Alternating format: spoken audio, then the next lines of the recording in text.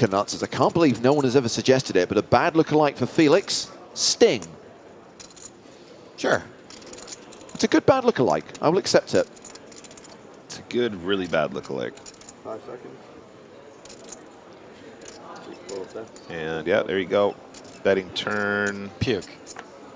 I guess I'll have to let you win this one. Yeah, nice work, Felix. 18 big blinds now. Put in a good raise there pre-flop, getting value from the hand there, but of course, obviously, post-flop, not working out for him, but loses the minimum. And I think that's a good thing.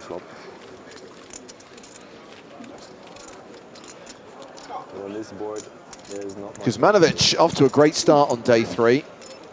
Up to 622K, nearly 125 big blinds. Felix hovering around the 18 big blind mark, one of the 2 shortest stacks at the feature table, the other being Mehmet Demirkol, who's got 17 bigs.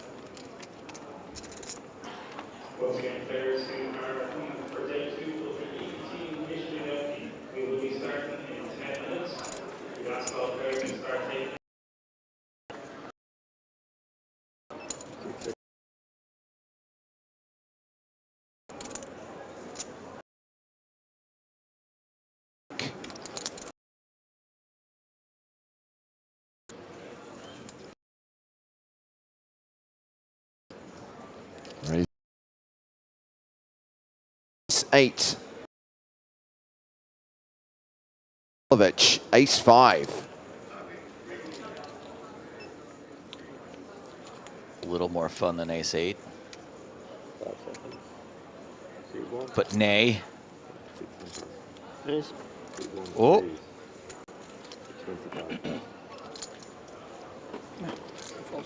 It's fan. Yeah, Tote has re-raised 3-bet to 25K with King, Queen of clubs. I mean, alcohol is a neurological. Not sure what Demirkol's really thinking about here. Seems like a trivial fold. Yep. And I never wanted to have it. I didn't need it.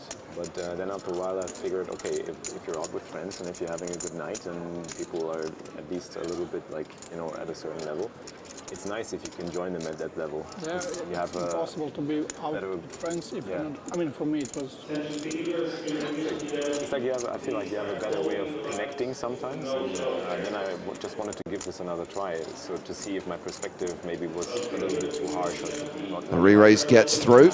Again, as we see Val's fold the King Jack. I had some really nice nights with friends. Like one of the best nights was with a little alcohol. There's not too much, just like at a certain level. And now after that experience, I'm like, okay, maybe I can get to that stage without alcohol again. So that's where I'm at now. And I used to drink a decent amount when I was younger. Yeah. A little worried about this only when conversation that people out there might try alcohol. Drink like 3 beers. Yeah. It was. I never see point in that. If you're drinking to go out and then to have a good time. Exactly. I sure hope alcohol doesn't catch on. Yeah, for me at that point, it was also after 3 drinks, I was definitely finished. Like artisanal sourdough. Meanwhile, in the first 15 minutes of the day, James, no, don't drink. we have seen 8 eliminations down from 144 to 136. As we see, Okolovic raise with ace queen suited. Jack 8 suited for Tote. He'll never catch on. 5 seconds. Capable of anything of that Tote. Felix folds Jack 9. Whereas Kuzmanovic is folded. So we've got the table short stack. Mehmet Demirkol in the small blind with 10-9. To drink that much, I need like 2 days to recover. I feel it. Wow. Exactly, I mean, you get so much. And we have Diogo Coelho in the big blind with queen 3. To recover. I thought that was the big blind. That's why I said wow like that. You're just buying time from tomorrow and the day after, basically. You're buying a good time. Yeah. To have a shitty time. Your health, yeah, exactly. To have a shitty time. So we did have a fair few former EPT champs come into day 3. Sebastian Mallets, Anton Wig, Ratman, Lucien Cohen still in the field. And there's a very good chance we'll see some of those players over the course of the day. As I mentioned, we will probably change feature table at regular intervals. Say it with me, chat. Ratman. Blah, blah, blah, blah. Blah, blah, blah, blah.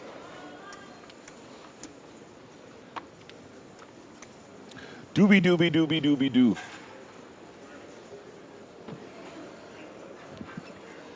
See if we can get him on the feature table. That would be fun. It's always amusing for the 30 seconds before it becomes tiresome. I've already started wearing that out just now. As on a fella comms. who likes to beat things into the ground, I think it's hilarious every time.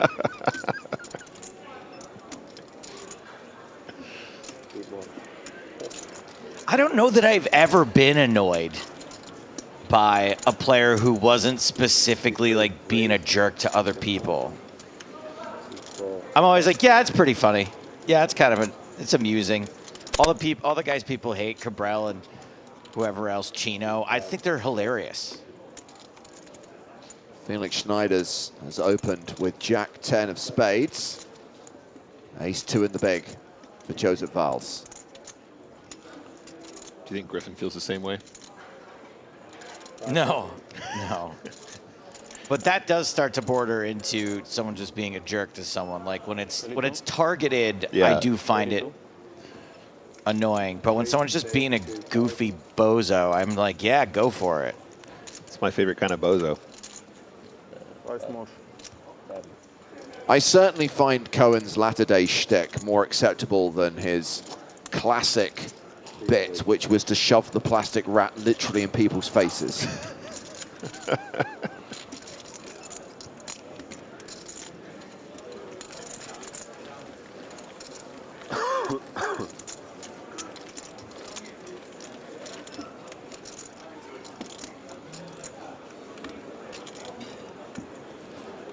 Of course, there will be another EPT Cyprus live stream free roll today. During the evening session, probably just before we go on dinner, we'll reveal the time and the password a bit later on. $2,000 in Power Path tickets available to be won. Only available in selected PokerStars markets.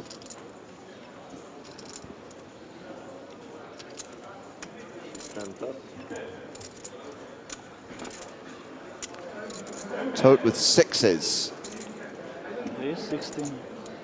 He won't raise 16,000. Makes it 16,000. This is more than a 3x open. Oh ho! And that is a delight for Felix Schneiders, who is all in for his last 16 big blinds. It's a little bit speedy for my tastes, but I think perhaps it was the larger size, James, that was sort of suggesting to Felix he doesn't need to sort of Hollywood here. He's just going to get a spin.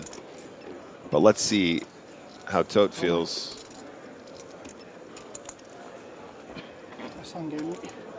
That extra large open, though, guys. Can't say I like that. Yeah, Bulbasaur. 80,000. Bulbasaur. 80. This is Bulbasaur. Yeah, Bulbasaur. Looks like Shiggy. I'm not good with Pokemon, so I only know Shiggy.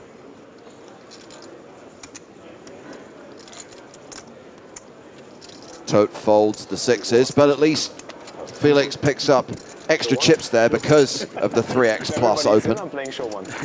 Yeah, absolutely. A lot of extra dead money in there, and that's not going to go to waste. In terms of like percentage increase, this is huge. Felix starting with less than 20 big blinds in the hand. If I ever want to race, I mean, I would have liked to have seen a little bit of a slower action there from Felix. Might suggest to his opponent he has maybe like an ace-10 or ace-jack or something that he just wants to spin, but we can see why he did it. Makes sense, and I think probably the shove is correct regardless. that's not fair. Yeah. Hawklord asks what PokerStars pros are still in the main event, please. Well, we got one of them on the main stage. You've already seen Felix Schneiders in action. The other is Spraggy, Benjamin Spragg, who's at one of the outer tables. And that's why I said, look, this doesn't make sense. The other players pick it. You win, you can choose, you pick one, so you don't spend time. Or let the dealer pick one. Like shot. Dark Lord, who's watching on YouTube, Nick, asks, is 3x a bad opening size now? Yeah, times goes. Yes. Thank you for your question. Thank you for your question. No, okay. No, in all seriousness, it is much too big. You accomplish much more, or you accomplish the same with a smaller sizing. Now, if you want to get technical, Istvan starts the hand with about 89 big blinds, so he's on the deeper side. And when we're deeper, we have a larger sizing, right? But the largest that we usually go is up to like 2.5 big blinds, and that's only when the effective stack is greater than 80 big blinds, right? Or something thereabouts. It might be, there might see some fluctuations, but that's kind of an interesting rule of thumb. When your opponents are shallower, though, the effective stacked up comes way down. So we're probably closer to like a 30-ish, 40-ish effective stack. Whoa, set on this flop. Sailboats. Yeah. And so under those circumstances, you want to be looking more at like a 2.25 sizing if you're playing online. You know, whatever you can accomplish live that's close to that is fine.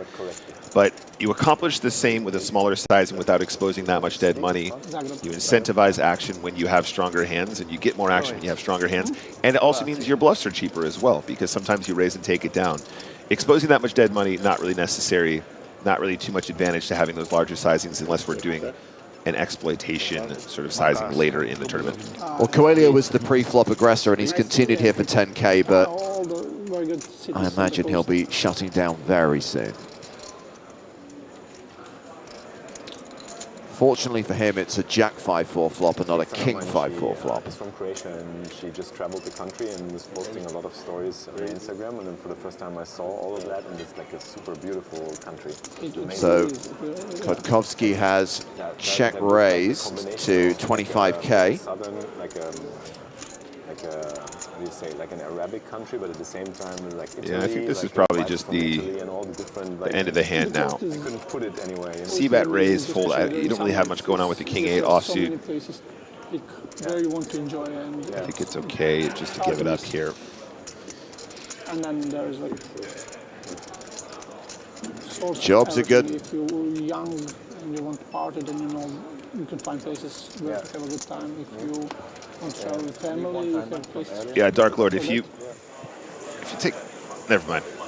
Yeah, we're going to step away from the feature table for a moment and check on some of the players out in the field. We mentioned Spraggy. At the start of the day, he was on around 160, 180K, even he wasn't 100% sure. I can tell he was at a double up since then. Spraggy now playing a stack of 300,000, so he's now around average. Average stack right now, with 133 remaining, is just over 290K. Nice work, Spraggy. We also referenced the fact that a few former main event champions have made it to day 3. Let's check on some of those players. Adrian Mateos making another potential deep run in an EPT main. He won his title in Monte Carlo back at 2015. We saw him make the final table of the Super High Roller here in Cyprus just a couple of days ago. Anton Wig, he's not the all-in player here, by the way. He won in Copenhagen in 2010, and we saw him go deep in Cyprus last year. All-in call, 8. Is that Anton? All-in call? No. Sebastian Malitz, winner in Barcelona in 2016. It's all grossed up. And another player from the Super High Roller final table, the runner-up in that 50K event, Artem Martirosyan, who won his EPT main event trophy in Sochi in 2021.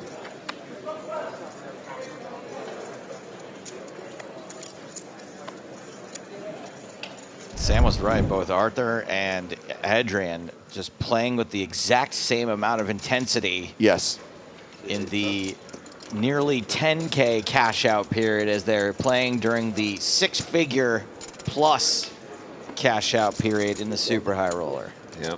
Arthur, of course, also coming second in our High Roller events here in Cyprus. So back to the action on the main stage, where Kuzmanovic has opened with ace-deuce and been 3-bet by Vals with kings.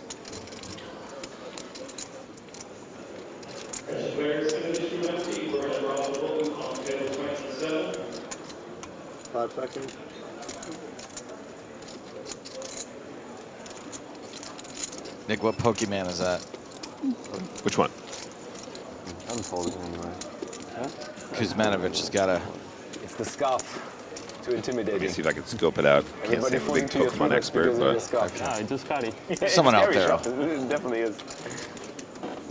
Look like a snuggle post or a Have trogifying. more fold equity with it. No? Work it. Do you think it's more of a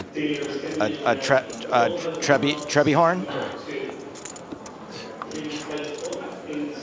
A pokey chip. A checky raise.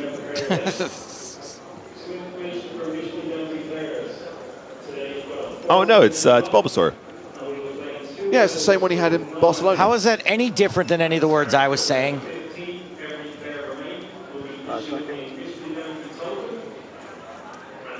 Bulbasaur does sound like an STI though. So Kuzmanovic opening here with King 6 of hearts.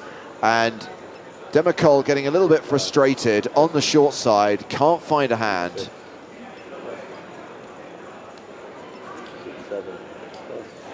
And round to Yuri Okolovic on the button, 7 deuce off. Nope. Istvan Tot in the small blind, passes. Felix Schneider's in the big blind. Once you get through Tot, you're all set. Felix has about 19 big blinds after the big blind and the big blind ante. This is fine to defend, but we need to be careful, Joe. It's kind of one of the spots we were talking about yesterday where we're going to want to hit it really hard, otherwise we don't want to lose too many chips. Just to be clear, I don't think any of us need to be careful. Felix needs to be careful. I think you hit a jack here, you do the old stop and go. Kuzmanovic flopping pretty solid here with the open-ended straight draw. A gut shot for Felix, and he leads. Yeah, he has that sort of gut shot, range advantage situation. Sometimes we have some leads here. I think Kuzmanovic probably just wants to call here quite often. I don't know, actually, maybe we could put him in the blender here if we find a raise. Like, we can rep over pairs with our straight draw. That's kind of interesting. The call is totally fine, though, as well. Felix has been buttering him up with the table chat, so he's going easy on him. He's playing the long game. Ooh, ace of clubs, definitely a shift in equities here in terms of range v range. This should be good for Kuzmanovic, more so than Schneider's, of course. By the way, now we're down to 129 players. We have seen a jump in prize money. Players are now cashing out for $10,460. Recent eliminations include Yuri Reichenstein, an EPT runner-up, came second to Sebastian Malitz in Barcelona that year. Oh, another EPT runner-up, Stephen Warburton. He was on the feature table yesterday. He went out in 137th place. Warburton. As expected here, representation. Gonna rep the ace. Nice try, Felix. Yeah, actually, He's running as cold as an ice spider. I don't mind this line. I think this is fine for Felix. I like the flop as That well. turn. And Kuzmanovic still playing more than 600K, still playing more than 125 big blinds, and still an hour to run at this blind level. It's good enough. Good enough.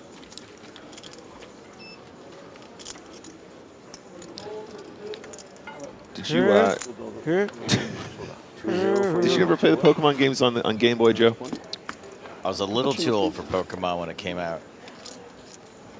A little bit. Thank you. It was in my phase of that's kid stuff, and I'm not a kid anymore. It's fair. Okay, Mehmet, let's find a hand. Let's do this. You're the man.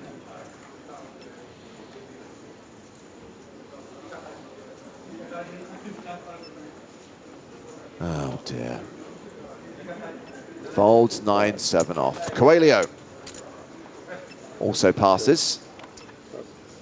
Pocket eights. Snowman's. Num num for Vals. Ace. 6-7, raises, 10,000. Coming in for the min. The ace. Makes it 10K. 10-8 for Yuri Okolovic in the cutoff. Yeah, I was 17 when Pokemon came out, so a little, Yeah. a little too old. I feel that. I understand. Round to Felix in the small blind. He passes. And now we have table chip leader Boris Kuzmanovic in the big blind with 7-6. I was into like more cool stuff, you know, like Magic the Gathering.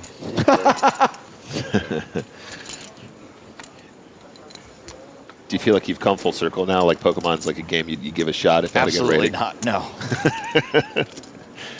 But thank you for your question. So bottom pair for Kuzmanovic. Val still way ahead.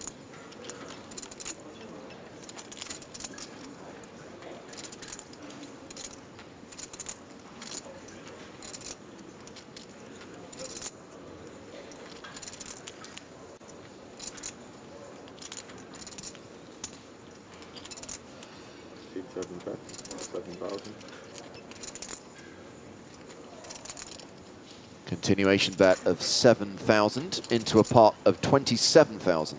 Good for him. Yeah, and I think the 6 needs to call here, at least.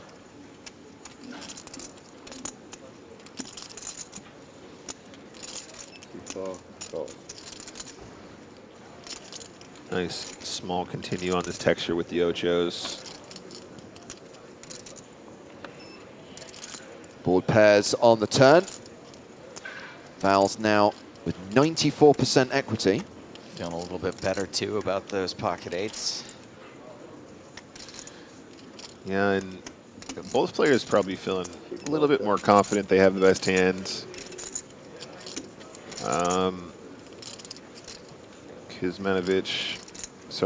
Val's, excuse me. Just weighing up whether or not wants to fire another one. I think the check is more natural. The card is the 3 of spades. Nobody has a spade. Val's still good. Both of them are going to be pretty happy to get to showdown. I And then would one of them will be a little imagine less so. happy. Yeah. I don't know, it depends if Kuzmanovic thinks the 6 is no good here. He has the option to try and bluff his opponent off a hand like 8s or 9s. We have seen Kuzmanovic employing that sort of blocker bet before, but I think this is more of a natural check spot. I think the blocker bet here ends up being a very weak holding. So it goes to showdown, and Val's is going to win the pot. And he will add 24K to his stack. No need to buff for the bluff. I mean, no need to bluff Against for the those buff. kind of hands. You don't need a buff to bluff.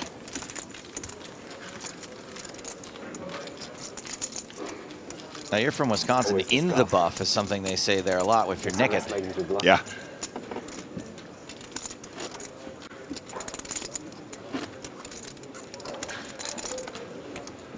Oh, spade on the river, I probably bluff. Hindsight is 20/20, my friend. It's like in computer games, you have like items that give you extra power. So yeah, like yeah. a scarf gives you extra fold equity and bluff protection, 5%. What an adorable little The nerd. backpack gives you 5% extra equity.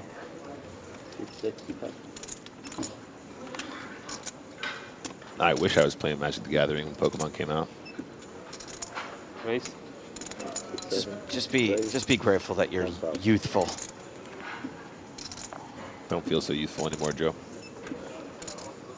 I realized something about my the age I'm at now. You know those how they show like you probably don't get them that much in Europe, but America how they show tons of ads for pharmaceutical for drugs. Yeah.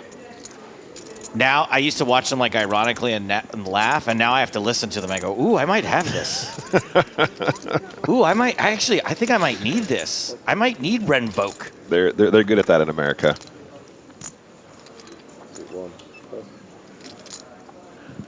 Is it my imagination, or is this Van Todt playing tighter than yesterday? Van Toit, Yeah, but maybe he got some coaching. 5 seconds. a little bit more snug. Well, Maybe 'cause he's fearful of Felix to his left.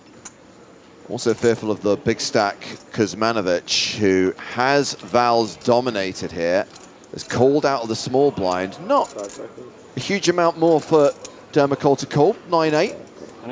Not an unplayable hand, he comes along as well. It's tough. Speaking of those pharmaceuticals, Dermacol is one I've been prescribed already. I was about to ask you if any of these ring a bell. So three-way to the flop, which is ace, ace, 7. And Kuzmanovic pretty much has this locked up. Yeah, this is a nice flop for ace 10, obviously. Not sure where the value comes from, though, here. Vals might be tempted to put in a little c-bet, though, on ace, ace 7. Can go really small here. We saw that sort of really small continuation bet just now on the ace, jack 7, I believe it was. Yeah, 9K is really cute here. Again, going back to this sort of bet sizing that we were discussing earlier, that 3x open we saw from Toth. Again, we need to size our bets based on flop texture, and when boards are extra, extra dry like this, ace, ace 7 is a good example of a very dry texture. We want to have smaller bet sizes in general because we can bluff very cheaply where our opponents are unlikely to connect or have draws. And then also it means we get action when we are extremely strong in a more balanced fashion as well. 5 of diamonds on the turn.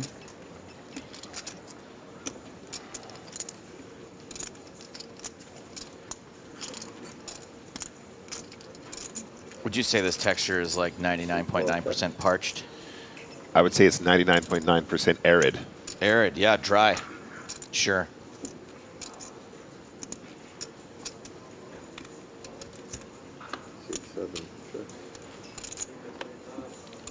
Checkity check. 8 of hearts.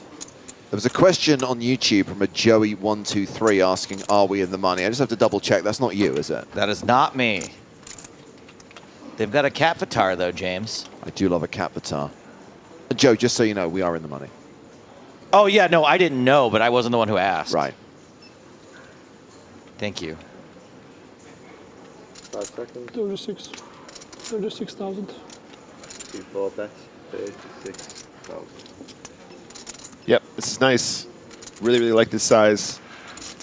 If you are getting called, the hands that want to call are going to call for that size, I think. Your hand is quite sort of disguised here as well. Definitely, you know, kings, queens, jacks seem like combinations that still really want to call for this size. Maybe even some king highs once in a while if they're feeling really extra brave. But as played, nice work. 7.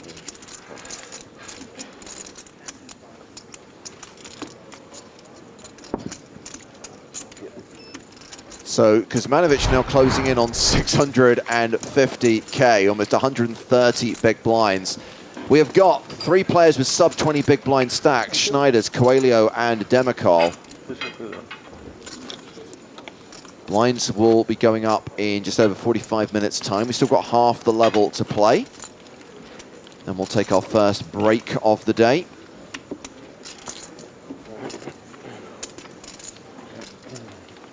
There will be a dinner break, just as there was yesterday. At this point, I guess I can tease the fact that I decided to shoot a little travel vlog of my journey here to Cyprus. Cute. And shot some behind-the-scenes stuff across the first 2 days. And I think I'm going to put that video out in the next 48 hours. And featured in that video are some shots of the infamous, notorious, legendary EPT Cyprus buffet. I thought he was going to say me, but no. You are in it, Joe. Don't worry. Just Don't the worry. food. Because I know you'll want to keep track, you make 3 appearances. Don't worry. I do keep track. Thank you.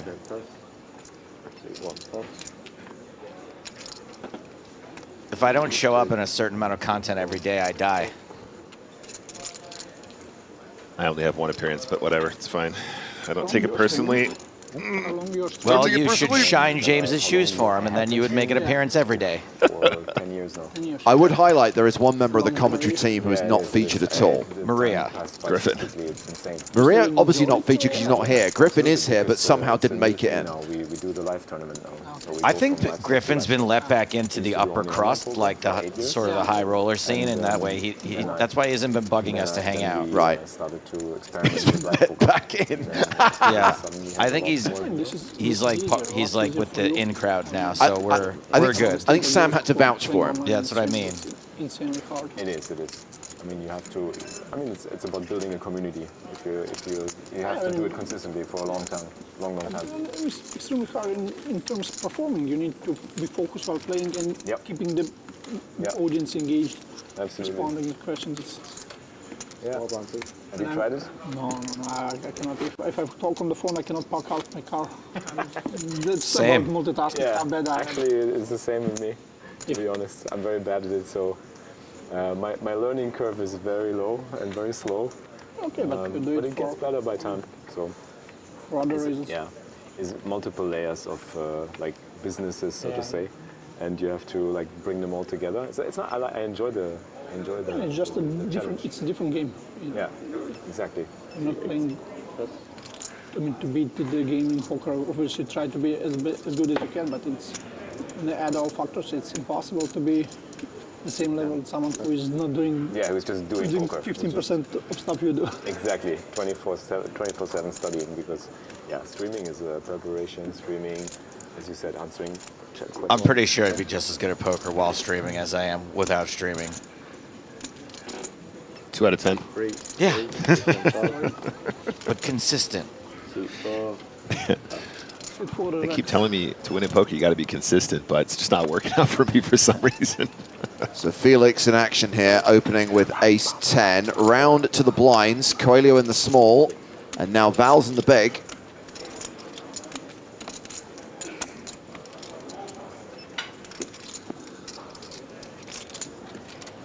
Defending with 6-3 of clubs.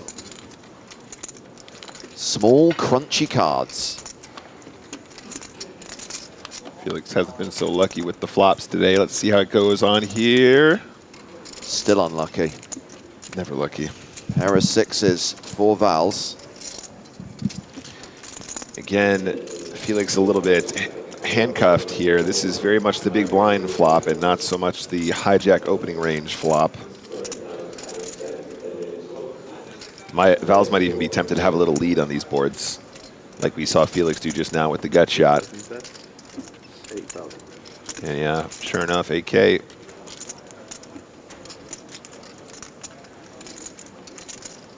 Felix is like, I keep starting with strong hands. That's the strategy I wanted to use against you. It didn't work. Yeah. Use it against me, it works.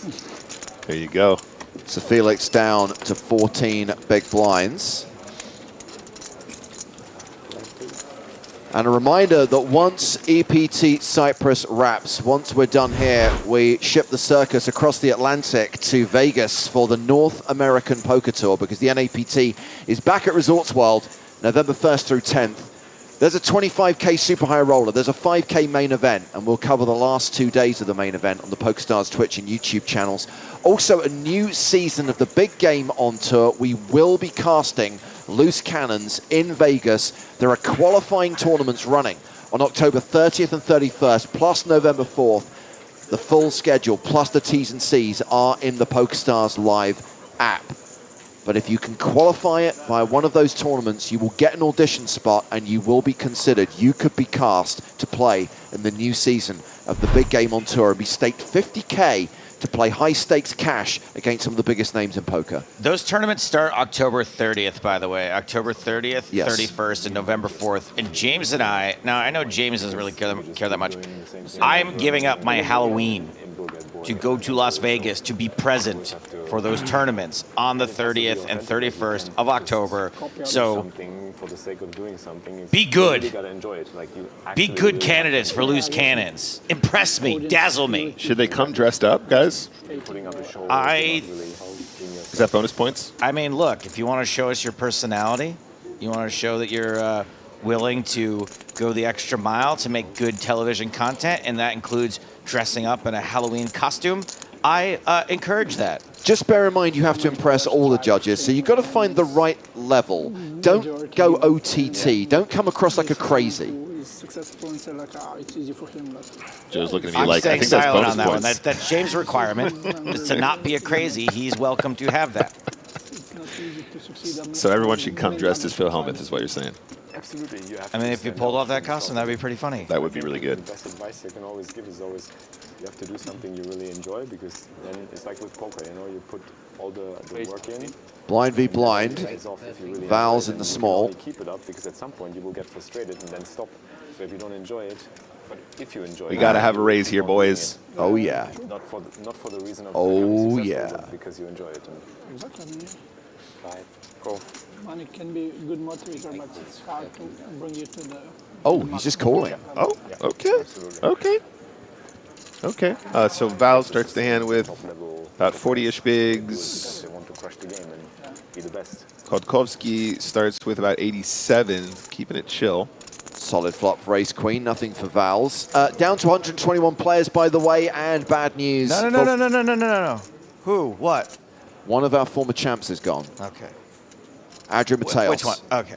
Out in 124th place for $10,460. That means, by the way, with Mateos out in 124th and with us down to 121, Spraggy is now guaranteed his best ever EPT finish. Excellent. I have that. Sorry, no offense to Adrian Mateos, but he's doing fine. He's going to be all right. Yeah. Also final tabled our high roller that we broadcast a few days ago. Super high roller. It is the super high roller. Thank you, Joe. It's like 10 to 12 hours of hustle every day. If you don't enjoy that, we don't want to do it. Yeah, I said, like, if you think something is easy and you can make. Well, 10, Vals 15 has times picked up a more gut than shot Ooh, on the turn. 6x the equity. If I not try to do something that is easy. That's true. It's easy to talk from the side, shift talk, Yeah. and get down on you. But I mean, if it's easy, then you are stupid because you're not training it. Exactly. Why would you? Exactly. go Yeah, you for got a good point. Yeah. 2,000 euro, 1.5 euro, and it's easy for him. That's a very good perspective. That's something. So I need to Vals check bet sometimes. 8K on the flop, 22K on the turn. I guess this just calling strategy is working out for Kotkovsky here. It is, absolutely. And you got to think maybe if Vals doesn't pick up the gutter ball, not going to find that second barrel too often. But let's see how we look on the river. Pairs his jack. Yeah, and I mean, what's he beating now? Kodkovsky could have like king 7 of spades. That would make sense. Where you can finance your King high float on the flop, spades backdoor, that kind of Well, you're thing. playing a game and you get paid for it. Well, yeah. I think Val's probably quite happy to get to showdown now, Pocket though. tens. Again, maybe that might have been raised pre, but at this stack depth, maybe called a bit more. I'm not sure. Oh, yeah, definitely would have been raised pre. Properly. I retract. Try to be best in a small community, small number of people. Yep. Goes for a little bet here, and when I say little, I mean it's not going to be little. It's 50K Yeah, more than half pot. into a pot of 91. 0.1%. Yeah. He's aware that his queen does play. The kicker does play on this texture with ace queen. Maybe trying to get a call from an ace something suited, ace 10, Athletes, whatever. ace 5, that kind of thing. And there's the fold. Adios. Well, that's a shame because we had a bold prediction from Officer of the Watches who says Vals will go all in and get eliminated here. Shocking that he was wrong. Shocker. It's been a steady stream of pretty stupid comments out of that person for the last hour. I'm going to say, to quote Shania Twain, YouTube, you don't impress me much right now. This guy always impresses me. We're looking at some more former EPT champs in the field, including Lucien Cohen, who won in Deauville in 2011, and our 2010 Monte Carlo champ, Nicolas Schwiti. Wow. 5 seconds. Other notable names include Nicholas Ostedt, a.k.a. Lena 900. And we've got last year's runner-up still in the field. Andrea, the announcer Dato, second place finisher in Cyprus 2023. Looking to make back-to-back final tables in this event. I remember really enjoying him last year. Guys, does Ratman have his own line of merch? Did you see that hat? That looked Yes. like a legit embroidered hat. He does. Well, bear in mind, he runs a pest extermination company, so I imagine that he does have, like, marketing materials. That include baseball hats? Why not? I'm sure you can get, like, Come by for a quote, leave the baseball hat behind. a rent-a-kill USB stick, Sure. so why not a Ratman cap? Can I get one of those, please, Ratman? If you're listening, I'd like a Ratman hat, He's not. please. Sorry, James. Jeez. Kuzmanovic opens with ace-jack. Val's calling with ace-10.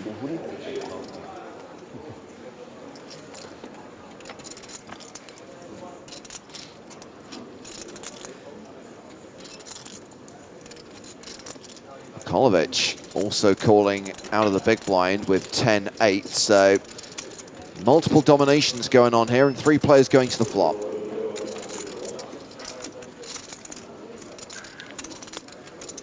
Nine, 8, 5, and would you Adam and Eve it? It's a Kolovic who flops best.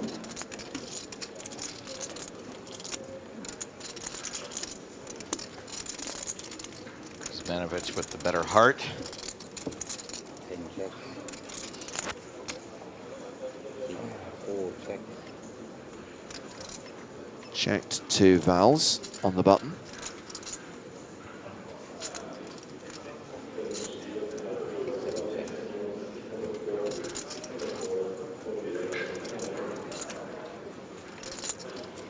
Well, that doesn't really help, does it? Doesn't help with nothing. A lowly deuce. Felix disgusted. Must have folded pocket deuces. 4 checks.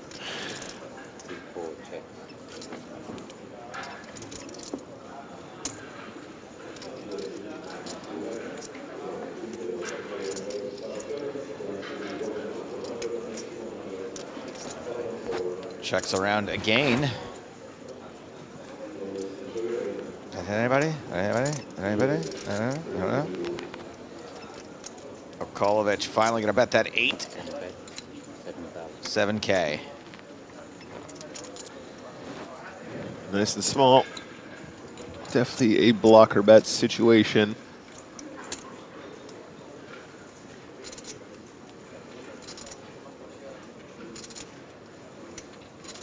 Zmanovic does have the jack of hearts. I'm not sure if at this point, though, we're necessarily going to try and represent hearts. Finds the Nice call. job. Nice job getting 1 call. Hard to get the overcall.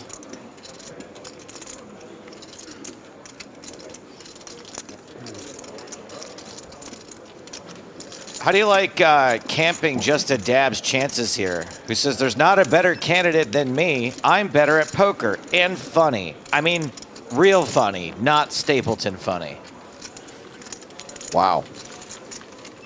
Hey guys, real funny. When you gonna start? What do you do outside of poker?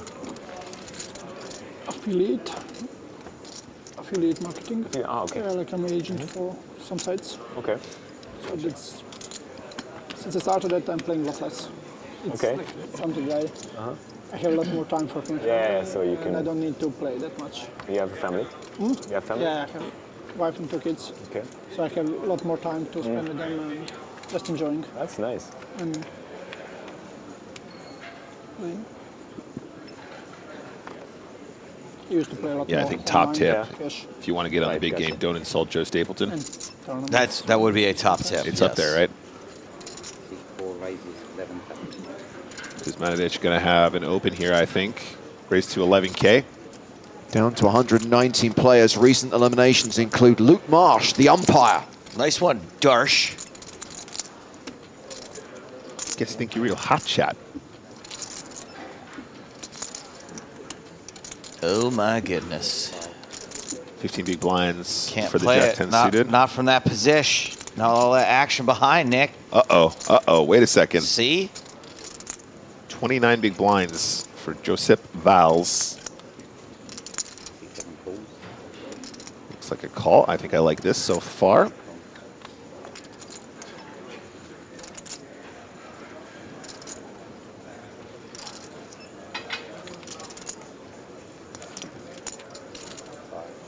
Six, 10 raises. 3-8. 3-8. 3-8. Mainstream? 6, 10 raises. What in the world is going on in the blockers are real category? Ach so. So we've had the raise, we've had the call. Now we get the re-raise from Kolovic. Man, I'd get in so much trouble here. I wouldn't believe this re-raise from the small blind for a second. It does look a little bit squeezy, doesn't it? 6, 4 calls for 8,000. Okay. Kuzmanovic is going to come along for a call.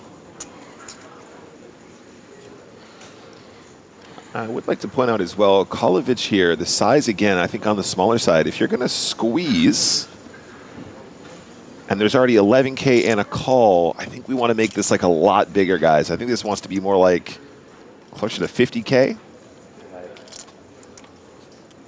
Maybe even more. Does invite a lot of chaos behind. Worked out the first time we saw the 3-bet with the ace-king offsuit earlier today. We like chaos. Wait a second, guys. Is Val's considering the back shove? Or the back raise? Oh! Oh, no. So Kuzmanovic just flatted. Vals has decided to move all in.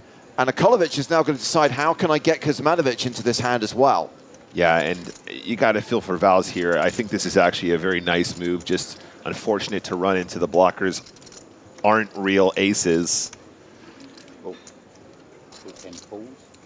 And ace-jack got to get out of the way. Ace-queen in real rough shape here. Bit of a cold deck, though, in my opinion. Pretty unlikely to hit the diamond flush now as well.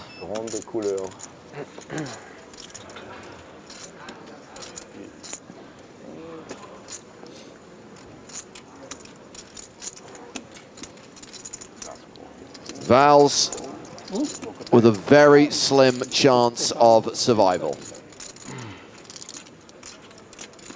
And a huge pot for Akolovic.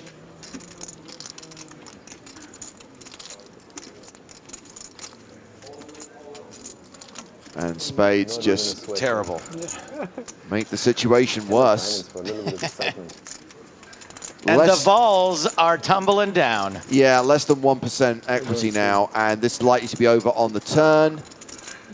Yes. That queen is no good. It's the queen of spades. It's the nut flush for Akolovic, and Vals is KO'd. Nothing for me as well. Mr. Gorbachev, tear down that Vals. This is a bummer, guys. I really feel like the move is good. It's just really unfortunate to run into aces there. At this level, people are squeezing lights. When there's a call from Kuzmanovic, you're going to just have a lot of dead money to pick up there pre-flop. And, of course, you will just end up having the best hand quite often, too. At least Val's cash for 12K. There was another money jump. Not bad. And we're now down to 118 players in the EPT Cyprus main event, with 30 minutes on the clock until the first break of the day. Nice answer. Thank you very much. Yeah, Kolovic now up to 436K, closing in on the 90 big blind mark. It's nice to wake up with aces like 3-bet, then get action here, and then you get an all in there, and you're like, It's I understand. It's like Swiss. He likes squeeze and you're like, okay, just okay. don't give anything off. Just stay calm, stay calm. Yes. Cool. For him, it's perfect situation. Yes. Yeah, for sure. So Felix currently grunding a 14 big blind stack. He is approaching the danger zone. I would say it was not so perfect for him. It's just tough for you to not give anything off.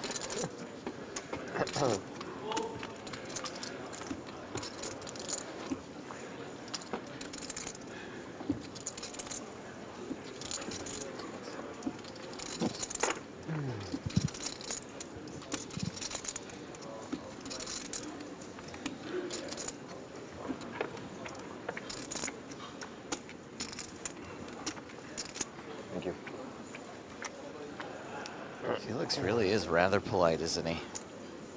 What a polite young man. I thought I was the only one that said thank you to the dealer for giving me my 2 cards. It's nice to be nice, Joe. Yeah. I'm always nice to my dealers. Tight fold.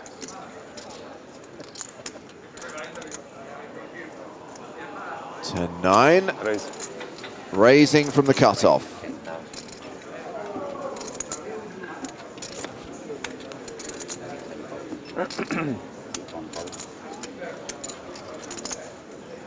King 9 for Felix in the big blind.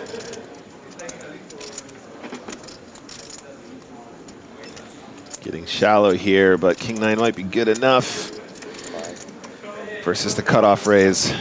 Yeah, calls is a domination situation pre-flop, James. And the way things are going for Felix today, let's celebrate the 10 high flop that's about to be dealt. Wow. Oh no, finally Top something pair. going in his favor.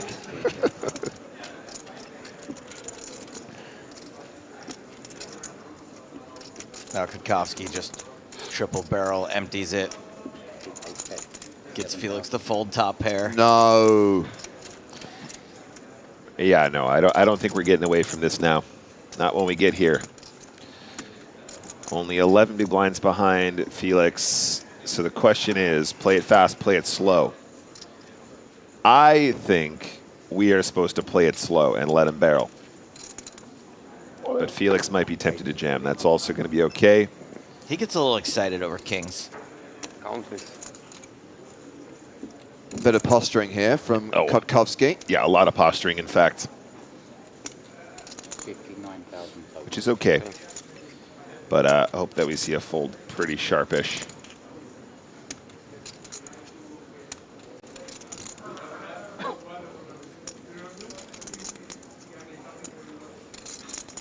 What do you call it when you're double gutted? As in, you need 2 cards on both sides to make a gut Yeah. shot. A double gutty. I'm quadruple gutted here, buddy. You're lucky I'm folding. Quadruple belly buster. I have 2 backdoor straight draws. If it's not call, it's not good. Felix now playing 18 big blinds. There are 2 shorter stacks at the table. Diogo Coelho with 15 big blinds. Mehmet Demirkol with 14. Can't handle the tension of that.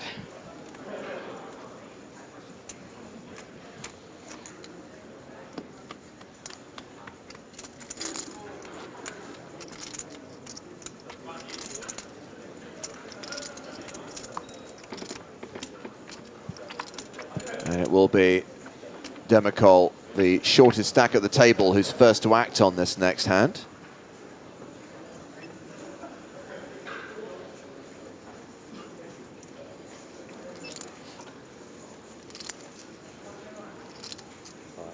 Yes, this guy's yes. been- Sorry. Yes, Spraggy's still in. Yes, he's still in. We love him. Guy has been dealt so much trash today. Which one? Mehmet. Oh, yeah. Okay, Kotkovsky opening for the second hand in a row, this time with King Queen.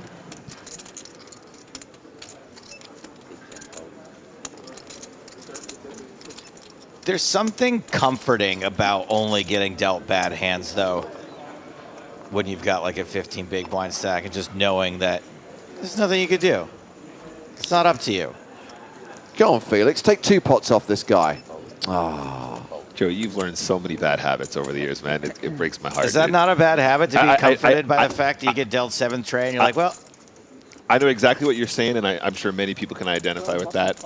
But you gotta want it more. You gotta be like, no, come on, put me in the spots. Give me the opportunities for the doubles. wanting it does not change the cards that you're dealt, and it only affects your emotion at the table. I think you'll find that there is only one thing in poker that matters, and that is who wants it more. That's right. That is true. That is true. Do you do side Doesn't bets? matter what cards you get dealt, doesn't matter how many chips you have, it's all about who wants it more. Manifestation, Joe. I don't want it that much. That's what I'm talking about. Yeah, I don't. It should be about something, doing something silly at the next one, like, you know, dressed up in a costume or like. Let's think about that. I mean, I want to win the tournament, but 5 days, like, oh, God, who has the Sure we'll have time? Some ideas. Oh, man, Jay, I'd love to see you go deep in an APT, buddy. I would love it. I'm not being facetious. I think that'd be No, great. I believe you. You're a delight. Coelho is open with King 10. Okolovic with Queen Jack of Diamonds. Big 10 call. Makes the call. Sure. King 9 for Tote in the cutoff. He hasn't done much today. He's been pretty patient. I do think we've seen a change in his strategy and a change in his approach. He's playing a lot more snug. He was a little bit too loose yesterday. He made it work for him, don't get me wrong, but it probably wasn't an optimal approach. When I Oh, my baby. days. Thank you. Finally, this guy gets a hand. queens. I did this. 12 big blinds. This is an all-in for sure, guys. I did this with my positive mindset. The one came in, and Spraggy was in the table. It was next the to me, like, manifestation. I'm so sorry. Now get the fuck out of here. So, I can't help but just like be happy that he's out now. You're waiting, ciao, ciao. Yeah, bye bye. Oh, wait, what? Felix just mentioned that Spraggy's out. We have some really nice banter in between the pros. And Is this true? It's like a little family. And he seems to be happy about it. Bad, Felix, bad. What did he just do, Nick? Wait, what? If Spraggy's out, I might have to take the rest of the day. What is this? He has, he's just re-raised to 35,000. Okay, well, if there was ever an opportunity to convince your opponents to fold, With him at the table. 3-betting in a multi-way pot off of a 12 big blind stack is one way to really terrify him. Not all in.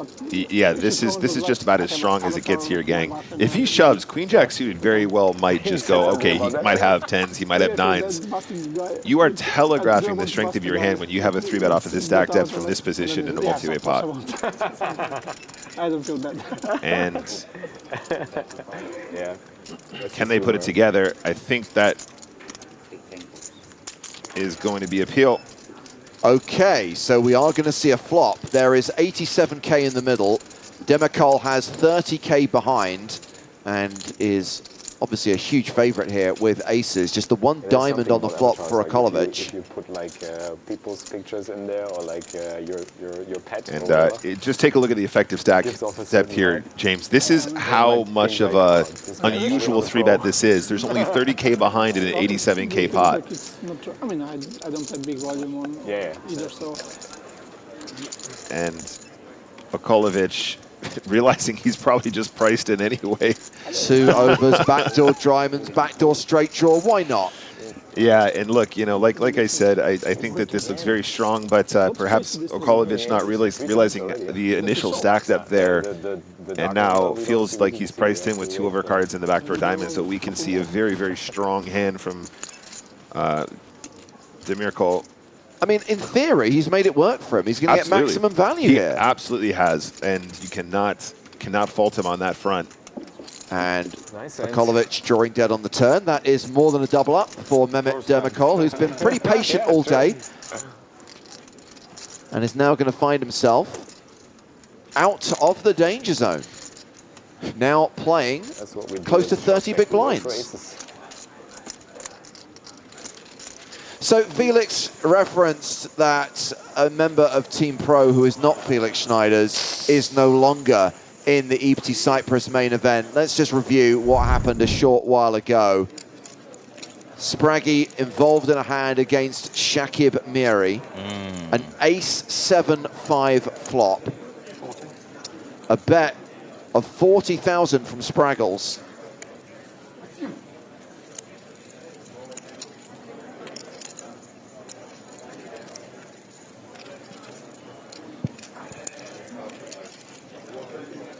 And Miri making the call.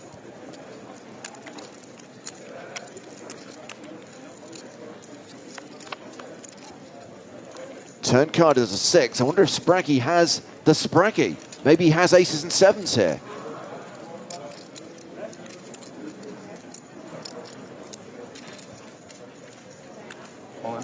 Spraggy all in for his last 144k. Yes. Miri asking for a count. Well, I'd say Spraggy not being snap called is probably a good sign. Though I don't think you'd expect these positions for anyone to really have the nuts here that often. 144. Miri, a big stack just as he was yesterday.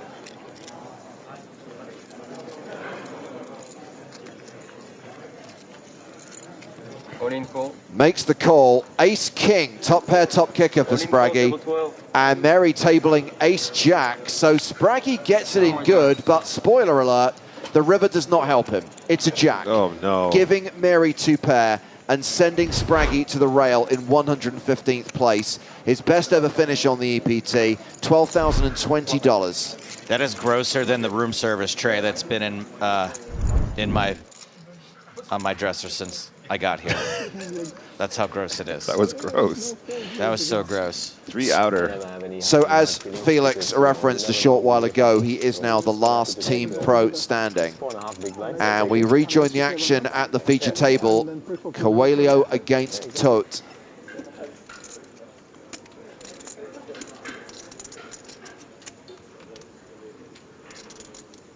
That's really awful.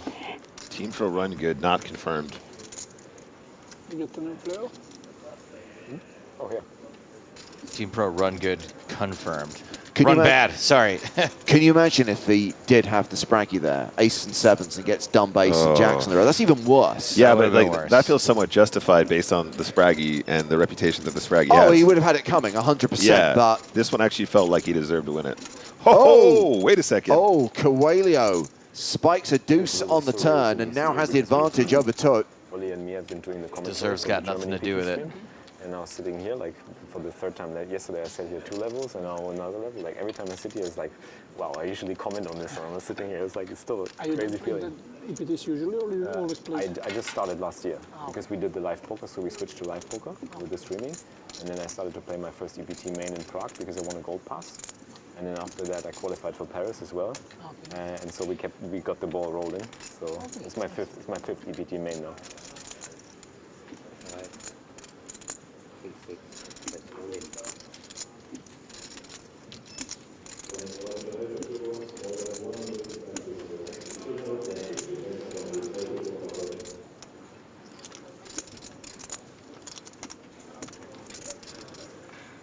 Oh, and that is getting paid. Open card.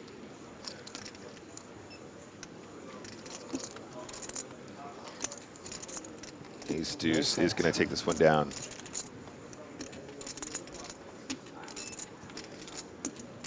He's going to take it down. Decent turn card. And Yeah. take a lot. Yep. So up to about 25 big blinds now for 30% maybe. Diogo Coelho.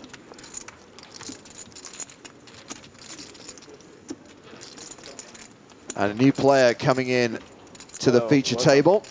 Wow. It's Roland Peaks. That's a big stack. Yeah. And he does indeed have a big stack. 791K, nearly 160 big blinds. That's what I always say. Yeah.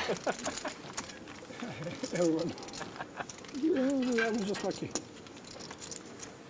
His name is also a poker sentence. Roland Peaks. Hopefully we will see him do just that. Yeah. So 12 minutes on the clock, 12 minutes until the first break of the day, and I have been advised that we are going to be changing feature table during the break. We will reveal the new lineup soon. We'll show you which table is going to be coming to the main stage. So when you get the cards, you put them down in the box. Obviously, now that Spraggy's gone, he's no longer an option. So I guess we're probably going to feature one of our former champions. That's well over $1 million. Anton Wig. He is in the field. Could be his table. Dimitar Danchev. He's no longer in the tournament. Lucien Cohen. Lucien Cohen. Nicholas Schweety. 5, 6, 8, Andrea Dato. Not a champion. Runner-up. 10 points. One raises 11,000. Tote with sevens. Opens to 11K. It's the beauty about poker. Sometimes it looks like you've been playing really well, and like in the end, at the end of the day, you just like had like aces versus kings and like set over set, and you build a big stack. It's like, And I got it figured out. Ours is different type of run. Peaks. Sometimes you have Look. just cooler. Roland does indeed peak. Nice peak, Roland. Like betting when they don't have it, so they have to fold. Like, either you're bluffing. Yeah. cannot lose. Then they run good when you build a big gut pot and your hand holds. It's a major factor. It's a lot of things have to come together. Yeah. All that obviously playing well and making good decision is Well, that's a deuce the right path. for Peaks. Probably not enough. The board run out bad for you. Yeah. You I don't know. He's got the diamonds, I guess, going from Nick. The diamond keeps it interesting. And on this texture, guys, I think we probably do end up calling, especially with backdoor diamonds. Generally speaking, we're not folding pairs to a more conventional bet sizing scheme here. We see 11K into 29, so a little bit more than a third. The most fascinating thing about this game for me is like. And actually now an opportunity perhaps to represent some straights. Totally new things. Like you bet one side. Peaks, of course, will have. Oh! Doesn't have to. Oh, does not need to represent. Like everything changes. Can represent some trips. Nice river, Roland. So now this is an interesting one, guys, because Roland will be aware that he has more 5x, which is a scare sort of card for his opponent. So we don't want to size too big because we're still trying to get calls from ace combos. 35,000. And 35K, I like this one a lot. This feels just about right. To try and get paid by some ace X, maybe some kings, queens, that kind of thing. As played, though, against the sevens, I think we just see a fold. Up over 800K now. Peaks is peaking. The other kind. Oh, 162 big blinds in a dream. P-E-A-K-I-N-G, in case I had to spell that So out. let's see how international. Take a peek this at game that. is. We got Hungary, Germany, P-E-E-K-I-N-G. okay. Turkey, Portugal, Netherlands, Ukraine, Russia, and UK. Nice. International table again. Crazy. That's amazing. Who claimed to be from the UK? The dealer. Oh, of course. Hugo. I'm glad that Felix included the dealer. I do that too. Dealers are people too.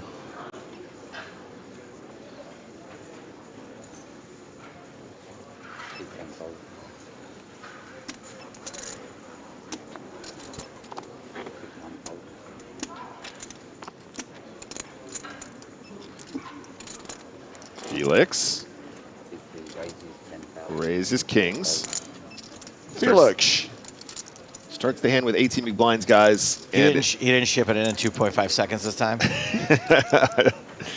To be fair, opening the action here this time round.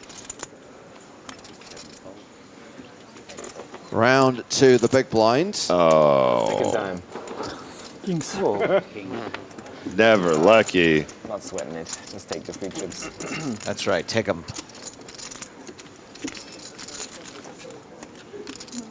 I wish my friend with the scarf back. He always gave me action. I played with him, I think day 1, day 2, and day 3 today. Now again, it was like all days I was with him. Yeah? Yeah. He's pretty aggressive. Not so much. Not so much. It seems like it. I mean, Yeah, but he was okay. He's playing yeah. well. Nothing, I would say nothing out of line. So Okay. So we are at Nelson. 1-1-1. Recent eliminations include Viktor Ustimov, who was on our feature table yesterday. making good decisions, at least what I was able to see. Yeah. I know exactly what he had. There's Van Toort with pocket fours. 5. See one races, 11,000.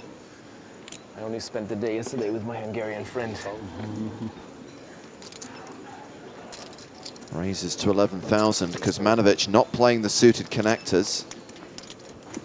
Imagine if Felix spent all day talking to you yesterday and I just moved on to someone else today. I know.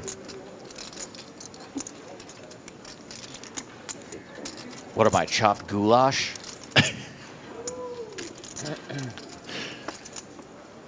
Pocket threes for Roland Peaks. Makes it 11K. Calls the raise. Peaks is such a cute last name. This is a pretty nice one in the big blind. I Yeah. think we can defend this. So fun. 6-4 of clubs is a nice hand.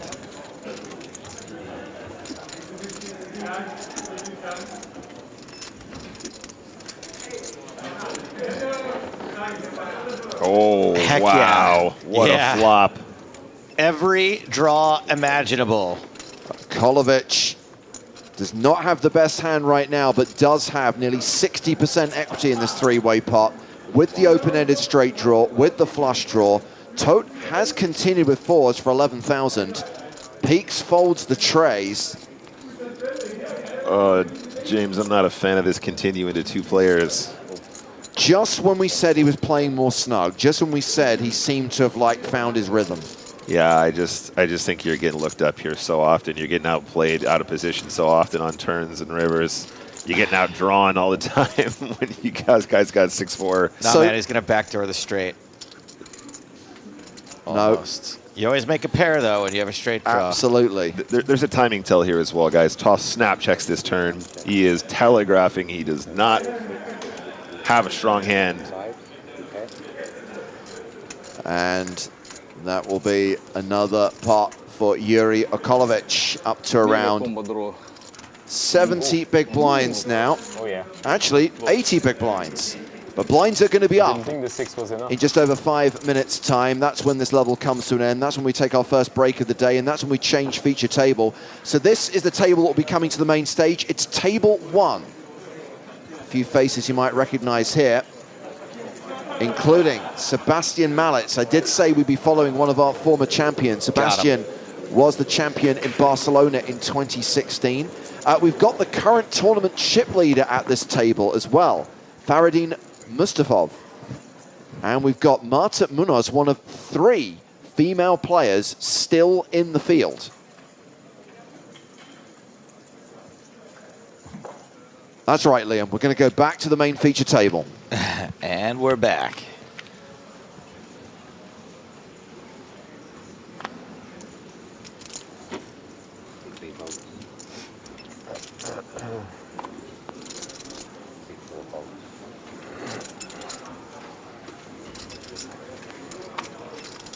Demir Cole with King 5.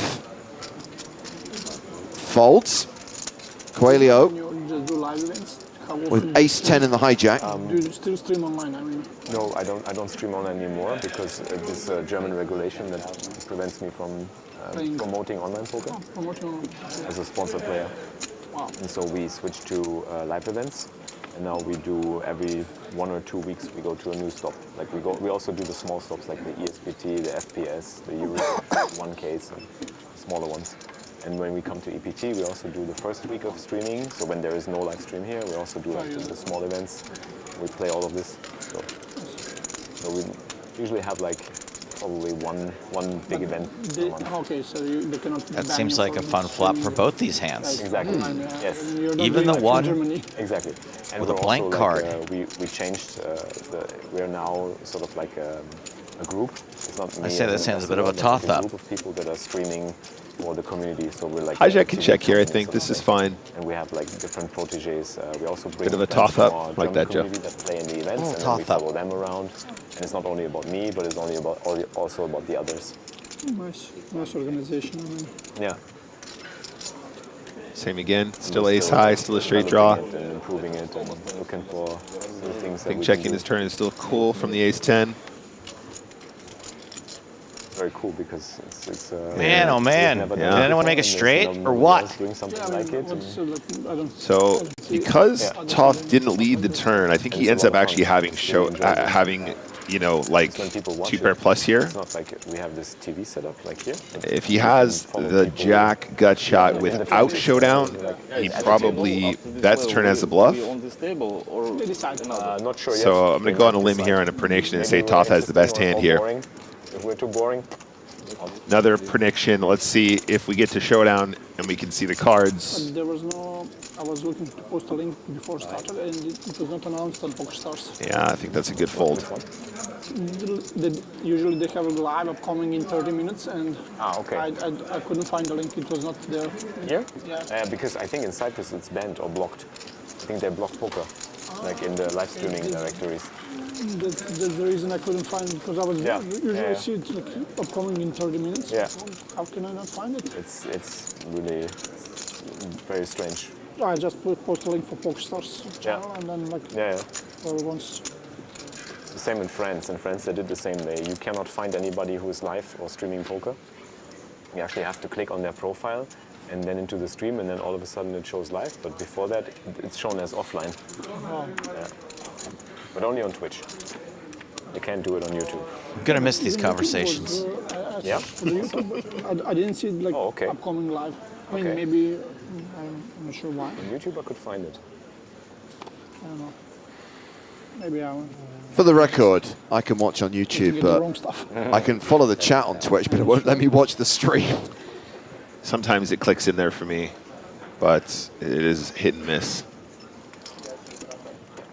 I remember in Barcelona, you enter PokerStars and then you see live upcoming. You see exactly. 30 minutes, 40 minutes. Could be. So Kuzmanovic with ace-king suited has raised to 11,000. Demirkol flatting with the sailboats. This is interesting from Demirkol as well, guys. Calling with fours here off of like a 30 big blind stack from +1. This is why it's dangerous right here, James. Lots of action behind you, lots of opportunities to 3-bet. I actually think the call here might be a mistake at this stack depth, especially as we have pay jumps to come. There's just too many players stacked behind you, and you are basically pure set mining. That's assuming you even get to a flop in the first place, which of course we can see probably unlikely. Counterpoint, Nick. Yeah. As the old guy told Joe many years ago, always see a flop. You got a point. You got me there. Okay, we have seen the 3-bet.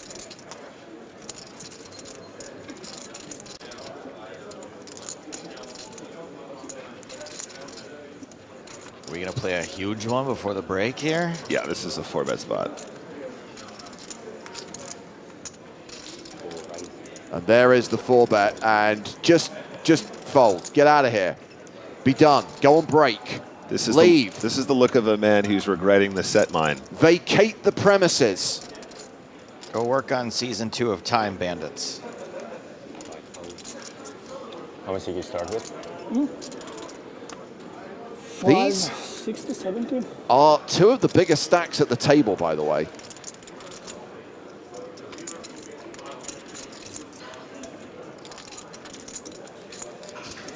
I mean, it feels like Roland Peaks has got to be in contention for overall chip leader.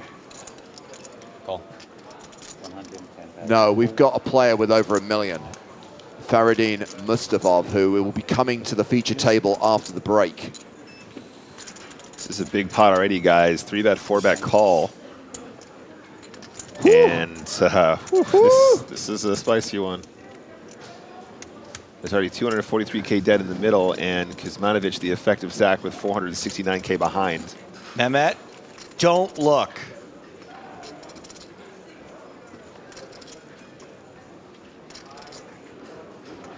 Ace, 6, 5, advantage Kuzmanovic. Oh man, this is, Joe, talking about feelings in poker. This is such a relief to see this flop, and you know on this texture you're going to be good a lot of the time. Hell yeah. You're beating the 10s, you're beating the jacks, you're beating the queens, you're beating the kings. You're getting value from maybe some ace-queen suited once in a while, potentially. That might not be in there, but I definitely think the ace-queen suited could have put in a squeeze pre. 100,000. 100K into 243K. And how do you feel about 10s now? Yeah, and I think this is one of those spots where he's just sizing to shove on the turn if he needs to, and will take it down. Are coming. Oh, we're on break. Yes. Exciting last hand before break. So first session of day 3 is done and dusted. 106 players will be returning from the break, and we will have a new lineup, a new feature table, headlined by the chip leader and a former champ, Sebastian Malitz. But this is how this session ends for the players we've been watching for the last 90 minutes. Kuzmanovic still a big stack, still among the chip leaders. Felix Schneider's still a short stack, 15 big blinds at the new level, which is 3K, 6K, with a 6K big blind ante. So we're going to pick up the action in around 16 minutes time. A new feature table, the second of 5 levels to be played on day 3 of the main event here at the Cyprus leg of the PokerStars European Poker Tour.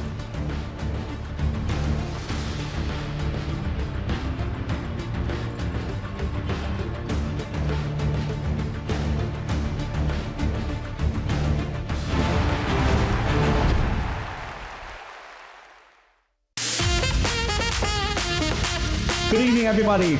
Welcome to the Flex Party EPT Cyprus 2024.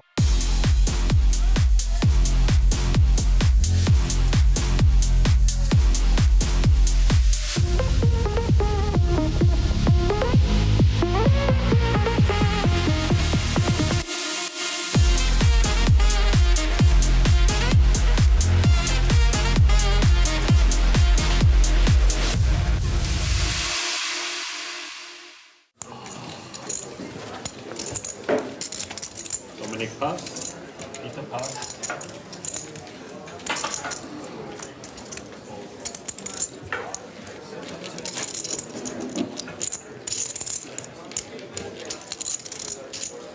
James, good banging, it doesn't mean good banging like he's good in bed. I don't believe so, Joe. Sounds like something the Vikings might have done, though. Big pass. Like, oh, this is Eric good banging. Catch my drift. Green pass.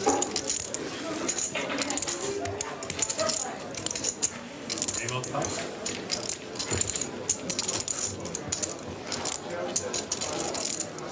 So the raise is to 140,000 and the chip leader has Jack 5 of diamonds in the big James, blind. he's shaved. And he's put on a shirt. It's the final table.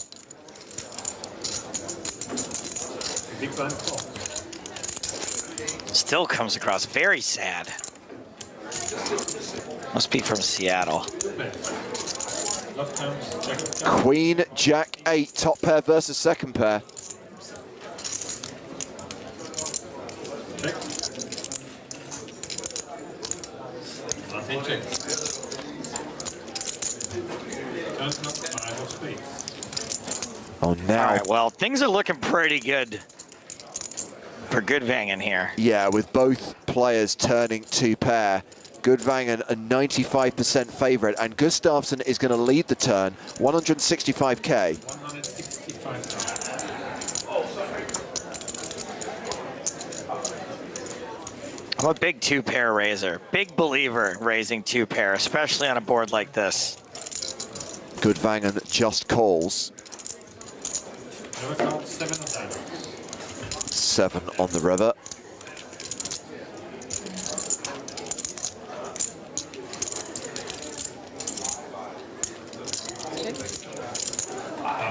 Gustafsson now checks. Interesting.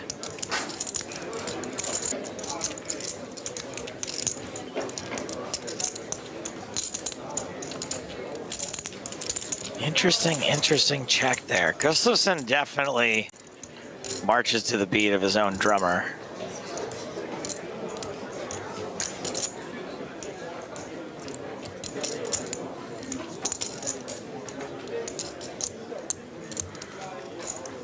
Martin bets. 415k. Not only do I not think this is like a, obviously it's a call, but it's not like a fist pump call. It's kind of like a, don't show it to me call. It's almost a bluff catcher. Almost. Calls. There's the call. So Goodvangen gets a little bit back from Gustafsson after their big clash on the previous day.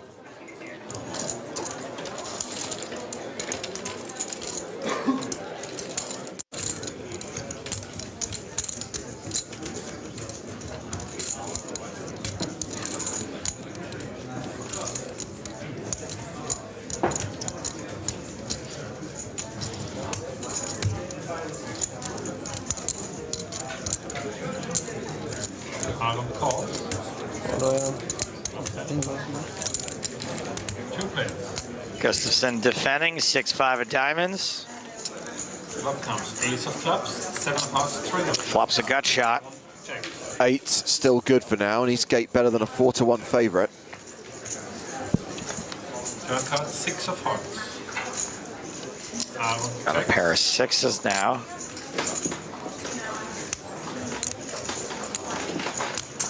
In the bet, 200,000. Eastgate with the delayed continuation bet.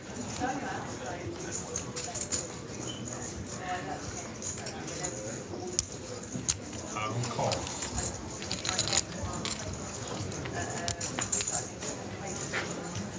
River card, 8 of hearts. Aaron checks.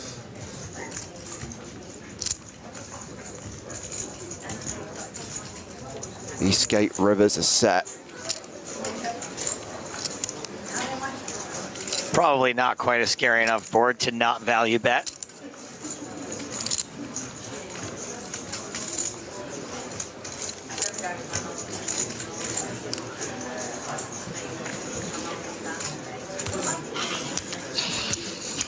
I mean, yes, you made your set, but there's now 3 hearts out there. The board just got straightier.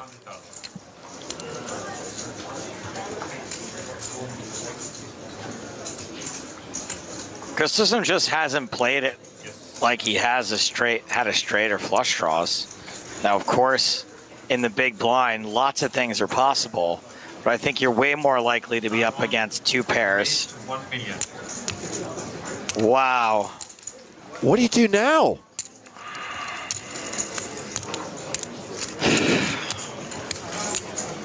You replay the hand in your head, first of all, which is what Peter's doing. So what happened? Went check, check on the flop. And then what was the turn action? Was delayed continuation bet on the turn for 200,000, right? You got called. I call. So hearts would call.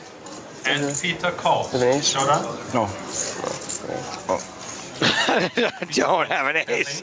I just have a set of 8s. And Aaron pass, and Peter wins the pot. You're asking the wrong questions, Gustafsson. It's okay, you come. Okay, guys, at the end of this round, there's an exact 10 What a call there by Peter Eastgate. round, there's an exact 10-minute break. And now we're going to play a hand from Good Vanger's perspective. We're going to sweat with Martin.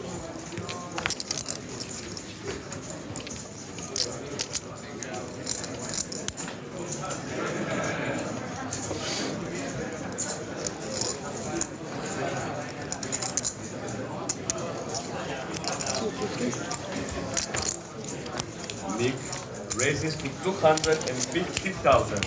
Aaron pass. Dominic on the bottom pass.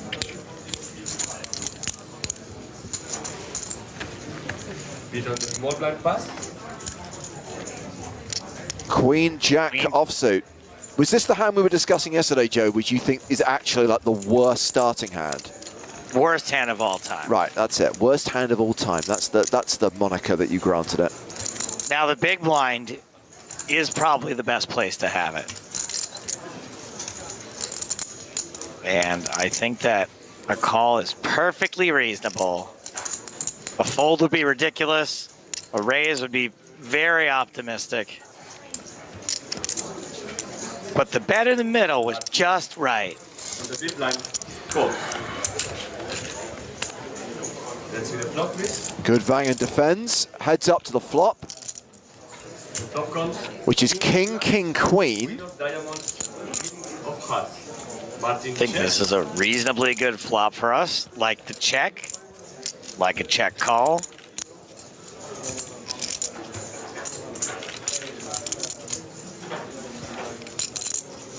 And Senator, remember, we've been watching him for the last couple episodes. He's a little wild. I like his red shirt. Nick bets 275,000. 275,000 into 600,000. Think of all the buckets of vodka Red Bull he's going to buy at Tiger later.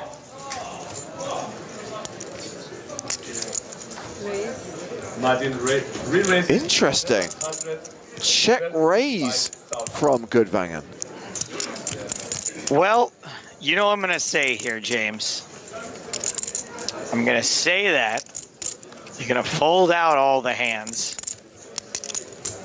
that you're beating. You're going to get action from hands that are beating you, but let's think about ways that I might be wrong. What hands will you get action from that you are beating? Jacks, 10s, 9s. You might get action from some pairs, some hands that don't have a king. It's risky.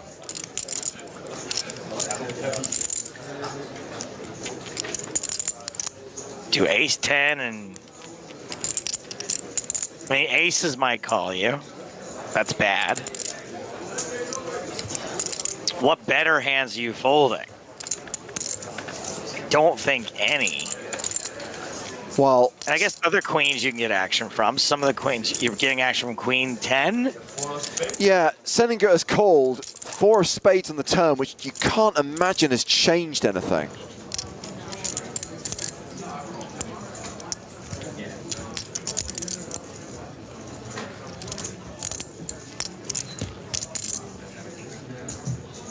Martin checks. Now checks the turn.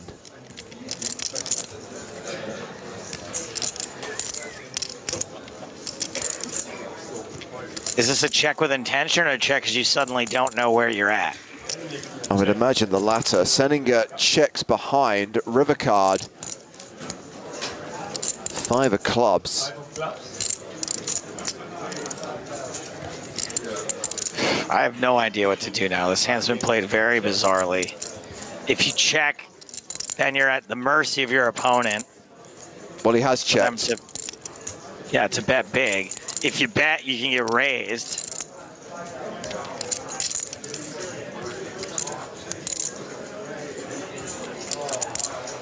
Oh, loading up and firing the lot. All in for just over 1.4 million.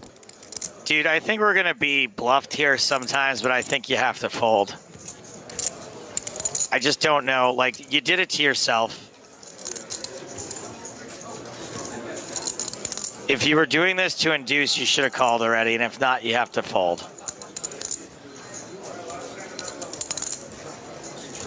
I think you're going to... Absolutely, we could be getting bluffed here. I call. Goodvangen calls, Seninger tables, queens, flopped the full house. And you got a feel for Goodvangen here, but I have 2 simple words for you, which you should use here, Martin. Hakuna Matata. It means no worries for the rest of your days. It's a worry-free philosophy. Hakuna Matata.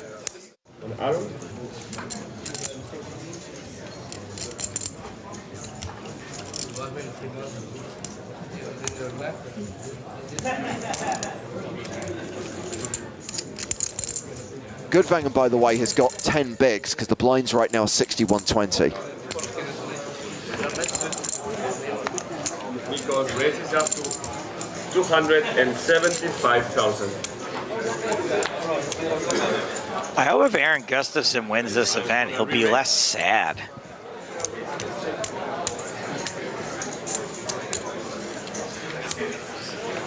To 600,000 in total.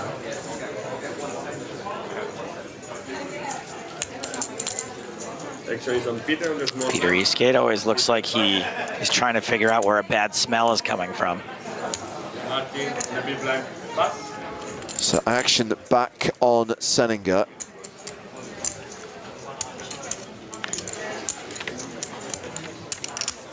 $375,000. Simba's fallen over. That's a tell. That's his Oreo cookie tell.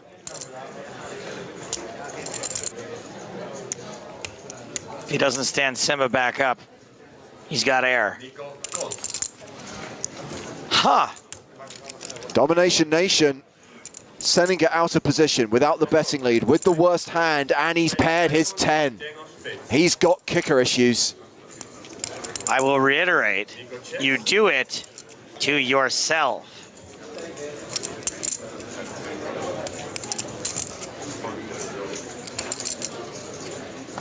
It's a pre-flop call, very optimistic. And man, oh man, is he gonna feel the pain? Somewhere in the clouds, Mufasa is looking down on this and he is not happy. I don't bet 775,000. Remember to fold 10-7 to a 3-bet. Yeah, somebody needs Rafiki to walk in here and whack him with a stick.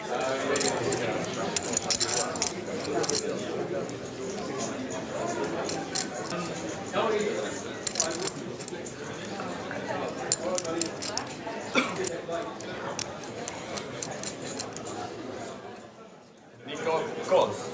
775,000 apiece.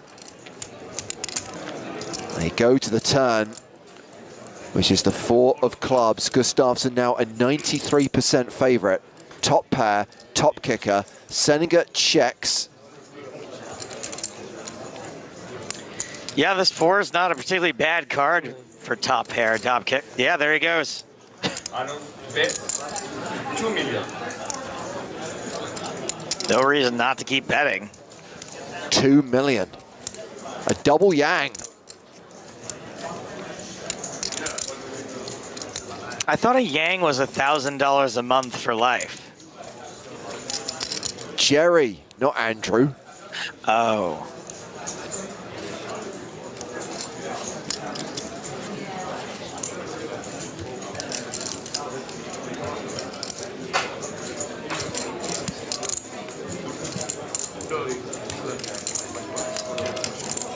And Seneca's in such a weird spot because Gustafsson, we know, is capable of having nothing here, of having a draw here. Hey, good laydown. Wisely lets it go. And I imagine that's going to see Gustafsson reclaim the chip lead at this 4-handed final table.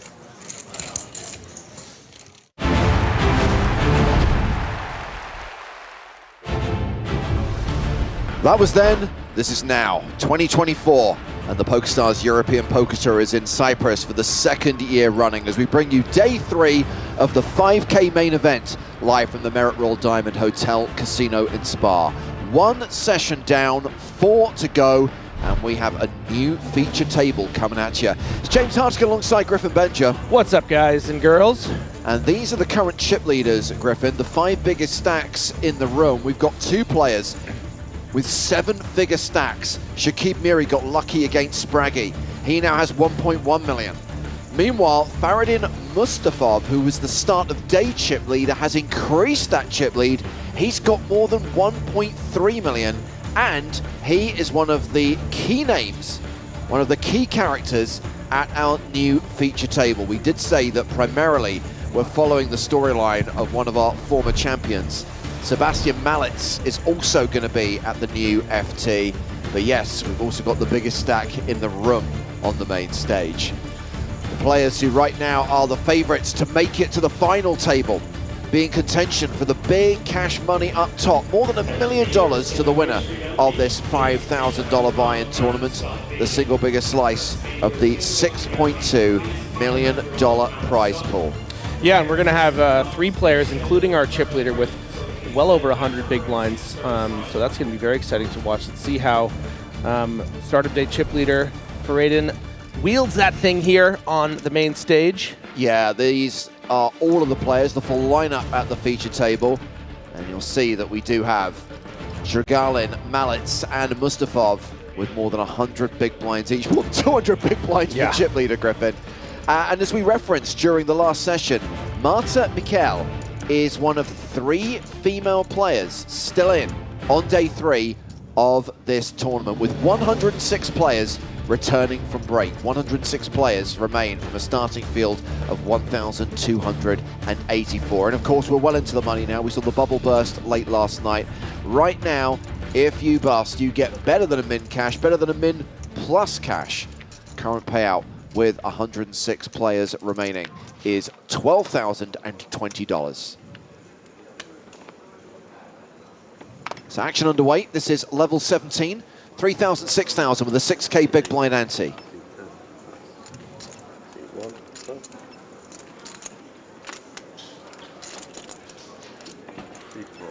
Action folded to Hugo Delmer sizes. Okay.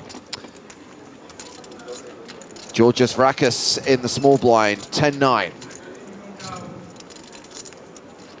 Completes, and Sebastian Mallets in the big blind with ace-queen. Nuh-uh. Try again. 7 raises, 21,000. Raises to 21K.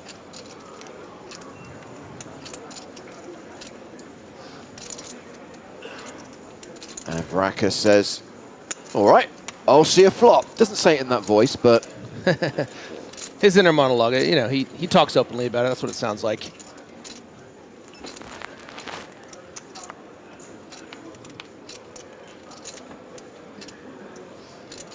Ooh. Jack 8-5, so the open-ended straight draw for Vrakis, but Mallets still ahead.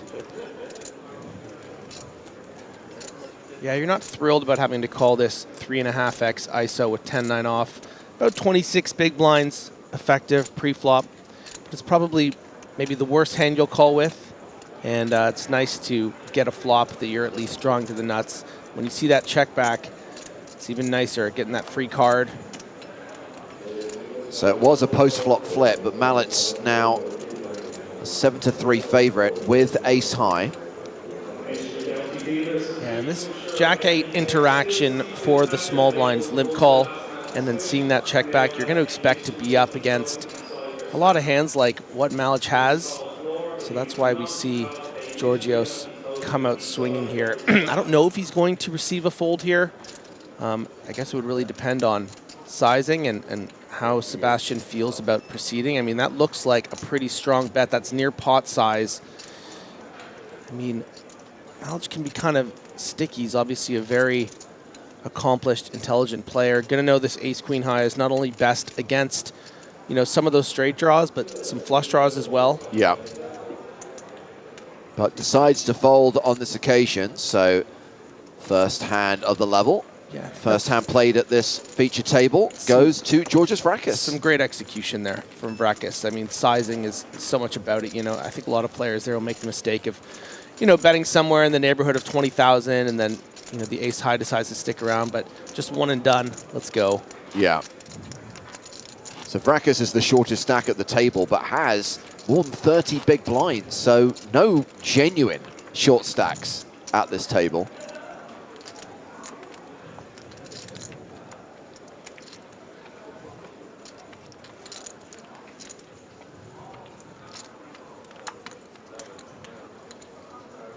Action starts with Marta Mikel, 5-4 of spades.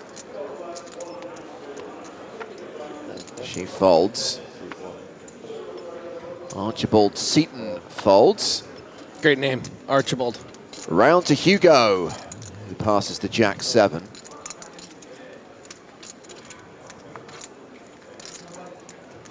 Vrakis, 9-6, folds the button. So a blind v blind. Mallets in the small, chip leader Faradin Mustafov in the big. Mallets with ace-queen again. Calls, and Mustafov with king-queen suited. 24. Yeah, I don't expect this to get necessarily too crazy pre-flop. It's really Malic's intention here to, you know, defer to the chip leader, play passively. You don't want to put in a ton of chips pre-flop if you're not prepared to, you know, I mean, this hand is just so good, and you're going to get some weak ISOs, some hands you're dominating, but you don't really want to necessarily make it 100 grand here and then potentially see even more chips go in the pot pre, and does keep the dominated king-queen in there. Ace-queen still good on a Jack 8-5 flop. Mallets checks. Deja vu here for Malic playing the ace-queen 2 hands in a row and getting, I think, back-to-back Jack 8-5 boards. It's not what we're signing up for.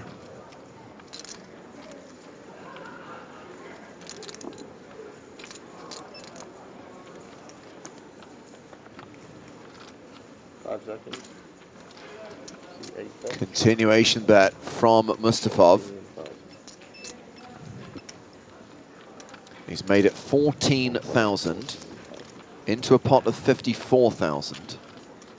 Yeah, I don't think our chip leader is expecting a lot of folds on this texture after a limp call and with this size. It's more about, you know, having control of the pot, being able to tell a story, you know, being able to barrel on certain cards. And you know what? Malich says, I don't want to play this little game with you.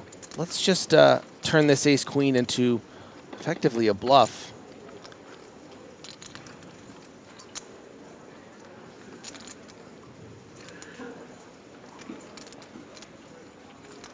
Doesn't make a great deal of sense. It's very very street poker here to be just check raising here. And you know what? It's going to work out. Nice work from Sebastian.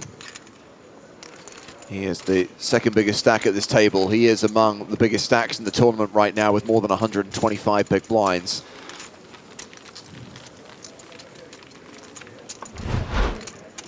Mustafov remains the overall chip leader, the player who is in the catbird seat.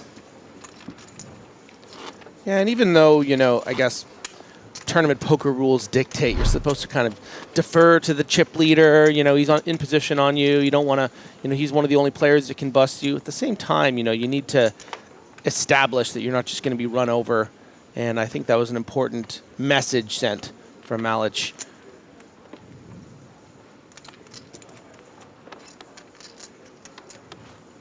Seaton with queen 6, folds. Round to Vracus.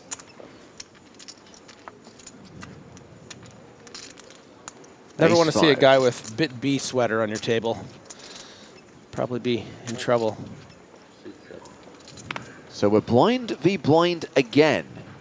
Mustafov with Jack 3 in the small. 5 seconds. 24. Raises to 24,000. Marta Mikkel in the big blind. Starts the hand with just shy of 50 big blinds. She has queen 10. 5 seconds. 6, 10. She calls. And this is the third hand in a row where it's been blind v blind going to the flop. And it's Mustafov who flops best in a big way.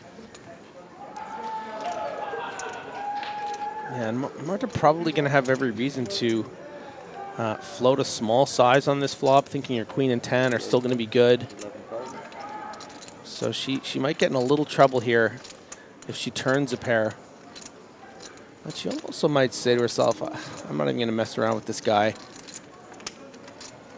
She is looking at those chips. Wow, and a very disciplined, might even say tight fold, but in this case, it's perfect. So great result for Marta.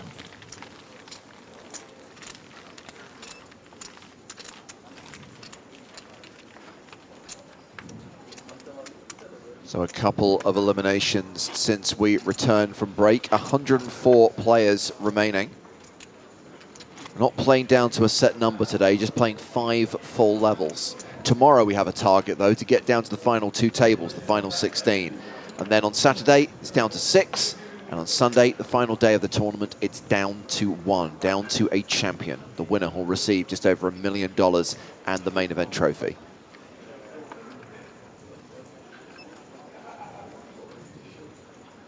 Ace Queen.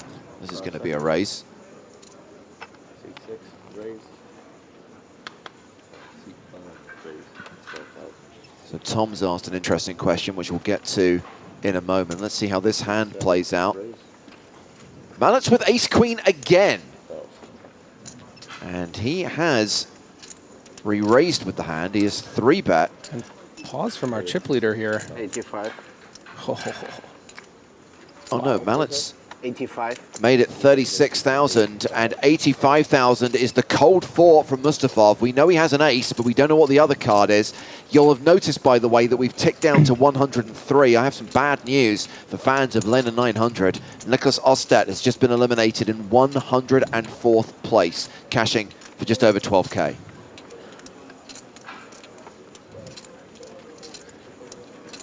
You know, there's something about a day 3 chip leader just coming to the feature table and bulldozing. It's just the kind of cliche I really like, you know? This is fun to watch.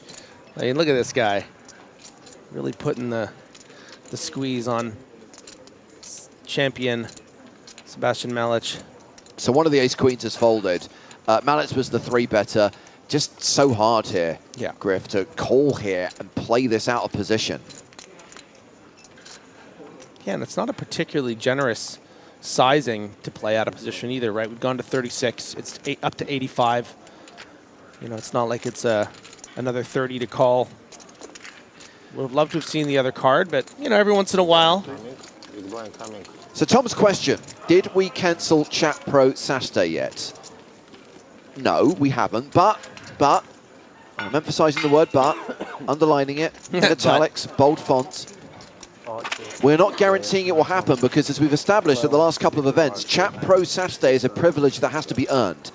And I'm sorry, YouTube, but based on the standard of content that's been flowing in front of me today, right now, Chat Pro Saturday will not be a thing. You're going to have to up your game significantly tomorrow in order for Chat Pro Saturday to be rubber-stamped by the commentary team. As we see Chase Wilson come to the feature table, bringing 261K. Loves his flush draws. Old Chase. Average stack right now is 373K with 103 players remaining.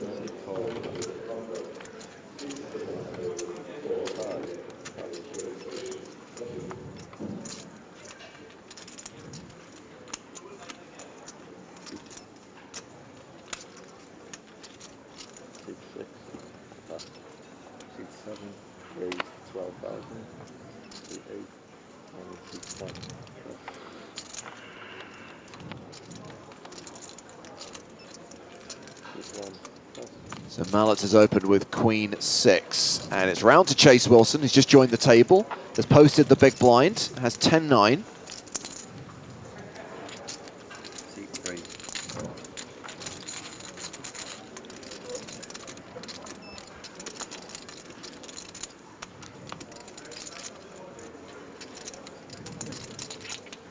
King 5-5.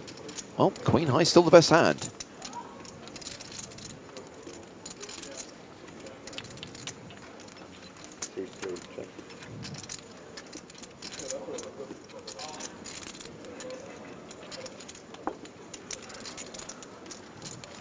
Mallet continues.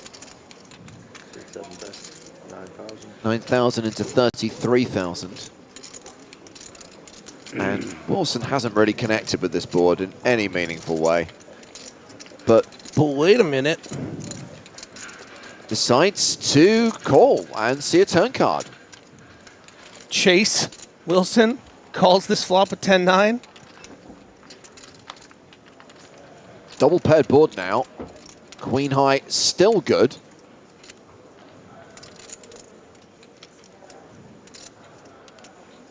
Oh yeah, baby.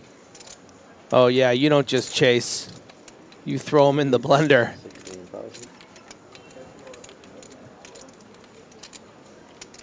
And without any real info for Sebastian here, you know, new player to the table, not really aware what this guy's capable of, but he's capable of an out-of-position float with 10 high and then a lead on the double-paired board.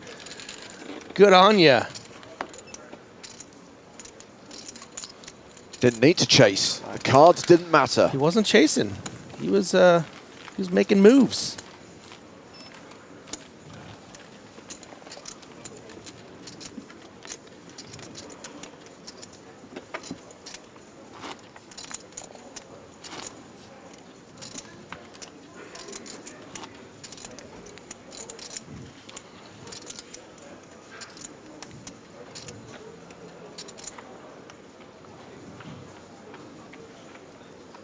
On to the next hand. And we'll start with the action on Hugo.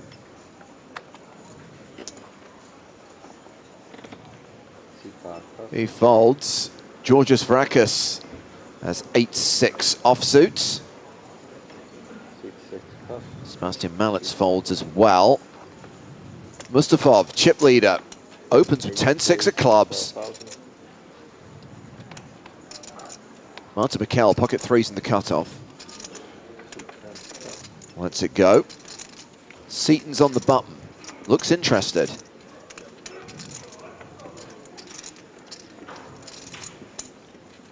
That's the great thing about a name like Archibald is you can be Archibald at the office, but you can be Archie with your friends. We only know one of his cards. No, he has a king, but we can see both of Damir Zugrelin's cards, and he has got queens. 5 seconds. 68.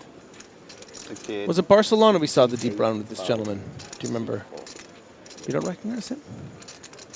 Comes in with the squeeze.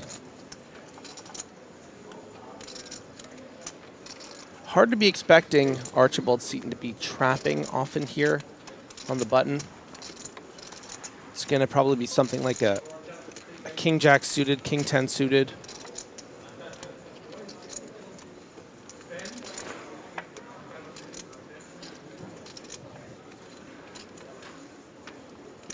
You win the APT Barcelona before with the yellow hoodie. Why are you so quiet Oh my gosh, now? he does have the ace, king, or kings. Wow. Seaton announces all in, gets snap called. What is it? Looks like it's King Jack of Diamonds. Oh no, he does have the flatting hand. He just didn't believe it. It was a good squeeze spot. When he said all in, I thought it was either going to be ace king or kings like yourself, Griffin, but actually it's King Jack, and that means Zugrelin is near enough a 2-1 favorite to eliminate Archibald Seaton in this hand.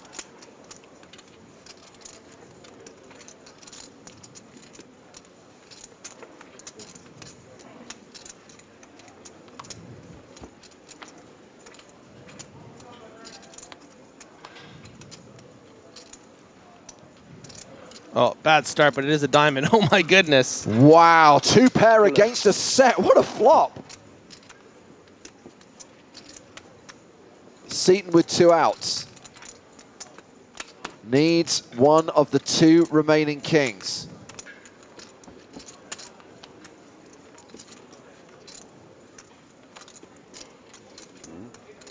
Okay, opportunities emerge. Wow. Plus the diamond draw for Seaton. Street flash. Royal street flash. Absolutely. Can you imagine the 10 of diamonds on the river?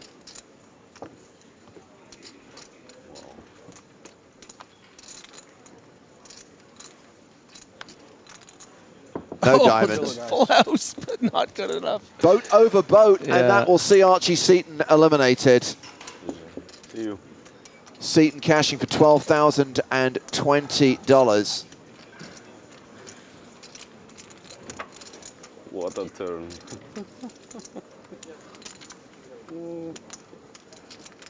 Zugrelin up to 952K. PV, right? PV. That's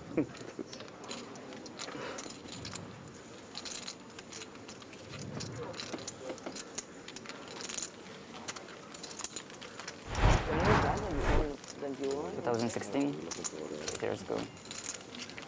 it's a good reminder. It's a confirmation that Mustafov is not just table chip leader, but tournament chip leader. How much you got there? Zugrelin now second in chips at this table, and still no shorties. Varakis playing more than 30 bigs. I'm from Barcelona, so my dream is... Yeah. What you achieved, it's my dream.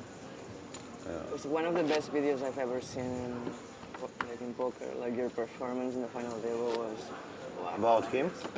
Yeah, it was... Yeah, wow. I don't know how many times I've seen this video. Me too. It was hilarious.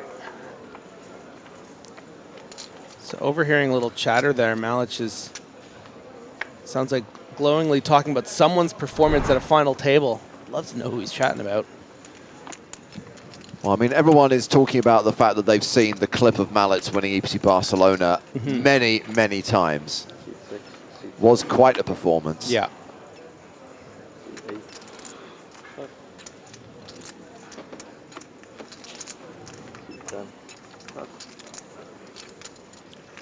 We're almost in double-digit territory when it comes to the amount of players left. 101 remain here. 102, pardon me. Zugril in here with 9-8. Did someone just register or something?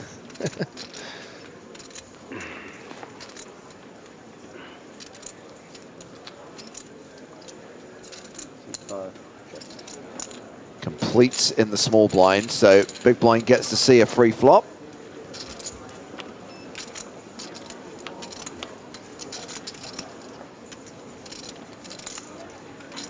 Eight, 7 deuce, so pairs for everyone.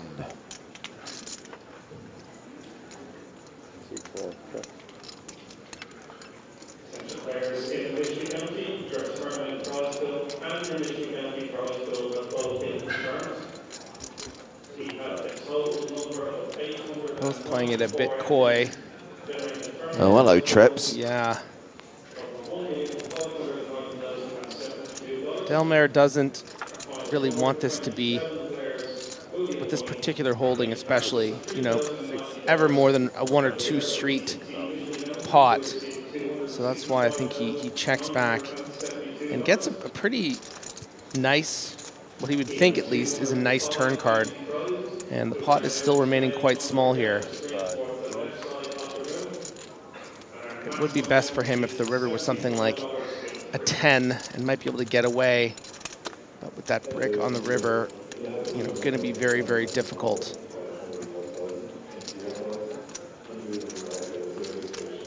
You know, with 2 8s on the board too, less likely your opponent has one. You know, where's Zugrelin to have something like an overpair? Would have heard from him pre-flop, so yeah, going to be repping it very, very thin with this big bet. And you know what says? I expect you have a 7 or a deuce or an ace high, and I'm going to charge you and go full polar.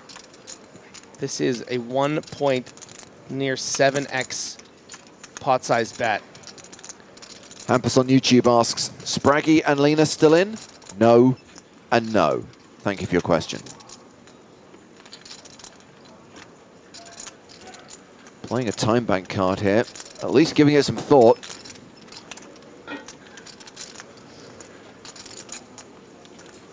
Yeah, and the flop check, I think, complicates things a bit for Delmare. It feels like it would be a bit of like an erratic, unnecessary bluff to just bet 6K on this turn and then 50 on the river. You know, if my opponent had a straight draw, I had something like 9-5, wouldn't they start the proceedings with a bet on the flop? Makes the call, yeah, pays off the value bet. Trip 8's good. Another big hand, another big pot for Damir Zugrelin. Over $1 million now. Over yeah, $1 million. More than 170 big blinds. And we are going to step away from the feature table and join a hand in action out in the field. It's X-Flix. It's Felix Schneiders who's all in. It's our former feature table. Felix has shoved and been called by Kutkovsky.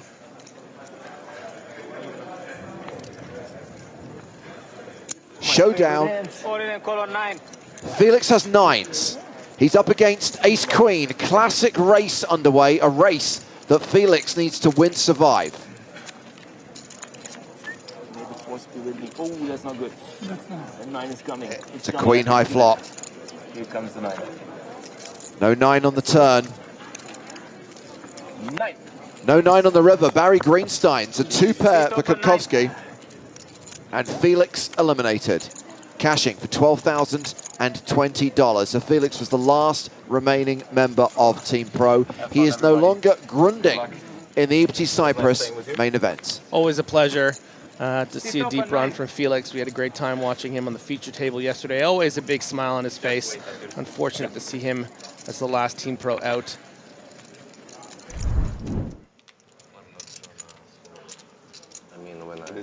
Back to the feature table where we see Wilson raising with ace-4, Vrakas with king-jack in the big blind.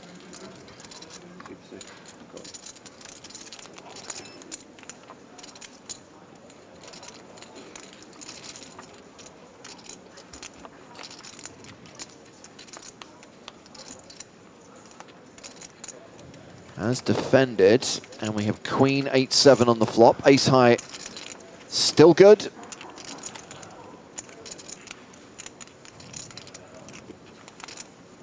Neither player particularly thrilled with this board, though. I think a bet from Wilson should get it done. Just a matter as to whether he actually pulls the trigger. This sort of interaction with the 8 and 7, the spades out there, you know, it is going to hit a decent percentage of Vrakas' range, just not in this particular situation. And yeah, looking like he's coming out firing, and to the tune of, I think 22,000, which is pretty stiff, and that's going to be some good work.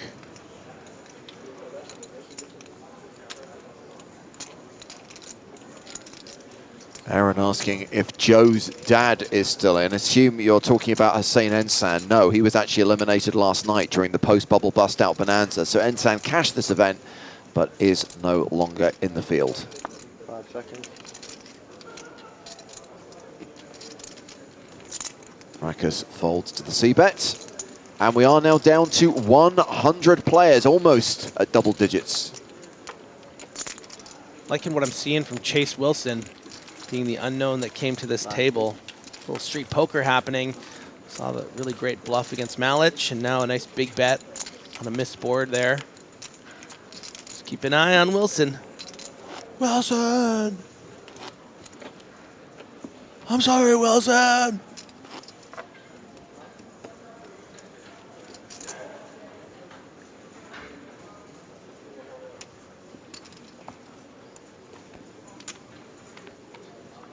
Monovon, you know I'm a fan of bad lookalikes, but there is a very important rule. In fact, it's probably the only rule of bad lookalikes. You can't compare one poker player to somebody else in poker. Yeah. Needs to be a comparison to someone who is legitimately well known in the world for something other than poker. Yeah, like for instance, you know, if you were to say Griffin looks a lot like Anton Wigg, we can't do that here. You know, you got to go outside of the poker world. Yeah, I mean, that violates the other rule, which is it's not an accurate lookalike. But yes, you're right, Griffin. Poker player to poker player. Are we example shaming now? What is this? In a word, yes. 5 seconds. Giorgio's looking like he aims to misbehave. Wants to make a Vrakas. Come on, Vrakas, do something funky.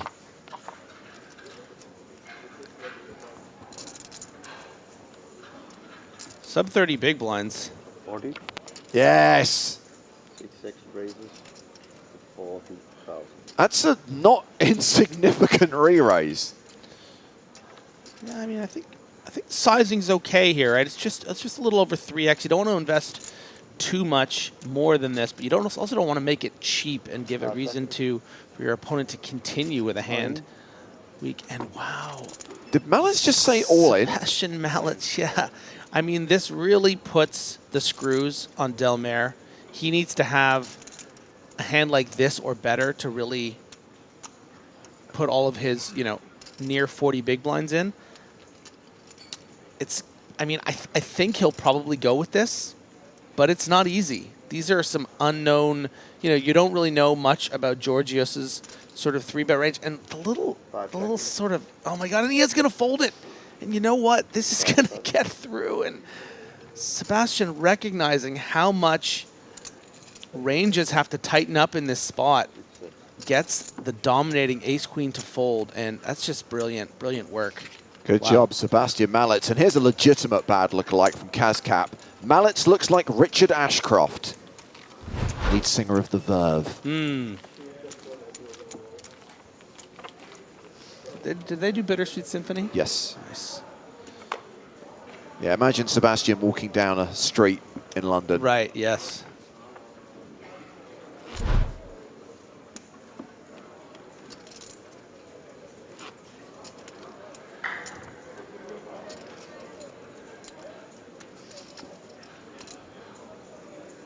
99, there you go, Griffin. We're at double digits. Yay. It's the Cadbury's Flake.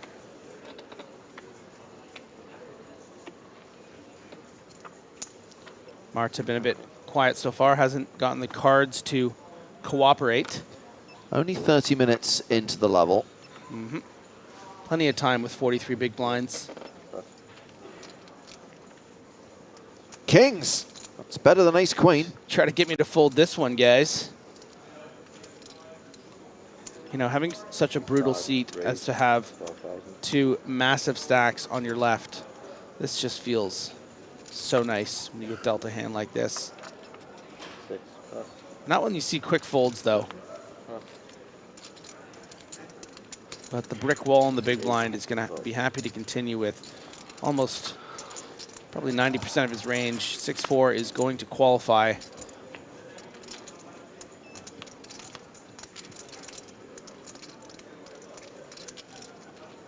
Ace, 10, 3. When you have kings, there is always an ace on the desk. Now, on this occasion, Mustavov does not have an ace. But he doesn't know that. No.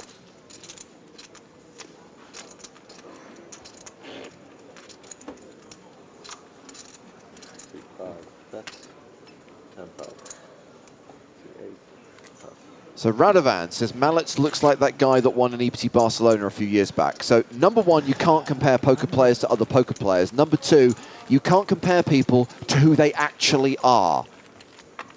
Well, that's kind of deep.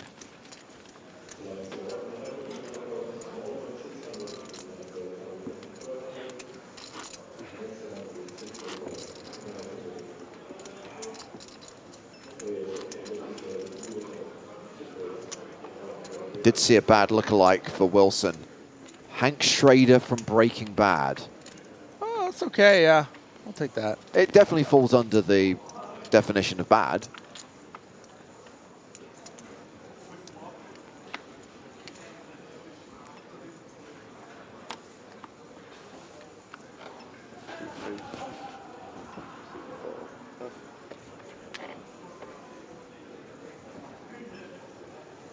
Ace 4 suited. 5 raise, 12,000.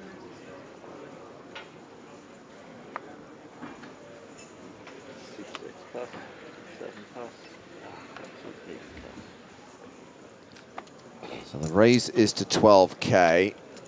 Martin McCall, 10-5 offsuit.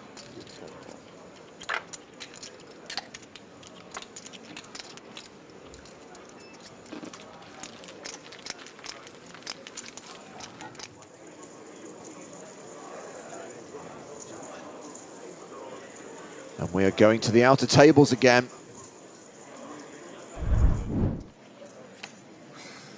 We have just seen the elimination of Artur Martirosyan. Got it in with ace-king against nines. Lost the race. Martirosyan, a former main event champion, and the runner-up in the super high roller here in Cyprus, out in 99th place.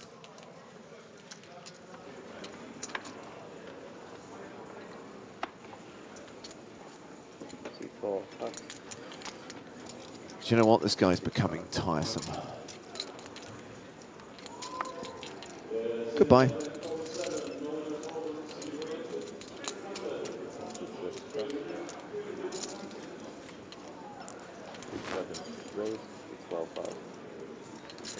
Balthazar asks, do the commentators see our chats live?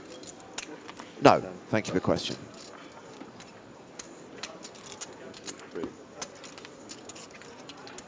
Balthazar, that's the name of one of my plushies at home. Thanks for sharing, Griff. Just saying. Martin. I have an otter named Harry Otter. I have, what else do I have? This is a level of insight which I'm not sure any of us wanted. I've got Balthazar. He's a big koala. Okay. Listen, I share them with my lovely girlfriend. They're not just mine. No, of course you do, Griffin. I mean, I would definitely get them in the divorce.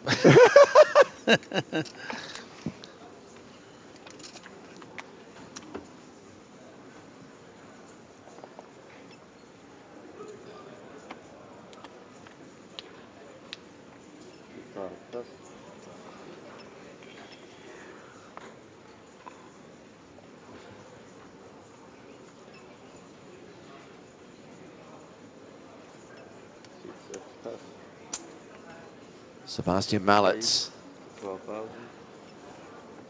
raising with 10x. Yeah, I've been really impressed with what I've seen from Mallets so far. Really finding some nice spots. Thank you. Prepared to open quite wide despite having the tournament chip leader who, you know, has close to twice as many chips as him and has been finding some check raises and, you know, some 4-bet all-in spots. Here is probably going to be not in great shape against Mikel, but very live at this 10 in hand. I mean, I just think he's opening, you know, pretty indiscriminately right now, but is going to check this flop. Check, check. Deuce of clubs on the turn. Martin Mikel picks up the flush draw. What does Mallets have? Yeah, I think we're going to see a bet from Mallets here almost always. So, Bleem, I appreciate your interest in the stream and asking if there are any Polish players in the tournament. I just think it's a bit weird that you'd ask that question. During a hand at the feature table with one of the best-known players from Poland. Like, literally use your eyes. So I was surprised to see Mallets check here. You know, as the aggressor, you would expect either with a bluff hand or a value hand to maybe reveal himself on the turn, but just deciding I'm going to let Marta have this one, and wouldn't have shaken her, in fairness, on that turn. Martin Mikel still hovering around 275k, 45 big blinds, average stack close to 400k now, with 97 players remaining.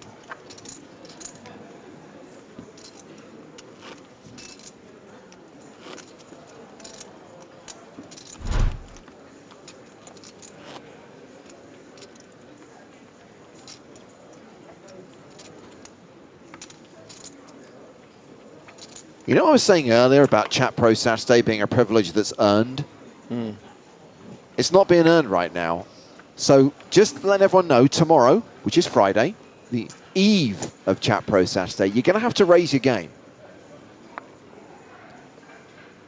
You're just got to keep the idiocy quota to below 20% of questions and comments. If we can just keep it to below 20. Do you know, right now I take less than 50.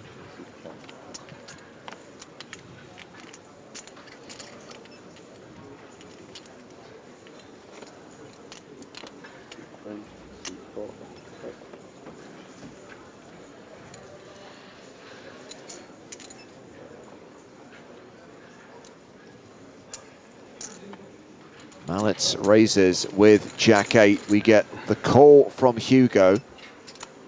Are you so free? Two. Free.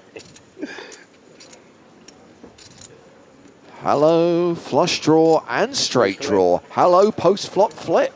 Yeah, and hold on to the steering wheel real tight, Delmare, because Mallets with this flush draw is probably going to be coming out for more than one barrel. You see a bunch of different runouts.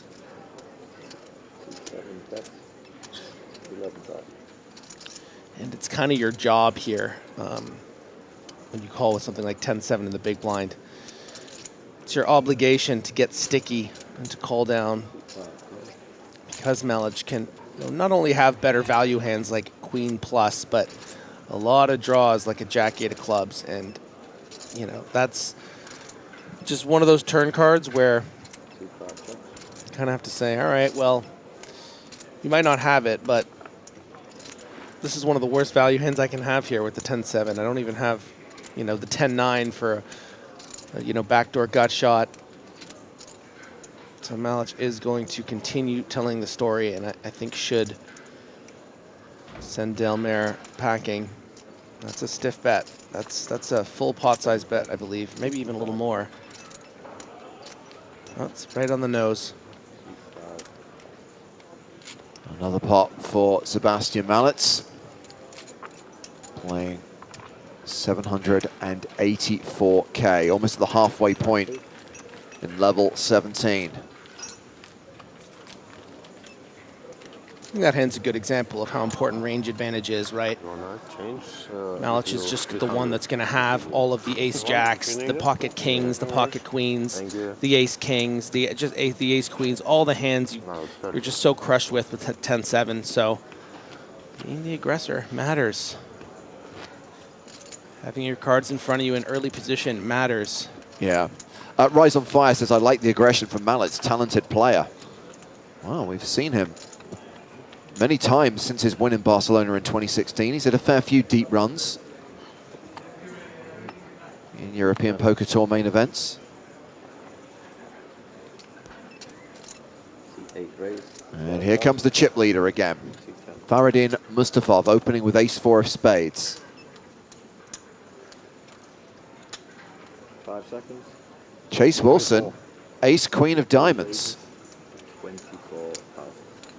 And a very irregular min-raise 3-bet from Wilson.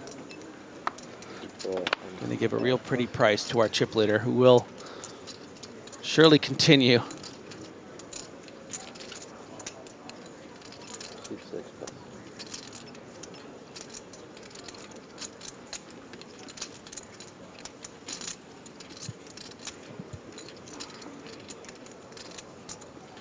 Mustafov calls the 3-bet.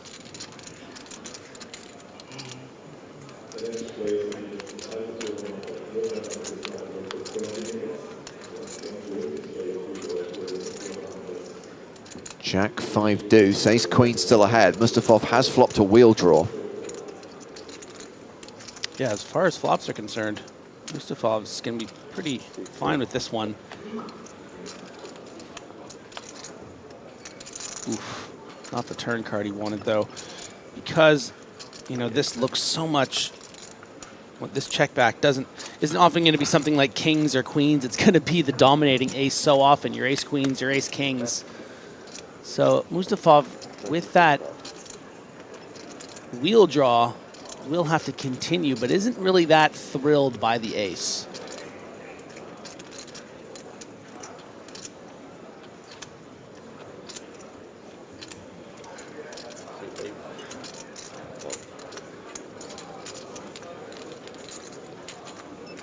$26K each going to the river, which is a queen. Top 2 for Wilson.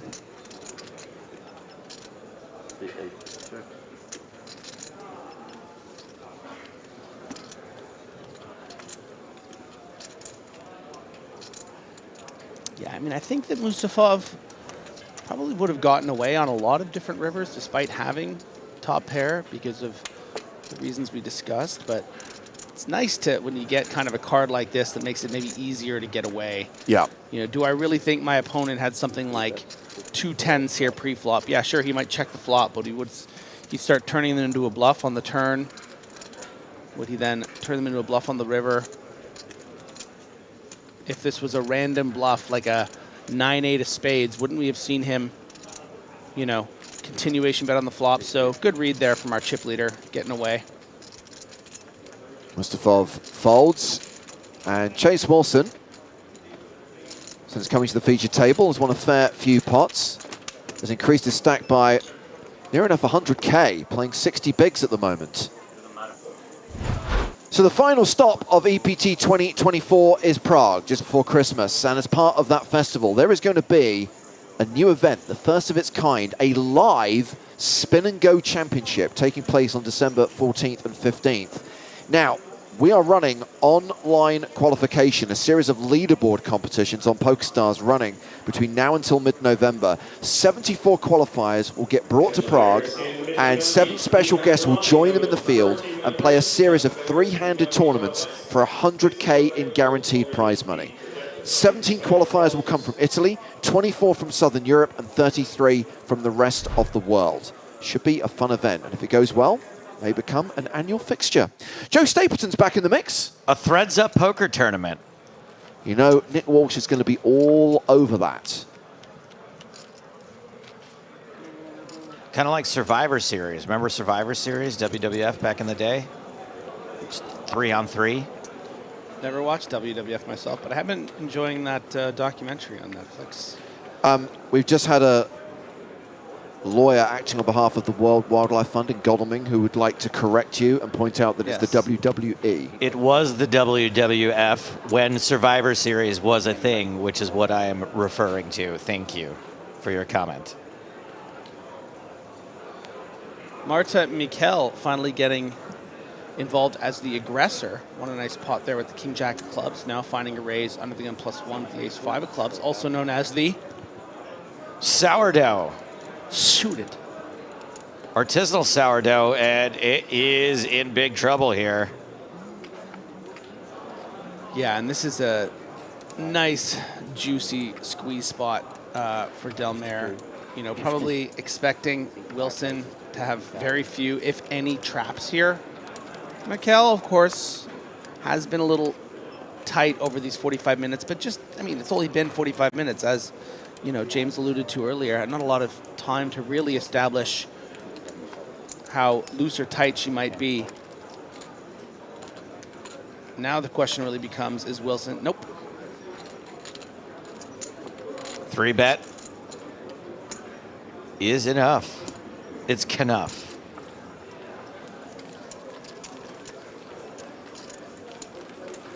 Hugo. No, you go. No, Hugo. You go. Griffin, you slimming down a little bit, buddy? Why do you say that? You're looking trim. Don't say that, because I've gained like 2 or 3 pounds since I got in here. Since you got here? Yeah. Did you keep a travel scale with you? No, they have one in the room. Do they? Yeah, and I don't have a scale at home, so I never look. I only look when I go to the gym, and it's been really, I mean, I can't help it with these buffets, man. 2 or 3 pounds of muscle, man. It weighs more than fat. Just tell yourself that. That's what I do. Dude, I can't with the buffets. They're just so good. The food here is so plentiful. I've only been to the buffet. Stop. I've been 3 times total in the week. I've been twice a day since I've been here. Yeah, no. I was the first person in there today at 7 a.m., the only person. I was in there at 7 a.m. today. I must have missed you. Oh. Boy, your story just immediately. No, I mean, well, just you claim something. Like, what do you mean? I was there at 7 a.m. Like, I was the only person in there. I went outside. And then when I went back inside, I was on FaceTime with Jean because like there was no one. I was done by 7:20 though, so you were probably there longer than me. Yeah. All right, we have Vrakas versus Mustafov in the big blind. 10-9-4, a couple of clubs, pair of 9s for Vrakas.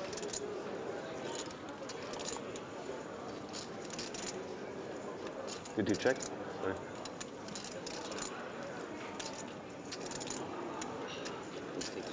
Anyways, if you like delicious free food, please join us next time we come to Cyprus. King of clubs on the turn, not great.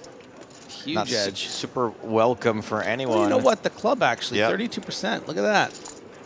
Mustafov does have the best club, although he may not like it, know it, or hit it.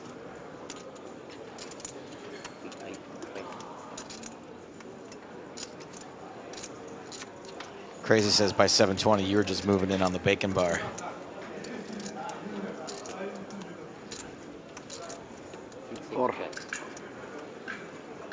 Four no good. Boom, Vrakalakis. Nice.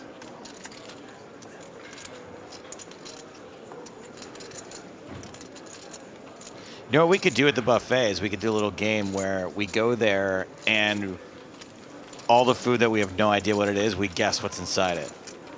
But how would we find out what's inside it? You eat it. Oh, I see. Okay, interesting. I'll tell you what, I had a piece of halloumi this morning that changed my whole day. Man, I keep going too early before the halloumi is ready to go. It was something. Dan Jackson, welcome to the table. I even took a photo Is your and sent it to cousin? my girlfriend. This guy's not your cousin, Paul? Welcome. Paul Jackson, the producer? Thank you. He looks like you. Somebody took my friend out, Archie. Wasn't me. Who was it? Do you know Archie at least? Oh, this guy. You took a picture. That makes sense, Oh, actually, yeah. I'm in his group. Your friend is suicide. Suicide? Yeah. I'll let him know. He'll probably really appreciate that. Now, if Dan Jackson prefers Dan Jackson to Daniel, so he's not confused with James Spader from Stargate, maybe he shouldn't be wearing the same hat that James Spader wears in Stargate.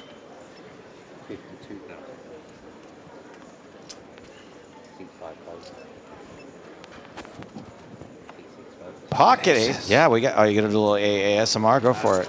I hope I have good hand. Here on day 3. Just 96 players left and getting dealt pocket aces. Why don't we just raise to 52,000? Is that graphic can't be right? Professional. Was it a re-raise? Basically. No. Maybe. Really? We will see on TV. So You're doing the little misclicky things, Zugralin, you dirty dog. You're not allowed to do that. Actually, you are, but misclick, huh? frowned upon. Frowned. Sounds like nobody's buying it. Yeah. Nobody's buying it. But it should be. Oh, I meant to make it 5,200.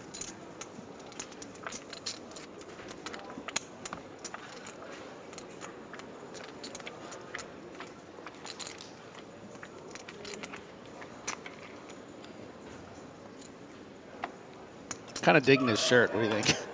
His tennis ball shirt? Kind of a vibe, yeah. He does look like a dude named Chase. Oh, you hear that? I was talking about Zugralin with the smiley emoji. That screaming? You hear that? That commotion? The mystery bounty's going on. Somebody just pulled 25K, which sounds good. But the biggest was like a 70K, so I'm not really sure why he's hooping and hollering so much for 25. But 25K, it's not even worth half a super high roller trophy. Right? Nice. Mustafov on the button with ace deuce makes it 15,000. King 8 suited for Dan Jackson in the big blind.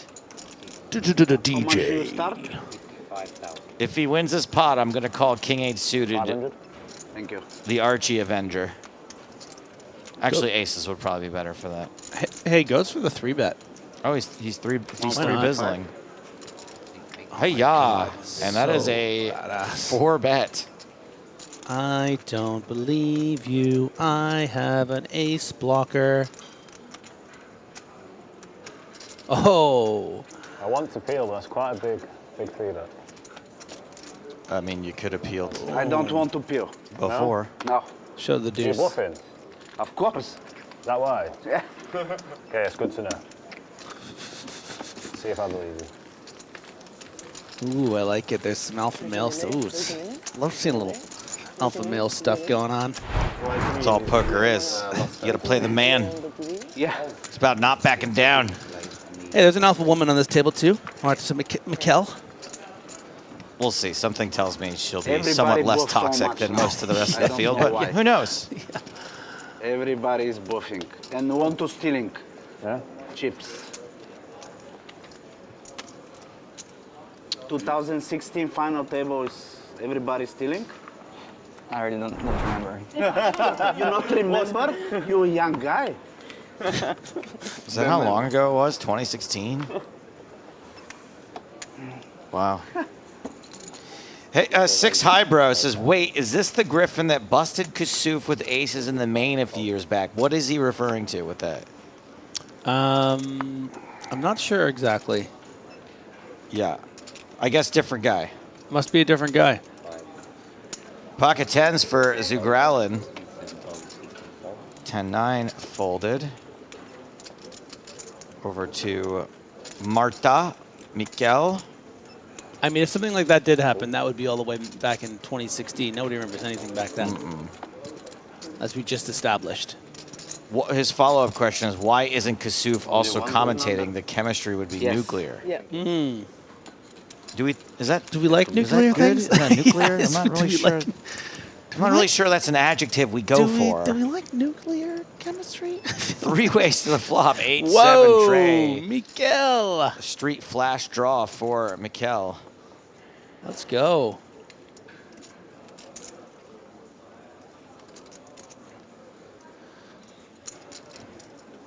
And Wilson going to make a, frankly, let me just be very clear. a very poor bet on the flop after overcalling in the big, up against a player with a much stronger range, a sticky player with 168 big blinds. And we can see Mikkel flopping the world and could decide to just play this aggressively against these not particularly strong ranges. I mean, this more exciting. big blind Of the day. lead looks a lot like a, I mean, it looks kind of weak, right? Looks like maybe a 7 or could be a random hand like what he has. I would just love to see her make it in the range of 55,000. Come on, get those big chips out there. Looks like you may get your wish, Griff.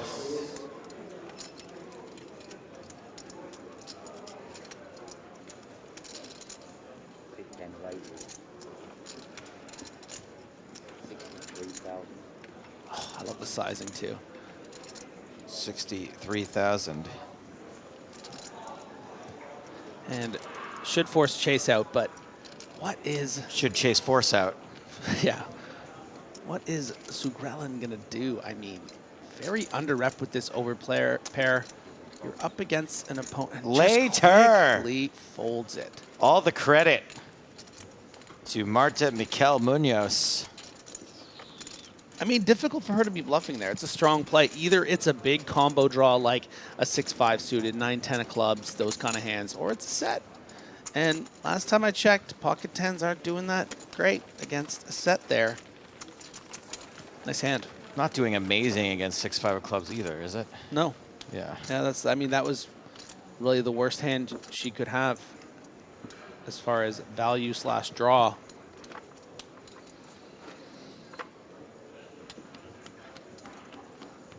Just One Timbleby asks, is Mikkel a unisex name? Yeah, most surnames are.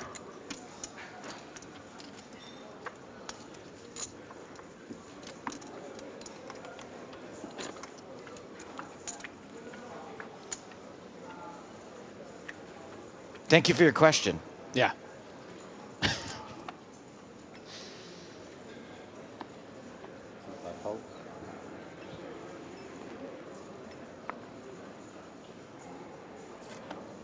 Vrakas. Really? That deserved a... Gotta say his name there with the 9-4 off on the I other like one. Vrakas. I just like saying Vrakas. Yeah. I've already made a sort of... He's making a ruckus joke, so don't bother. I don't think I was going to go Yeah, there. yeah. So. I also said that when Chase Wilson got at the table, I said, don't give this guy any flush draws. You don't make any chase jokes. Right. Yeah. How much? Okay. I've covered pretty much everything. Can I see? Usually do in the first 10 seconds to make sure that no one else has a shot at it. Yeah, exactly. But then you always find something Jackson even more 5, creative. Andrew Jackson, son of Jack.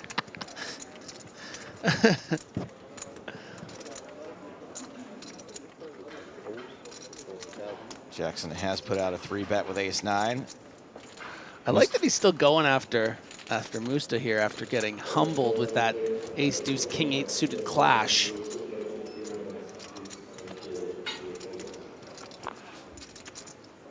Queen 10-8. Spade. Yeah, I mean, tricky continue here for Jackson. I mean, I think we can expect one, but he's not loving it considering the kind of hands Mustafov is expected to have calling the 3-bet. Going to be hitting this board a lot, but the times he does have pocket pairs, can expect to get a fold, which would be nice.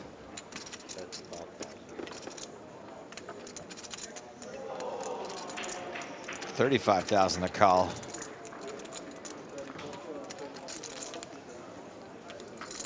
This would be a pretty cheeky float, but no. Oh, it just pains him to let go. I love players like this. They're just ready to go. Dan Jackson. Got the wins or not hoodie, necktie.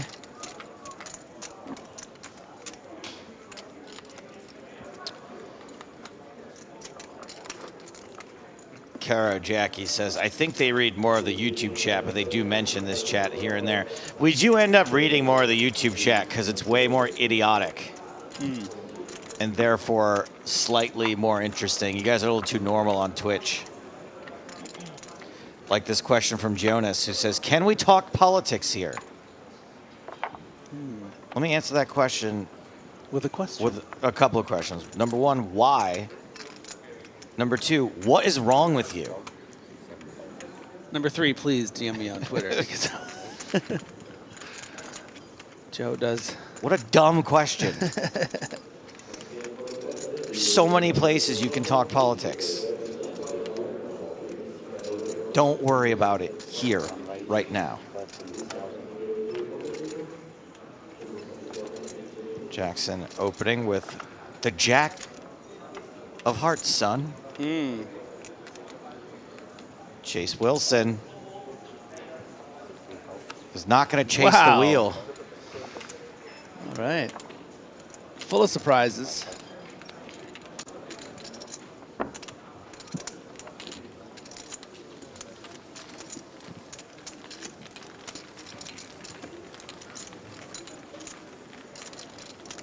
He's not going to rest till he finds out who, I almost said the F word, who took out Archie.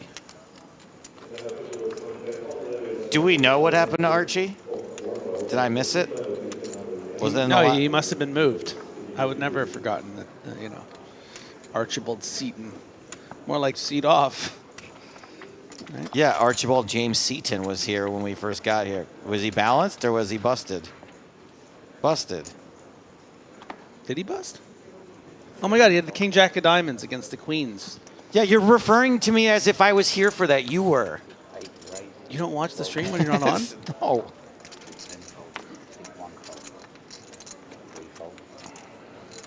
I was watching James Hardigan's travel vlog.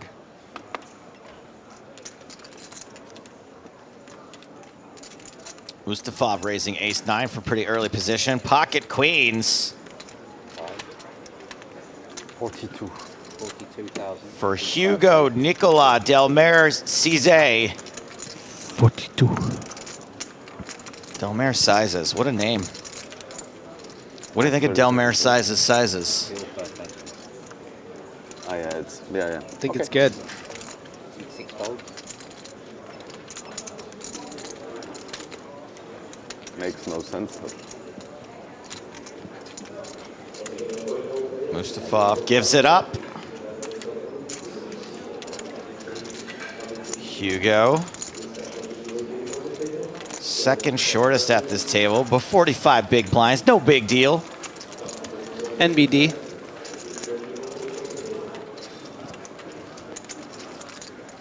Griffin, you get in any trouble last night? No. Did No? you? Did I? No. No, zero trouble.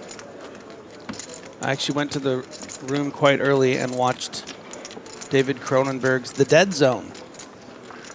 From what, the Christopher Walken? Yeah. I'd never Great seen movie. it. You know who made me watch that movie? Who? Norm McDonald. Nice. He made me come over to his house and watch the movie. He said it was one of his favorite movies. It's a good, what a great ending. The ending is Very good. So I think I poignant. just clapped. I was like, Yeah. yes. Like, it's so good. Yeah, what's the dead? Except we know that the guy that holds up the baby so that the baby will get shot instead of him would probably get elected. Yes. It would make him the favorite. And nowadays, maybe, yeah. Yeah. You know, I watched half of The Dead Zone, then I fell asleep for a few hours. And then Oh, did I just decided, give away the ending? No, I saw Okay, it. all right. I finished it eventually. So I slept for 3 or 4 hours, woke up, finished The Dead Zone, and then I was like 6 a.m. I'm like, okay, better get back to sleep for breakfast.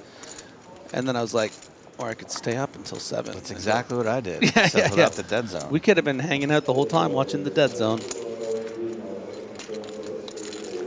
Raise and take it for Chase Wilson.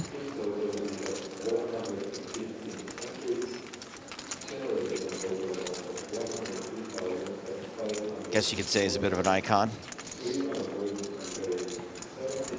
His headgear is iconic, at least. –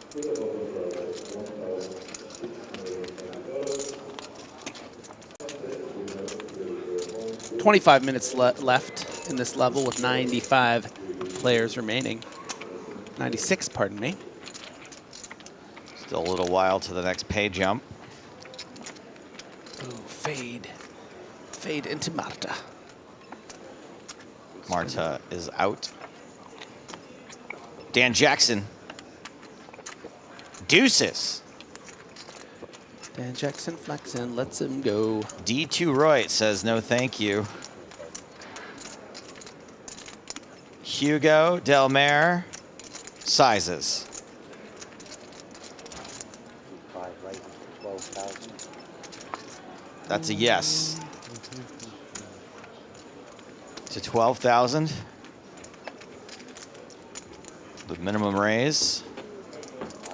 Giorgio's taking pause here on 20 big blinds, but he's going to fold. Did you say? Maybe forget. Maybe forget. Queen 7 Should suited. be, yeah, a clean complete here from the big blind. Both sharing the 7. Delmare going to be dominating Mustafov, but live suits for both. Ooh. 9-8-6, both players with a straight draw. Just one spade for Mustafov. No backdoor flush draws for Delmare. Yeah, and a board that will favor the big blind calling range in Mustafov here. So that's why he elects to come out with a lead. You know, were he up against something like Ace-Jack, going to be very difficult for Delmare to continue. In this case, of course, Delmare has the dominating King 7. And we'll be seeing a turn card quite happily.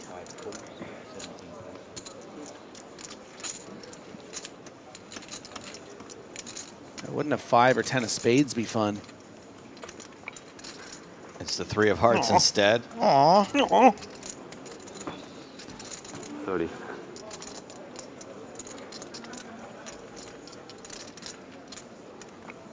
Was that a snap bet of 30? That's what I heard.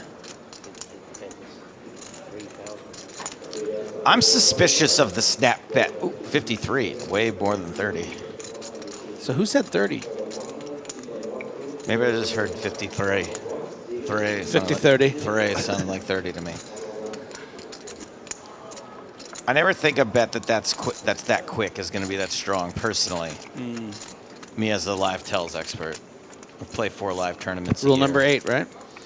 Your It's book? page number 8, which is the penultimate page.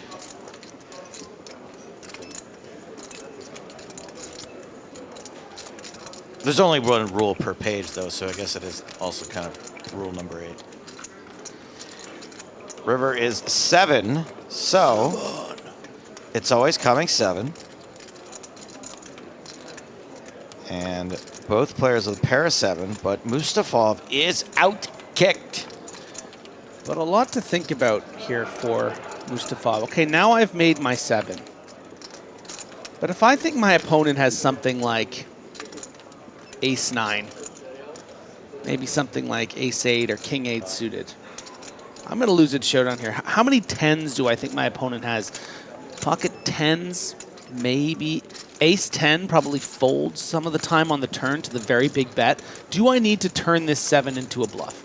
Do I think my opponent has enough 10x's? Certainly if it's 10x of hearts, we would have seen a call on the flop and then a call on the turn. You know, something like a Jack 10 of hearts, Queen 10 of hearts, Ace 10 of hearts. So there are a lot of 10s, and you know what? He is going to turn this 7 into a bluff because he could have been leading What a lot of about the 10x's. 9-10s and the 8-10s? I mean, I don't think that Delmare is going to raise a lot of 8-10s from the cutoff into the 2 chip leaders, right? 8-10 of hearts? Might be, but...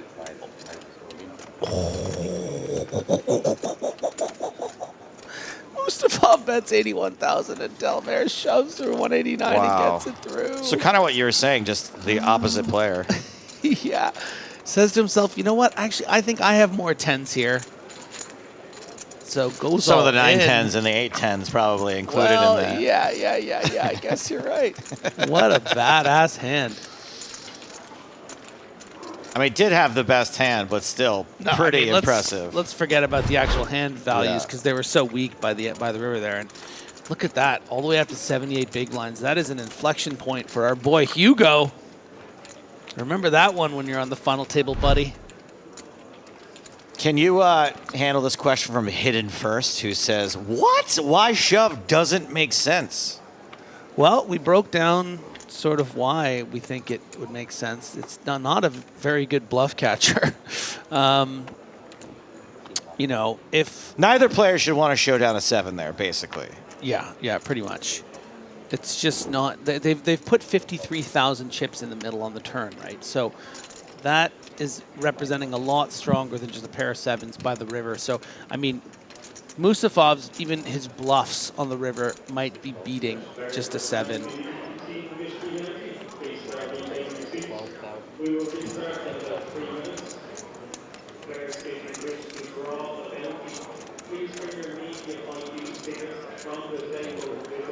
Looks like Martin Merkel is going to defend from the big blind with a 7 against 6 tray of spades.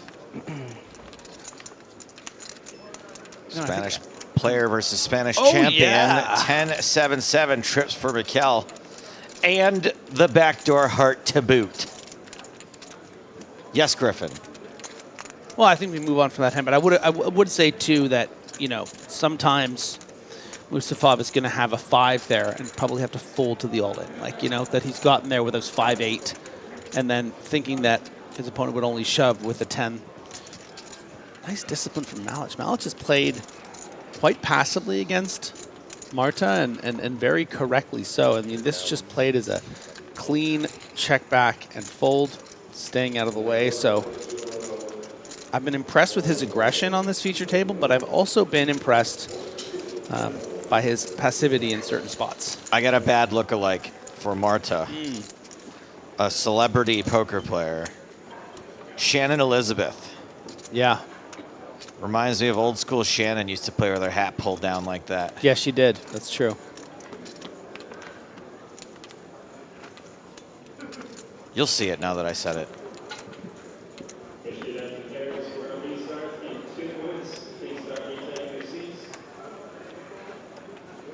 No, I'm allowed to do a bad look like even if it's a celebrity poker player. It's a cat. Read the fine print. I don't know. Because then you just eliminate anyone that's ever played poker.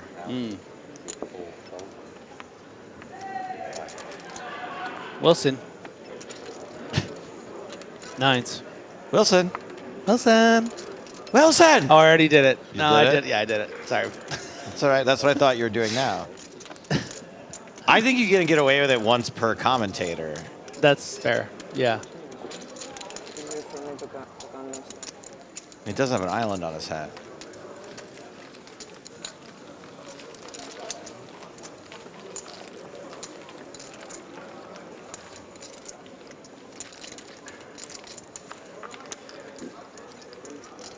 Fear Gaming says she had the hat like that on Helmu's intro to the World Series this year. I was there. I was with her. We were all dressed up in karate uniforms.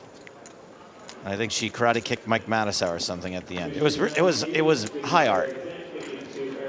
Was it? Did you see it? I did remember seeing you. Yeah.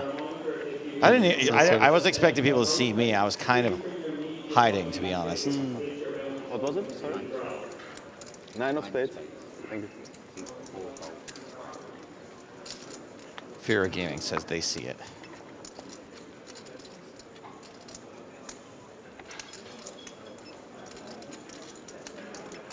Vrakas. Folds AC.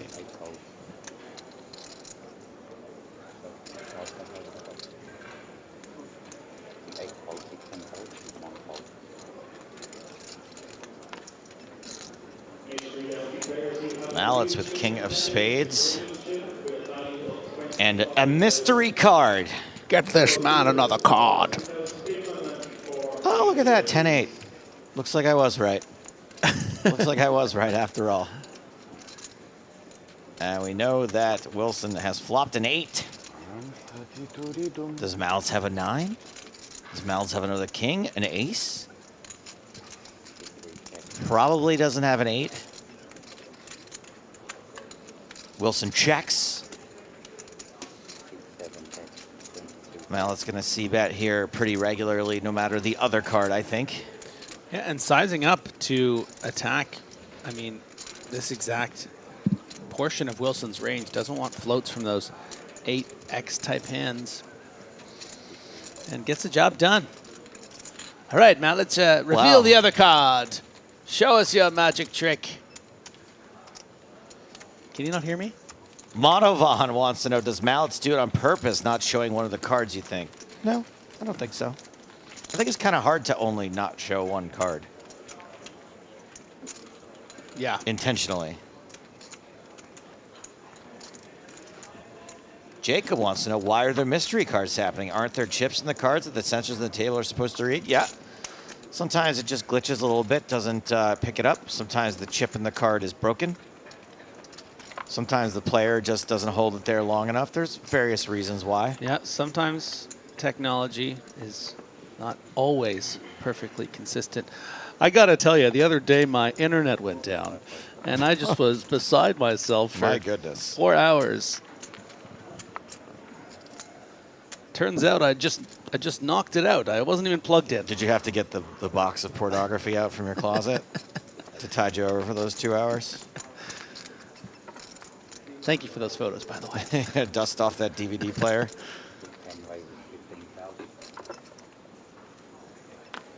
Martin Mikel activating with the King 10. Get to the tune of a 2.5x to 15,000. Zugralin hailing from Kazakhstan, I believe. Ready to defend, and does.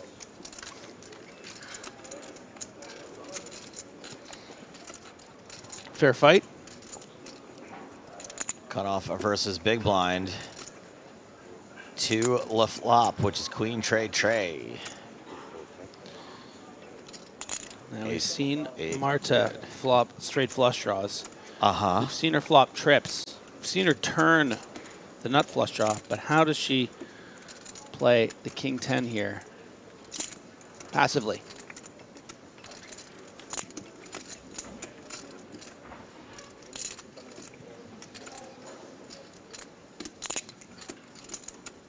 Deuce of hearts on the turn puts a potential heart flush draw.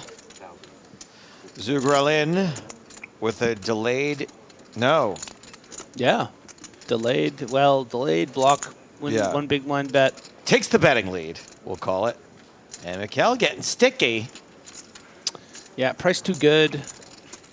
Not crazy about it, but this is why I think it's important to be aggressive. You know, a nice little bet on the flop here, maybe a barrel on the turn, trying to fold out a hand like ace high.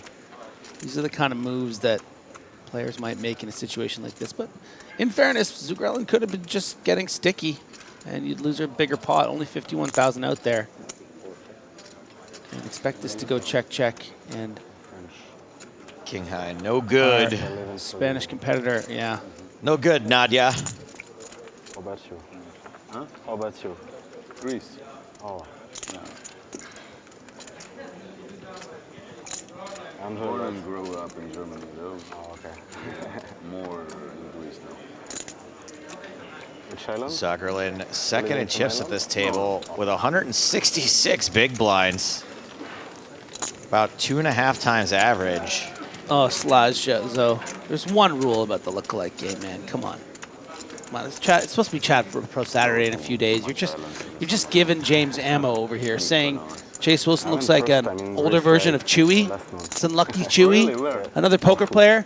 And also, what? What? There's my origin. God. My parents' origin. I want you to know, even though James is not technically in the booth right now with headphones over, he's around. He knows what's going. He's got his ear to the ground. Okay, he's gonna hear about this, and I'm not gonna be able to vouch for you.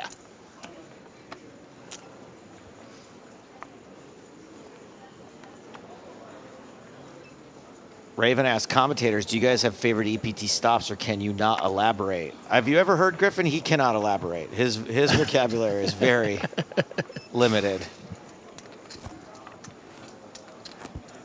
Prague good. Barcelona hot.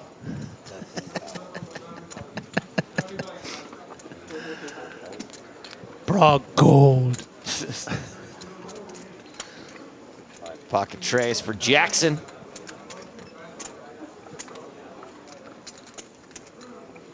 Good enough.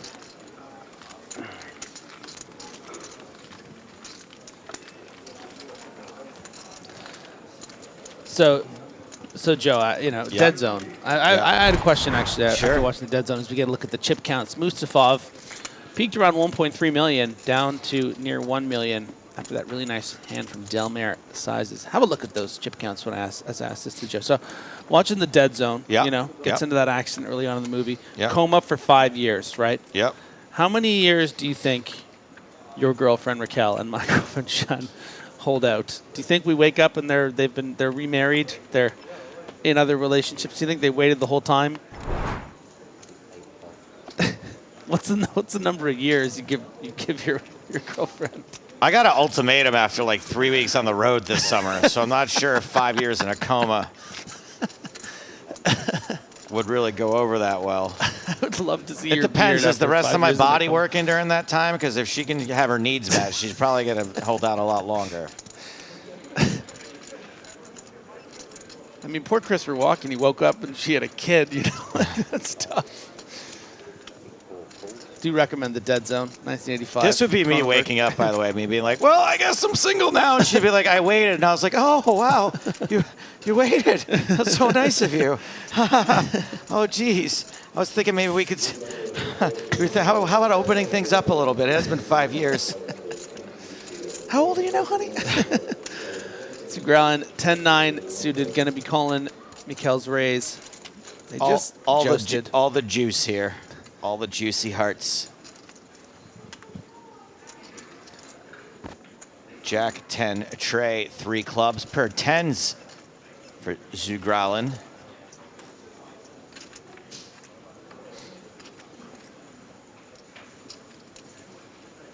Up and down. A couple of overs for Mikkel.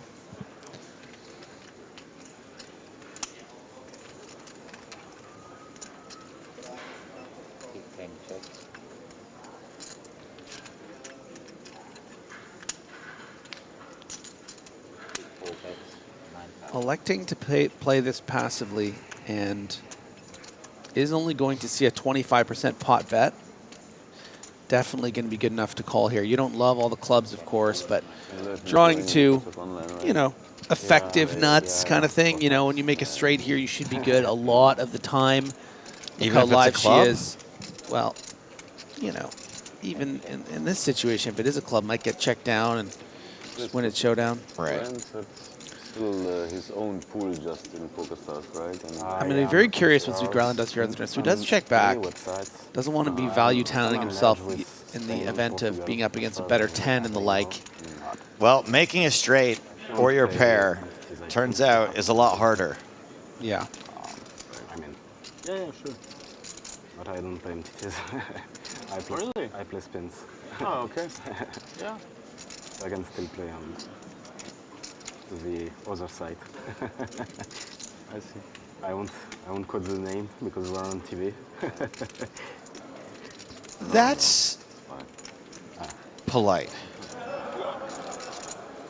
Considerate. That's the word I was looking for. Considerate. Different, like you come to some live. Kel elects not to bluff at this.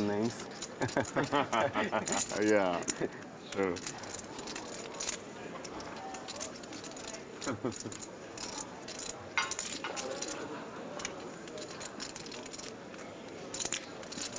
And old Zugi thinking about maybe should I try to get a little more value? But Oh, Jugra.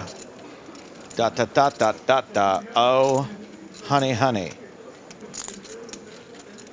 Dot, dot, dot, dot. I can't sing it, I you know. I know. mean, I'm a lot better about not getting us Yeah. screwed than you are, Griffin. You just True. throw caution True. and DMCA rules to the wind. Yeah.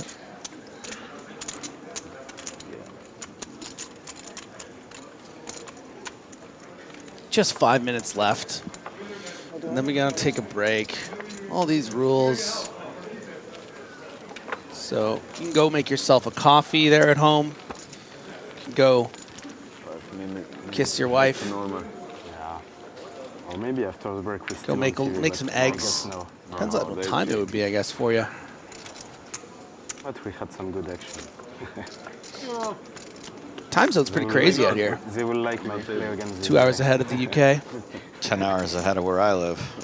Yeah. My dad, every day this week, my dad's been like, "Hi, how come you never tell me when you're on air?" I'm like, "Dad, it's going to be like 3 a.m. for you." #1 fan. Your dad's on East Coast time. Yeah. Or I guess 5 a.m. it would start. We do have viewers and fans from all over the world, so it's going to be more convenient for others. Mart is going to ditch the 8-4 from early position. DJ, Dan Jackson, says no. DJ Jackson coming at you. Action is followed to Damir Zhugralin. Brilliant level for Damir. Won that big all-in Queens to King Jack. Very, very mindful, very Damir. Nice. That one I hadn't got to. Great shove spot here for Varakis. Got to do it, pal. Yes, 16 big blinds, facing a man with 170 big blinds, raising very wide from the cutoff. This is very clean, very demure.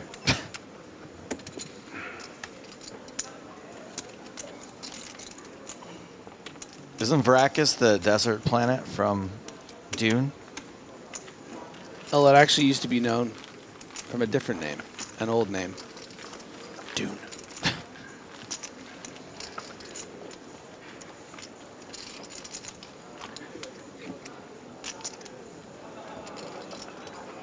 I'm Paul Mahmoudi Putrades, Duke of Varakis. Duke of Varakis? Yeah. This is my father's sigil. I know that whole scene by heart. I shouldn't get.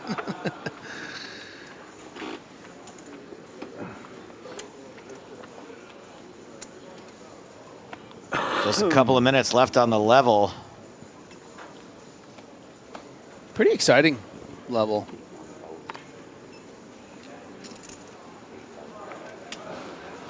Wow, thank you, Victor on YouTube. It says that's Arrakis, not Varakis. Thank you. Thank you so much.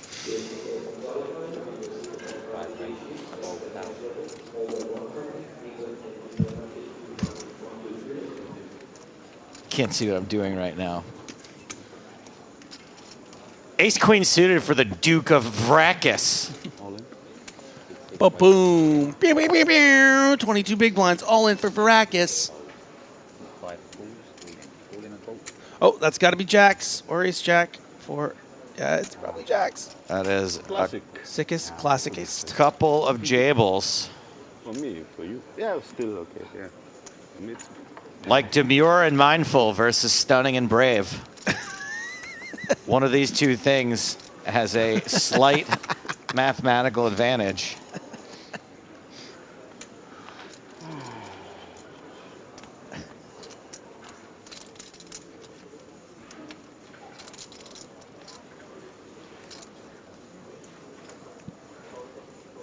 King 10-6. I'm going to guess that makes him 28.9%. Can the Jacks... Ooh, did you see that? Meow, meow, meow. All right, quit waiting for the award ceremony and call the action. Any Jack, Queen, or Ace? Oh! That is an ace. Barry Greenstein caught the early bus. Varakis stabs Delmer Cizes right in the backus. Gonna need Queen and only a Queen. Doesn't get it. Nice double up right at the end of the level here. Sick flip. Is it left hand? I'm gonna say yes. Probably gonna be the last hand, Yeah. given that it's gonna take a second to count out this double up.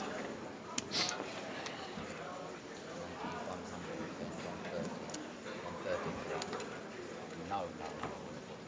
133 total. Coming back here? Yeah. We all. Can we take these off? 121.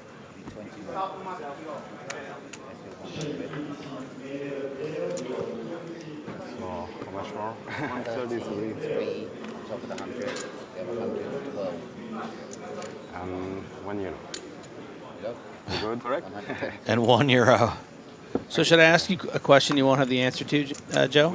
You got about 10 seconds, so go for it. We gonna stick with this table, or are we gonna move in? I do have the answer, and we are staying with this table. Good idea. We got to see what happens with so mindful, so demure Zugralin. Well, there's narrative, there's lore. There's lore. That was a good level. Someone has to avenge Archie. Yeah. So we are coming back with these same 8 players and maybe some new arrivals if we get some eliminations in the next level. Georgios Varakis still tied for the shortest Stackus, despite doubling up just there. We're gonna send the players on a break. You can stick around, watch some of our awesome break content, but me and Griff, we're gonna be back here in just a few from EPT Cyprus.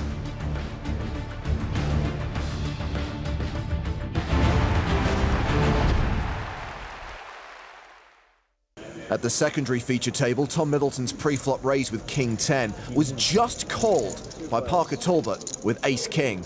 Talbot's flopped top pair in the nut flush draw, but Middleton's got top 2. And it looks like Talbot's going to check call this flop, me likey. Middleton continues for 28,000. He's got to continue on a board like this. It's wetter than the abyss. Talbot calls. 2 calls. The turn card is the 6 of diamonds. Middleton now a 73% favourite. Check. Talbot checks a second time. My guess is that Tom's going to bet every street for value until a queen, a jack, or a heart comes. He does bet again, 57,000. Another fine spot for Talbot to just call. That's what he will do. 218,000 in the middle. A heart on the river. Talbot has the nut flush, and he checks it. Love the check here. If Tom had been bluffing, he'd likely bet this river. He checks behind. Talbot tables a winner. With the nuts. Think both guys played it super. Thanks for asking.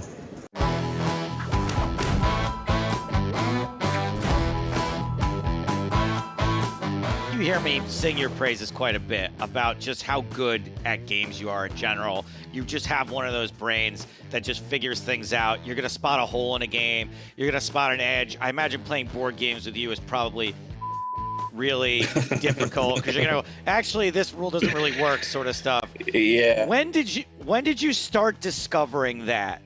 As I assume as a kid. Yeah, definitely at a young age. You're right. I'm obnoxious to play board games with. You're definitely not wrong. If it's like a competitive crew, obviously I'm an old enough man that I can calm myself down, you know, in a circumstance. In a room full of normal people, you could be exactly. oh, this is not how we should be doing this. Yeah, but if we're playing Settlers of Catan, you know, with like 3 of the boys from back in the day or something, you know, the tensions might flare up for sure. But yeah, no, ever since we were young, we used to just play, you know, all the board games in my family, like Monopoly and all the games. When we used to play Risk when we were young and stuff, we played a lot of games, and it was always very, very competitive. Is there any actual nuance to Monopoly other than just buy everything? Nah, just you can obviously flex on people with deals. Okay. Like you can flex on. I can just imagine being your grandma, and you're just like, yeah, grandma. I play with my aunt a lot. Exactly. I guess so. The counter side to that question is, other than life stuff, like, you know, making it to flights and stuff like that, are there things that you're bad at? Are there things that your brain just doesn't work for? Like, obviously it works for math. Obviously it works for logic. Yeah, like everything else. Okay, so you struggle. How about maps? Maps? Yeah, I'm not great. Someone actually just told me earlier today that I'm not very good spaciously, am I? Okay. Or something, you know, like I can't find my way around a city I've been in before and whatnot. Can you dance? I cannot dance. That's another negative. Well, you know, I can try, but right. You'll give it a shot though. I'll give it a shot, but it'll probably come out looking like whatever you would expect Spraggy's dance to look like, you know, something very similar. All right, well, moving on. I guess you can't have everything in life, so I got to know, was it frustrating to do so well in W Coop and then still lose the fantasy league? I actually feel kind of good about it because about a week in, I really tried to get more action on against Seb and Western. You know, I really. Yeah. I really tried to juice the stakes, and they were just like, nah, can't do it. And then they talked a bunch of shit to me, and I was like, all right, well, you can't back it up with your wallets. But then they did just kind of like stomp. So they did really back it up. I mean, they just got this King guy who was their qualifier, really just carried the league for them. You know, like this guy was a genius. He was. I don't know. He was just a super genius. Yeah, we just talked about him. Comes out of nowhere and just wins a bunch of events. Goes deep in a ton of events. Yeah.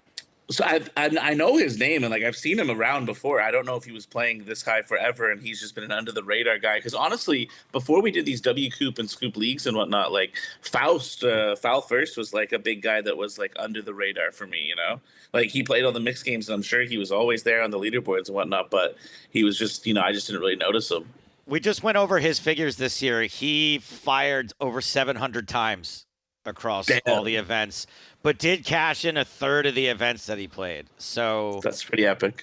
Yeah, pretty good there. That's really crazy, actually. 33% cash rate is nuts. Yeah, I mean, I don't think it's 33 based on entries, but 33 based on the 33 cash rate. Okay, yeah, sure. Where are we at on the live curse these days? We broke it recently, right? Yeah, the live curse has just been like fully broken. I mean, I made like a final table with the second or third place or something on my last like 3 live stops. So Maryland, you just showed up late and then almost won the high roller. Did I read that right? Yeah, no, the main event. Yeah, the 2K main. Yeah, I got second, and I got ultra coolered heads up. I really thought I was gonna win a trophy from goddamn Maryland, just randomly. I thought it was gonna be so funny, dude, and then it just didn't go my way, heads up. But that was a really fun tournament. Just ended up there kind of solo and just stumbled into a second place. Yeah, it was so weird seeing that. It's like WrestleMania. Like all of a sudden Tonka comes running down from backstage and almost wins the main event there. One last topic to cover before we get to the stupid game I have planned for you. The Mystery Cash Challenge is currently airing. The second one, you were the only returning player. Much bigger impact this time, I think, you had on the game. A lot more involved, and there was a lot more going on this time around. I don't know if you remember. Yeah, I remember. Yeah, I actually watched some of the second episode the other day. I really want to see spoilers if anyone's going to watch it, but I really want to see a spot where I slow roll Spraggy. I don't think that's too much of a spoiler. That's okay. You can say that. Yeah, okay. But I really wanna spectate that hand. It was actually really, it's tough because like I don't have the competitive edge that you guys have, right? And obviously when you guys are in the moment, you just see your friend in pain right there. Yes, I see not just that friend in pain, but like all you guys, and y'all were like pretty cutthroat with each other at various points throughout that taping, to the point where like a few times I came out and I was like, guys, and I just want to let you know that Barney came to your defense and he was like, look, Parker wants to treat this like an anything goes kind of format, and I agree with him. If that's how he looks at it, that's how it should be able to. Like, I was like, hey, could you guys like maybe not try to be as ruthless to each other? And I was like, no, Stapes, get out of here. Yeah, I don't know. I feel like, we're trying to make good television. They're trying to have good things, fun things happen. That's why it's like a troll game, Mystery Cash Challenge. Like we've added a whole bunch of nonsensical things into it. That's why I just think like, the more nonsense, the better at that point, kind of thing. For within reason, of course. I feel like I'm within reason. Maybe some people disagree, but I don't think I go too out of line. I try not to. I think people are going to really enjoy the rest of the Mystery Cash Challenge, so check that out.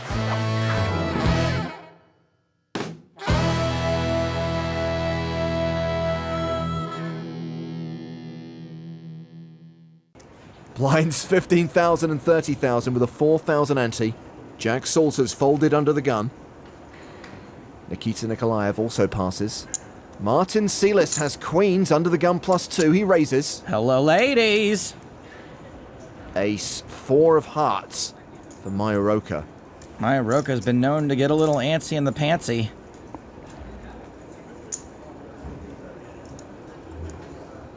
And things are looking antsy. This is a 3-bet from the cutoff. Roka makes it 140,000. Petrangelo and Hicks both fold. Ivan Sojnikov gives up the big blind. Action back on Silas. 4-bet coming. Raise. He re-raises to 225,000. Small 4-bet, small enough to just call with ace-4 suited. Roker isn't counting out a call. He 5-bets to 475k. Turns his hand into a bluff. I guess he's assuming no real hand would 4-bet that small. Can't say I blame him. And this is usually the point where it goes all in. And if not, Martin Silas should probably have watched more episodes of this show. I really don't see how you can 4-bet fold queens ever unless you have a ridiculous live read. Like he would literally have to be listening to an Oreo for me to fold here. Wow, he folds! Oh my. Who folds queens anymore? Show one, show one, show one. One ace boring, and second ace. Wow. So just show the red ace then. Choose one. Woo! Take it. Yeah, that one. That one. Yeah. It's the ace of hearts that got flipped over. Ace 2. Shemian first to act here. Back on the scene after a short break, and he's got kings. Oh, hell yeah. That's a raise to 125k. Kurganov has king queen. Uh-oh, and he just got those chips too. He must be delirious.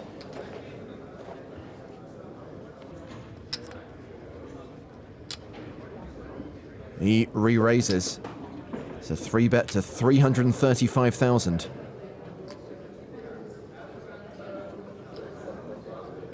Round to Mustafa Kanit in the small blind.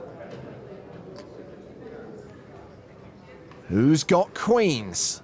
This is the worst thing to happen to a Mustafa since Dr. Evil's malfunctioning trapdoor. No way he folds. How much more is he gonna lose?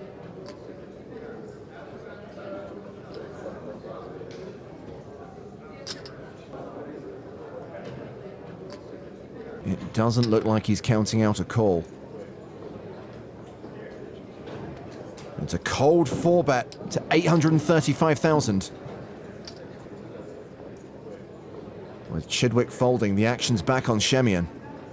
He's not folding, and I don't think he's expecting Mustafa to fold either. Hey, I'm glad we're playing with the kings and queens only deck. I'm all in. Shemian shoves. Easy fold for Igor. How much is that? Little over 2. Mustafa's getting almost 3-1. Surprised he hasn't called it off already. $2,055,000.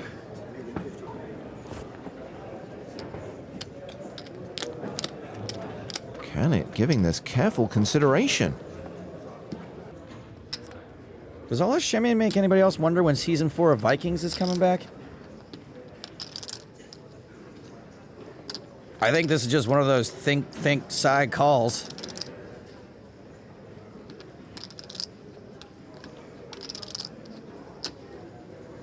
Not on this occasion, he folds! Wow.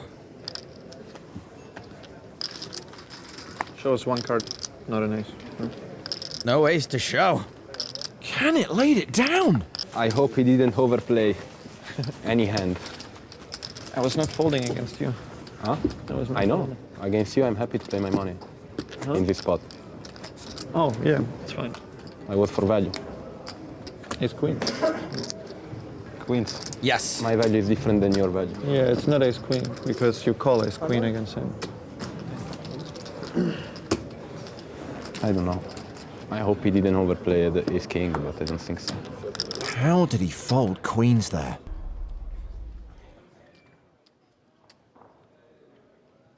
Meanwhile, back to the final table where guys are playing for hundreds of thousands of euros. Shemian has opened with aces and Vogelsang's got queens! And goodbye.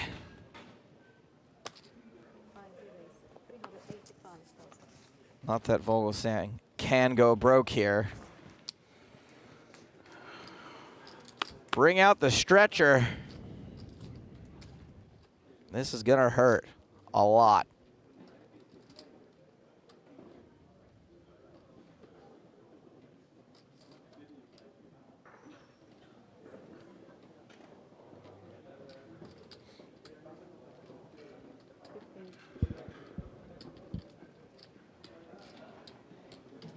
$840. The 4-bet from Shemian.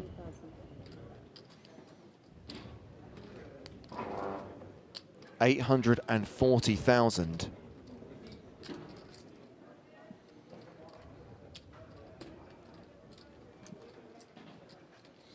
Some of the on-point decisions we've seen today. Any chance that Vogelsang gets away from this? I will lose my mind.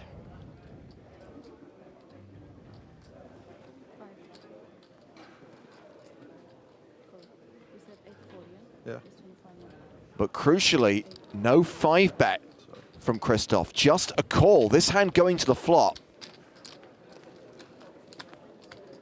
1.83 million in the middle. Shemian has 1.82 behind. I mean, it's impressive, but what flops do you get away from? Well, certainly not this one.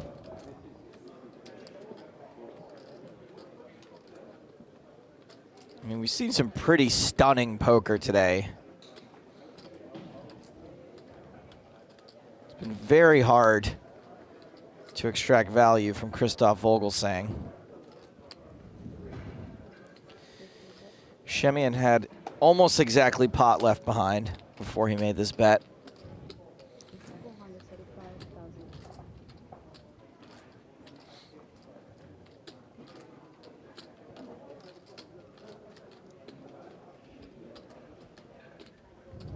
This for about a third of his remaining chips.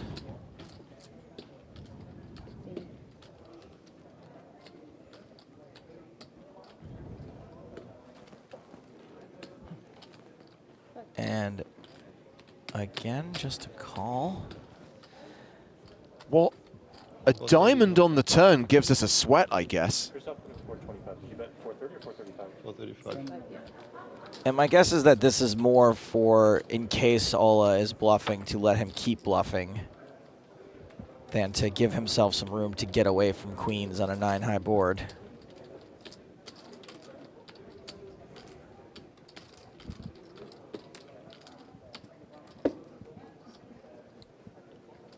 No amount of sorcery would surprise me at this point, though. It would still impress me. It just wouldn't surprise me.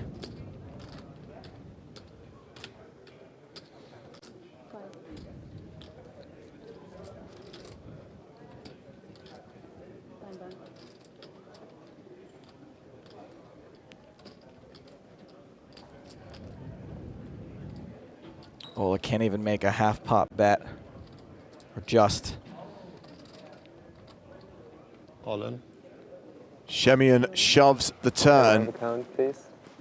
Vogelsang wants a count. Maybe he does it, James. I don't see how. Maybe he does it. Sorry, 1 million how much? That's 1.1 here. 1,385,000. Okay. 1.385, right? 1,385.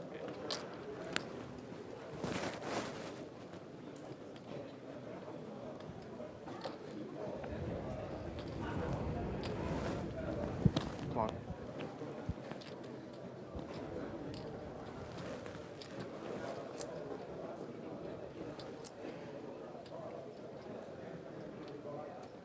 I mean, it smells like what it is. Right, he's played this hand like a big pocket pair.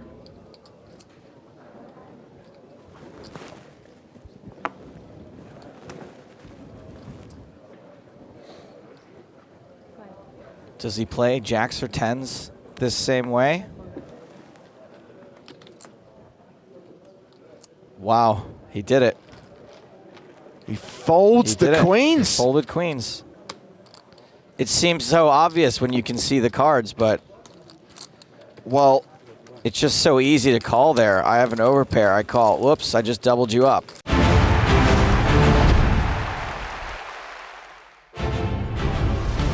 Well, this is the 2024 season of the PokerStars European Poker Tour, and we are in Cyprus. It's day 3 of the main event. 2 levels down, 3 to go. Level 18 about to get underway with the blinds at 4,000, 8,000 with an 8K big blind ante. It's James Hartigan alongside Nick Walsh. Hello, hello. Thank you for having me. Faradin Mustafov still has the tournament chip lead, but Demir Zugralin, who had a decent last level, is hot on his heels, second in chips. Both those players, Nick, 1 and 2, out of a field of 90 on the main stage at our feature table right now. Yeah, absolutely. Very exciting stuff. And we're starting to get down to some pretty reasonable pay jumps, James. Very excited to see who's going to make it out. And looking forward to more coverage directly here from Cyprus. Yeah, we are going to play 3 more levels, including this level. Tomorrow we play down to 16. Saturday we play down to 6. Sunday we play down to a champions. The same lineup on the main stage, focused on those 2 monster stacks and on former EPT champion Sebastian Malitz, who won Barcelona back in 2016. He's still a big stack with 90 bigs. Average stack right now is around 400k, so around 50 bigs. Yep, very luxury blind levels, as we like to point out. The European Poker Tour main event has very, very nice structure. Oh, there we go, sprinting to the table, trying to get back in the action. And it shows, doesn't it, James? You know, really feels like there's a lot of play here. Even if you're a shorter stack, still plenty of time to wait it out and, you know, try and pick your spots accordingly. 4K, 8K with an 8K big blind ante. First hand back from the break, and we see Damir Zugralin open with the Grafton, 10-9 suited.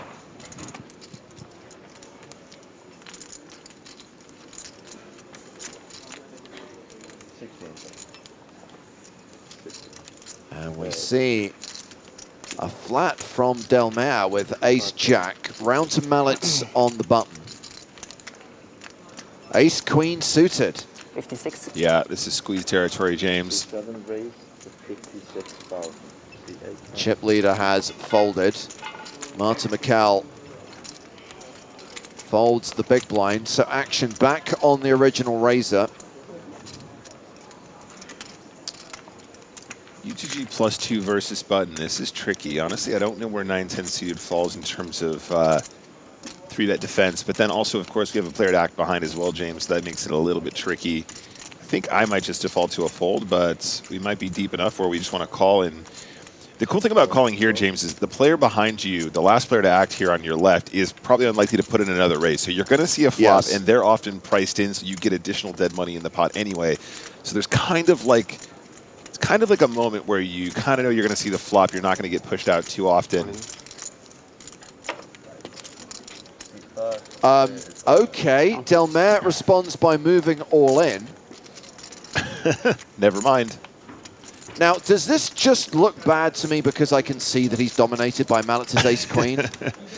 Is this actually a good move against an unknown hand squeezing from the button? Yeah, I don't know, James. This feels somewhat dissimilar to the spot where the ace-queen suited back raised into the aces that we saw earlier today.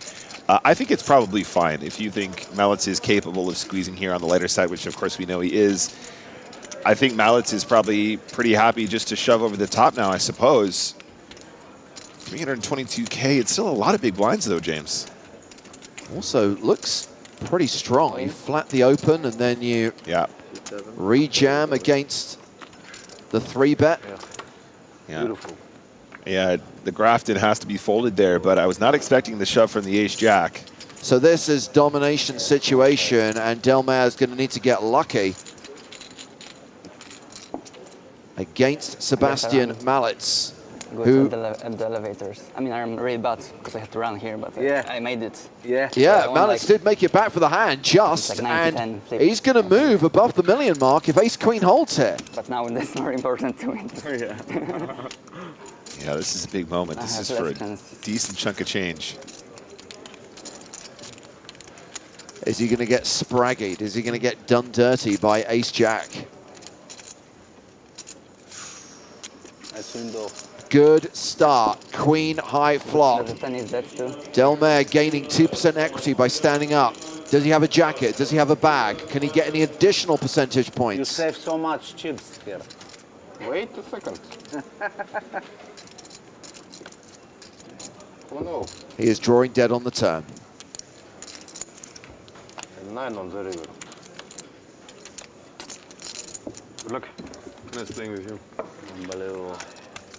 So Delmare KO'd, and Mallet's up to 1.12 million. I think he's just taken the tournament chip lead, Nick. Yeah, I mean, guys, that was a lot of big blinds at this stage in the tournament. As you said, James, what were we saying, 40 big blind average, something like that? And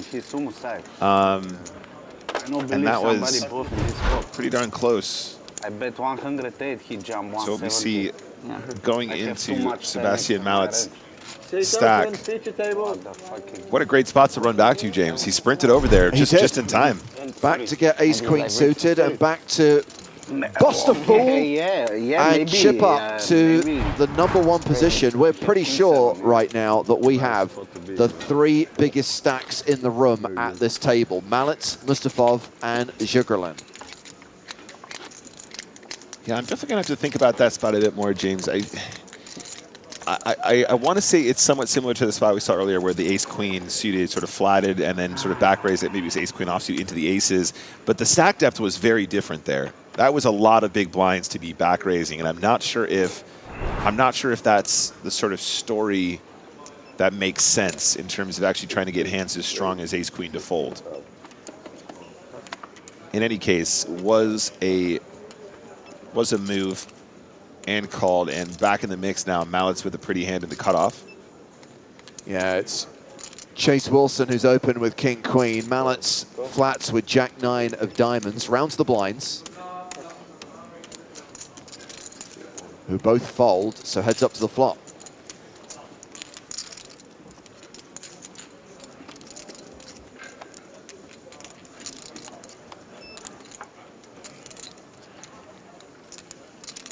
$8-7-4 with 2 strawberries.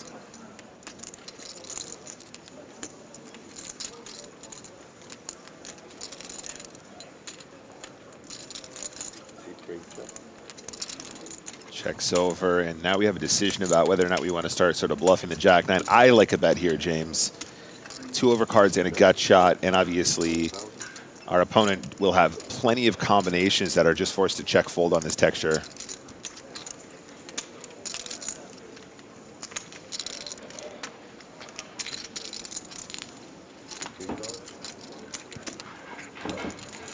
Bet of 16,000 called by Wilson.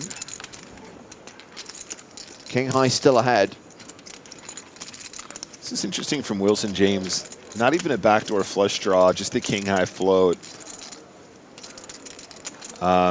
You know, are we hoping to try and make it to showdown versus an opponent that's shown some willingness to bet flop? If I'm Mallet's, I'm going for a second barrel here, and it's going to be something in the region of 50K, I guess. I think that's how I like to look at this one, but what are we thinking, Sebastian? 62,000. Wilson's demonstrated pretty good instincts so far.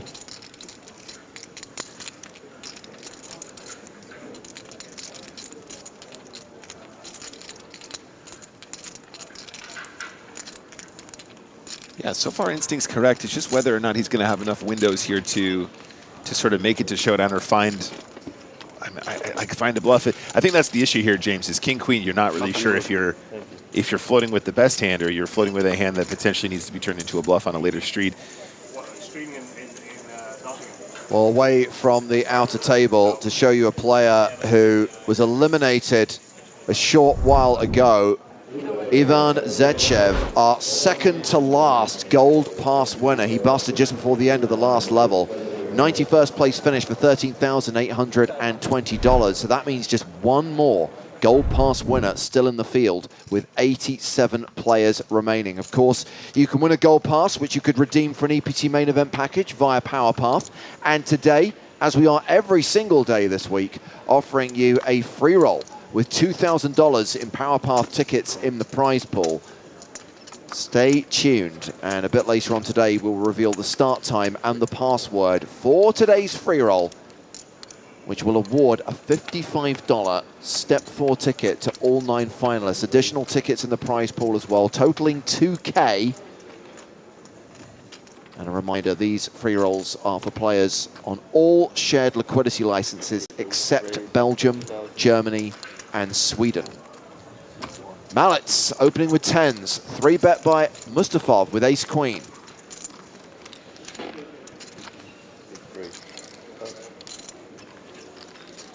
These guys are deep, deep, James, as you pointed out, some of our chip leaders in the tournament. And I think we're still in 10s defend territory, gang. I mean, when we have this many big blinds, people, it's almost impossible to make a mistake here, James, just because even if we purely set mine our 10s, which of course we know it has a greater value than that, we still have so much implied value in when we actually hit a 10 here that I think it's a very reasonable hand that we're going to want to continue with every time, pretty much any pair, in fact, at the stack depth. Well, we have a king 7 deuce flop. 10s are still ahead. What a great start to this level for Sebastian Mallets, by the way. Yeah, and I'm assuming we see a c-bet here. 40K, something like that. Oh, goes really small here. 22K into a pot of 120.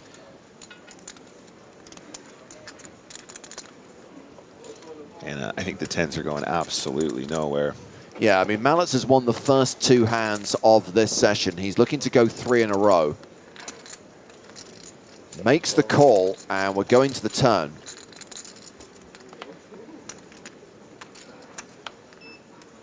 Ten still good.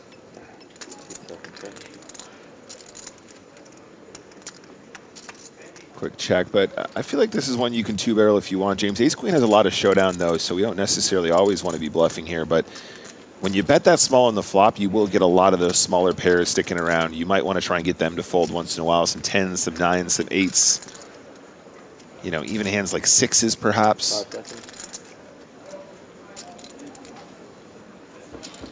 I think checking is very reasonable, though, as well. Barry Greenstein. Well, Mallets is not going to be able to make it 3 in a row. Why does this deck always have an ace on it?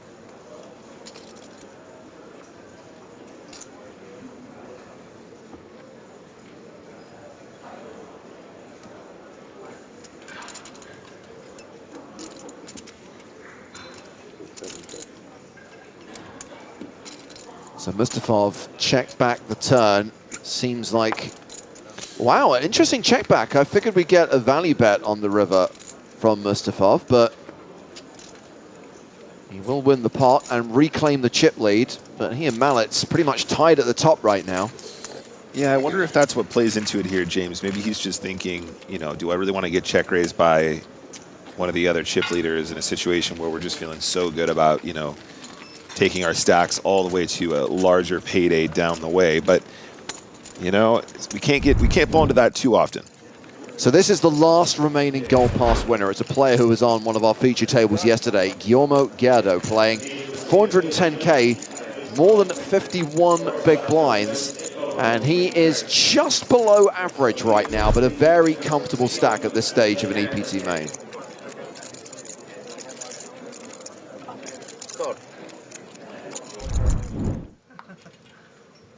A reminder that Power Path runs every day on PokerStars. You can buy in at any step bar step 4, which is a ticket-only qualifier.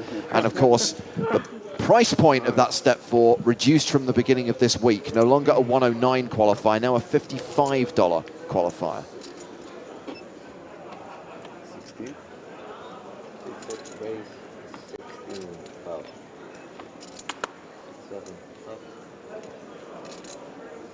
Marcus raising here with 7s.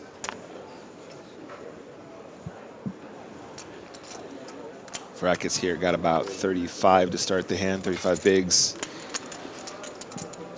Starts off with just the pure min. This might go all the way around, though. 5 seconds.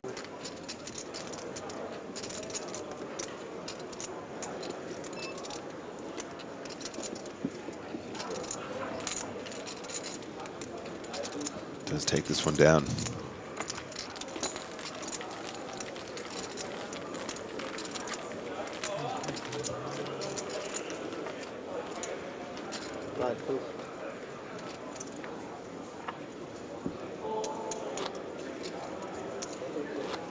Down to 86 players in the main event. Current payout $13,820. Next money jump is when we get to 71.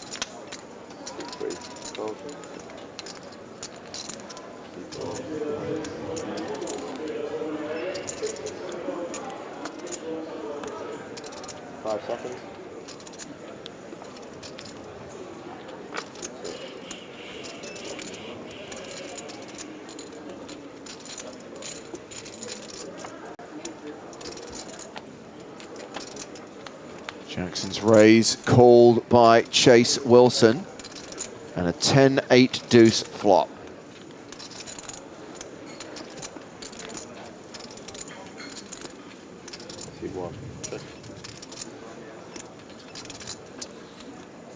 Wilson on the button here, King X something. Does decide to check as well. So let's do a little sweat with here, James. If Wilson has King 10, probably bets flop. If Wilson has Ace King, probably 3-bets pre-flop. Does Wilson have King Queen? That seems strong enough to potentially check this flop back. King Queen flat in position, check this flop. That would make sense. What other kings are they supposed to have here? Pocket Kings probably 3-betting pre as well. Prediction, King Queen, James. You ready for this? Prediction, King Queen activated. There's a very good chance this goes to showdown. And he's about to showdown King Queen. Just to be clear, you don't win anything, all right? King. That's okay. Prediction activated. James, how much do I win? It was King Jack, so you win nothing. Damn. I mean, there was no prize if you got it right. You're certainly not getting anything for getting it wrong. There's a moral victory, James. Yeah, that's right, Tom. Banned. Ban me now. Ace high wins the pot, albeit a small one.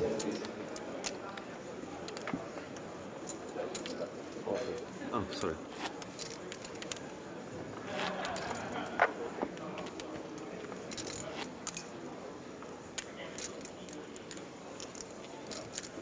Well, we've ticked down to 85 players. Yellow Hannah has a good point. The queen is blocked, but as we all know, blockers aren't real.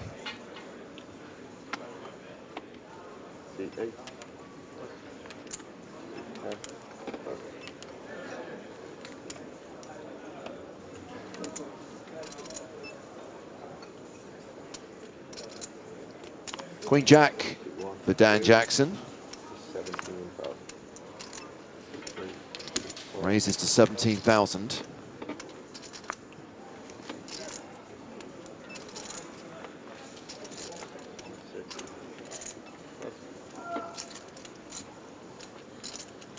And Mallets with the dominating hand. King Jack defends, and we go heads up to the flop.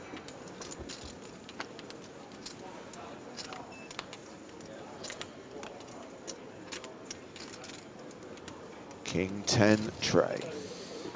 Absolutely not rotationed, but King Jack still has some sweat here. The straight draw for the Queen Jack.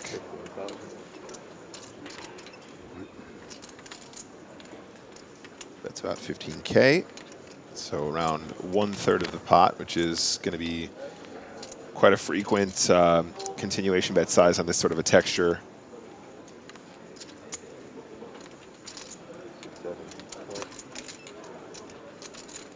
$15,000 called. Queen on the turn.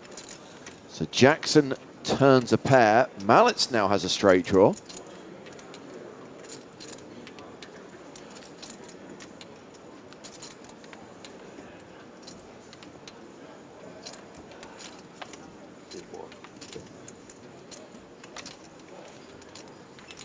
Three of diamonds on the river, pairs the board. Well, this board is straighty, it is flushy, it is paired. It's a straighty, flushy, paired board. Yeah, King Jack's got to go for some value, though, I think. Plenty of hands that call a bet here. What's the size, though? 51,000.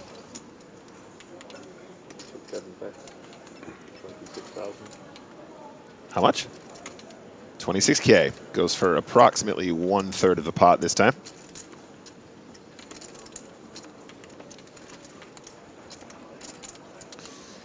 And honestly, I would struggle to fold a Queen Jack here. I think this size does feel like perhaps it's sort of a more of a blocker bet size. Ooh, nice work though. Gets away from it. Not too shabby. Mallets and Mustafov tied for the chip lead right now. Around 140 big blinds each.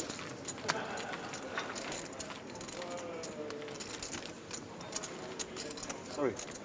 Can you play some service, please? There's a look at our feature table chip counts. 1.14 million up top. Mustafov looking good. Wilson, 246K. Still 30 big blinds though, James. Yeah, no short stacks at this table. No danger zones. Got a good question in the chat here for you, James. Ceylan Mayer says, what actually happened with James and Nick plays MTTs live on stream? Let me answer that question for you. James big time me. We had so much fun. That is not true. We had true. so much fun on that first stream. Correct. We were having a great time. And now he lives this jet set, fast and furious lifestyle. I just can't keep up with him. He doesn't have time for us anymore, Chad. Okay. The traveling part is true. I don't consider that big timing. If I were spending significant amounts of time in a place in the world where I could play on PokerStars, I would happily join you for a dual stream. No, I know that's true. That was a lot of fun, though. I would like to revisit that if we find more time in the future, but it is tricky. I mean, he's usually on his private jet somewhere when the connection's not good enough to stream. But you know.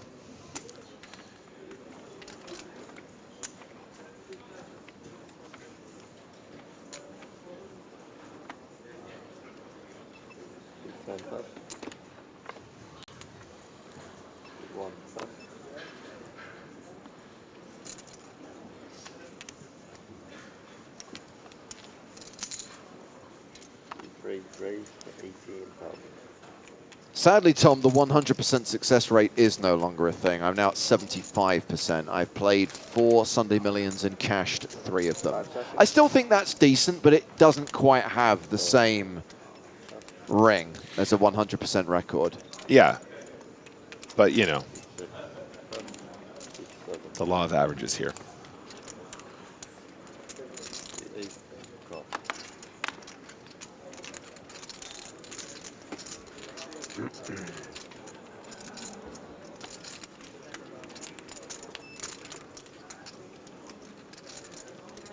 $8-7 versus 6-4 going to the flop.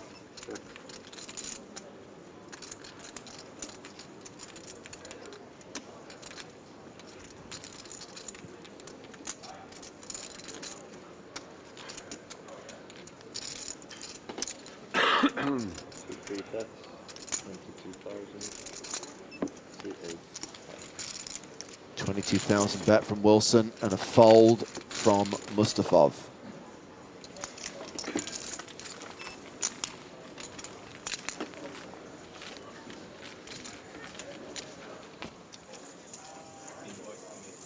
As we track across the room and see all remaining tables in the EPT Cyprus main event. 83 players still in contention for the trophy and $1 million first prize. That is quite the camera rig setup there, James. It's like a triple DSLR scenario.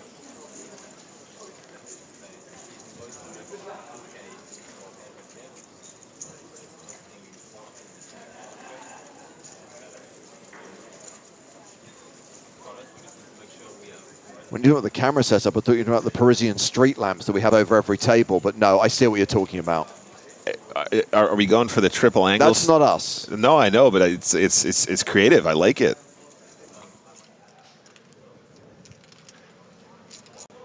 It's one way to do it. Are they filming poker and bullet time? Are they doing the whole kind of like, you know, when the cards get folded, you spin around the table? That's what it looks like. Because not being funny, that is so played. That is so early 2000s ripping off the Matrix. That was the Matrix. Yeah, that's right.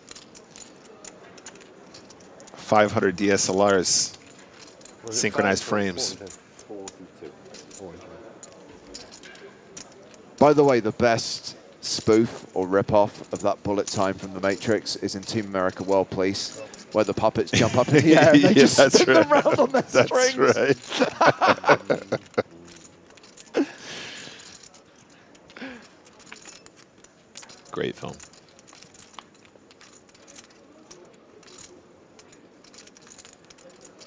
A King 7-4 flop.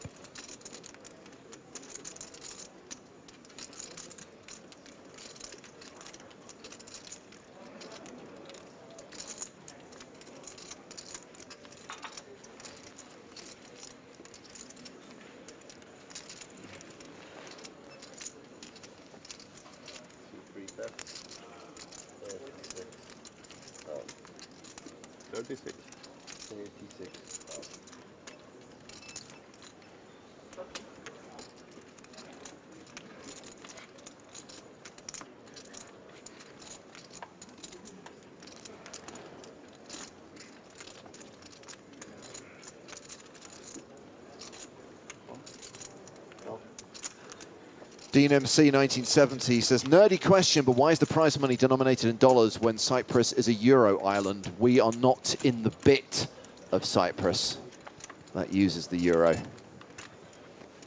That's right. Local currency is Turkish lira. And the casino plays in USD. That's right. It's just a little bit more easy to trade here.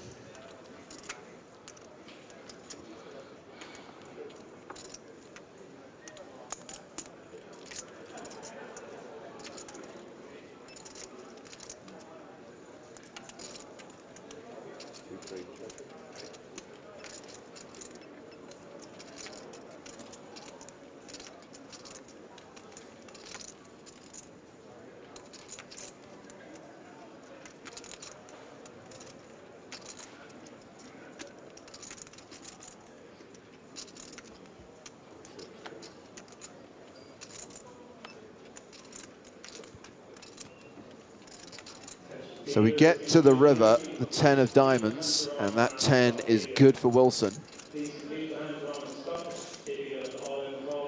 Yeah, looks like he's reaching for chips now, too. Rough one here for Vrakas. I kind of think I end up playing the hand similarly. If you bet turn and you get called, you're kind of feeling like obliged to continue bluffing when you don't really need to, when you're going to have the best hand a lot of the time. What's this river bet now? 48K. Whew. So that was 48K into a pot of 176.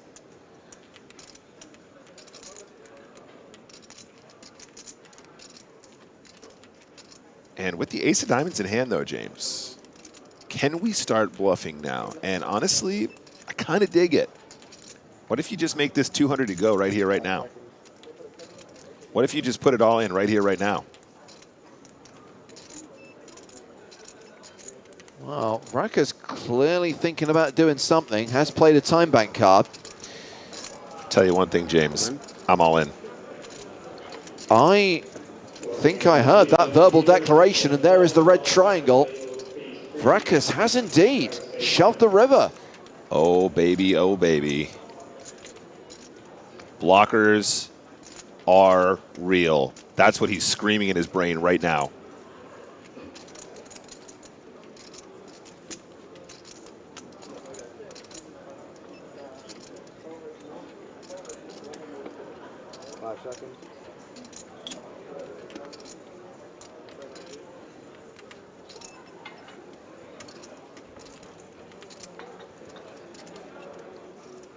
So it's all into call for Chase Wilson.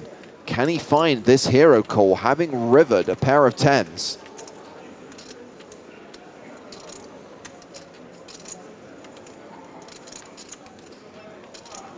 I love how the chat's already saying bad bluff, and they haven't even seen the outcome of the hand yet. Terrible bluff, James. Just terrible. Right now, the prospect of Chat Pro Saturday is not looking good. Guys, you are really, really going to have to pull it out the bag tomorrow. Tomorrow, I want to see the chat on fire across both platforms. And as I said, we've got to get the idiocy-ometer down below 20%. It's tracking too high right now. All right. Hey, guys, can we get some claps in the chat for that maneuver? That was absolutely stellar poker. Beautiful use of the ace of diamonds blocker. Power poker. To all of you out there who said that was a bad bluff, I don't know what you are talking about. I think you have King Kong. King Kong? King Kong. It's in the range for sure. Yes, but he would never play King Queen like that, so. No, King Kong would be pocket kings. Ah. Thought he said King Queen. King Kong. I see. I see. Pocket kings. That would make more sense. Correct. It is a nickname given to that hand. But also might be concerned about diamonds. Doesn't necessarily shove with top set there. Also probably plays it differently on the streets before, but fair play. Nice hand. Monovan says King Thong. That thong, the thong, thong, thong.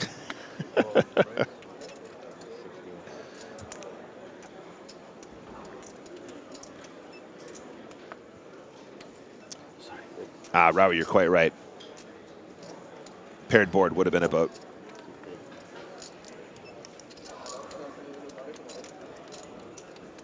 Zugrelin is opened with ace-queen. Mikkel in the small blind with ace-jack. Quite right, chat. Thank you. Looks like she has called from the small blind.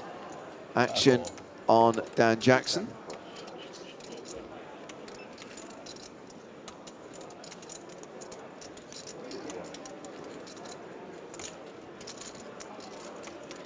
Three-way to the flop. I said call before. You told me 5 seconds and I said call. Well then, I don't know. Did anyone hear? I think you said call. Yeah. Right? I'll say it louder, but I mean... Okay. If you heard it, it's fine, right? Yeah. I didn't recognize Yeah, I'm not paying so attention. I'm not seeing. So the issue there is that Marta said call before putting the chips out. The dealer didn't hear her say call, so only recognized her call when the chips went out and felt that she owed a time bank card. I see. Other players are backing her and saying they heard her say the word call, so on this occasion she is not being charged a time bank card for going over 15 seconds. Yeah, I like this, James. I think if the rules are being honored, I think in the spirit of the game, if everyone thinks that they heard call, then I think that's fine, isn't it? Don't want to enforce rules for the sake of it if everyone feels like it's being played fairly. Meanwhile, everyone's flopped something. We've got Zugrelin with top pair, top kicker, Mikkel with second pair, top kicker, and Jackson with the heart draw. Zugrelin has continued for 18,000.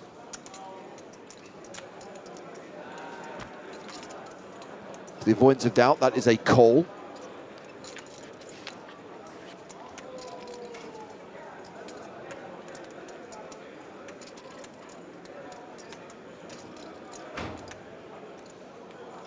I do think the dealer would find it easier to hear the players if he didn't insist on listening to the best of Simply Red while working at the feature table. Absolutely. The sick beats of Fairground were pounding in his left ear.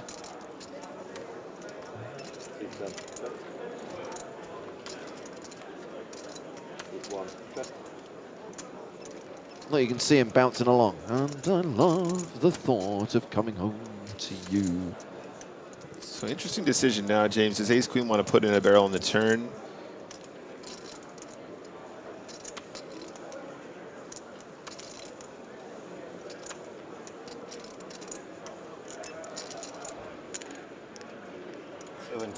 As our French colleagues would say, Nicholas, second bow. Second bow. That's right, yeah, and I think this is think given the pre-flop action and the positions we're discussing, I think 2 barrels here is really cute. It does take it down. Nice work.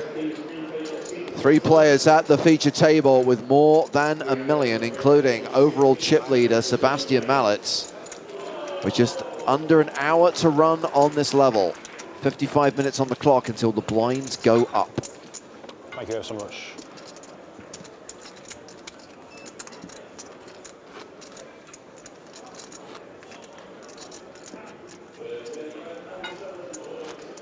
One more cold water, right? Thank you.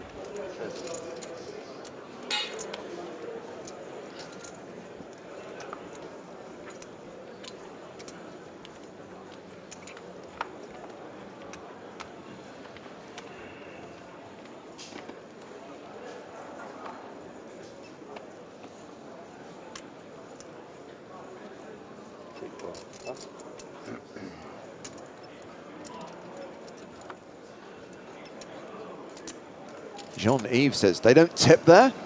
This ain't Casino Royale. You don't tip with tournament chips with no cash value.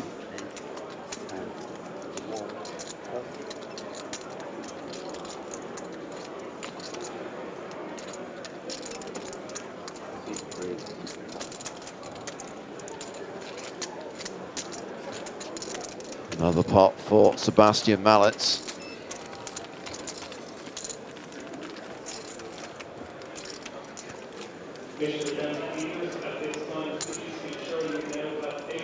That's right, guys. Tipping in tournaments usually occurs at the end of the tournaments. One does not tip during a tournament play.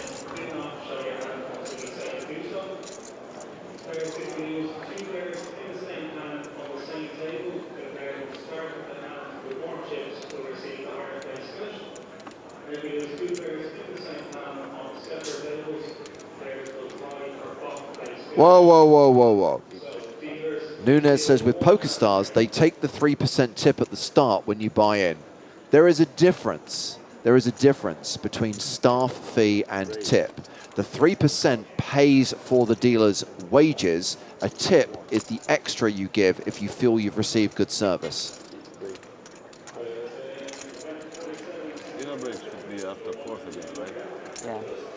You could argue, when you go for a meal, that the cost of the serving staff was included in the cost of the meal, whether that's 3%, 5%, Sure. 10% of the total you paid. A tip is a gratuity. That's absolutely correct.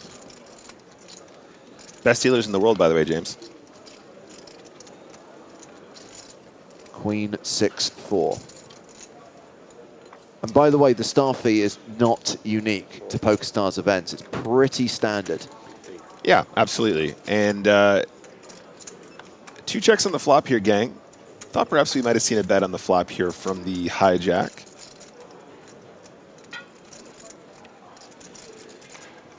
I would be concerned, James, if my opponent was not betting Queen 6-4, I'd be real concerned because this is one we're going to bluff very aggressively. So the checks becomes quite a lot of strong showdown when we've got sort of 9 high, no hand, no draw.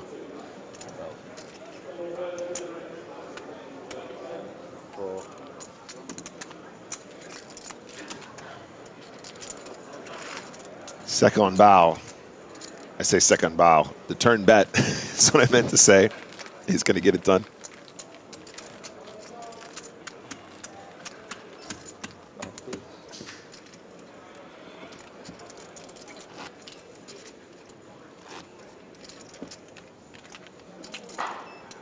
No, this Irish lad, staff fee is different to the registration fee. Registration fee, in this example, the main event, where the buy-in is $5,300, is the $300 is the registration fee. The staff fee is 3% of the total prize pool, which is generated from the $5,000 buy-in. Hardetaka was asking about my thoughts on Jackson wearing his hoodie backwards. Yeah, I think it's fine. He can do whatever he wants.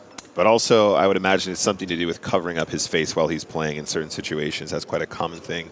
You'll notice people wearing buffs, James. You'll notice people wearing scarves or funnel neck hoodies. just a little bit more material to cover up your face while you're playing, try and cover some tells. It's a comfort blanket as well, really. Some people just like to do a certain thing when they play, and that if that works for you and it gets the job done, just do it.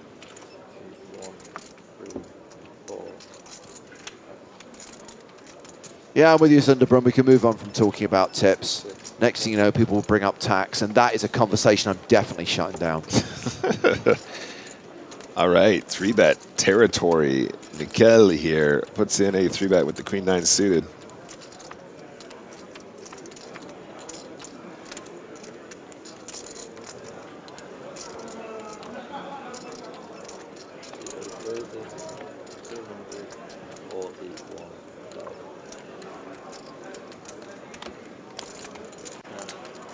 Oh, the 4-bet.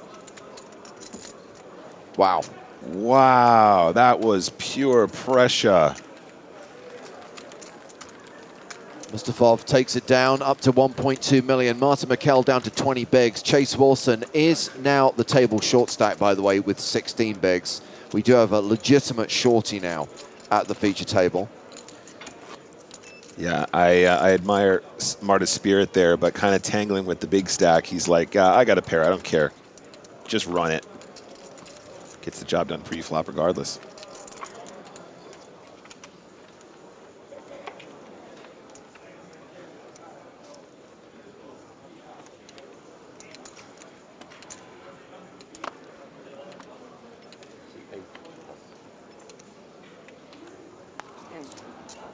All right, so the heart rewarded straight off the bat. UTG +1, Mikel aces.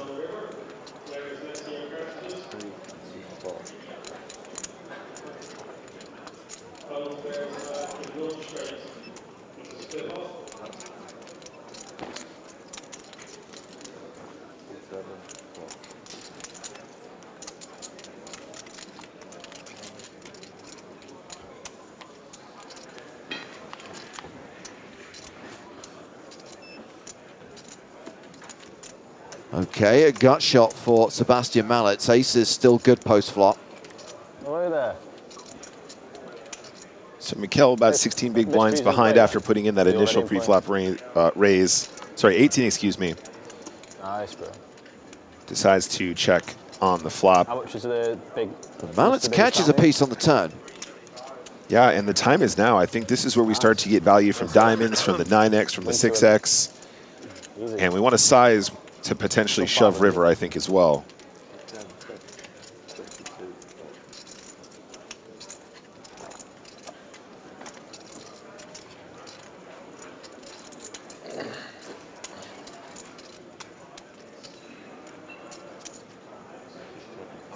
And there's the call, of course. Can't be letting go just yet. What's on the river?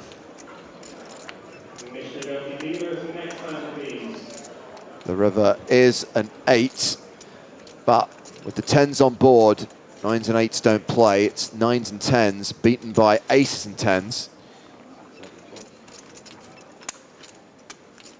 And then the question is Marta concerned about some 7X in there? Would a 7 really check this river and allow Marta to get away with a check as well? Give it some thought here, because I do think a trap 7 is going to be somewhat unlikely given that action so far. Might still try and find value from the 9X, 8X, 6X.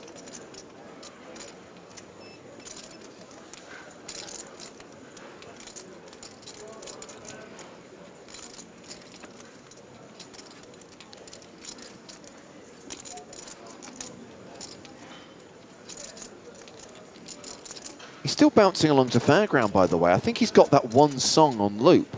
He has the entire Simply Red back catalogue available to him, but he's just listening to that one song over and over and over.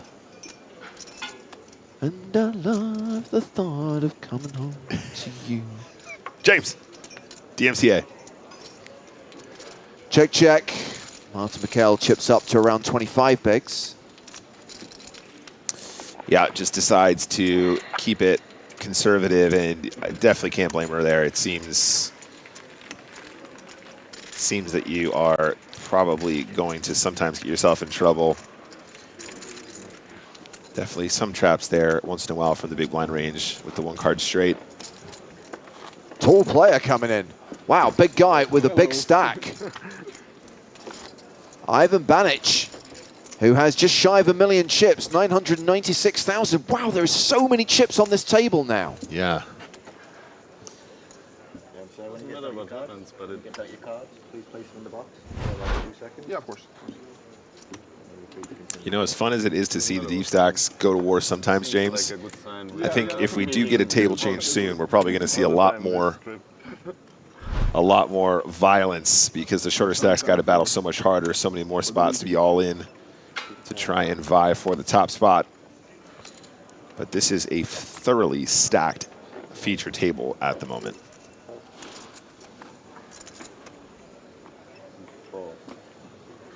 Yeah.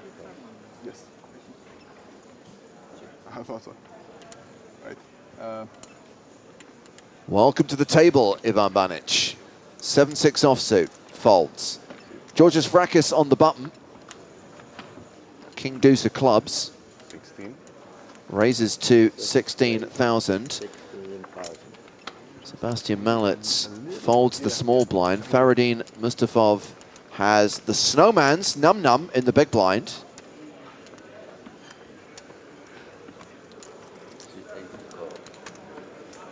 So Vrakis here, 48 big blinds after putting in the raise on the button. Pocket Eights just decides to keep it chill. Covering, of course. Oh, wow. Car crash alert. We have got a set versus a flush draw.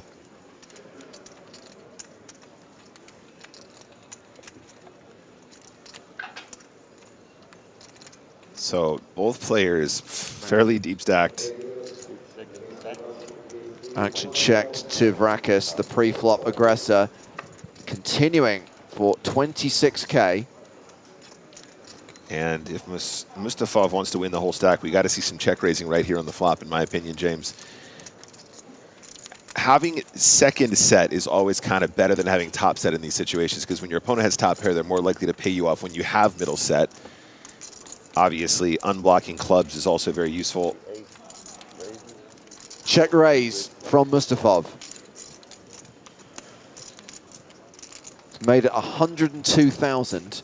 Vrakis with 365K behind. So, James, like I said, we are quite deep going into this hand. And with a hand like King Deuce of Clubs, I really, really hope we don't see a raise again here on the flop. I really hope we just see a call. Oh. This is really reactivating the action in a way that is not favorable for a hand that has so much equity in position and the power of position as well, James. So Vrakis makes the call and pairs his deuce on the turn.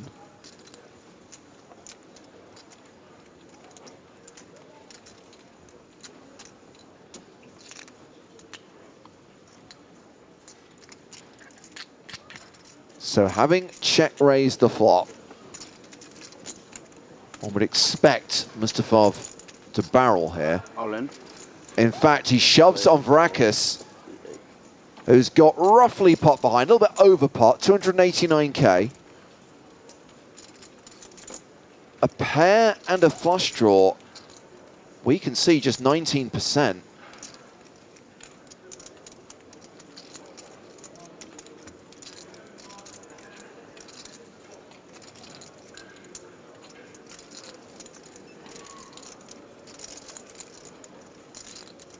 Seconds.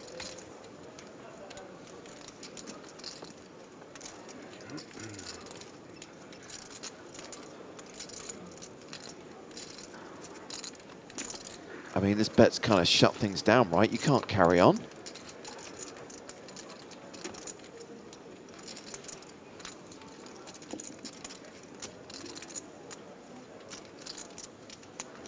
You would imagine so, James. 5 seconds. Wow, Vrakis calls all in. And is going to need to hit a miracle river card. Very surprised. He calls it off on a draw. Yeah. Just 8 outs.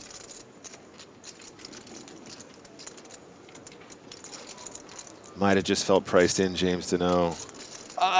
He's not. But it was a large gamble indeed. This is a huge pot. 826,000. This is absolutely massive, yeah. River card. Here's a brick. And that will see. Georgios Vrakas eliminated. Out in 76th place. And we now have a monster chip leader, Faradin Mustafov, over 1.6 million. He's playing more than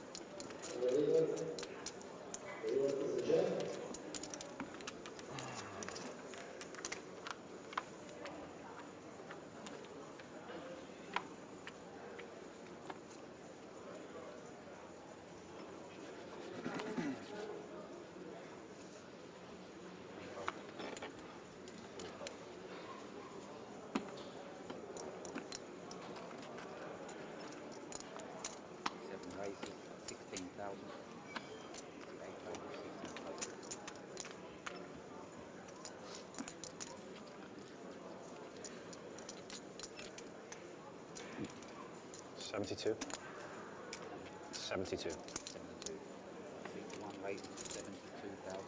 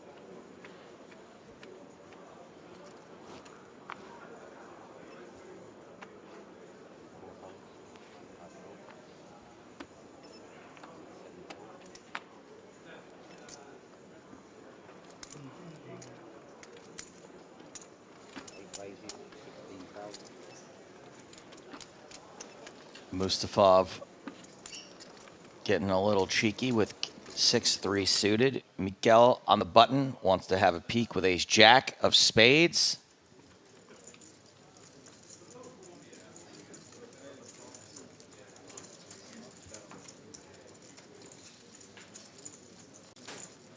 Wilson deciding what to do here. Is going to shove the fives. Okie dokie. That is allowed.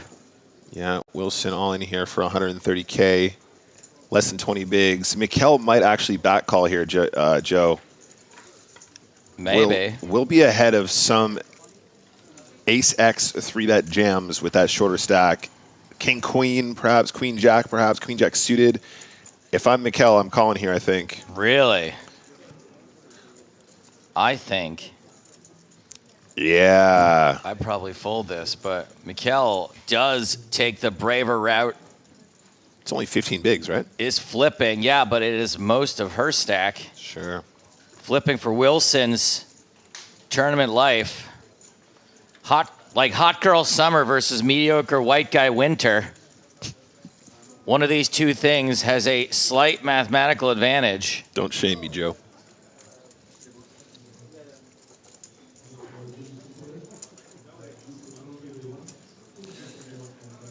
And fives are holding thus far. Not a spade in sight.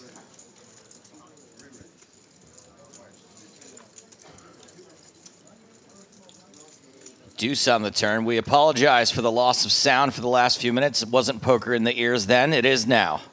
Poker is back in the ears. As Mikkel has 6 outs. Connects with none of them. That's a double up for Wilson. And now Martin Mikkel will be shorter than Chase Wilson started that hand. That's right. 9 big blinds now for Martin Mikkel. And fair play, fair dues, fair fight. I think I like the play from both players, though. It seems very reasonable stuff. Just got to win those flips in tournaments.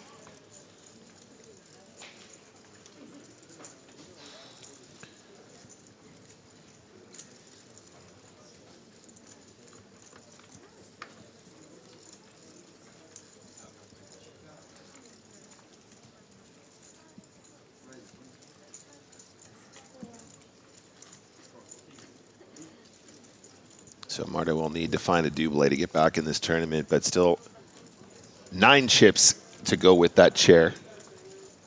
9 bets, 9 big blinds. Easy enough stack to play, I guess. Yeah. And with the luxury blind levels we have here in the main events, still an opportunity, or many opportunities to come. There you go. Those of you asking about Seat 1 wearing his hoodie backwards, looks like it is going to be for masking facial tells. So you can see there from the wide shot.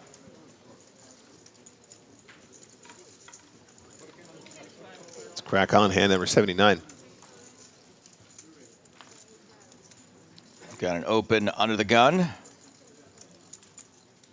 from Ivan Banic.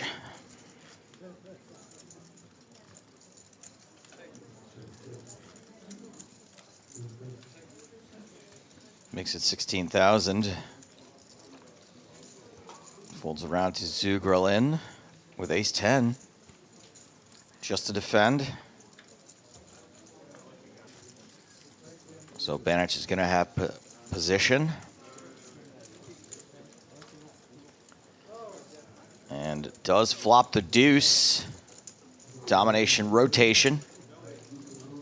Shouldn't even really count as domination rotation in a case like this. How are you supposed to know? How are you supposed to know that you're like, I got my kicker and they didn't? Well, now you know. Now you're feeling pretty good. Yeah. And now suddenly feeling like you're going to be doing all right.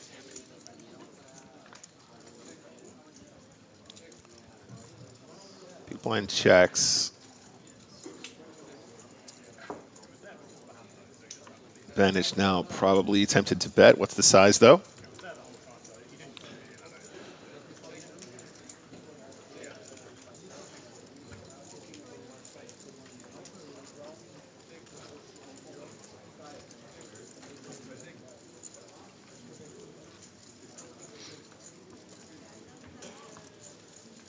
gonna stick around for the river. 19% equity, not the worst. 4 not helpful. Yeah, and I suppose when you have ace deuce, you're probably thinking you're going to be targeting more 9x, 6x, deuce x on the river. So I don't know how big we're supposed to go. Like, your opponent isn't going to have an ace as often as you might like because you, of course, have an ace in your hand to go with the one on the board. Just 2 left in the deck. However, if they're going to hero call you with a 9 or a 6, what's the size that they're most likely to call? That's kind of what we're thinking in this situation. Does anybody use the phrase aces up anymore? Sure. I love that. I like aces up. 73,000 to bet with aces up. Yeah, it's really hard to fold this hand, though. Ace 10 is just going to be winning way too often.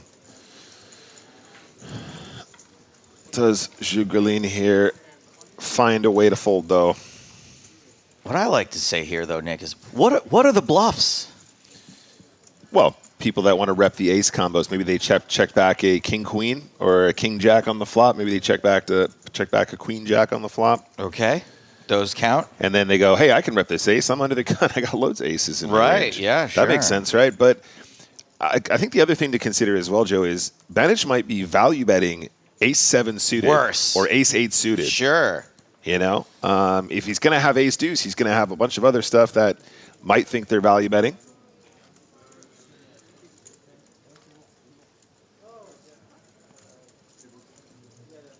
I think you just side call here.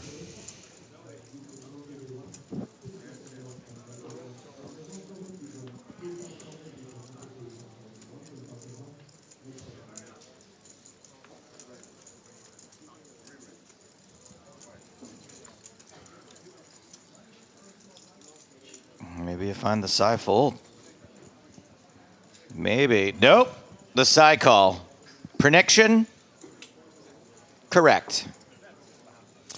Yeah, bummer. I don't really think this is a case of like, you know, this is a bad call. Like, you know, he can get away. I think it's just a spot where you kind of just call. I don't think there's really too much science in it. I think you're just gonna have the best hand way too often, and I think versus range, you probably will just turn up with the best hand a lot.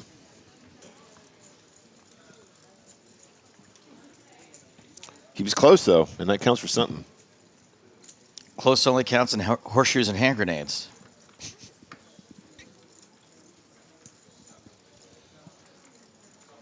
Do you ever play horseshoes like the American like bar game? Go at the back and throw the horseshoes. That's what I'm talking about. Now, we still apologize for the lack of sound. We do have an all-in with Lucian Cohen. And we found things on the flop where Lucian had flopped a set of kings. And got it in against an open-ended straight draw. Lucian filled up on the river. Has the stream been mute for the last 20 minutes just to avoid having to hear what he's saying here? Was that the... They were muting it in anticipation of Ratman.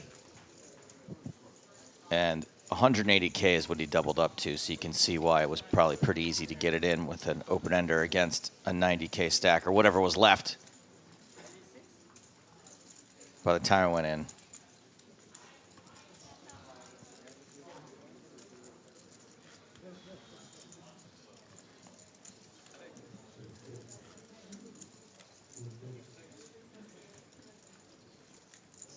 Back up to the main stage.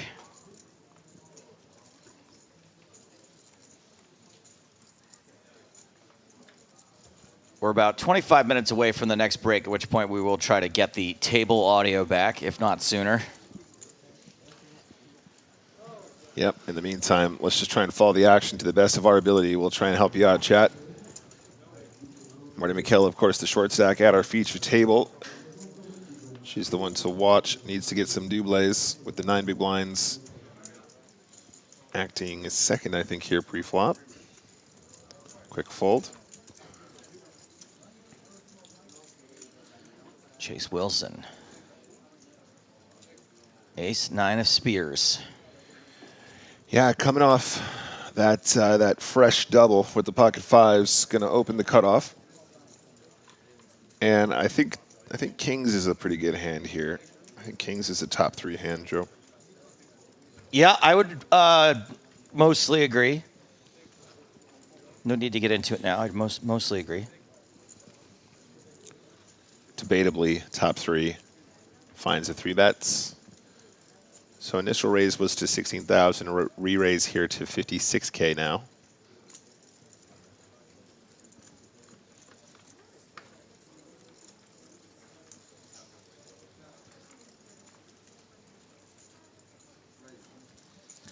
Just lets it go.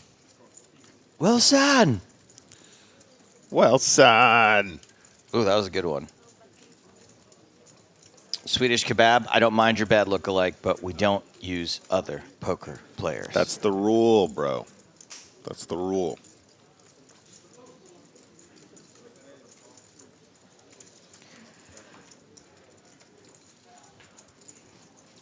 Ooh, Rick on YouTube says, I do think this is the time to announce Chat Pro Saturday. I don't think we've had a Chat Pro Saturday in months. Yeah, at least like 4 APTs. James has been canceling them left and right. Absolutely.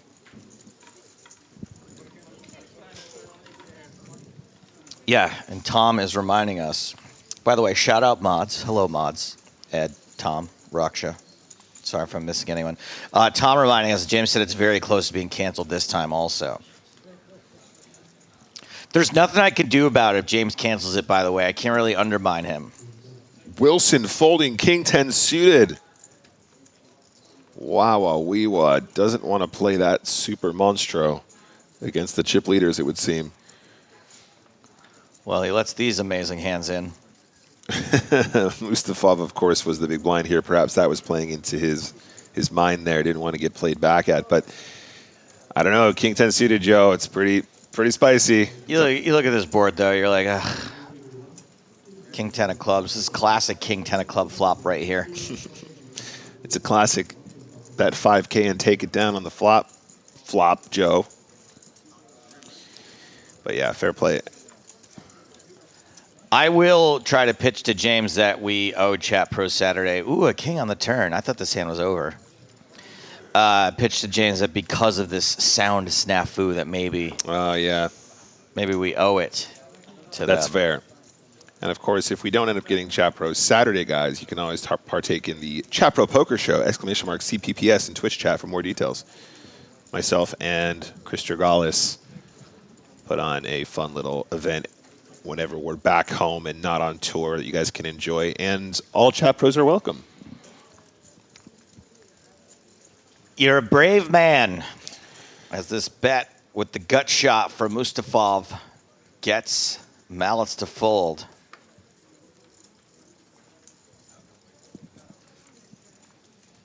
Now, is the goal of the Chat Pro Poker Show to embarrass Chat Pros or no? To embrace Chat Pros? It's the exact opposite. Wow. Anything that's said in chat is fully embraced. Any play that is considered bad but is considered good by the player who played it is maybe the best play we've ever seen on stream. But really, it's more of an opportunity for the Chat Pros to actually play. And the interesting thing is, Joe, How do they do? So very well, actually. This is the point. What? So what we do is people that come to the stream will say, hey, that's me on screen. Can you label me as a Chat Pro? So we label them as a Chat Pro. And that way we know who's joining us on stream, who's actually in the tournament as well, right? Oh, and okay. We have not had a single final table since we launched the Chat Pro Poker Show that did not have at least 2 Chat Pros make it. I don't want to pick apart this whole format, but you're saying in a show called the Chat Pro Poker Show, yes, in which Chat Pros are encouraged to play, yes, and make up a majority of the field. Well, they don't. That's the thing, because some players just register because they see it in the client, but they're not actually joining us on Twitch, and therefore do not make the cut for real Chat Pros. Okay. So people that actually are in Twitch chat who are real Chat Pros who are labeled. So you always get one at the final table? At least one, yes. That's pretty cool. Like, all right. I would say at this point, now that we've done 13 or 14 of them, Tom, how many have we done so far? Something like 13 episodes. We've have maybe a third of the field actually labeled as people that have joined us on stream and in the chat. And I'm sorry. One more question. What is like the total field size? 500 cap. So you're getting 500. Yeah. In fact, people. there's more than 500 people that want to play, but we're capping every week. Wow. Okay. Yeah. That's pretty neat. I'll Yeah. give you that. It's more impressive than I thought it was at first. Right there. Wow. Okay. Wilson flops bottom set of jacks. Mustafov flops a very dicey top pair with 1% of the equity three ways. Somehow 7-9 is doing better.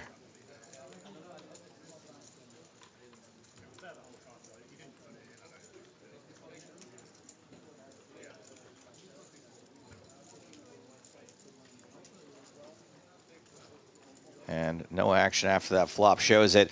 Tobias on YouTube writes in to say the correct pronunciation of mallets is mallets. What's the correct pronunciation of YOUREBANNED? What's the correct pronunciation of that? Shorband. I'll take it. It depends which country.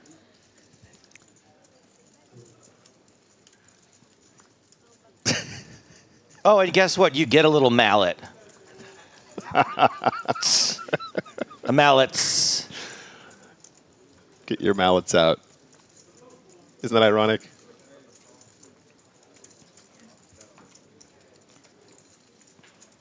A little bop for you. Marta McKell, the shortest stack, now down to 5 big blinds in the small blind here. So if she doesn't play, at least she's got a whole other orbit before she has to put more chips in. She's got position coming up. In fact, right now probably would be a good spot pre-flop, except for the pocket queens of Chase Wilson.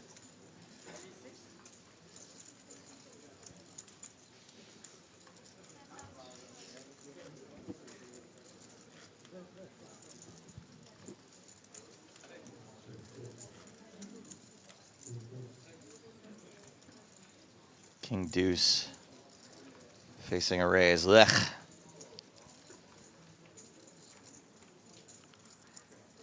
And that's going to be, a call from Jackson. All right.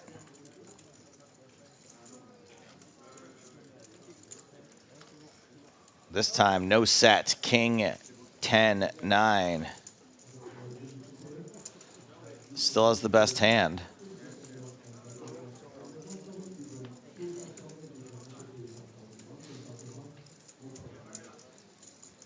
And the C-bet gets a snap fold.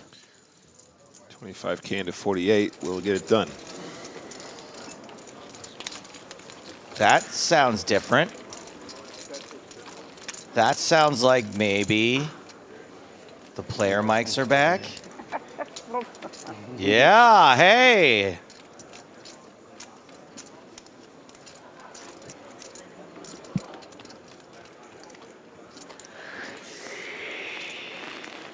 We can hear the yawning. Thank God.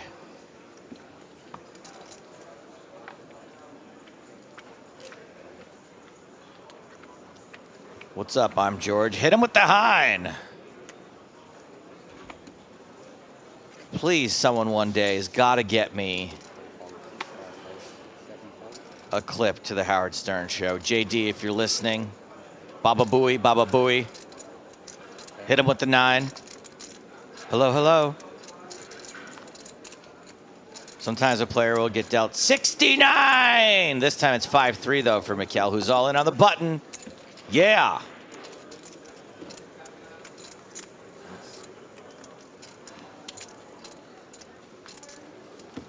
Nine.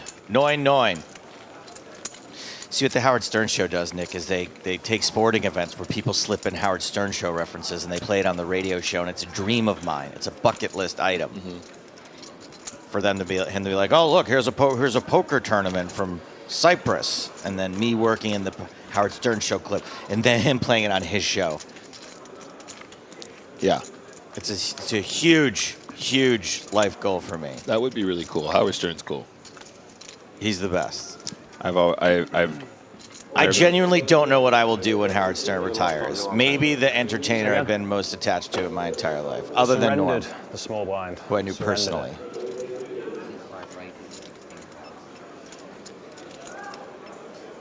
Banich 10-9 suited.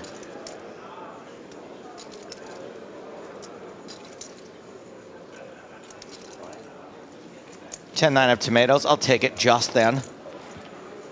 Mallets folds the dominated suited 9. So she's got a decisione. Sporting a timepiece as well. Looks like a Hublot. Oh, James isn't a Hublot guy, is he? No, he's not a fan of the Hublot brand.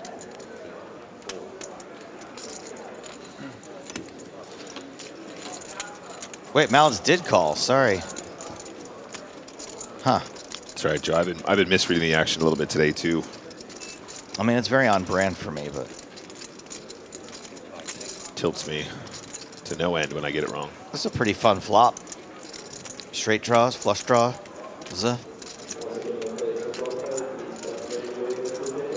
Yeah, actually, this might get a little bit spicy, Joe.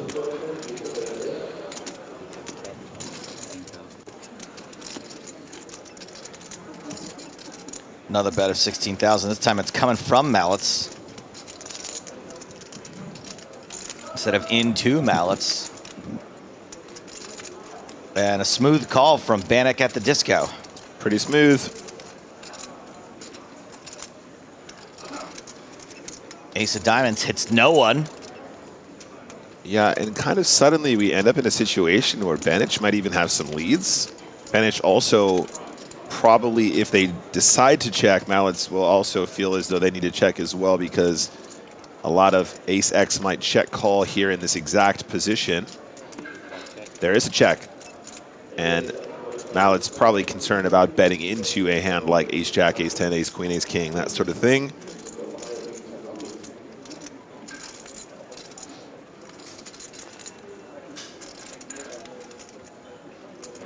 Does slow it down as expected. Check, check to the river. Jack of clubs. Yeah, now I think Banich can find a bluff quite often, guys.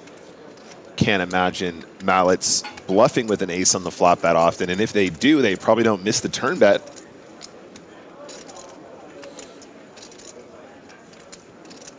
Perhaps, you know, ace 10 of hearts or something might be played this way if you are in Mallet's position.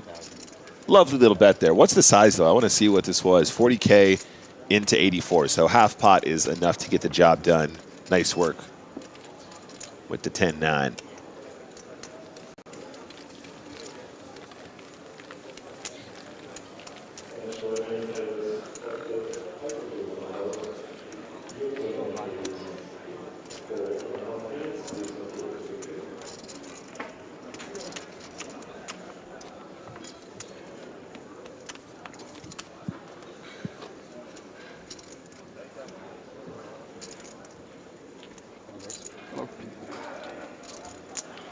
And we have got a new player. Not a new player, but a player we've seen before coming to the table for the first time again today. Panagiotis Economitis. Panagiotis Economitis. Only 23 big blinds. Mallets with the super secret artisanal sourdough. Ace 5. Mikel ain't gonna like 9-5. Panagiotis Oikonomidis. Oikonomidis. That sounds right to me. Any Greeks out there? Yeah, they were not happy yesterday. Panagiotis Oikonomidis. They were saying it's ek, but who knows if you can trust them. By them, I mean the people in the audience, not Greeks in general. I'm going to stop talking now. Just say heads up to the flop. King 8-6. Pair of sixes for Banich.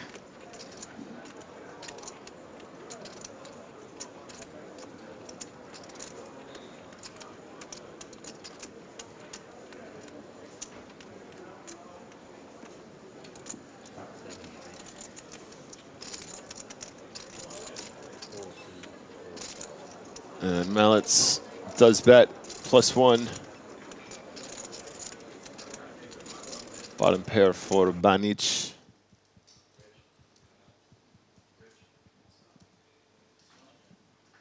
Things got a little quiet again. Is it all of us or just the table? Things got tense. Are we still there? Oh, clicky clacky, the chips is back. Bet and a take it. We're all gun shy now. Mallet's still third in chips at the table with just 138 big blinds. I mean, does this happen very often where we've got one player with 200 bigs, 3 players with over 100 bigs after that? It seems to be like a pretty thick table, pretty deep. Definitely a thick table. Lots of deep stacks here. Only 9-ish minutes left before the break. Are we changing tables after the break, Joe? That's a great question, Nick. We are. We are changing tables after the break. Ooh. Thank you for asking it. Well, like I said, it's not that I'm not enjoying watching this table, but when you got so many deep stacks here, we're not going to see too many Busterinos. We're not going to see so much blood. And sometimes you just got to give the people what they want. They're here in the arena of poker. They're here to watch these gladiators take each other out. And it's not happening when these guys are this deep. It takes a real cooler sometimes for that to happen. Ace-queen suited. That's right. For Action Jackson.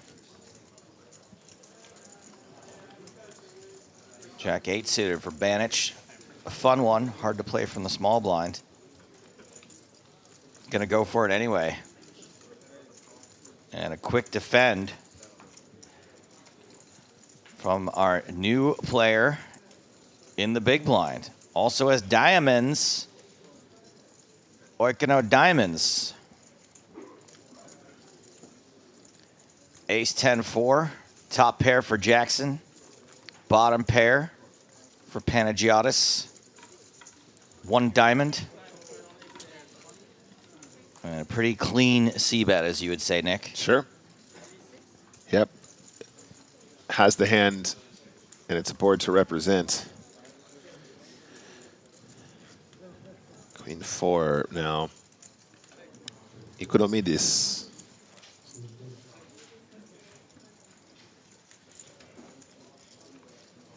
$15,000 is the c-bet called by Panagiotis. 7 of spades on the turn. So the spade's obviously a bit of a concern probably for Jackson.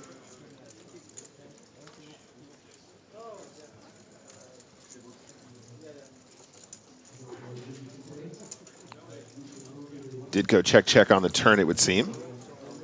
Oh, wait a second. Yep. Was check, check. River, Jack of spades. Neither player with the flush. But Economidis with the opportunity to represent. Doesn't have to bet big here to make it believable. Maybe even just like 40K, maybe even less might work. Is that 30-something? 32?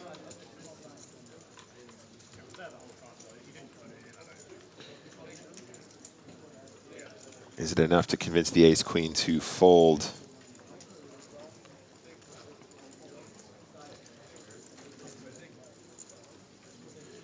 Looks like it might have been a raise, in fact.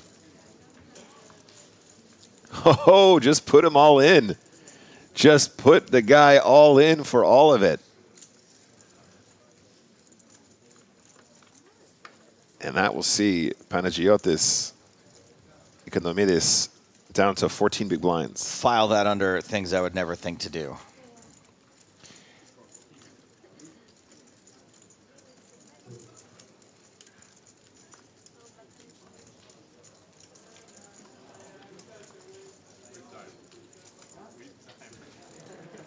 No messing around.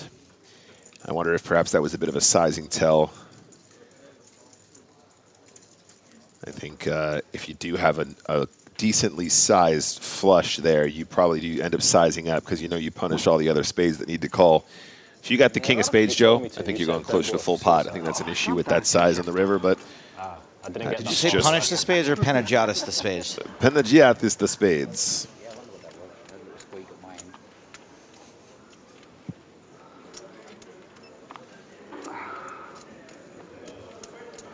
10-8. Not going to happen for Mikel. Those blinds coming back around.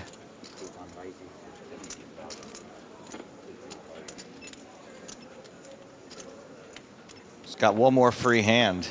Then more or less is going to be all in the big one.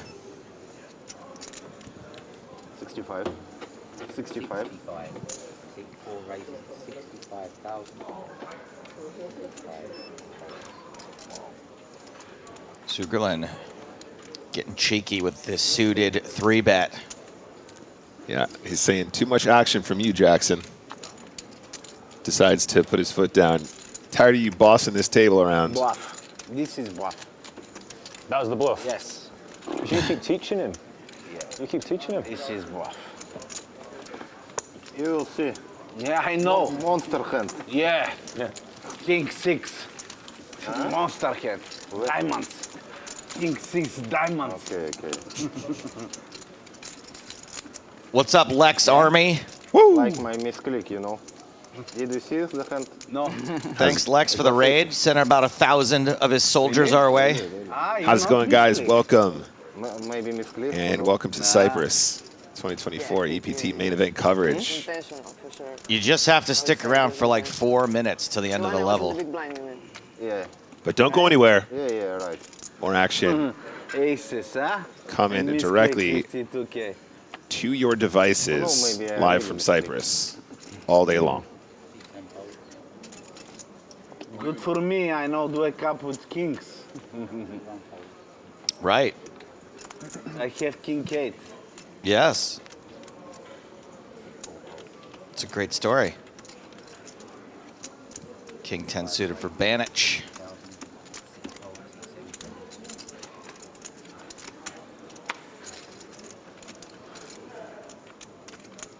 Oh my goodness, after goofing around about waking up with kings, someone is waking up with aces.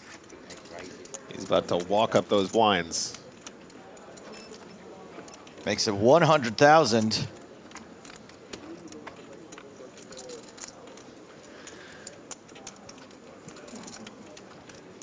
Banich is going to see a flop regardless. So, Joe, just a reminder here, this was an open to 20 and then a 3-bet to 100K. And I think this might be a symptom of the fact that they are deeper stacked to start the hand, right? We're going to size up our 3-bets to try and build pots against our opponents when we're very, very deep, especially when you think this is a tournament. All the chat pros who think that re-raise was too big, I would like you to sign up for Nick's show. Because it seems like Mustafov got a fair bit of value out of that raise pre-flop. Look, the first things first, guys. The 3-bet needs to be larger because he is out of position. This is cut off first big blind. This is bluff. You can size up once again. Bluff, guys. Hey, it shows the aces there. You can size up even more because you're Nice deeper bluff, stacked. Story checks out. This is good poker. This is textbook. Bluff. Everybody thinking I'm bluffing.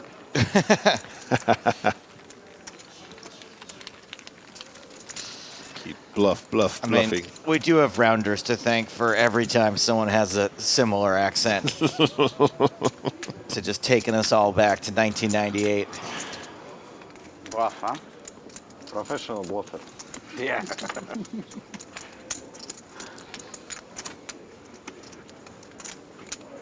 Very cute. You Mustafa bluff. Mustafa bluff. The V ruins it.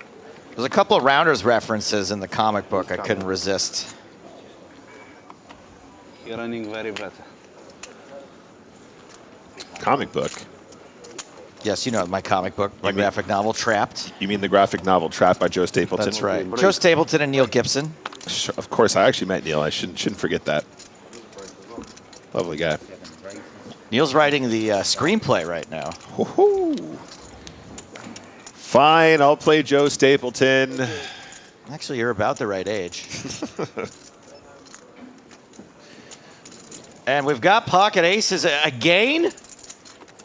120. Mustafa aces once more. Everyone always thinks I'm bluffing. This time goes from 24,000 to 120,000, so I guess still a 5Xer. And he's trying to put a 5 into Malitz's head. 5, 5, 5. 5X, pocket fives, 5 on the flop. Malitz needs to call. We're way too deep to be given up here. But what about break? No! Aha! Where's the set mine? Mustafov furious at that fold. 2 in a row. Yeah. I could hit and double, no? Yeah, I know. But you too big. Yeah, but I want to. Rabbit That's hunt. why it's too big. Come on, rabbit hunt, one time.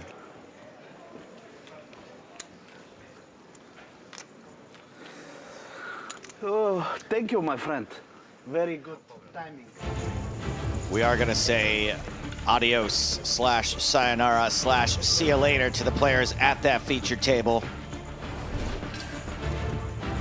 We're not going to see what happens to Marta Mikkel and her 4 big blind stack. We're not going to see what happens to Panagiotis Ekonomidis with that 11 big blind stack. Everyone else fairly healthy, fairly safe for the time being, especially the 3 players with over 100 big blinds. But we are saying, as I said, see you later to this table and bring in the Rat Man, Lucian Cohen, to the featured table. We'll also be joined when we get back by Sam Grafton in the booth. So don't go anywhere. More from EPT Cyprus 2024 when we return.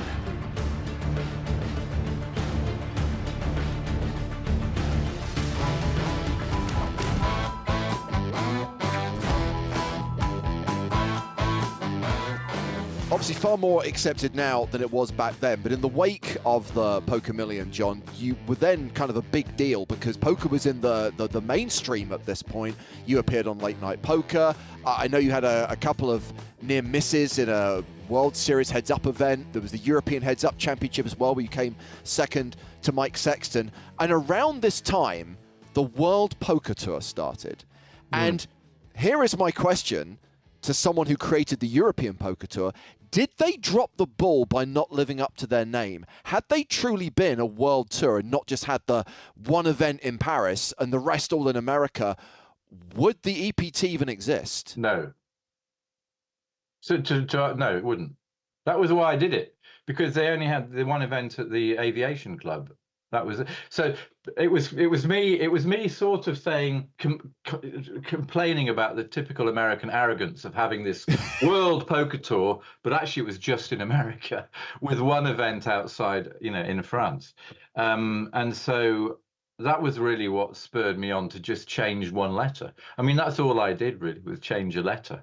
But that's the initial idea, right? Okay, they've ignored Europe, so I'm going to create a European poker tour, but where do you go from there? How do you go about making it a reality? Who helped? Who did you go to? What I did first was I set up 3 companies, all right? I set up EPT.com, which was going to be the website, Euro Poker Tour Limited, which was going to be an online site, or was it the other way around? No, yeah, it was the other way around. The EPT.com was going to be the online site, and I was going to do a white label it on something or other. And then I did Flush Films, which was going to film it all. Okay, so I set these 3 companies up. And then I thought, well, actually, I can't do anything unless I get the agreement of the casinos. Yeah. I'd played a lot of tournaments around Europe. So I'd played in Baden, I'd played in the Aviation Club. I'd played in a few, Barcelona. So I knew a few of the casinos. So what I did was I went to the Vic first, and I persuaded them. The WPT had already been to the Vic and to some of these other casinos to try to get them on board, but they didn't really understand about poker at that time. They didn't really. 2003 hadn't quite hit the casinos how big it was going to be, this game, or how big online poker was going to be. So they didn't want to pay I think it was $50,000 that WPT were asking at that time, just to be part of the tour. They didn't see the benefit of it. They were very short-sighted, as a lot of casinos are. A lot of casinos are. And so anyway, I went to have a meeting with Grosvenor, and I persuaded them firstly that I would only charge them, I think it was like £12,500. What was lucky was that Martin Ramskill, who was the manager of the Victoria Casino at that time, was quite a big influence at head office at Grosvenor Casinos. So he came with me to the meeting. And he knew that I was a TV director and a poker player, and he could see that we could marry the two together. So they agreed, and they signed on the dotted line. Once they'd signed on the dotted line, I flew around Europe, and I went to all the other casinos and got them to agree to do it. So they all signed just 1-year contracts. Then I had to sell it, the TV show. I had to raise money for the television production. So originally I went to actually Mersey Television, funny enough, were going to produce it because they would have done it very cheaply, but then they hadn't really done any outside broadcasts of sporting events. So I was a little bit wary of them. So I saw a Channel 4 Racing, I think, or something like that. I saw Sunset and Vine on this. And so I went in and had a meeting with a guy called Jeff Fulser, who happened to be a friend of a poker player at the Vic as well, strangely enough. And he was the CEO of Sunset and Vine. And he introduced me to John Leach, the wonderful John Leach, and the also equally wonderful Francine Watson, who was about 12 years old. And anyway, so I had this meeting with John Leach and Francine, and I don't know, they kind of got hold of the idea a little. Well, actually, they didn't really care. They just said, okay, this is how much it's going to cost. And it was quite a significant amount of money I had to raise. And I thought, I'm going to have to raise not $1 million, it was £1 million, I think it was something like that. I thought, right, okay, I'm going to raise £1 million. I'd already raised a couple of £1 million for the online site from private investors. Right. But then I had to raise money for the television production. So really what originally I wanted to do was have each online site, Ultimate Bet, because there were Ultimate Bet was still clean at this time. So Ultimate Bet, Party Poker, Poker Stars, Ladbrokes. I wanted each event to be sponsored by one of these guys. Got it. And Ladbrokes were going to do a cruise as well around the Mediterranean. So there was going to be a cruise and then a few events. So it was all coming together really well. And so I was going to get them to divvy up, and say they would pay for their production at their casino, blah, blah, blah. It was all quite straightforward to put. Well, it sounds straightforward. It was obviously a lot of hard work and a lot of meetings and a lot of stuff, all from my kitchen table. And then what happened? Oh yeah, this guy called Crispin Niebuhr was setting up a channel called the Poker Channel. Do you remember? Poker Channel. That's where I got my start. Yeah. Is it? Okay. Well, this guy called Crispin Niebuhr was setting up the Poker Channel, and I thought, okay, this would be a good place to distribute the EPT, because I was looking. I'd already sold it to Challenge. Do you remember Challenge TV? Yes. UK. I'd sold it to Eurosport for €1. Because the coverage there would have been immense, and it was, especially in Germany. You know that Eurosport is huge in Germany. Absolutely. It's like Sky Sports in Germany. It was. I genuinely believe that deal with Eurosport absolutely led to the growth and popularity of the EPT. People all over the continent were seeing it. Yeah, €1. €1, sorry. So anyway, I'd done all these deals everywhere, and then suddenly I was talking to Crispin. Well, I was having a conference call with Crispin Niebuhr and Isai Scheinberg from Poker Stars. Right. Now, Poker Stars, I'd kind of left to the last because they were kind of my go-to. I wanted to go to them, but I didn't really know Isai. But I knew, for some reason, I knew a lot of the other guys from like Ladbrokes and places like, and also Ultimate Bet, obviously, because they were poker players. And a lot of the other sites had poker players at the helm. Full Tilt weren't around at that time. So during this conversation, it was a three-way conversation between me, Crispin, and Isai. And at the end of the call, Isai in his inimicable fashion went, "John, would you mind, staying on the line for a minute?" It's not very good impersonation, but anyway. And so we had a chat. Don't worry, most of us have only spoken to Isai like once or twice in our lives anyway. So okay, then I'll get away with it then. And so we had a chat, and by this stage we were like 5 weeks away from Barcelona. and kind of some people had committed and some people hadn't, and I was thinking, oh, you know, I'm not going to get the money together in time. And John, you know, Sunset and Vine needed, you know, obviously they needed the money, they needed the guarantee of the money. I'm trying, how am I going to get all this together in time? You know, it's awful, it's a nightmare. And so much to, I should have waited, but I didn't. And I chatted to Isai about it, and he just said, look, well, you know, and I agreed to let Stars sponsor the whole thing. It seemed like a lot easier, and also because they were the online site at the time running all the tournaments. But instead of, I kind of doing all these deals was becoming a real pain. And so having one person to deal with and one overall sponsor made it a lot easier. But I really let down all these people that I'd been doing these negotiations with to sponsor each individual event. Yeah. Like, you know, Party, UB, and all of them. They got really they're quite justifiably. They got. Yeah, well, guess what? A lot of them disappointed the rest of us later too. So it's you know, true. shit happens. It's true. Yeah, you're right. You're right. But some of them aren't all that. You know, I mean, business is tough. But I wasn't really a very good businessman. I loved playing poker, and I directed TV drama. I had a very specific vision of how I wanted things to be done. But I think there are probably pros and cons to either having a single partner or having the different sponsors. But what's very clear from the word go is you knew that having that online element and having that path for people to qualify to come to the events was clearly very important and is still part of the tour's DNA to this day. No, it's true. And don't forget that EPT.com, the one that I'd raised the money for, you know, I raised £2 million to get this, and I'd met all these programmers. I mean, you cannot imagine how hard I was working at that time. At this time, I was trying to set up this online site, flush film, TV production, and do the tours, all on my own, all with three separate companies, all trying to get them all weaved together. It was really, really hard work. 7 days a week, you know, it was really, which is not in my nature. I'm quite laid back and quite lazy, really. Considering how much was going on in your brain at that time, what memories, if any, do you have of that first event in Barcelona? A lot, because I just remember running around putting up all these banners and making sure that PokerStars banners were all in shot. But the thing is, we were playing 11-handed at the tables. It was all chaos. It was really complicated.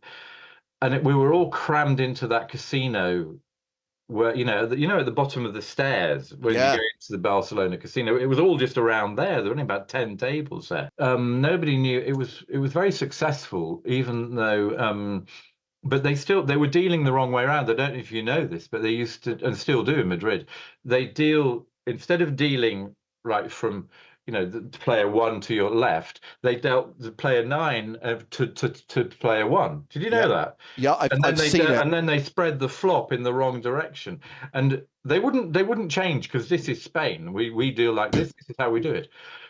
So I think for the TV, I think we managed to change it on the TV table with one of Thomas's dealers. You didn't just run the video in reverse. Yeah, that would have worked. that could have been good. That would be the sort of dumb idea I come up with in a meeting, and everyone's like, "Stapes, why don't you go to lunch?" No, you would actually just flipped it. You know, to flip it. Yeah, right. Yeah. In post, just flip the whole image, which I've done a few times. If you just film two people and you think this is boring, it's because it's in two people talking. I remember doing it it was in a toilet. They were having an argument in a toilet. These two people in a cubicle of a toilet, but it was quite a long argument, and I was thinking, this is really boring. How can I make it? So I just kept flipping the shot around like that. You know what I mean? In post production, and it worked. There was no writing on the wall anywhere behind them, so it actually worked. I do have a question about sort of the lead up to this first event. You said you're running around hanging banners. You mentioned that you're kind of a laid back dude. I've always known you as like a fun laid back dude. Was there a time during this run up to this where you're like, this is important. This has to be done right. Why isn't this getting done? Did you ever go through any of that stress? Oh yeah, all the time. It was horrible. Like I had stomach ulcers. I'd never done anything like that before. And also, when you do a drama, the most horrible things to film are dining room scenes, because you've got to get all this. Everything else is a piece of cake, but dining room scenes are horrible because you've got maybe 8 or 9, 10 people in going around a dining table, cross conversation going, and you have to make, I don't know if you know, but when you're directing, you can't cross the line between a conversation, right? So you have to get so much coverage of these scenes, and you can't edit it properly if you can't do it. So I'm going, oh my God, this is like, what have I done? I've subjected myself to a year of shooting dining room scenes, it was like a nightmare. But it's kind of worked out, it's worked out. It's great. I mean, look, I'll tell you what, Francine and her team have done the most incredible, because I've not been involved for about 11 years now when I think about it, maybe longer. Really, you guys have done an amazing job with the EPT. You two have been incredible, and the quality and the standard of production is far beyond anything that I could have ever envisioned. It's amazing the quality that you've come up with now. Well, it's very kind of you to say that. Do you look at that like a proud papa, or are you sort of like, it's like, because you're not really there anymore, has it hurt a little bit? No, it doesn't hurt. It's not. I'm trying to see. It's a little bit. It's a little bit like, I suppose, watching some adopting a child of yours. I suppose. I don't know. Yeah. I mean, it's like giving over your child away for adoption, and then they were probably a little bit rough around the edges when I handed them over, but now they're really quite, sophisticated and cool. I don't really feel. I feel obviously I feel attached to it, but it's a difficult one because I kind of didn't want to go to Barcelona. I was a bit confused about it. I thought I was conflicted. I was saying, well, hold on a minute. Why do I want to go?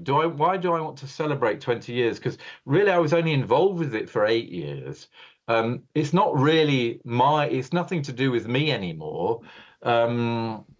Should I go? Shall I go? And I feel resentful of how successful it's become and how much money PokerStars have made as a result of it, and how I'm still scraping around trying to pay my mortgage. You know what I mean? It's like, do I worry about it? Because a lot of people think I'm worth hundreds of millions of pounds, but I can tell you right now that's just not the case.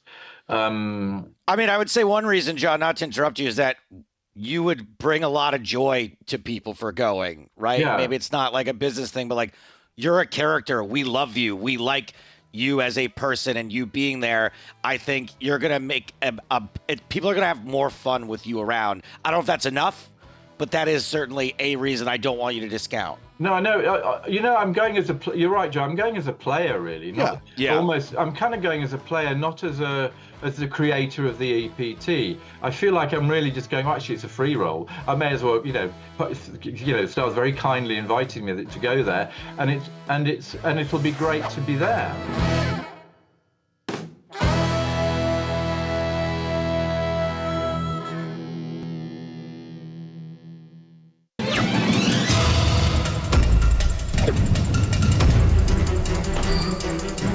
Brazil is definitely on the map of the world's biggest poker stops. From November 15th to 29th, the biggest poker series ever held in Brazil's history. Brazilian Series of Poker Millions 2024 in São Paulo, Brazil. $12 million in guaranteed prizes. And a huge new addition, BSOP Millions Championship. $5,000 buy-in, $2 million guaranteed. $400,000 guaranteed to the champion. Main event with an $800 buy-in and $2 million guaranteed. Super high roller with a $20,000 buy-in.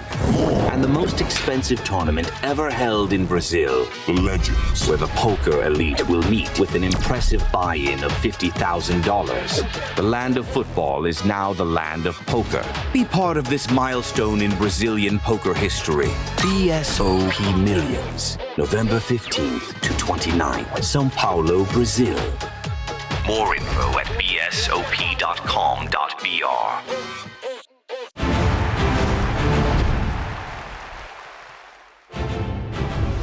Welcome back to Cyprus and the PokerStars European Poker Tour as day 3 of the main event continues. Let me keep track. 3 levels down, 2 to go. That's right. We're about to kick off level 19, where the blinds are going to 5,000, 10,000 with a 10k big blind ante. The penultimate level of the day with 71 players returning from break.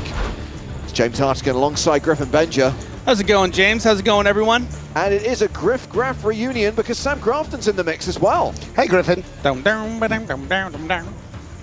And as we return from break, we can see that Faridin Mustafov retains the chip lead with 1.7 million.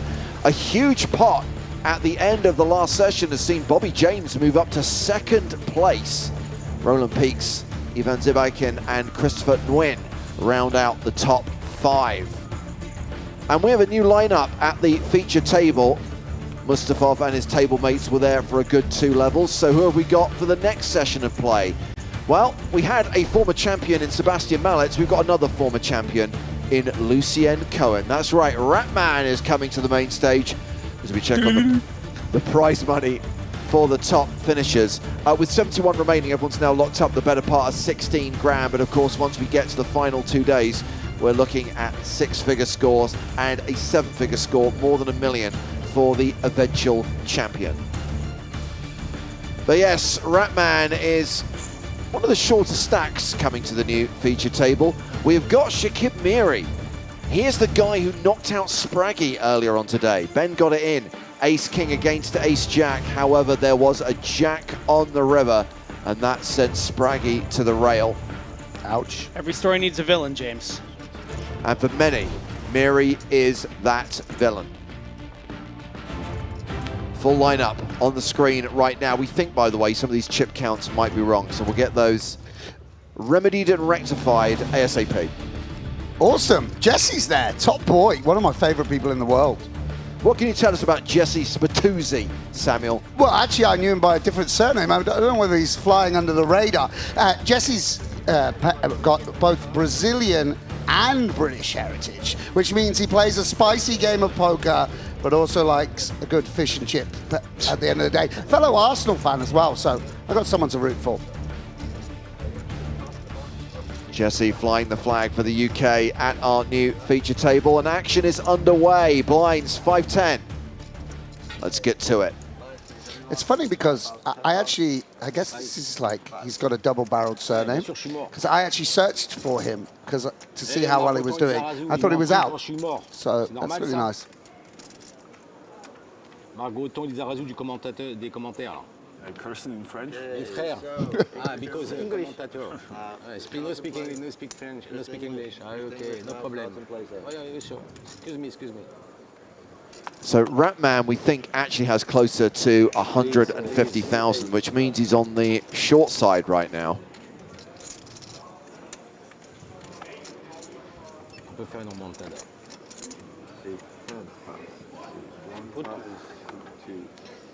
A lot of merit badges around. A lot of regulars. Obviously, one nice thing about the scene here is there are a lot of people who are very loyal to sort of Cyprus, and the poker scene here has its own sort of ecology. You know, obviously some of these guys play EPTs as well. Big hand on the button versus a cutoff open. Yeah, Mikhail Shalamov re-raising with jacks. 3 bets to 70,000. Lucien Cohen, ace-3 of hearts. Folds. And Shakib Miri folds 5-3. So action back on Wozniak, who quickly folds the 8-7. Yeah, and that's one of the reasons maybe you might want to employ a smaller sizing there, because versus the 3.5x, like 7-8 doesn't really want to continue, hey Griff? Yeah. Yeah, I think I would prefer to see something like in the range of 55,000. You know, might still force to fold, but could have got him curious.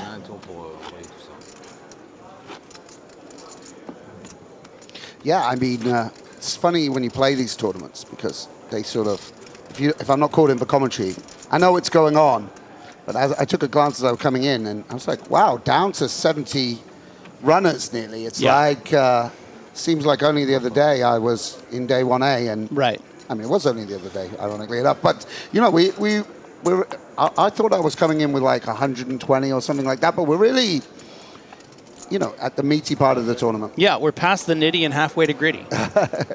So obviously, we already referenced the fact that Spraggy was dispatched. Felix was the last pro standing. But of course, Mikhail Shalamov, a former team pro. And facing this raise from Ji Wenhu. 5 seconds. 5, go. Calls with ace-queen suited. Is there something, excuse my ignorance of Team Pro history, James, but without checking the Wikipedia page, Shalamov had a result somewhere, or he... He was very well known as an online player in a Psycho, and yes, was a Twitch streamer for many years. Okay, makes sense. Oh. And a squeeze now from the ace-king suited. And this might be good news for Shalamov, because who facing off, I mean, they are deep, by the way, 57 big blinds. But this squeeze could seem suspicious. And with ace-king suited, you might want to re-raise here. Force out all the bluffs, which, you know, have some equity or could bluff you. And if you're beat, you're beat. Look at Ratman's 20 big blind flat, over flat with the 5-4 suited. Wow. I mean, what a good flat, by the way. If you know everyone has ace-king and ace-queen, I mean, 5-4's like, he's a genius, by the way. He's like, well, this guy's got ace, I don't know, ace-king to ace-jack. This guy's obviously got ace-queen. Maybe he'll call it off when they get it in. Spades are live as well. Totally. Totally live. Yeah, I wonder if this is a genuine decision from who. Obviously, ace-king likes to shove sometimes as well. Ooh. And this might actually make things a bit complicated for Shalamov. Certainly can just justify making a big fold here to the 5x squeeze. But if you reckon that the table chip leader can be light here, and that Hugh should be capped at hands that frankly shouldn't be better than yours, do you ever think maybe you'd back shove here for the 35 big blinds? Yeah, I mean, it seems possible, doesn't it? I mean, ace-queen suited, tip top of the flatting range. And it's going to call. Go on, Cohen. Wow. Come on. Have a look at the flop. Do it. Oh, do it. I wish he knew. Run down to the table and get in there with the rat hand. It's such a ratty hand too, you know. So this is going to be very interesting. I'm kind of rooting for a flop where no one flops anything, and then we get to see. Three beautiful hands and bingo. Oh, with the king, right? Bingo without the bongo. Yes, like as it were. And that's great news for Miri. I mean, 5-4 suited fold rewarded, by the way. Yeah. I mean, it doesn't seem right, though. How's it come king, queen high, diamond, club, and heart, 3 backdoors? And it's very hard to know the sort of sizing you should go for. 3-way and a 3-bet pot. This is very chunky, though. Perhaps.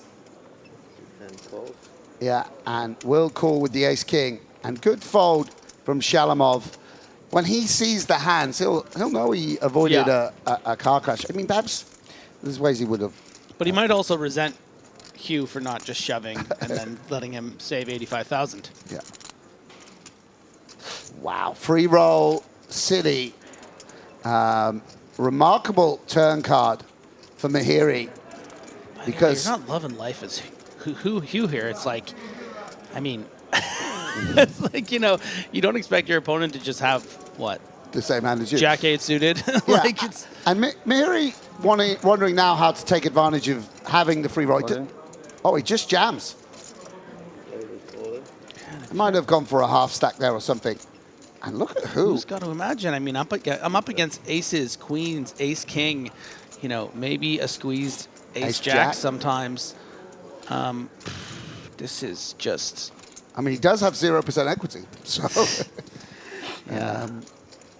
Yeah, it's a remarkable spot, the way it's gone down. Also, the C-bet into 3 really does strengthen the range and remove, you know, the ace. You know, ace-8 might just give up when facing 2 callers on king queen 2. For sure, and it's such an inflated pot and a board texture that would match with these flatting ranges. You wouldn't just have ace-8 of clubs here and C-bet.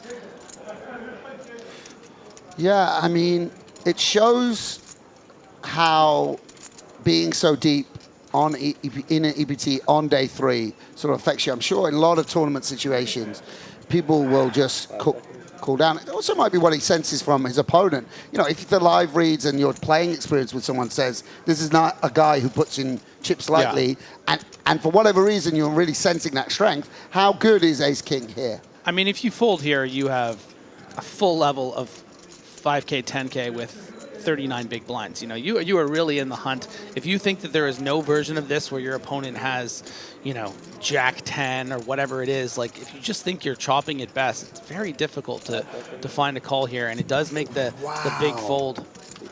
Wow. I've never wanted to rabbit hunt more. Really? Yeah, see if he would free roll him. So Mary chips up to 1.2 million, playing 120 big blinds. And yeah, who will be left with a 39 big blind stack?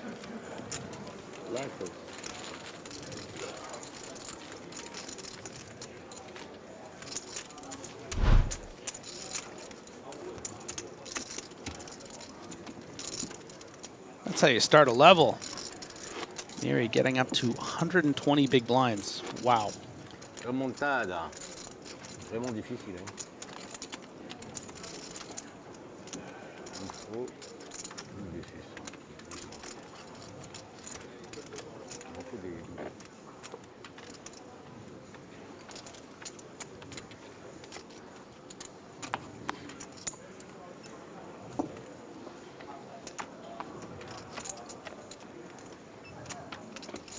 Here he is. There is Jesse with kings. See what I'm saying? This is the British side of him opening now. This is the British genes. Everyone in the UK knows kings +1 is at open, you know.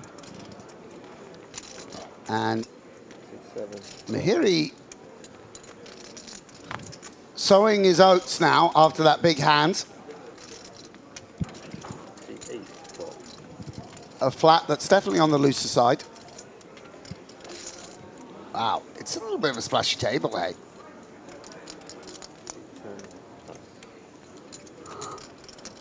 Yeah, not recommended. This Queen-8 suited peel from the small. Sure is fine from the big, but... Are you going to argue with that guy?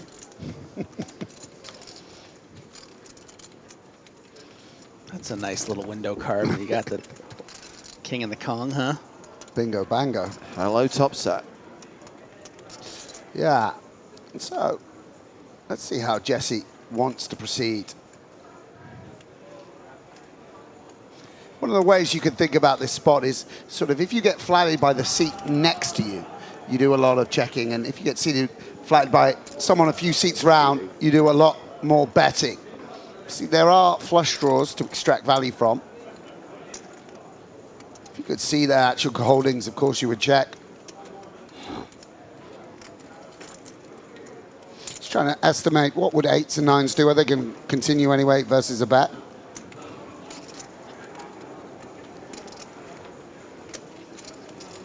T3 bets, 17,000. 17,000. The bet from Jesse. It's a micro bet. Hey, I mean, against these two holdings, next best thing would have been, well, I guess the better thing technically would have been a check, but a bit difficult to do here. Come on, let's building a pot. Let's see a nice out of position float with one diamond. Check raising, I mean, mate. check raise you. You're blocking king queen. This is the kind of combo. If you do happen to find yourself with Queen-8 of diamonds in the small blind 3 ways and facing a small bet, it's not the worst hand to get cheeky with. Yeah. By the way, I mean, oh, and they're out. Shows the value of that c-bet if you didn't have it, by the way. Yeah. There you go. That's how the British play, everyone, ladies and gentlemen. We raise a good hand, and then we flop a good hand, and then we're honest poker players in our country. The British sense of fair play. We wouldn't check when we had such a strong holding. So NAPT Las Vegas just around the corner, and that means your chance to be the next loose cannon on the next season of the big game on tour is imminent. Qualifying tournaments running at Resorts World Las Vegas on those dates, October 30th, October 31st, and November 4th. They're free to enter And if you are a winner in one of those qualifiers, you will get an audition spot and you will get to go into the casting process and be considered as a loose cannon for the big game on tour. It should highlight the format of these qualifiers different to last year. No longer shootouts, now win your seat satellites. Got to turn 10K into 50K, bag an audition spot, and potentially be chosen to compete against some of the best in the game in a high-stakes cash session in Vegas. You just cash out the 50K cash? You do not get 50K cash, Sam, no. Fair enough. So did they announce a couple of Americans that might be involved in that? Did I see The that? two players who've already been confirmed for the new season of the Big Game on Tour are legendary Super Bowl winning tight end Rob Gronkowski, aka the guy that Tom Brady threw the ball to, and sports pundit Nick Wright. Right, great. So if you want to play, start brushing up on your gridiron knowledge. How much? I have 2. And a big old shove here, by the way. Little... Now, bear in mind, just very quickly, Sam, I should highlight that we think that Cohen's stack is shorter than that. I don't think this is 198K. Ah, okay. But even if it were the 150 you suggested it might be, oh, I guess he called the 20 with the 5-4. I think he's playing around 10 big blinds right now. Would make more sense. Still. Which explains why he didn't put his whole stack in with the 5-4 suited, because that would have been his everything. River could have been a 3, man. It looks like less. You know what? It looks like, what is that, 2550? That looks like 52,000. No? We should see. Which makes the 5-4 suited even more interesting. Yeah, that looks like 5 big blinds to me. We'll get a sense of what the holdings are in just a moment, but Cohen is going to be at risk, and we know he has ace-2, so we can assume that he's probably been called by a better hand. There it is. Yeah, 52,000 all in. Ah, okay. Now, yes, he's dominated, but B, who has the Spraggy? And the Spraggy, And one more big card. That's a good flop there for Cohen, especially the backdoor clubs, you know. Potential to get lucky, too. Yeah, his opponent will only outright win a quarter of the time. That's the best card in the deck for him. Now is chopping if the river doesn't come a 7 and can win with any deuce or club. I got to root a little bit for Cohen here. Let's see a club. Get the man up to 10 bigs. Deuce. Hey! Nut flush. Do the thing, do the thing. Où est Lucky? Voilà, on appelle les cartes. C'est du lulu tout craché, les gars. Où est le rat plastique? Do the Ratman thing. No lucky for me, you, huh? No lucky. No lucky for me. You pay, et tac. Tac. No speak English. Big rat, Zico. What a legend. Eh, messieurs, vous inquiétez pas, c'est que le travail qui commence. Seems like the sort of guy that owns a boulangerie. Just to be clear, we knew before those board cards were dealt that Ace Deuce was going to crack A7 because the Spraggy never wins. I am dead. No, it's possible, yo. Encore un coup, 2. Alors, doubler, ça fait 200 000. Doubler, ça fait 400 000. This is the most French man I've ever seen. Oh là là, c'est méchant. Rêver, ça fait vivre. Mais vous inquiétez pas, moi je sais le faire, ça. I got the voila. Demandez aux commentateurs si je peux pas le faire, ça. Faites attention, hein. Allez, speak English. I enjoyed that, though. A little breakout into a little French moment there. Of Gallic flair. I just can't get over how sick the 5-4 suited flat was. I mean, he was like so live. Like, you know? Maybe should actually put the other 50 in, you know? But here he is. He's alive. He's alive. So here is Boris Tabayev with 5s. Raises to 22,000. How much are you playing around about? 700. Liar. Kind of. You're within 100K of it, sir. 10 big blinds is significant. Of course. I mean, he might have ace queen and decide to 3-bet when he otherwise wouldn't. Right now, I'm going to trust Boris over what it says on the graphics system. Bear in mind that I think there was some problems with the counts that came through to the graphics team before the start of this level. Is there anyone in particular we can blame on air? Or is there anyone that we can fire over the voice? Yes. No. So and do I have the power to do that? Yeah, and Jesse with big size 3-betting, you know, notice how these players 3-bet that bit bigger when they're out of position. And Tibayev just electing to fold the 5s here and now. Griffin, if we empowered you to go out and fire someone, you couldn't bring yourself to do it. No way. You'd throw up in a bucket. I would sooner fire myself. He could do it now over the airwaves, like a real, yeah. But if you put him face to face with the other person, yeah.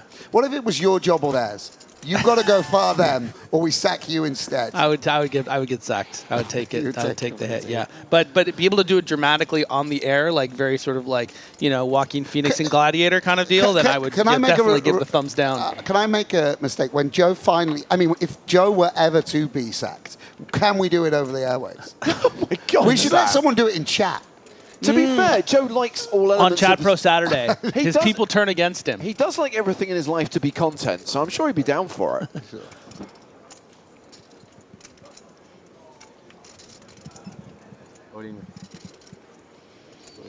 Lucien Cohen all in with the suited Spraggy, ace-7 of spades. Yeah, again, a little bit on the looser side. Someone that, it's like wanting some chips to play with. Upping the variance. I feel like we should call this hand the tracksuit Spraggy, because he does wear tracksuits,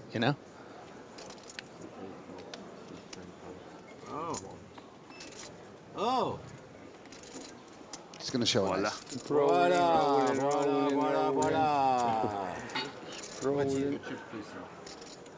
You pay? They want to know how much. They don't know your stack. They're going to count your stack. Wow. Okay, let's get this verified, because I'm fed up with guessing every hand.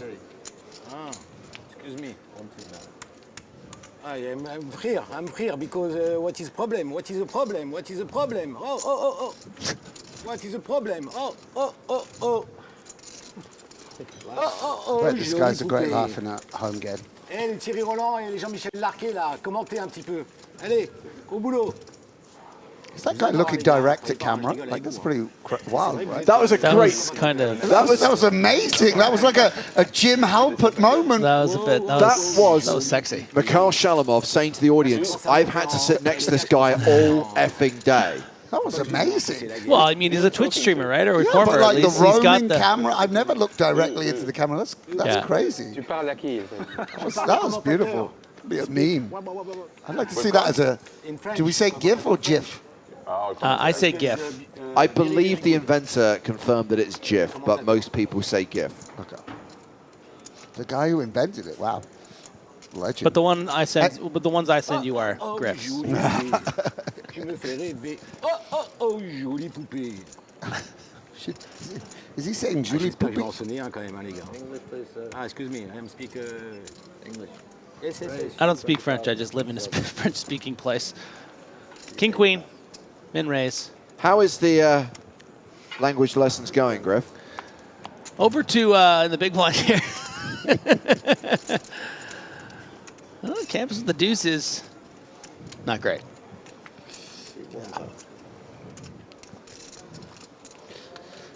Yeah, and deep stacked with position, with the button.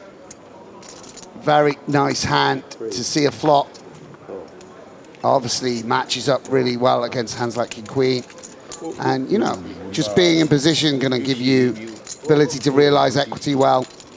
Do you remember the good old days when we were more romantic about pocket pairs? Like if you had 50 big blinds in late position and someone raised, you're like, ooh, yeah, like let's dance.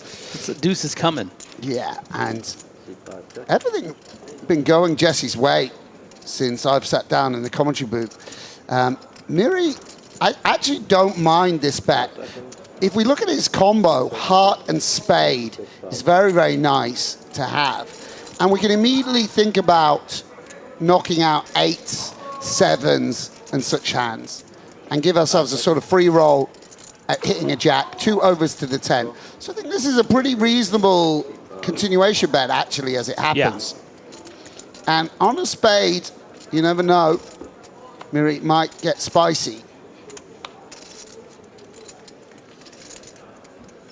Interesting turn card. Obviously, Miri outdraws a hand like 10-9 of diamonds. And Jesse hand a little less strong, just because ace-queen off is a hand that sort of looms large, does play this way pretty often. But on the check, 2 flush draws, a whole host of gut shots. Yeah. Could be that we want to protect our hand now. We can sort of put a lot of money in against a hand like ace-king, which may be reluctant to fold. Yeah, going with the big boy chips. Looks to be at 110,000. Yeah, like this a lot. You know, Miri perhaps hoping to call sort of a quarter pot bet and then try and get there. Yeah, and like you said, Sam, in the event that Miri did have something like, you know, ace king, ace jack, would, you know, feel like they need to call here. In the, you know, in the events that Spatuzzi has something like, let's say 8-9 of spades, and or, you know, it's not just going to have better value than one pair. And you know what? Is going to find a call anyway. Yeah, I wonder if he has thoughts to lead on certain river cards. Like a interesting. spade, yeah. Or a heart, spade or a heart. Just like go freaking blast. Boom. Oh, come on. Find it, Miri. Dig deep. Ah.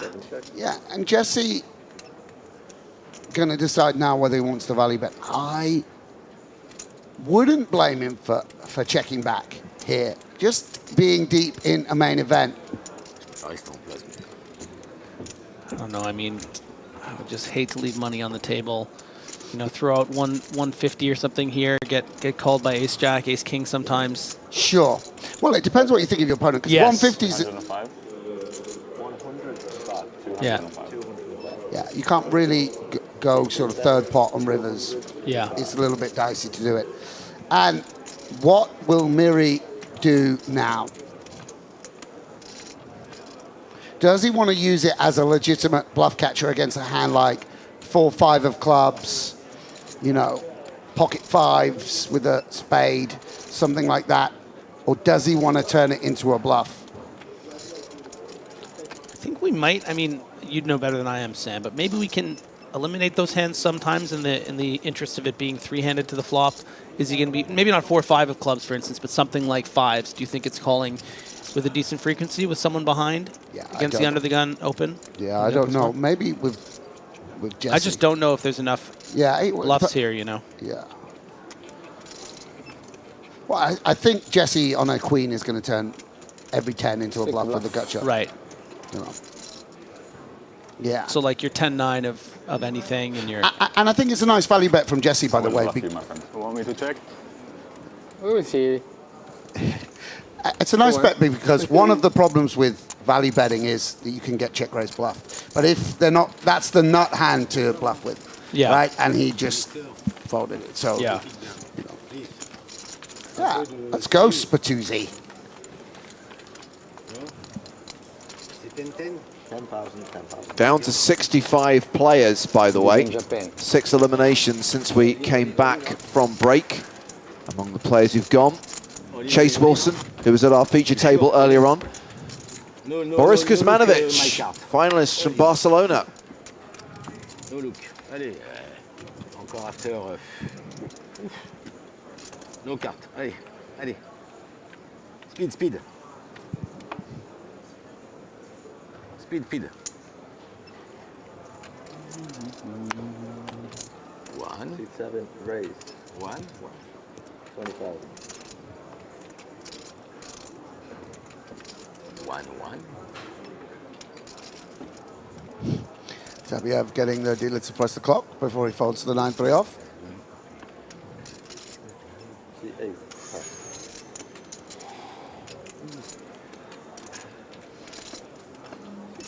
Who with an understandable fold.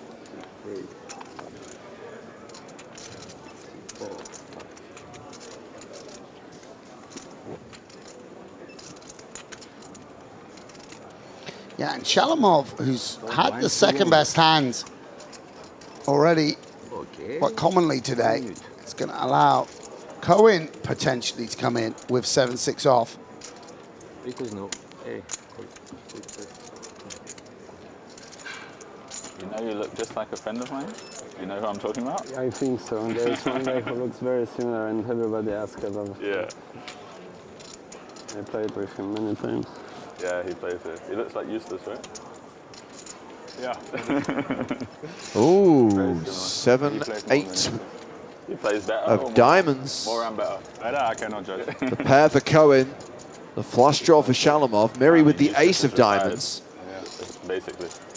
Yeah, and Miri might use the ace of diamonds to put out a bet here. Then he hasn't cashed the tournament, so. His range is very much protected by the fact that he's got all the overpairs from 9s onwards. And Shalamov What's your name? taking Mateus. a sort of passive option. And actually, the best made hand does come along. Yeah, 1.2 big blinds being put out there on the flop, so I don't blame Cohen. I would have actually, against 1.2 big blinds, I kind of would have liked to check raise maybe from the Queen Jack suited, I think. Yeah. And now Cohen is all in. A little bit stringy, but... Wow. I mean, actually, if you could see the cards, this is exactly how you play your hand. Aggression paying dividends here because he's going to force out the ace-queen, and now... And you kind of just, I mean, do you have to call here? I think 80% pot, your opponent can still just have something like 9-10 or 5-6 worse diamonds. It feels like a snap call, but some pause for Shalamov here. It is representing over 30% of his stack. Yeah, we see he doesn't have the equity to call, but... You know, against the range is what you're talking about, Griff. Yes, I think of course. I think you're absolutely I mean, right. if he has 10-5 of diamonds here, you're just burning money, right? Yes. Yes. 9-6. 9-10, 9-6. 6-5. 5 seconds. Wow. C'est comme ça qu'on est des patrons. C'est comme ça. It's actually a I am correct, the best you know? in the world. But he is the best in the world. That is objectively true. I heard someone talking about who the best in the world earlier. I didn't realize they meant him. He wasn't mentioned. If you have deuce, you're not the best in the world. I am the bluff, bluff. Remarkable hand. It's really... Two time. In main events, it never goes down quite the way you think it's going to go down. You wouldn't be able to rip that Queen Jack of diamonds from you if I called that hand. And it was correct. It's a great fold. I mean, but can't do it. Yeah, no, good timing with Shalamov, by the way. He's particularly unlucky because there's a lot of turns where at least a king, you know, would have checked through or whatever, something would have happened like... I won whatever he had in the break. Or if it had come a 10, you know, he would have called off with that gut shot as well. Also. I'm double. Not the ginger shot. I'm double. Ooh, la. Hey, I'm a smile, huh? Hey, my friend, I'm a smile, huh? No aggressive, huh? Going all the way up to over 20 big blinds now. He's down to 5 just about 10, 15 minutes ago. 5 seconds. See 8 plus.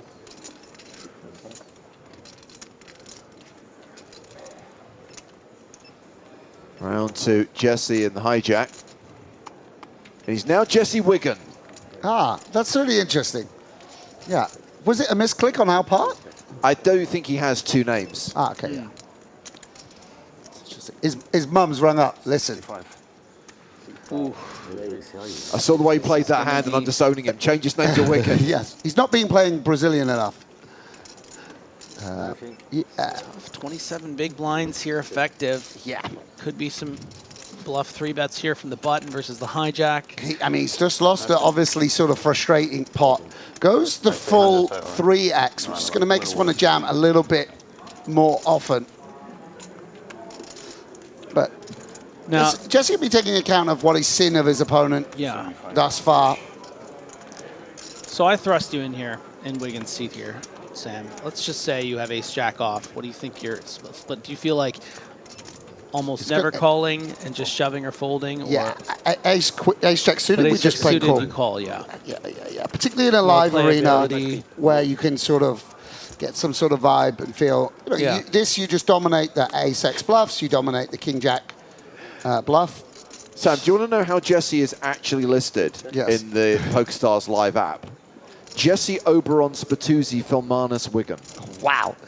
I mean, That's why you couldn't find him. To be honest, I know Jesse so well, but like I never. I didn't know he had 6 names. Yes. This is the Bourne identity. Yeah. It depends what continent he's on. Jesus if he Christ, goes to play that's speed Jason shopping. Bourne.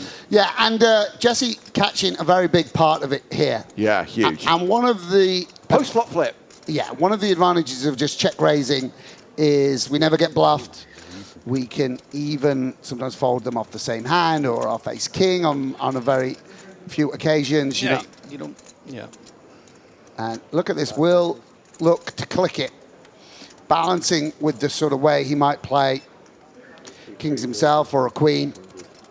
And Shalamov, yeah, this is a very sort of nice sort of online-y poker way of playing the hand. Very, very occasionally we work in a bluff with something, and now we're off to the races. Shalamov all in. Jesse Wigan makes the call. And yes, this is a post-flop flip. Shalamov with the slight advantage right now, but Wigan can Very spike. slight. Like Wigan against Spatuzzi. One of these hands is at a slight statistical advantage. And it is Shalamov, but diamonds and aces working for Jesse. Just one time. Oh, he's used deployed at one time.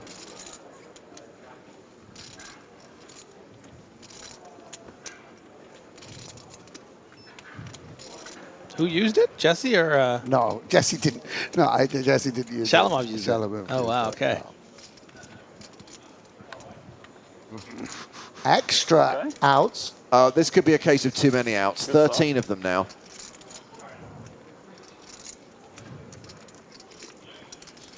Needs to dodge a diamond, an ace, a jack. It's a brick. So Shalamov doubles up. Meanwhile, registration has just opened for today's free roll, which starts at 7:15 local time, our time. That's 6:15 Central European time, 12:15 Eastern. As with all the free rolls we're running this week, there's $2,000 in Power Path tickets in the prize pool. And appropriately, the password for today's free roll is Power Path. All one word, uppercase characters, Power Path. And I understand we'll be taking a very short break for the floor to come over and collect his one time, James? That is correct. Oh, yeah. I have a backpack too, which adds a lot of equity. Nice hand. The only reason I bring Nice it hand. with me. Oh, you red, huh? Thank you. Yeah, this one. I'm really nervous. Yeah. I'm not used to this. Very, very important, huh? Important, yeah. No cardiac, huh? No cardiac. Cardiac attack. No. I'm close. I need to check my pulse. So Speak it in English. I don't know. we do have a Brazilian language stream, and our Brazilian commentators tell us that if we think we get harassed for free roll passwords, that is the only question they get from the audience all day. So as soon as they reveal it, their followers, their fans, their viewers get in there.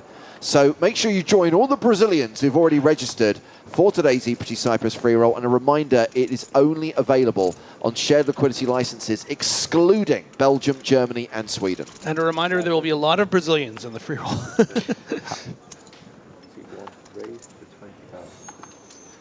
Finally see Timo playing a hand. See a very strong, regular.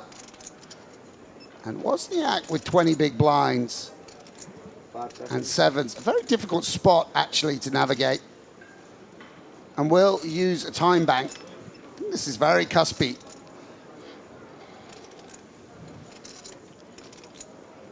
Doesn't feel exciting to shove. So many players to act. Doesn't feel exciting to flat call, particularly at a splashy table where people will call behind. I think that's a big problem with that, with this hand. And will release probably the best hand that he's going to fold in that position. Yeah.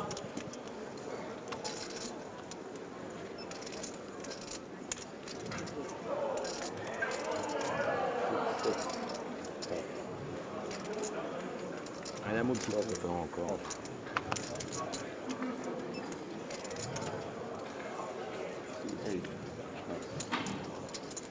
On voulait qu'on joue, on va jouer. Hein. Allez, stop. So, when you fold, keep your cards low, please. On the table. Ah, excuse me. Yes, Okay, too high. okay. Okay, excuse me. I tell you what, it's the dealer's got a real job today. Really earning their money today. Réglemente, hein.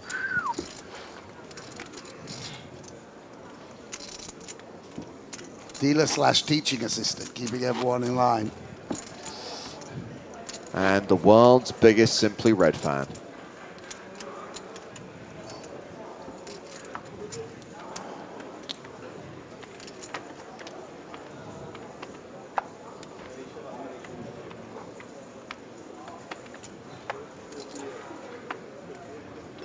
So if you don't play on one of the following licenses, EU, Bulgaria, Denmark, Estonia, Greece, Romania, Switzerland, UK, you will not be able to find the free roll in the PokerStars lobby.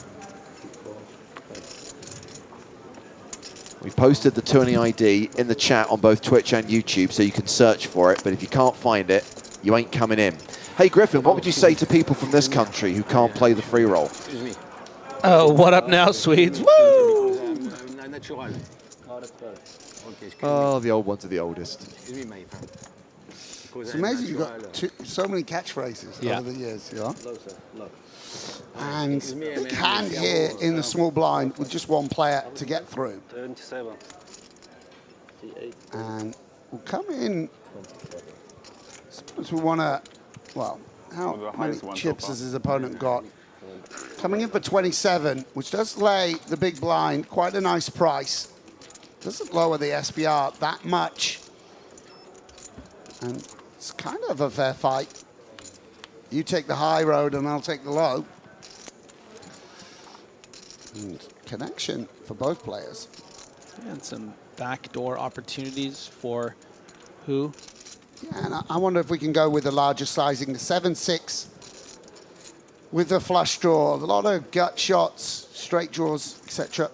Yeah, some 7X and 6X as we can see as well. Yeah, and we don't need to really bet for protection, so we're sort of like just building around a value range. That's for 20K. Third pot, a kind of natural C-bet for sizing for a lot of people. But it's not going to deter who has obviously possibilities of hearts and straight draws and Drama card. Drama card. That enough drama? No. No. No. Yeah, and Tabiev going to not be over the moon with that turn card. On the other hand, we are blind on blind. It's not like when you're facing a cutoff or you know, someone flooding in a position where every hand is suited. There's lots of pair plus flush draws now. Even some king highs will have floated the flop, by the way. And who's out of there?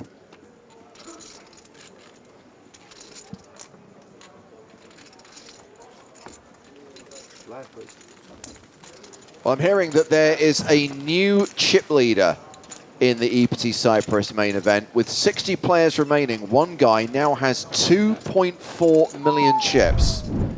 And it is Bobby James from the UK playing that massive stack.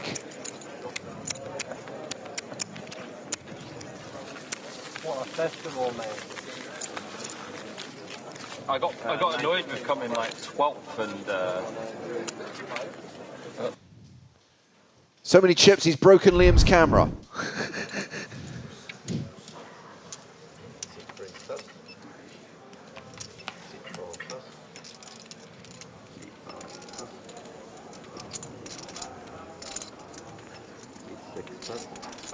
What a classic Brit character, says Mr. Ali G. I think he's a real person. 7 raise, 20,000. Bobby James, as played by comedian. Bobby Davro is Bobby James. Bobby Davro, that's a throwback, Sam. I guess the word Bobby got me on the. Roy Chubby Brown is Bobby James. Miri gonna test his. You think League of Gentlemen, the EPT edition, is ever going to get commissioned finally? No. I love the fact that so many episodes of that show have been redacted from iPlayer over the years.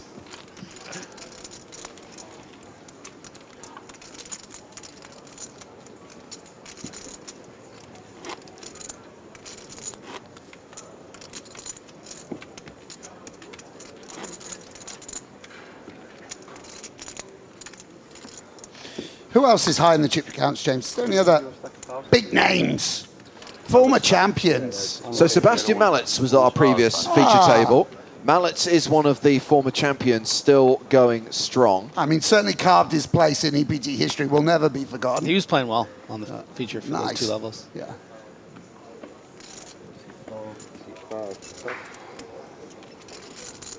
Cohen's itching to play. You can see it every hand. He's like, he can't believe they've not gotten something suited yet to continue with. Yeah, Mallets is definitely a top 10 stack right now. How's our boy Mustafaz? Faridin Mustafa, well, he was chip leader until Bobby James got up to 2.4 million. Okay. So he's now second on the leaderboard. Looking inside the top 20, Santosh Savana. Oh, wow. Santosh. Yeah. 55,000. And this is a little bit unorthodox to come in with a small 3-bet with the pocket threes. Cutoff versus hijack. When you would imagine a flat is a bit more natural. Gosh, and Miri has the kind of hand he can just put out 145 here, really put him in the blender, but he's going to call. Yeah, very unorthodox hands. The smaller sizing, for whatever reason, has tempted Miri in. Normally the sort of offsuit hands are the first folds, but we do go to a flop.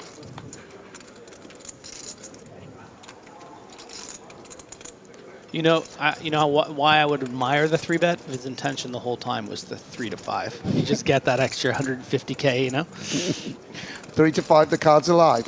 Yeah. I showed Samu last night the Mormon Soldier video. He hadn't seen it before. I don't think I have either. You've seen the Mormon Soldier video. I don't know if I have. That's. I'm downgrading you. Should we go check it out right now? I mean, I feel like it's important to you. 21,000. Very nice strat here on these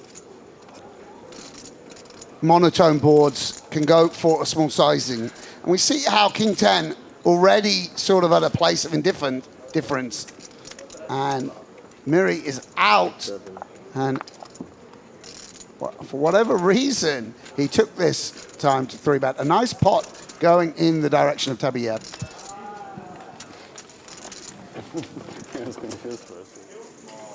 Well, we talked about those big game qualifiers. We talked about the fact that a new season of the Big Game on Tour is being filmed at NAPT Las Vegas. Of course, there are 35 tournaments taking place in Vegas between November 1st and 10th at Resorts World. A 5K main event being the big attraction, but also some cheaper events as well. A $550 mystery bounty on the first weekend, the $550 cup on the last weekend. Check out all the details in the PokerStars Live app, and of course, if you want to follow the action from afar, we will be streaming the last 2 days of the 5K main event on Twitch and YouTube. That is the final weekend of the series, Saturday the 9th and Sunday the 10th of November.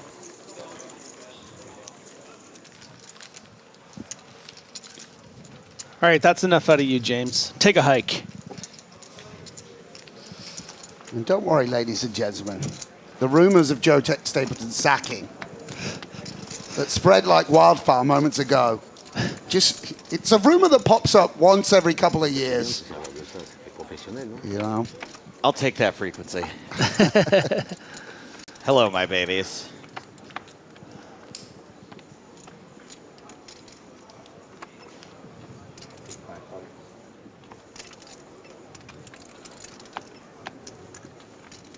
Go on, give him something to play. There we go. Come on. Oh, yeah, that's a ratty It's hand. more than enough. That's a rat of a hand I've ever seen. It's a rat hand. Oh, Jakub Mire's back again. Cool. Boris Tabayev. Yeah, no need to react. We've been doing a half love. We have like a nice little relationship with the audience. We've been talking about these guys. Steve Wozniak, founder of Apple. It's remarkable. Steve's cousin Mateus here. Yes. At the table, defending the big blind, 9-8. Yeah. Of course. It's from the old country. Cohen gets him in with the weaker hand here. Domination. Oof. How does it go? The thing that James says? Domination. elevation. Rotation. Yes, domination rotation. Wow, and checks back. And that's a turn card where Wozniak going to feel like the 8 got significantly stronger. Really nice feeling when it goes check, check. Yeah. Now losing to 9s and 10s on occasion, but going to feel good about putting in some money. And Cohen, I don't know whether he's the type of guy to check back in order to fold a gut shot. You didn't think about, just this type of player might think about doing something fruity and raising. I don't know. I wouldn't recommend it. Kind of left himself in a bind now.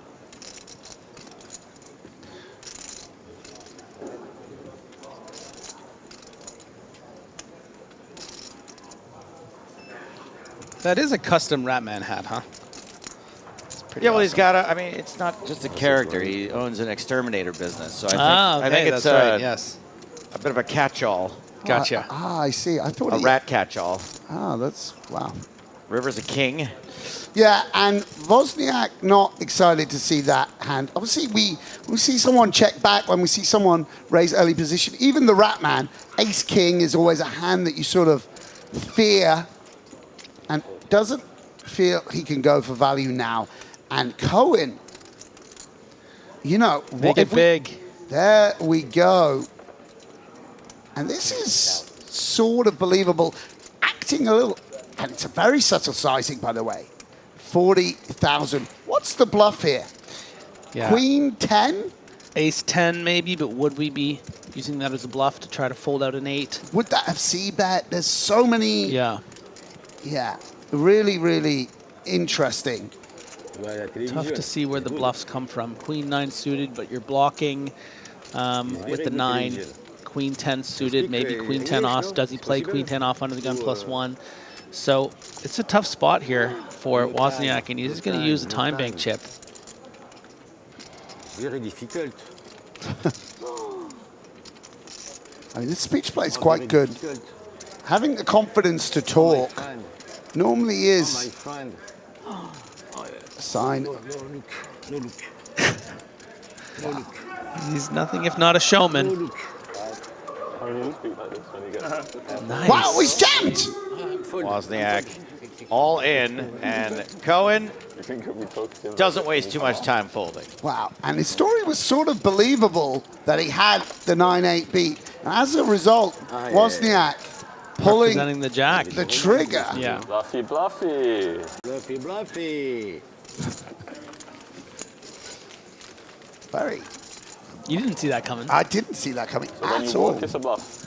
Neither do the rats. Because pocket. I would also say it's pretty, like, I sometimes just, guys like the Ratman, I just don't really do bluffs against them in that kind of manner. Do you know what I mean? Like, not unless it's for like heaps of chips, you know. And I've really told a story. Takes a lot of confidence. Yeah. But I mean, he could just sense the 40K is not a jack. So, so everything else is here we go. potentially bluffable, yeah. Actually going to start on Lucian Cohen. Not going to play this one.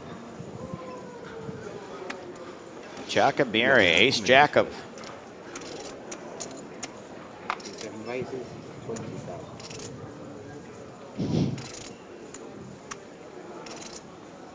Tabiev is winding down the clock. I'm not sure why. It's not really what it's there for.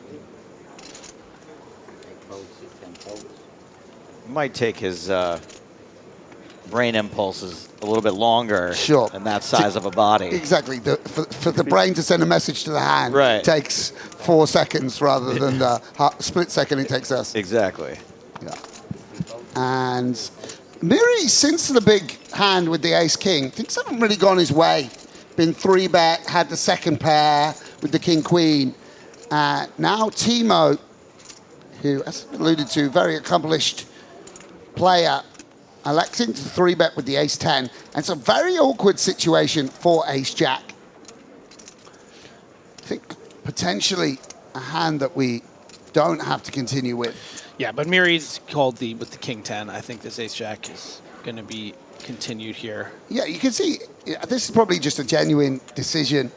I mean, very occasionally you might want to just 4-bet. Yeah. But I don't know whether... I just mean based on the fact that we've seen him not fold a king 10 to Yeah, pretty but much look- the same sizing. By the way, he's thinking about 4-betting, Yeah. I think, here. Sort of a clash of battle of wills here. Ace-10 trying to bluff out Ace-Jack. Now, Ace-Jack trying to... That's more bluff- than 60. 175. Oh, and it's a big one, by the way. I mean, that's... Yeah. It's What a very- hand. Yeah. And that's a little bit of... Maybe even a little bit of frustration or whatever. Or by the way, it's a reasonable candidate to do it. Sort of the best hand you're going to fold. Yes. Strong blocking properties or whatever. But yeah, very interesting. I don't. Yeah, maybe a little dynamic between those two, but something to take note of.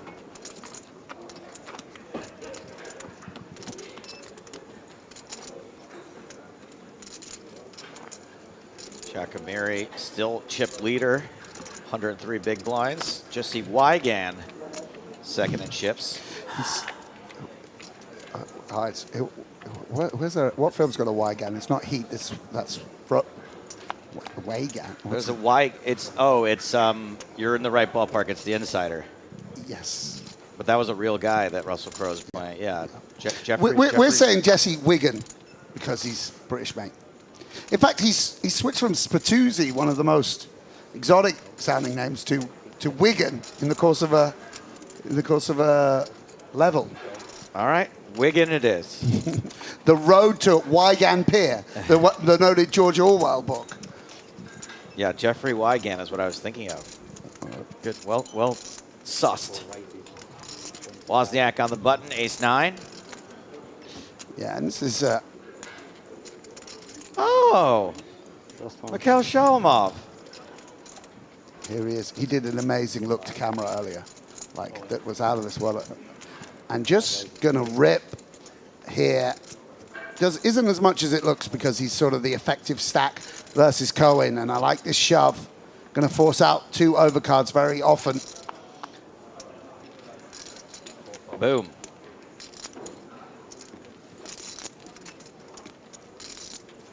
Inerpsy, yeah? Yeah, played with him a lot back in the day. Which eventually became Inner Psycho. Right. Just to make it explicit. Bit of a walk back from the original intention, I think.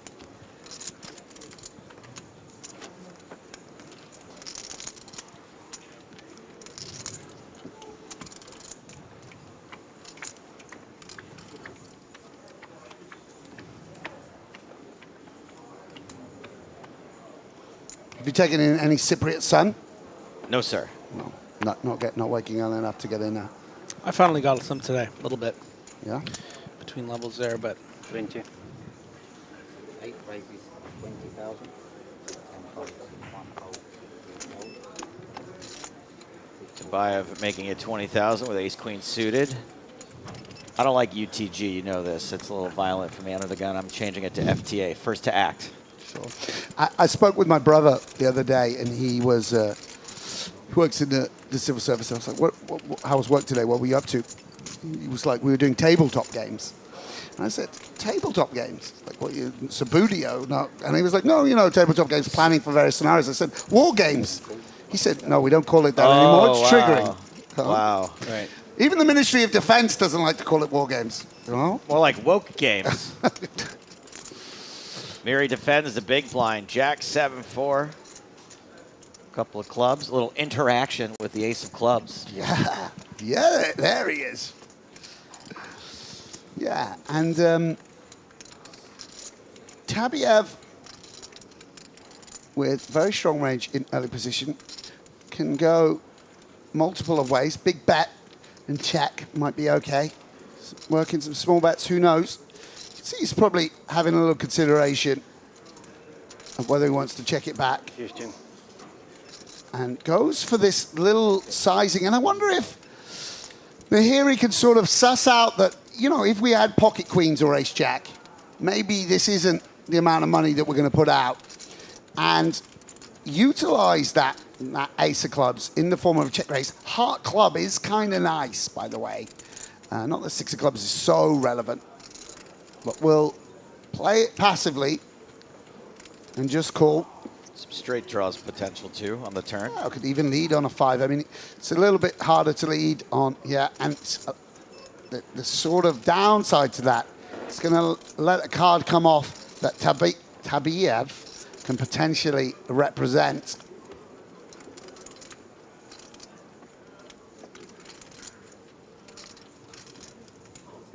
Very checks. King, just very, very good for the pre-flop raiser. And I think it's a reasonable check, but I don't think that that's the way he will go. I think most players like to just apply the pressure on a card that's good for their range rather than take a subtler line. And it's small again, but Mahiri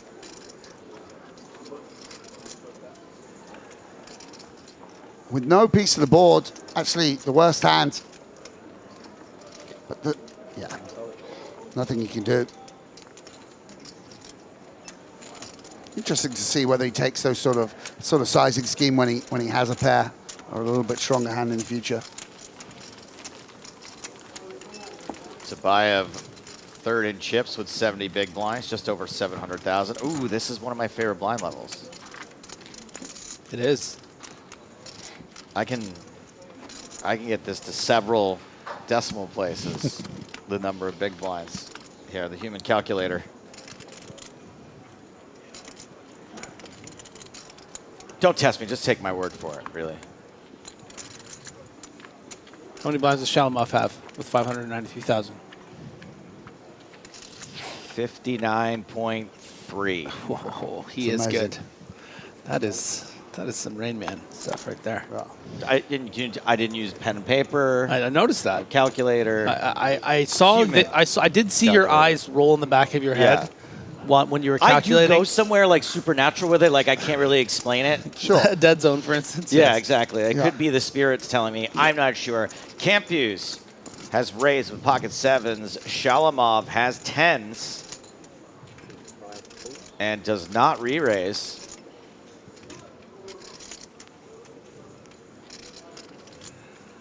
I'm going to waste 3 seconds of everyone's time. 4 seconds, 5 seconds, 6 seconds of everyone's time. Mary with another folder. Tabayev not going to play either. Pair on pair.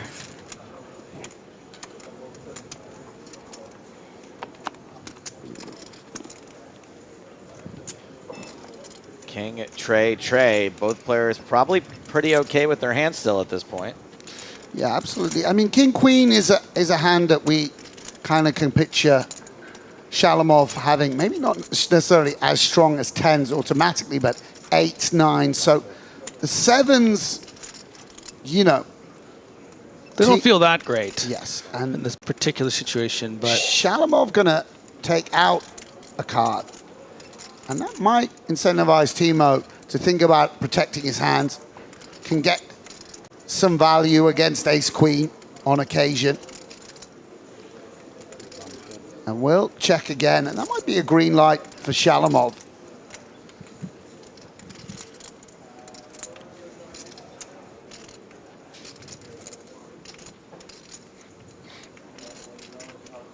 Gas pedal being pressed on the green light.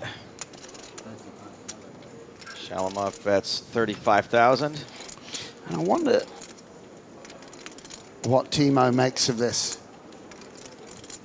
You know, it's obviously once they bet the 35,000 to win 100, which is a really enticing price. Is there a Queen Jackus in that? I mean, this is just a good fold. Like, I just, you know, to me, it's just, especially coming from where we're coming, Griff, back in the old days, you never, this was, oh, it's weak poker or whatever. About it. But you just recognize the strength of the cutoff range, identify what type of player you're against, have a sense of the sizing, and just say, no, I'm out of that. Yeah, and I think it's also important to often just sometimes disregard the flop action in that particular situation. I mean, he can very well be checking back king-queen combos, the king-jack suiteds, the king-10 suiteds. So when you combine those with the pocket eights, the pocket nines, and then, of course, the bluffs that are those queen-jack suiteds, I think it's probably just going to lean more value to you. Yeah, and he might not flat queen. I mean, it's Yeah, like one... There's four of them. I mean, it just... Yeah. They get 3-bets sometimes to knock out king-jack off or whatever. Looks like the free roll is just getting started. Good luck, everyone. Not sure if the password's still relevant, but if it is, it's Power Path, all one word, all capital letters. We're in conversation with the Oxford English Dictionary right now to make Power Path. Get it in there. They're not going to be separate words anymore. They're going to be one word. They're merging in the dictionary. It's a takeover. Actually, path is taking over power. You know. Or are we just powers is getting complete? Power's not going to be a word anymore. Wow. It's going to be horsepower path. And Scotty can't give her any more power path. Yes. From Star Trek. Yes. I mean, 400. I need more power path. Can't more power path to you, my friends. Fight the power path. Yes. Fight the power path. Actually, no, don't. Play the power path. Camp Hughes under the gun, ace-9. Here he is again. That's going to win. That's the winning hand. Leisurely pace here with 58 left. No one in too much of a hurry for anything. Do anything too crazy. Ooh, we are nearing a pay jump. And my friend, it's possible the card? 55th place, you get a little bit more. That man moaning.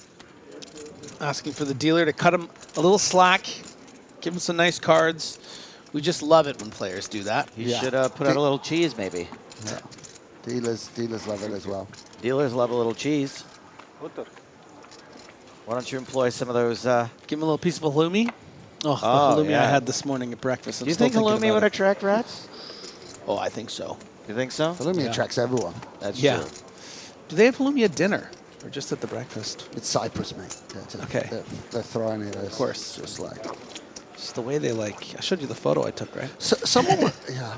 It's like asking if there's pineapple at breakfast or dinner in Hawaii. Pocket eights for Wozniak, the Snowmen's. Num.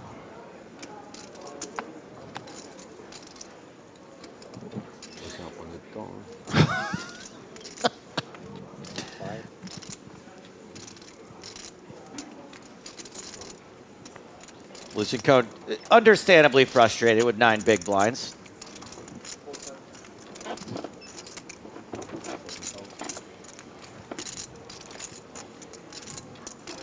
He did crack ace-7 with ace-deuce earlier, though. So. Yes. And somehow won that three-way pot with a 7-6. Yeah. So he's been I mean, that he earned, by the way. That he really earned. Oh, hello, big blind. Just 26 big blinds effective here. Might elect to just shove over this open, but it is under the gun +1. 70. It's gonna actually induce. Figure if I'm up against better, I may as well try to get worse to put it in. Yeah, and it's a really tough spot for Wozniak. Very delicate. See, eights doesn't really interfere with any value. And you have opened from early position. I think cutoff Wozniak would be all in every day. Here it's a lot closer because as we see, the value region is also wider. And for that reason, Wozniak will relinquish what would have been a flip. Also, the 3-bet sort of keeps in the stronger parts of your range, right? When you just shove, you've removed aces, kings, queens from your range. And you're much more, if you do it with all ace, king, ace, queen. I mean, you might have a better chance of folding out something like 9s by 3-betting than by shoving, right? chip counts. There they are. Mahiri, Wigan, Tabiev, Shalamov, Capuez, Hu, Bosniak, and Cohen. Did I do that? How many of those were Hartigan-esque? Not many of them, right? Shalamov. Like a 50-50. I got Wigan all right. And Hu. I do want to address something going Wait, on in the YouTube chat right now. Jaron Quick talking about playing on PokerStars on a VPN. Don't do it. Kids. Don't say no to VPNs. PokerStars on a VPN. It's what we like to call in the industry a negative free roll for you. Ooh, tell me more. Because what will happen is maybe you go undetected for a little while, you know? But when you win money, that's when they're going to figure it out that you're on a VPN. And guess what? It's going to get confiscated. Yes. And you're not going to get to have it anyway. And me and Joe Stapleton get it, and we divide it up. And we go to the cinema with your money. And we see really stupid movies. Wait, sure. Sometimes we How have I buy not the been ticket. invited to We this? just watch the commercials. We And just leave. and then leave. We Yeah. don't even watch the main. You guys feature. know I love trailers. Look, no, we're talking the Corsadil commercial. Then we're out of there. Yeah, and Cohen with a kind of, a kind of illicit, out of line, open with Poor.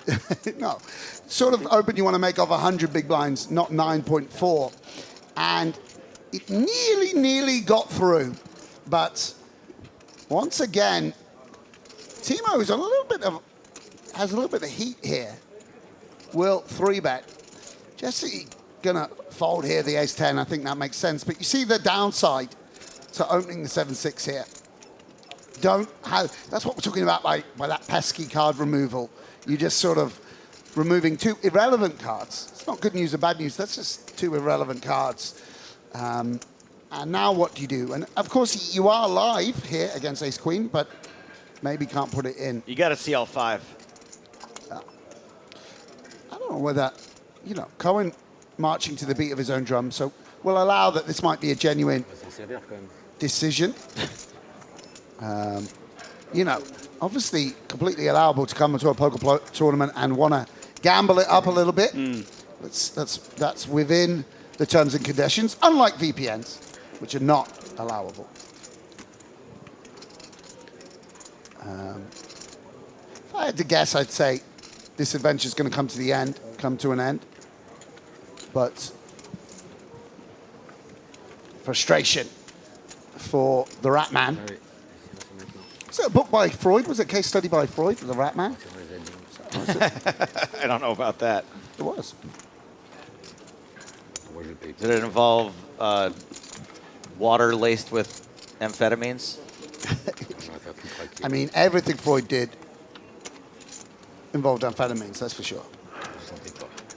Just a few minutes left on the late registration for the free roll. Password, Power Path, all one word, capital letters. Ratman was given the nickname given by Sigmund Freud to a patient whose case history was published as Notes Upon a Case of Obsessional Neurosis. There you go. I've never read Freud properly. Don't worry. And there it is, Cohen. 7.5 big blinds. This is why you chip down from 9 big blinds to 7, just to make this even more of a sexy shove. I mean, this is exactly what you want. Fully authorized, fully approved. Ratman, all in. Blah, blah, blah, blah. Griff Graff approved. Sure. If we had the music, we'd put it on. Dun, dun, dun, dun, dun, dun, Tabby ever where there's a pay jump and going to take 14 seconds to eke out. Hey, he's only got 70 big blinds. Sure. And will someone wake up? There we go. Winner. Tunisia. Tunisia.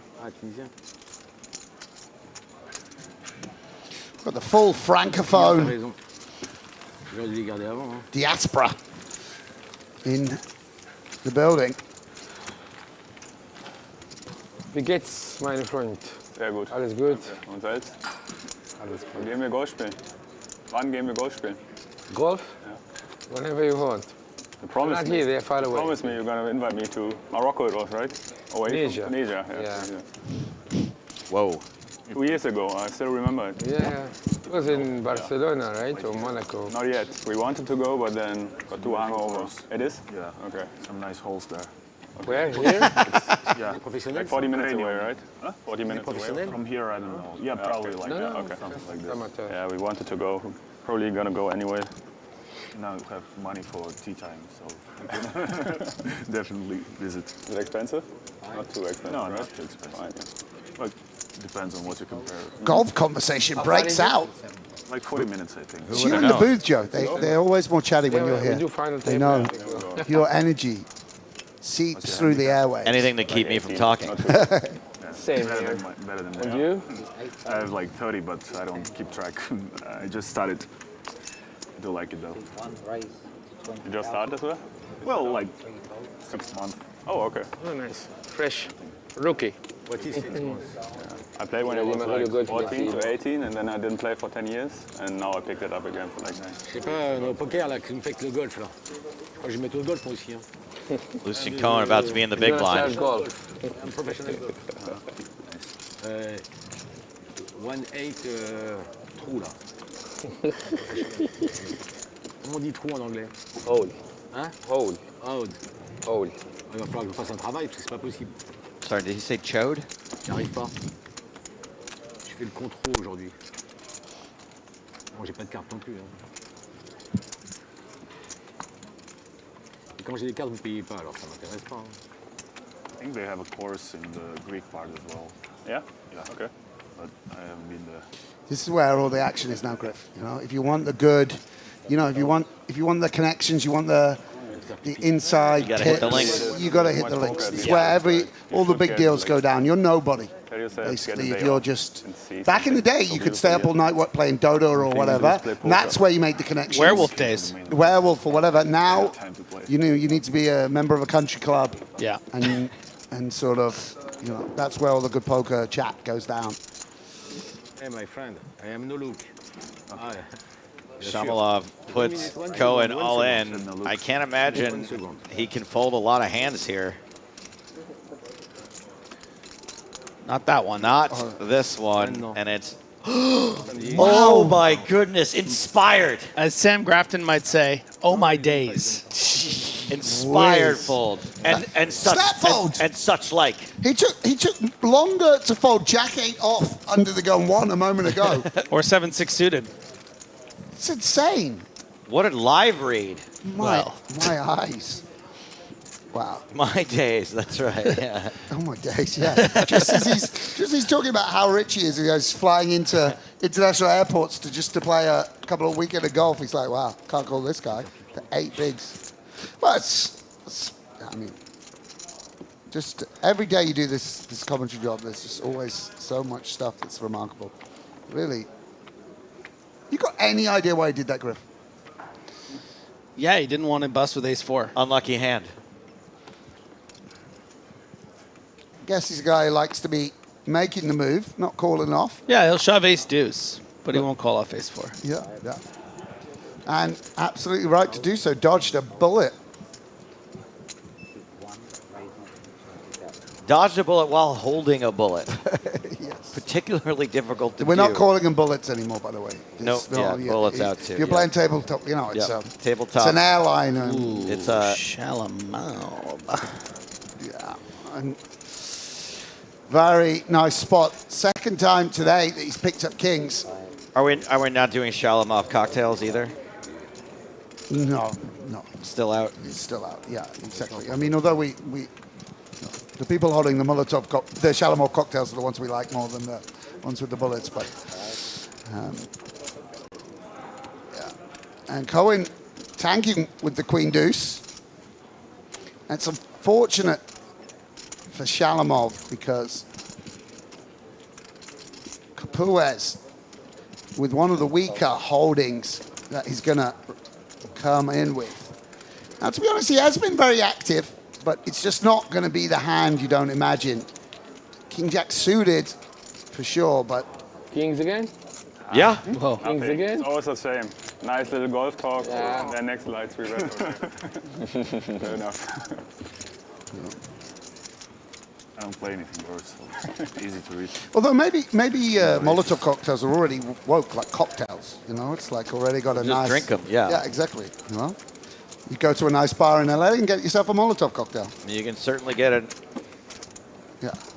It's got an olive in it. And You can get something that you mix with Extra olives for me. Jameson, Jameson and Bailey's and Guinness. Has a not exactly PC name.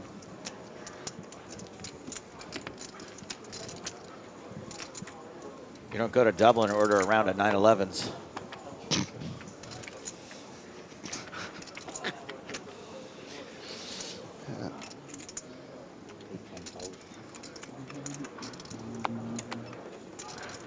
This is why they talk at the tables, mate. Pocket fives for camp use.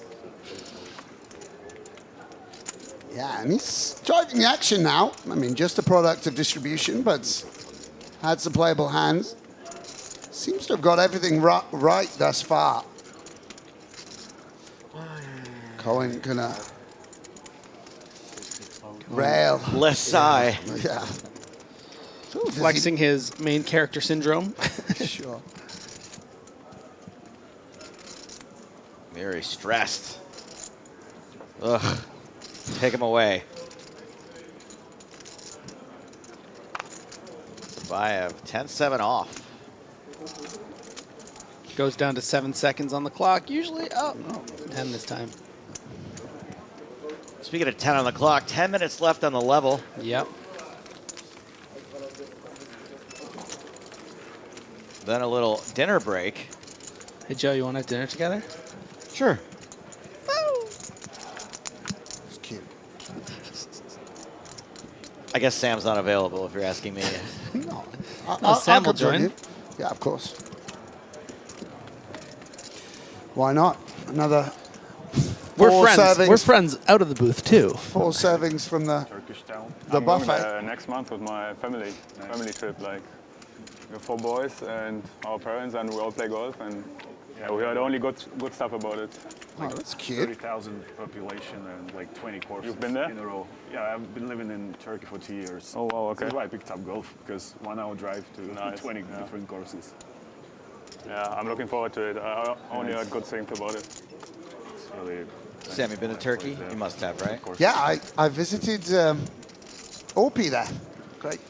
And it's a good season now. Number 1 on Turkey's also money list. I would Just imagine that is a very fun person to visit in Turkey. Of course. And, Yeah. and a proud Turk, a little bit of staying up late, looking at the sea.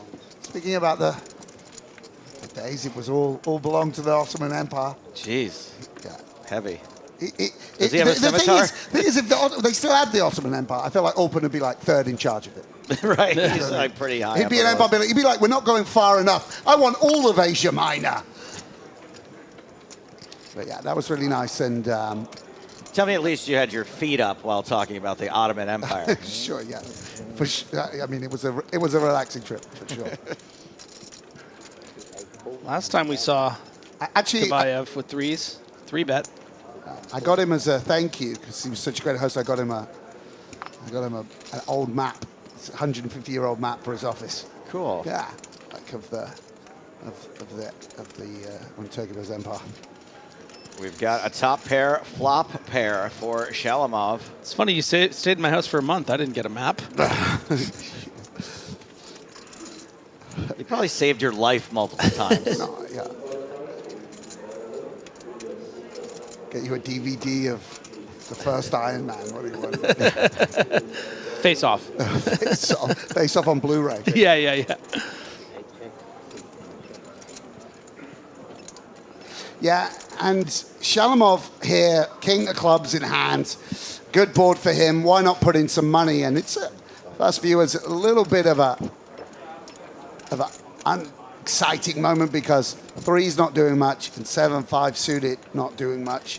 In the small bet, maybe Tabiev will surprise us by going rogue, but it seems unlike intimidating guy, by the way. It's an intimidating step. You know, you've got 3s, but he's just like, he's still like, am I being bluffed? Could be ace 10. What if I'm ahead? Smells like ace jack and spades to me. Yeah. Shalamov does not bluff. Does win the pot.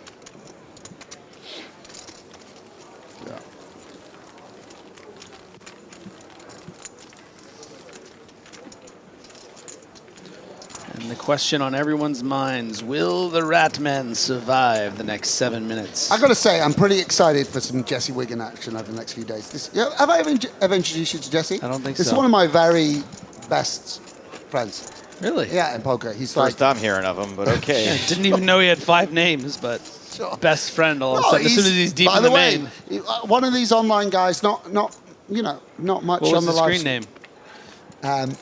Am I allowed to? Is it a bad thing to reveal it if people don't know it? Maybe they get some extra info on him. I would just say don't. Just tell me after. If he's one of your best friends, surely he's okay with you outing him.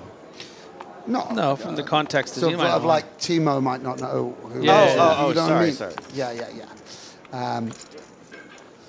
I mean, I'll reveal anything about his personal life, his taste in drugs, women, whatever. But of course, the screen name's off limits. Shalamov opening Queen 10. Lucian Cohen gonna have a bit of a moan.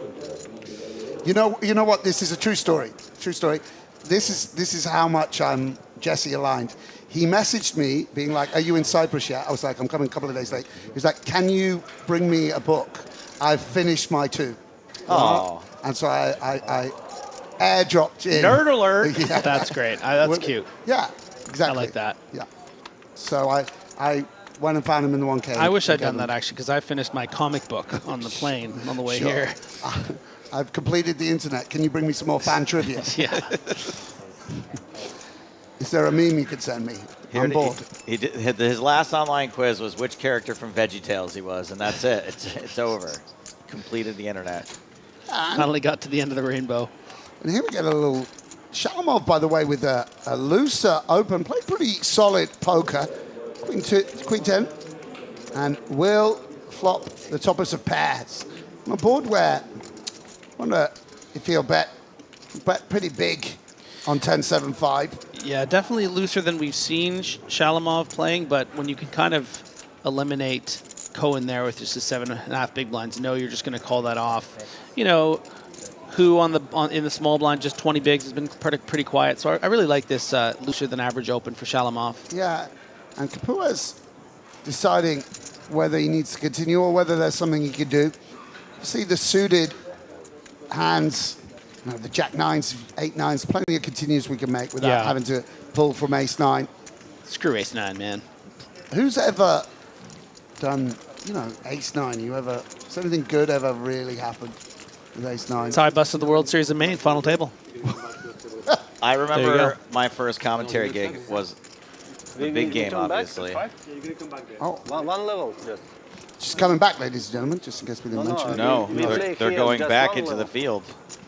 It's over for you boys. Wrap it up. Wrap it up. It's over. Taking you out you weren't interested. Not enough. We're taking you out into the field. Yeah, you're ordinary folk again. Yes. I'm gonna write down what they called Ace-9 on the original big game because I still don't know if it's a swear word or not. If it's something I can say. Okay. They called it this. Whoa, whoa, whoa, whoa, whoa, whoa, whoa, He's just drawn a picture, ladies and gentlemen, whoa. of a giant. No. Can't say that? No, don't say that Okay. because it's. No. Oh, do you want to see? Here, there you go. That's why I knew better not to do it. Wow, by the way, this is a new dawn for Joseph. Oh, Mr. man. Corporate. I'm glad that he's checking sort of with us. I mean, we were joking about you getting fired earlier, but this is getting dangerously close. Yeah, that does need to be redacted off the internet. Do not go search up those big game episodes. So that's why you never see that episode. Yeah, On there was certain replays. terminology that was employed at the gut shot as well, which for certain things, which wasn't great. Thankfully, those days are in the end. It's not one of the 7 dirty words. No. It wasn't that bad. I was exaggerating, but. So we are changing feature tables, by the way, at the break. And I can't even believe these words are coming out of my mouth. We're going to bring up to the feature table chip leader Bobby James. What about Nadia Razadine? Can we get her on the feature table? We haven't seen her all day. Rania went broke yesterday. And Wow. got Let's go, Jesse. A flopped straight for Jesse Wiggin. Yeah, and wow. Tabiev gonna bet for value here. Of course, there's so many hands he can get called by. And ordinarily, this is a board that you want to play very passively because of the fear of ace-king, which obviously makes up something of the cutoff range and you don't have. But I wonder whether Jesse, with such a strong holding, gonna make an adjustment because of that small sizing. And I really like this. Not gonna let his opponent get away with setting their own price to go to the turn. Yeah, position just so important, right? I mean, if you do decide to just call this 15, maybe you see some checkbacks on the turn, suddenly you're getting to the river and the pot is, what, 70K or something? Yeah. This way. And Tabiev probably not going to be able to fold here. Yeah, it just makes perfect sense to continue. As the pot bloats now to 161K. And shows no signs of slowing. Yeah, and it's going to allow, on certain run-outs, Jesse to go for it all. And that's a bad card for Jesse Wigan, because now that straight becomes very, very obvious. Obviously, sometimes as well, his opponent has a king. Hands like King Jack, King 10, King Queen come to mind, and he's only playing for half the pot. And now we can't really go the polar sizing. Might want to sort of dampen the sizing. 70. Does continue to put in money. And I wonder what Tabab... You see how it's a very good sizing against hands like Ace Queen and Ace Jack, where you feel a bit... You kind of don't want to fold. You've got that. You can imagine the king coming off. And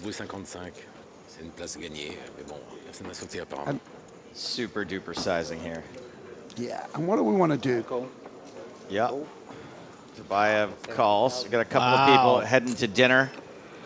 Wow. And no flush draws out there. Yeah, I mean... Oh my goodness. You What hate to see it. a disgusting run out. You hate to see it. Poker gods, no. Puke.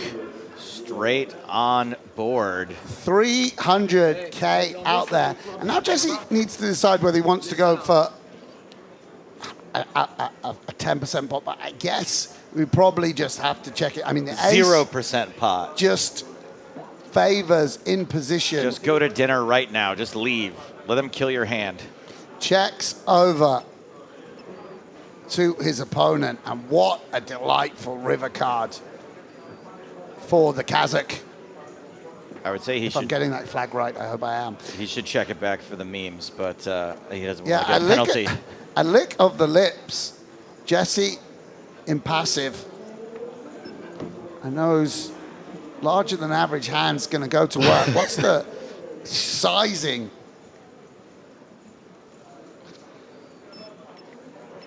That will be deployed. It's a very weird spot, by the way. I don't blame him for using a time bank card. It's very unclear what imposition should do. It's such a rare line.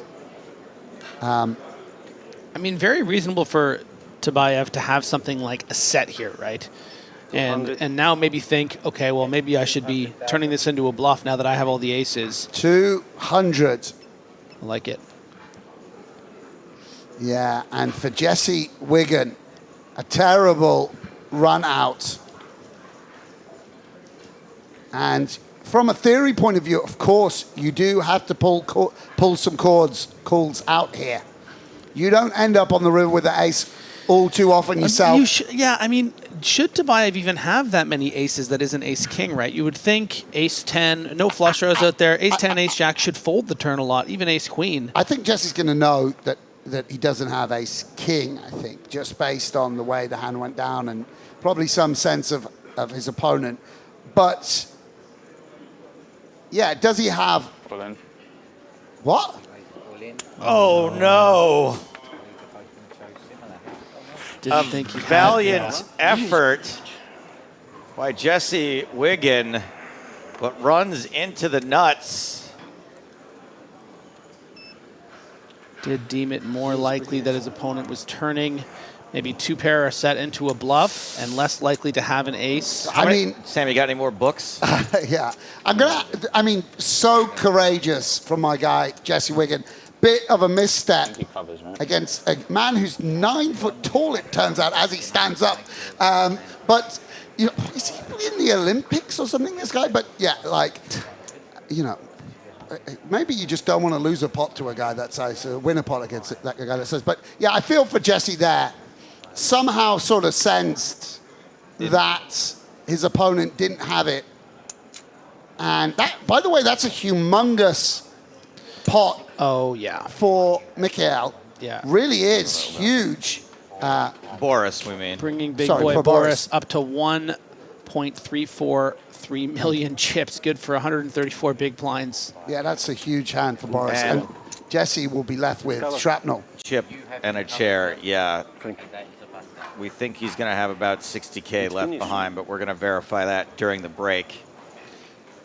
I expected to see ace when he... A few words from the dealer there. But... Seed open, table 5. All right. done it, right? Is it open? No. Maybe he was covered. Not sure. Going to get it worked out. I think he has 6 big blinds left. 4 big blinds left. That's what the computer had. Not always accurate. We'll have to double check after the dinner break. We do have one Gold Pass winner still in the main event. Premislav Sabrat, one of the 3 who cashed. He took a seat at the feature table yesterday, and this is his story. And I am 36. I think it was the first 109 step that I qualified to, and I managed to win a Gold Pass, so I was extremely happy with that. Yeah. It was always my dream to come to this kind of event and try to play, because I've been watching it in TV, of course. It's like the first live event I'm ever at. I played some live tournaments, but it was a long time ago, yeah. Oh la la. I let you win with pocket threes, that's no good. It was a blast. With the TV table, with all that happened, it's like someone wrote the script before.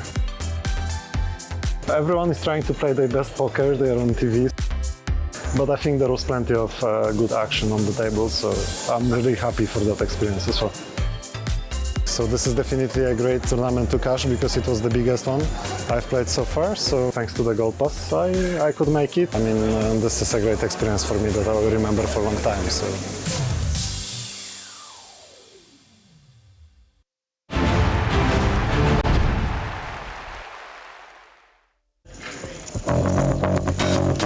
Lex cannot win this by showing down. He knows that much. I'm all in. Huge bluff from Lex. Oh, Lexi. Hello once again, welcome back to the PokerStars Mystery Cash Challenge. I'm James Harskin, he's Joe Stapleton. Hello, my babies. And round 1 is in the books, and it was all about the Goat Man. It was also a little bit about Lex, whose TV cash game losing streak continues. Let's accentuate the positive. Barney won 5 of the 9 hands. He won the bomb pot, and he claimed a silver power pass. But he did get hit with a forfeit at the end of the last episode. How will he cope without being able to check post-flop? I don't do a lot of checking anyway, so getting the forfeit, I don't think it's going to affect me too much. I mean, everything's going according to plan so far. So, lost 8 out of 9 pots. Nope. Or 7 out of 9 pots or whatever. Setting myself up for a big win.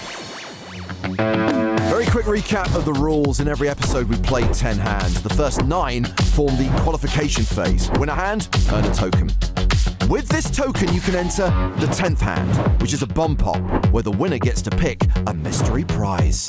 And these are the current chip counts. After the first round, Barney and Tonka have made the most profit, while Lex is already on his second buy-in. After all 60 hands have been played, we'll crown a winner. The most profitable player will earn themselves a gold power pass worth $10,000. Blinds at $25.50. We're playing pot limit pre, no limit post.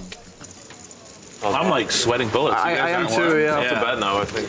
Not bullets, but sweating. I wasn't sweating bullets before. Because you're next to the dude on a heater. Barney isn't meeting heat Someone right turn now. the AC up. Okay, let's see if Olga can win a hand. It's a good start. Lex, it's okay to fold. Cool, y'all mind if we do some commentary? It has been folded to Barney, who has King Jack. He raises to 150 euros. Queen 5, that is not a call, okay. A6 for Spraggy. Oh. A bit late for that. He's out. Olga folds the big blind, so we're heads up to the flop. Which is king high. So if Barney tries to check, does he like auto fold the hand? Check. No, I can't check, right? So, That's an auto fold. Isn't that an auto fold? Yeah. Surely that's an auto fold. Qualification, Markham, forfeit stack. It's a fold, no? It's He a- tried to check. That's almost like a check. All right. Barney bets the minimum, Tonka calls. 6 on the turn, Barney's still ahead.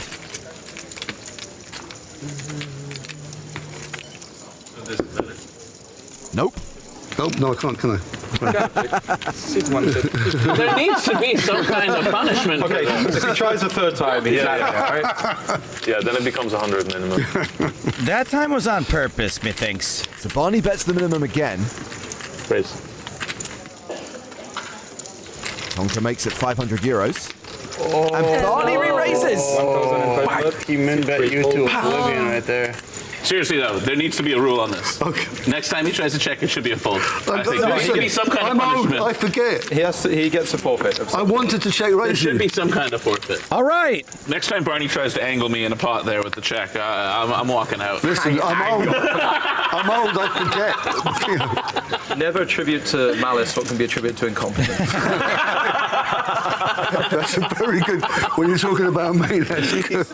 Barney's cheating is being called out here. I can feel it. If Barney tries to check again. Barney marking cards as well? The funny thing is, the first time it was on purpose, the second time it was a mistake.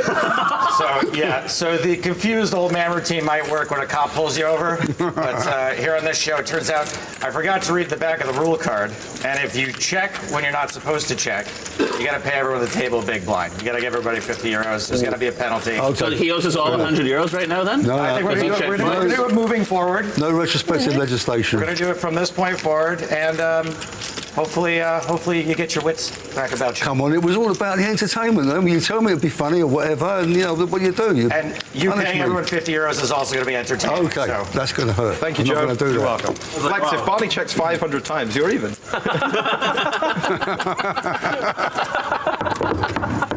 Meanwhile, Barney gets a token. He's qualified for the 10th hand. The second hand sees Lex straddle. A straddle is a blind raise, which buys you last action before the flop. No. You got a chance. Tonka is in.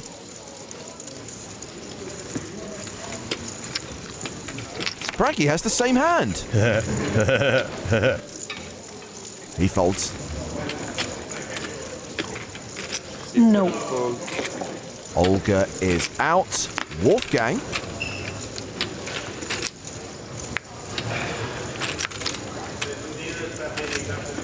Calls. I wonder what Wolfgang's favorite hand is. Check. And then check. Okay, three-way action. War apart. And it's Tonka who flops best with second pair. Nobody's got a club. Check. Then check. That's a min bet from Tonka. Look what Barney started. 8 folds. 10 folds. What a nerd. This is such a nerdy pot. Just take it. Very bad for the game. Stop ruining it by playing well. It's sick. What do you mean? It is sick how good Tonka is at just about everything. He now has a token, so he also gets to play the bomb pot. Third hand of the round. 1 fold. Tonka with ace-8 of clubs. This hand's a raise in any format. Makes it 175 euros. Spraggy king-5 of diamonds. Calls. Olga with queen-7. Maybe. Nope. 7s for Wolfgang. Oh! I think I figured out what his favorite hand is.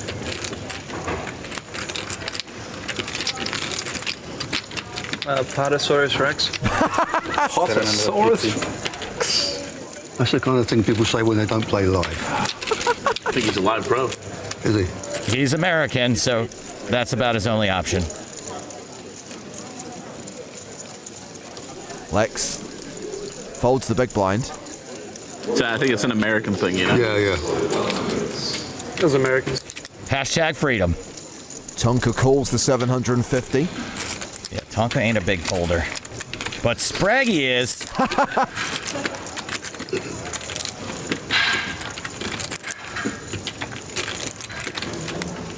Spraggles is out. Heads up to the flop.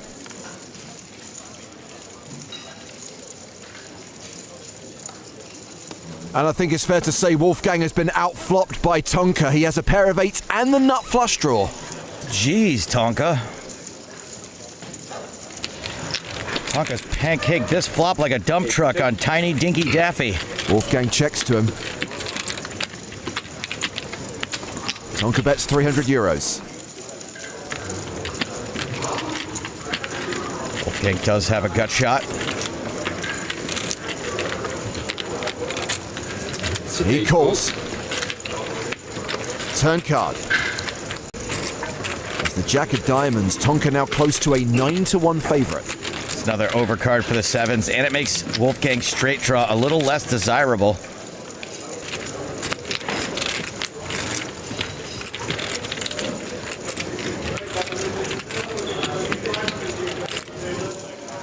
Wolfgang has checked a second time. Tonka checks it back. 3 of spades on the river, no help for Wolfgang.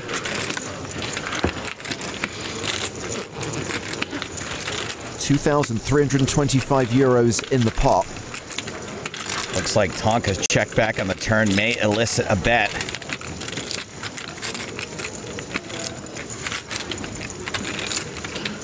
Wolfgang gonna turn his favorite hand into a bluff. 1,050. And Tonka calls. Snap calls. That'll be a second token for Tonka. Or a flop. Pretty good, yeah. Not a great run though. How does he do it? Nice call. Thank you. That was a nice call. That was very nice. I'm just a big station. Well done, man. You'll learn. Beautiful. Big station. 2 tokens, a steal, the money. I didn't know this existed.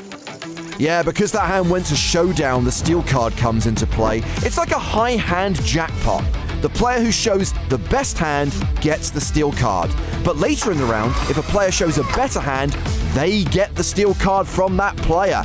And if you have the steel card after the first 9 hands, you can take a token from another player. Ah, so everyone needs 2 tokens to be safe. Yeah, and of course, whoever has the most number of tokens earns the button for the bomb pot. It's all coming up Parker, isn't it? God, I hope Lex gets 1 token. My name is Parker Talbot, aka Tonka Online. Last year's Mystery Cast Challenge was incredibly fun, so I'm super excited to be back. I think Parker is just, he can be a really annoying human being in a funny way, you know? He can be very critical, call you out on stuff, and it's like, it's a really good friend to have in that sense. You're such a bad person, Parker. It's unbelievable.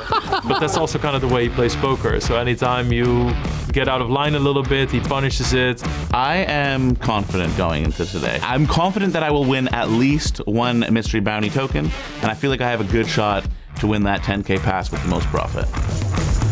Gotta be in it to win it, and Parker's guaranteed to be in the next one. 4th hand, and looks like Tonka is straddling. I was quite scared calling that, but yeah, can't win if you fold. No, for 5 seconds you were like, oh no. A little bit less. Big tank. Spraggy opening here with Queen 9 suited.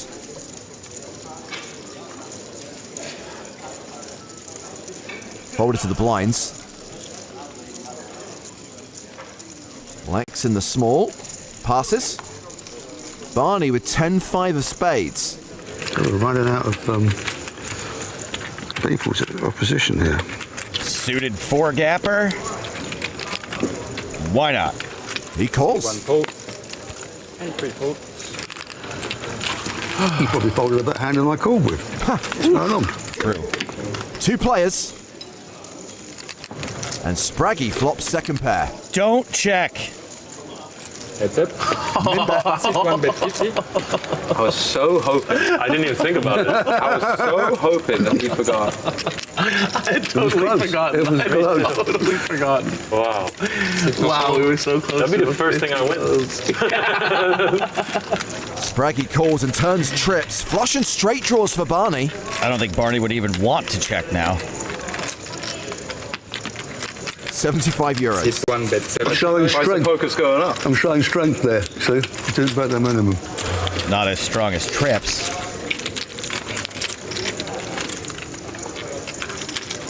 Spraggy raises to 800 euros. Hang on, The question is, does Barney want to chase? He's going to know he's drawing pretty thin at this point, but some of the times he makes this hand, he's going to crack trips. So I don't think he's ever getting away.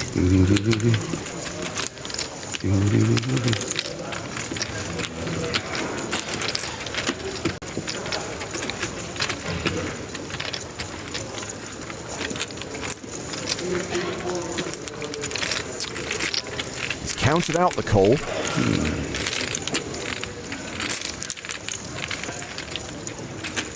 And now he's counting out again. This time for real.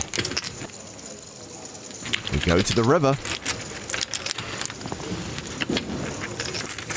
Barney gets there. He rivers a flush. This is what I was talking about. And unfortunately, he can't check and let Spraggy bet.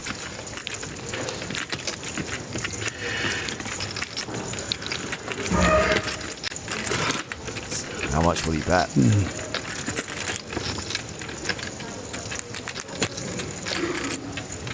Will he go for the value or go for the meme? Oh, he tries to check. Yeah. Yes! Yes, my first win. I forgot again. I forgot again. How sweet this is. Well done, everybody. Thank you. Oh, did he forget? And that's his bet. That's my bet, yeah. Oh man, I feel fantastic. I can't believe it. In the winner's circle. Oh my god, dude! I totally forgot again. Dude, that's actually So so now good. you know it wasn't It's a so neck good. last I didn't time. get that. All right, I'm gonna win. I'm gonna call. Queen.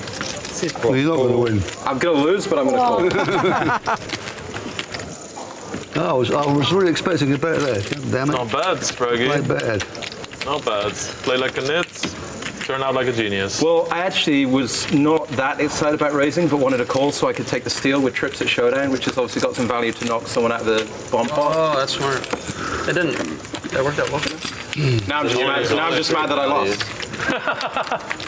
So Barney earns another token, and he takes the steal card from Tonka, having won at showdown with a flush. Gotta give it to them both for the effort on strategy, but Spraggy gets nothing and Barney still has to pay the table. Fifth hand.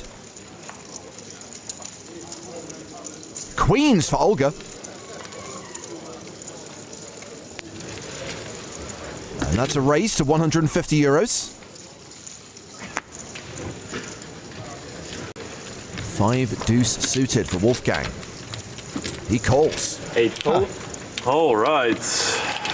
Wow. Lex gives up the button. Barney in the small blind. 10-6. I won a big pot with this hand once. 10-5 suited. Why did I keep my mouth shut? Barney's still out of position for this hand. Will he forget and check again? Tonka calls as well in the big blind. 4-way to the flop. And queens are still ahead.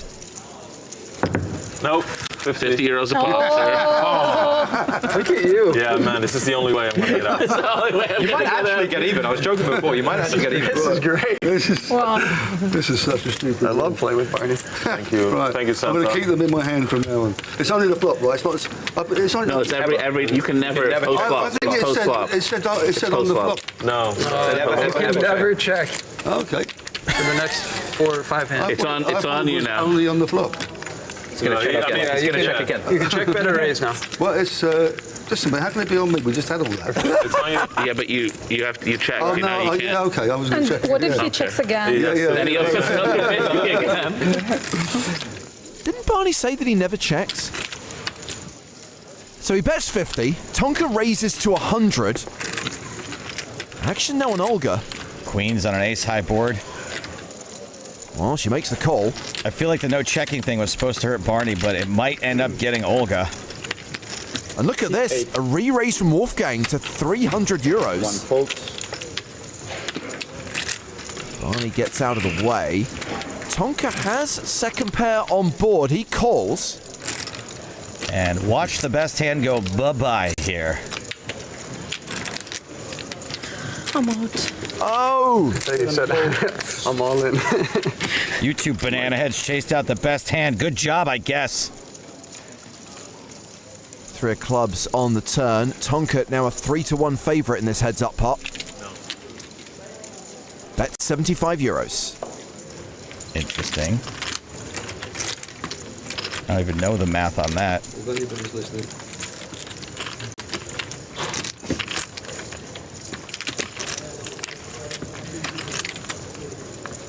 Wolfgang raises. That's right, Wolfgang is American, and these colors don't run. Spelled without a U. Colors, not run, of course that has a U. Tonka calls. We've got nearly 3k in the pot as we go to the river. Gonna be tough to out-Tonka Tonka. Especially as he now has trips. Oh, come on.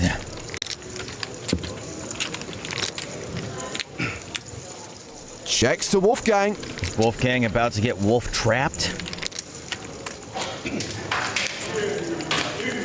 No, he checks it back. Trips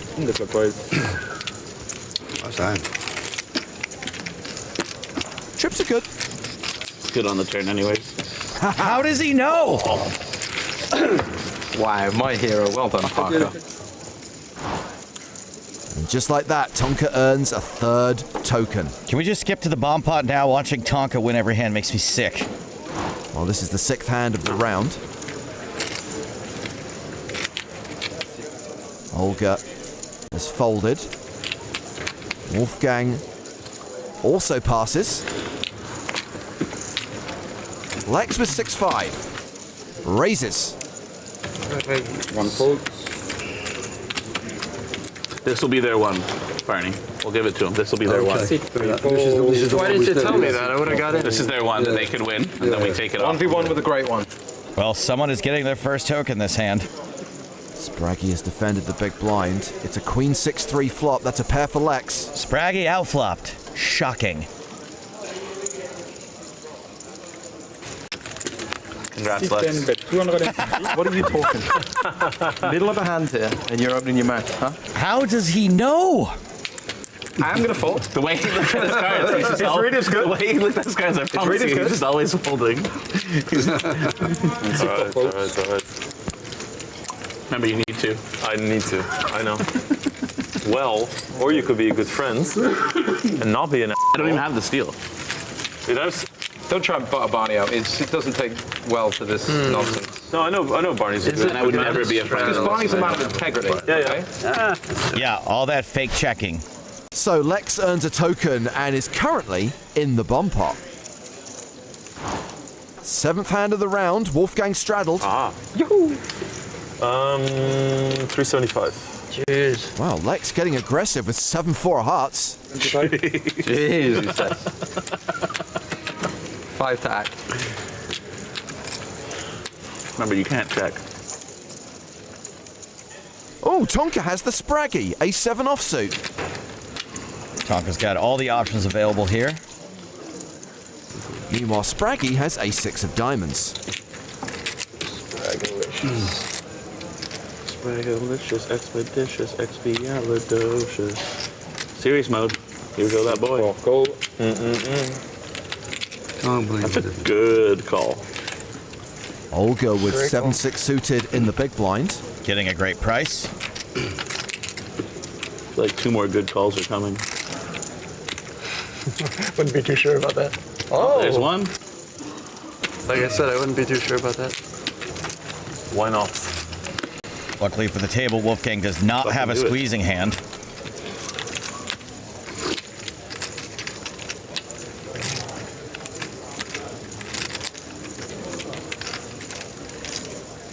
He calls as well. Let's go. 5 players in this pot. And an ace-10 flop. Trips for Tonka and Spraggy. Whoop, whoop, whoop. Sick cooler alert. Spraggy leads for 400 euros. Olga has missed. She folds. Wolfgang's out. Lex calls. Backdoor hearts, I guess. Whatever Tonka does here will be the optimal play, believe you me. He calls, so three-way to the turn. Which is a queen, so this hand very likely to end in a chop. Lex is drawing dead. Yeah, what the heck is Lex still doing here other than torching money? Spraggy checks to him.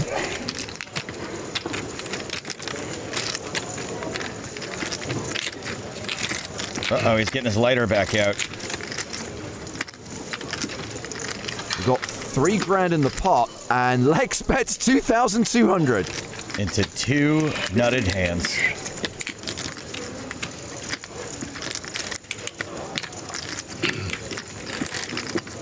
Tonka does still have Spraggy to worry about. Tonka calls. Spraggy with the benefit of position, probably realizing he's not going to have the best hand all the time.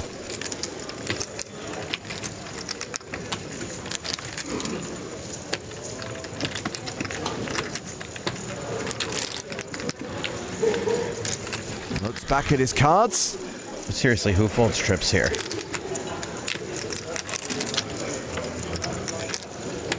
Spraggy does. Oh, wow! Okay, well, this is now Tonka's pot. The river is an inconsequential 8. Action on Lex. Lex, who cannot win this by showing down. He knows that much. 7.5 grand in the pot. Lex with 7k behind. I'm all in. Whoa! Huge bluff from Lex. I don't think I've ever seen Tonka get bluffed. I guess there's a first time for everything. Problem.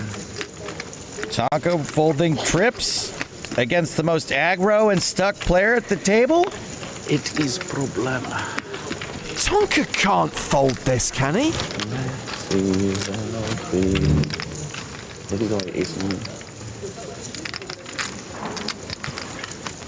Of course, if he does call, Lex gets stacked and has to reload again.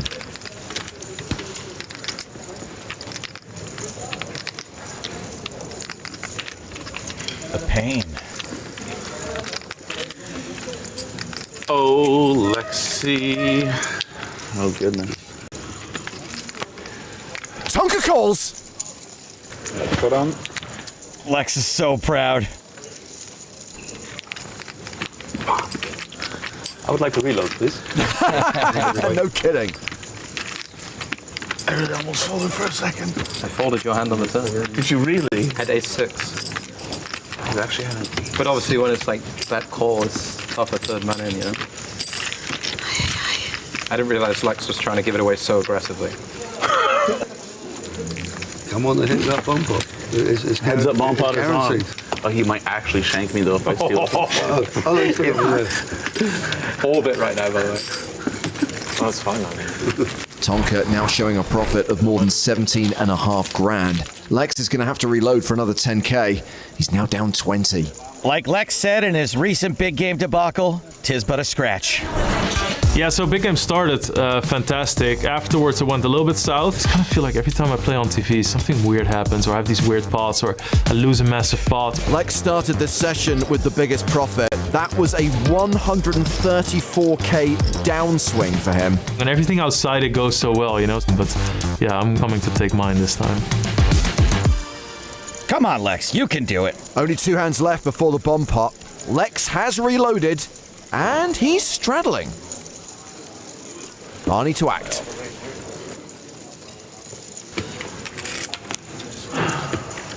Tonka. Folds. A chance will be had. What's the maximum? 375. Spraggy raises pot. Rebellious. Olga has folded. Wolfgang in the big blind.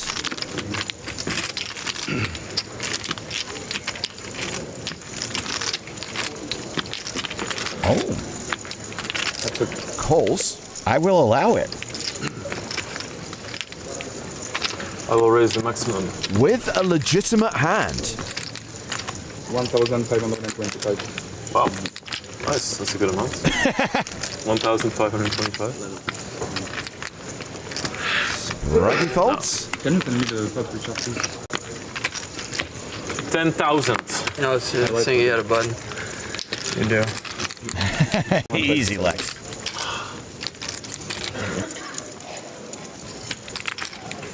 Can't do it. Shit. Hey, Lex wins a token. His second.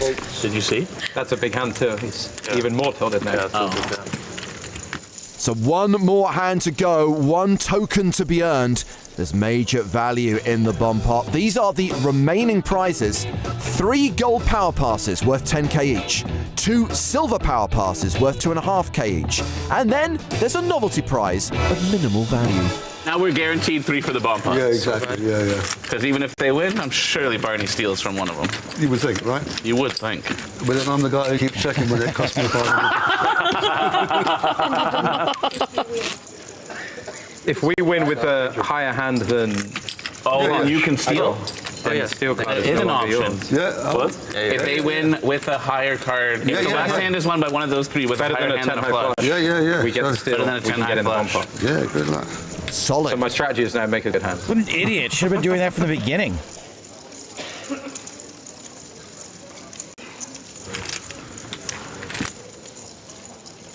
Maybe if you didn't play it like such a freak.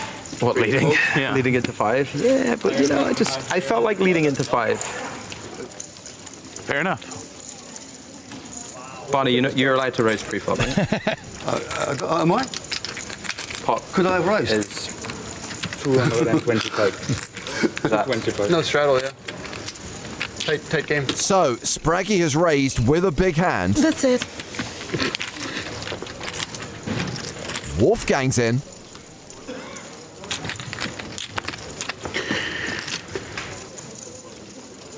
$225, yeah? 225. Right.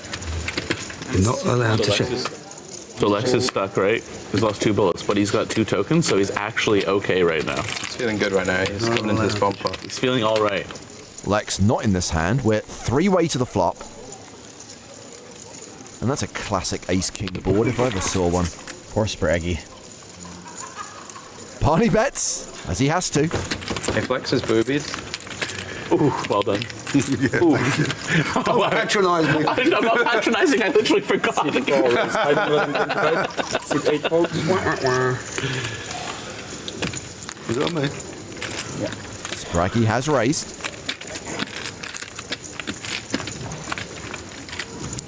The bet is 550, yeah? 525. 525. Another raise from Barney might actually work. You're going to fight hard for this one, aren't you? You're going to fight hard for it.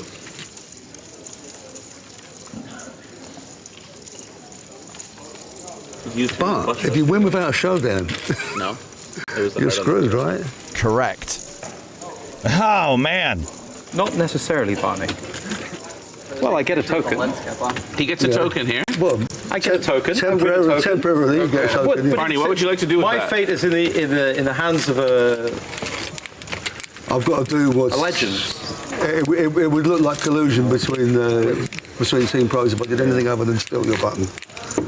Sorry. What can I do? Hey, everybody. Hello. Joe. Lex, Hello. you all right, buddy? Yeah, I'm good. Yeah? Having fun. You're the guy, you're like hide the pain Harold over there all the time. Just big old smile, but tears behind those eyes. Barney, I got something for you on the behalf of the table. This is a little SPF 20 for the sun running. You can Okay, thanks apply very that much. maybe for everyone else. Olga, Wolfgang, Spraggy, not going to be participating in the bomb pot, but it's going to cost you 100 anyway. Barney, you ended up with the chance to steal with the highest hand. I'm ashamed to say I stole it from the only person I could steal it from, which was Spraggy. And now there's piece of the bomb pop to the full. If I could have taken it from anybody else, I would have done, but I couldn't. Thank you, Barney. I mean, it makes sense. I only had one, I was the only guy with one, so I did what I needed to do, but... It was his way of making a difference. Okay, guys, it's bomb pot time. Good luck. Yes, the 10th hand is played as a bump pot. This means everyone has to pay €100 and we go straight to the flop. But only the players with a token can play. In this episode, we have Barney, Tonka, and Lex. I don't really know who I'm rooting for. Surely your friend, me. I'm rooting for Barney and Parker, but then Lex if it's the bad one. Oh wow, Lex has flopped a flush! Are things turning around for Lex? He's going to win the mystery prize, but hopefully some cash here as well. Learn from the last. Learn from the best. 50? Learn from the best. The Barney bet. Sit one, call. Monkey see, monkey do. Min bet, called by Barney.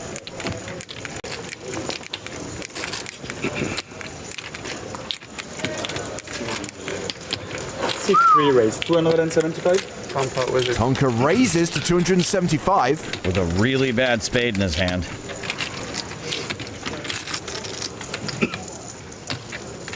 You think Lex is going to fold? I really hope not.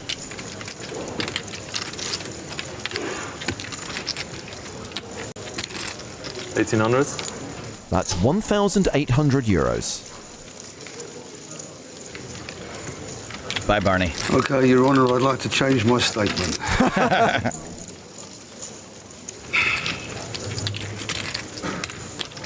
Tonka, you can't win them all.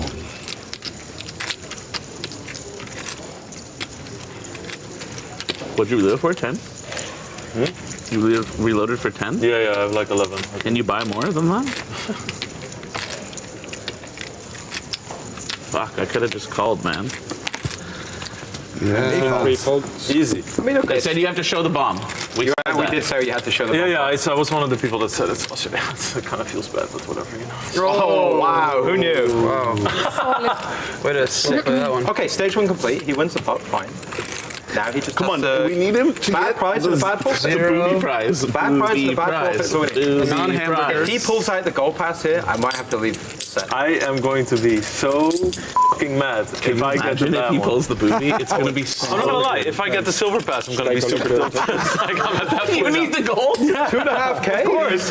Oh! This is a sick man, folks. Well, as far as the leaderboard is concerned, Tonka and Barney are on top after 20 hands, while Lex is already on his third buy-in. After 60 hands, the most profitable player will get a gold power pass worth $10,000. But now, it's time for Lex to pick his prize. Lex, I'm very happy to be standing here with you right now. You're genuinely happy now. I don't know. Slightly nervous because I'm on the edge of the darkest tilt of my life, perhaps, but I could make a nice comeback, so who knows? Okay, I don't want to jinx this, but of these envelopes that are left, a bunch of them are good. Okay. A couple of them are really good. Don't pick that one. One is don't pick bad. that one. Okay. One All you gotta do is avoid bad. It's for sure bad. It's not bad, but you're not gonna be happy. Okay, yeah. Don't pick that one. It's not like you owe me money. No, what does this mean? It's a flip.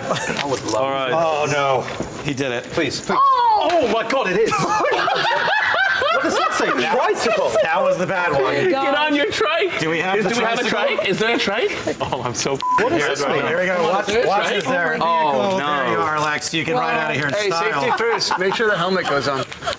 Navi's gonna love that. Navi is gonna love I think he needs to do a couple He laps. needs to do a lap. He needs to do a lap. Helmet on, please. Yeah, what's the Safety. point of a tricycle if you're not doing a lap? All right, guys, there's a storm coming. Lex will get to ride it later. Thank you. Very nice. I have a 3-year-old son, so this is very welcome. Turning it into a positive. I like that. Now, there's still one more Here envelope comes to a open. forfeit. Oh my god, give him a negative. A power up or a forfeit, Lex. Holy shit.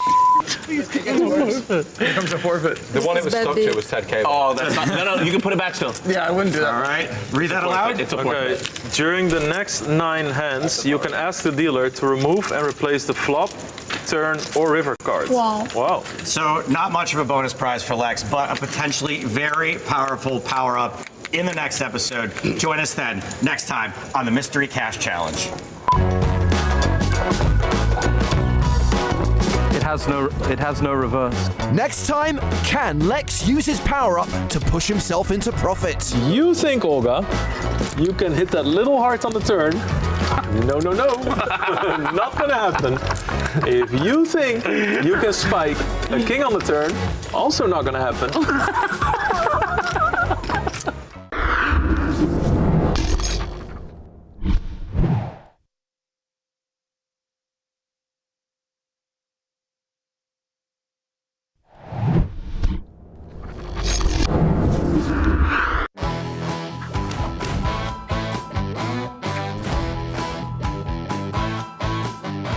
I want to start with that final table from 2 years ago, because that's kind of when you first really came onto our radar in a big way. It was the biggest ever EPT main event.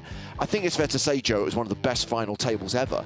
Oh, yeah, it was awesome. It was the camaraderie at that table was something that I will never forget, and I think that you probably had a big part to do with that. Is that intentional, or is that just who you are?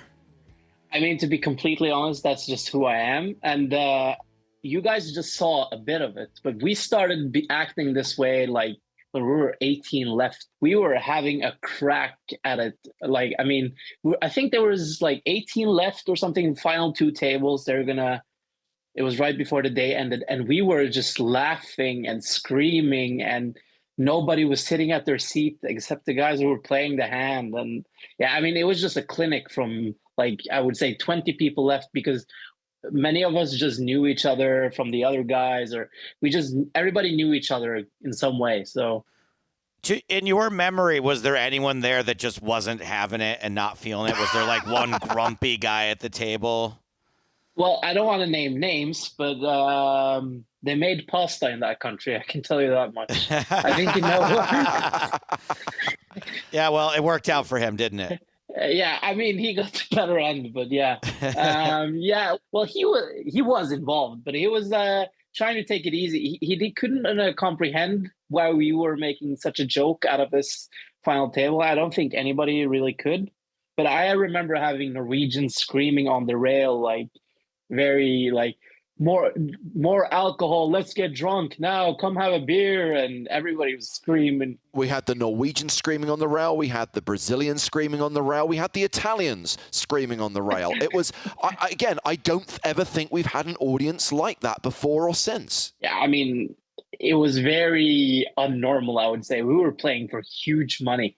And nobody even considered or thought about it. But me and Jarls were laughing our asses off at like, we would say and we would laugh like 1 hour later about the same thing. And then Kowalski joined, and then Jimmy joined, and it got crazy. It was like playing a home game, but the only difference was it was like 1.7 million euros for first. Yeah. It was crazy. Yeah. I mean, for the audience, it must have been insane. I mean, it must have been insane. It looked like a comedy or something. It really was. The energy in the room that was even coming through the broadcast was unlike anything that I had felt previous to that, at least in a very long time. If there had been another table with that much energy, I had forgotten about it because it was from a previous era. Yeah, I mean, like I don't know what poker was like before, but I think poker is very serious, especially when we're playing for huge money. That's the normal. But for me, I mean, even at the last final table, I was just joking around. Sean Winter is the same character. I think it makes it easier for you to play as well. I don't think you get as nervous. You don't think about the money as much, and your brain can like focus on other things. And like, if you focus too much about the money, you might get nervous and playing worse. And I don't know. It just helps for me, at least. I don't know if what you're saying is true, but I want it to be true because that's how I like to be at the poker table. I want to have fun. If it's not fun, it's not really worth it for me. So I guess I want to find out from you is, did you grow up your whole life in Norway? And if so, how do you go from being a boy in Norway to being like the most lax super high roller on the circuit? I mean, yeah, I was born in Norway, but my parents are from Iran. So, but I was born here, like the only family member, like at least in the older ones. And then Yeah, I mean, I went to the military and I played football with some guy. Wow. Who was actually at the future table. I don't know if you remember Arlen Melsom. He was at the future table. Yes. The full Melsom. This guy, yeah. I was playing at the same football team as him, and we're from a small city and an island in Norway. Wow. And So this weird. guy, and this guy was at some final table of some Norwegian championship in Dublin. And I saw him in the newspaper, and I was like, oh, that's really cool. And then he actually learned me the rules and stuff. This guy he was a huge high stakes player back in the days. This guy, he was enormous. He was called Sir Win-A-Lot or something. He broke some records with the sit and goes and with Dario Minieri and those guys. So it's because of someone that you looked up to was really into poker, and they got you into poker. Yeah, so he was the best player at the football field, and I would like to say I would like second or third best, and he was just like a really nice guy, always smiling. And then it's because of him I got into poker, because I initially went to university to study economics. It's a cliche story, I know. Every poker player went to economics, blah, blah, blah. No, some of them went for business. Yeah, I mean, this is just the story that goes around. But yeah, he is actually the reason I started playing poker, yeah. I need to understand the mindset of someone when they start playing these big buy-in events. Kind of, at what point did you transition to playing the kind of high rollers and super high rollers? And psychologically, do you ever have a moment where you're kind of like, oh my God, I'm literally buying into a tournament for €100,000? Yeah, so the story is actually quite funny, I would say, because you guys remember the PCA, the last PCA. The one where you pulled $300,000 in bounties in the Bahamas? No, I pulled more, probably like 600 or something, 600. In the 10K, I had over half the bounties in play, and it was like insane. Yeah. No, I was in US playing cash games in January 2023, and then after LA, I went to Vegas. In Vegas, who do I meet? Adrian Mateos. And I wasn't even planning on going because I didn't play much tournaments. I played some, but not much. And then I got really friendly with Adrian, and he started telling me about these tournaments and yada, da, da, da, da. I mean, I don't know if he's trying fishing me in or what he was trying to do, but yeah, maybe. yeah, I felt like it was a trick. But then, yeah, he told me like, yeah, I think you would have a shot if you tried. Like, I mean, and it's way different than you think, because I thought what everybody else thought. Like, it's like so boring. Everybody's sitting there like a robot. Nobody's friendly. It's just whatever. But then he actually convinced me, and I think I played, this was my second 25K at the Bahamas, and I got fourth or something. And Bahamas was insane for me. And then after that, I started playing 25Ks, 50Ks, and 100Ks. And I actually been enjoying it since. I think I barely even played the lower buy-ins at this point. Just going back to the super high rollers in Barcelona, how did this year compare with last year? Obviously a bigger field, therefore more prize money, but what was the dynamic like at the final table of 2023 versus this year? Well, first of all, this year it was a 3-day. Last year we ended it in a 2-day because me and Jean-Noel agreed that we would just want to finish that day. But the difference this year was it was more players, as you said, and there were way more Americans, like the top players, like Seth Davis, Nick Petrangelo, Sean Winter, these guys, and Jesse Lonis. And Jesse Lonis, number one player in the world. Number one player in the world, Jesse Lonis. No, so it was way more players, and I would say like the field this year was way tougher than the last years. It was way smaller, but nobody was there. Like there was some. It was like me, Sam Grafton, Timothy Adams, David Yan, but not many more, And then this year was way tougher, and it was way longer. And yeah, I mean, it's a great tournament, but it's super competitive. It's super tough. It's super draining. Mentally, it's horrible. At times, you just want to give up. But I mean, this is what we signed up for. It's super fun as well. It's super fun, and people are very nice. I'm glad you think that. I'm glad that you have fun out there. Obviously, I brought it up in your winners interview that the amount of fun that you're seeming to have out there almost seems impossible, given the stakes that you're playing for. But what I really love about it is there's something about you that the other players, they play along. They might be quiet if you weren't there, but there's something about you doing it that sort of gives them permission to loosen up a little bit. I think it's like, I don't know what like the normal thing is, but I feel like if somebody is friendly to you, it's very easy to be friendly back and do the same thing, But if everybody's being very serious, it's also easy to do the same as them. I think, I mean, I wouldn't take credit for like getting people to loosen up. I don't know about that, but I think I just have like this aura that makes it easier for people to treat it more as a home game, I would say. Yeah. Here's the benchmark. Can you get Patrick Antonius to smile? Answer yes. Can you get Patrick Antonius to laugh? In your case, yes. Yeah, I mean, the final table at this 100K, I must be honest, I've gotten Patrick mad once. First time I played with Patrick, he actually got mad, but not at me, but like some run out. And then after that, we started talking, and me and Patrick, when we see each other at the elevator or the hallway or something, and we talk. And I've never seen him laugh as much as he does this time and makes jokes. He shot, like he fired a shot against the Americans, which I thought was super funny. I think, yeah, Patrick is a great guy. And you can just see, like, even him, he's very serious. When he opens up even, it's hilarious. It is hilarious. Patrick is very, very funny. He just doesn't show it that often. Exactly. That's so once you get to know these people, like these guys who are playing as much as I do now, you would see like 99, I would say not even 95, 99% of them are super nice.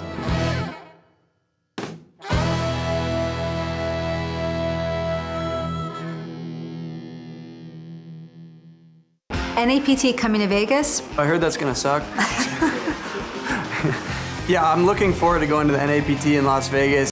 Can't wait for the party, can't wait for the main event. It's gonna be a blast. Last year was the first NAPT back after a very long time. This year, we're cranking it up. Instead of a 1K main event, it's a 5K main event. We really are putting on an entire festival in Las Vegas in November. I'm excited to bring some of my subscribers along with and show them the PokerStars experience. Viva Las Vegas, baby.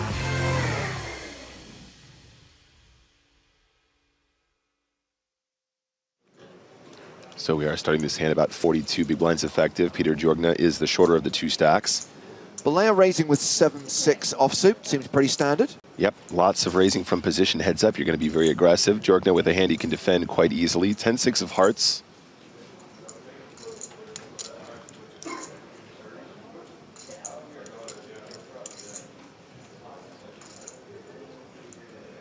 And he does defend, calling for an extra 400K, and we will see the first flop of this level.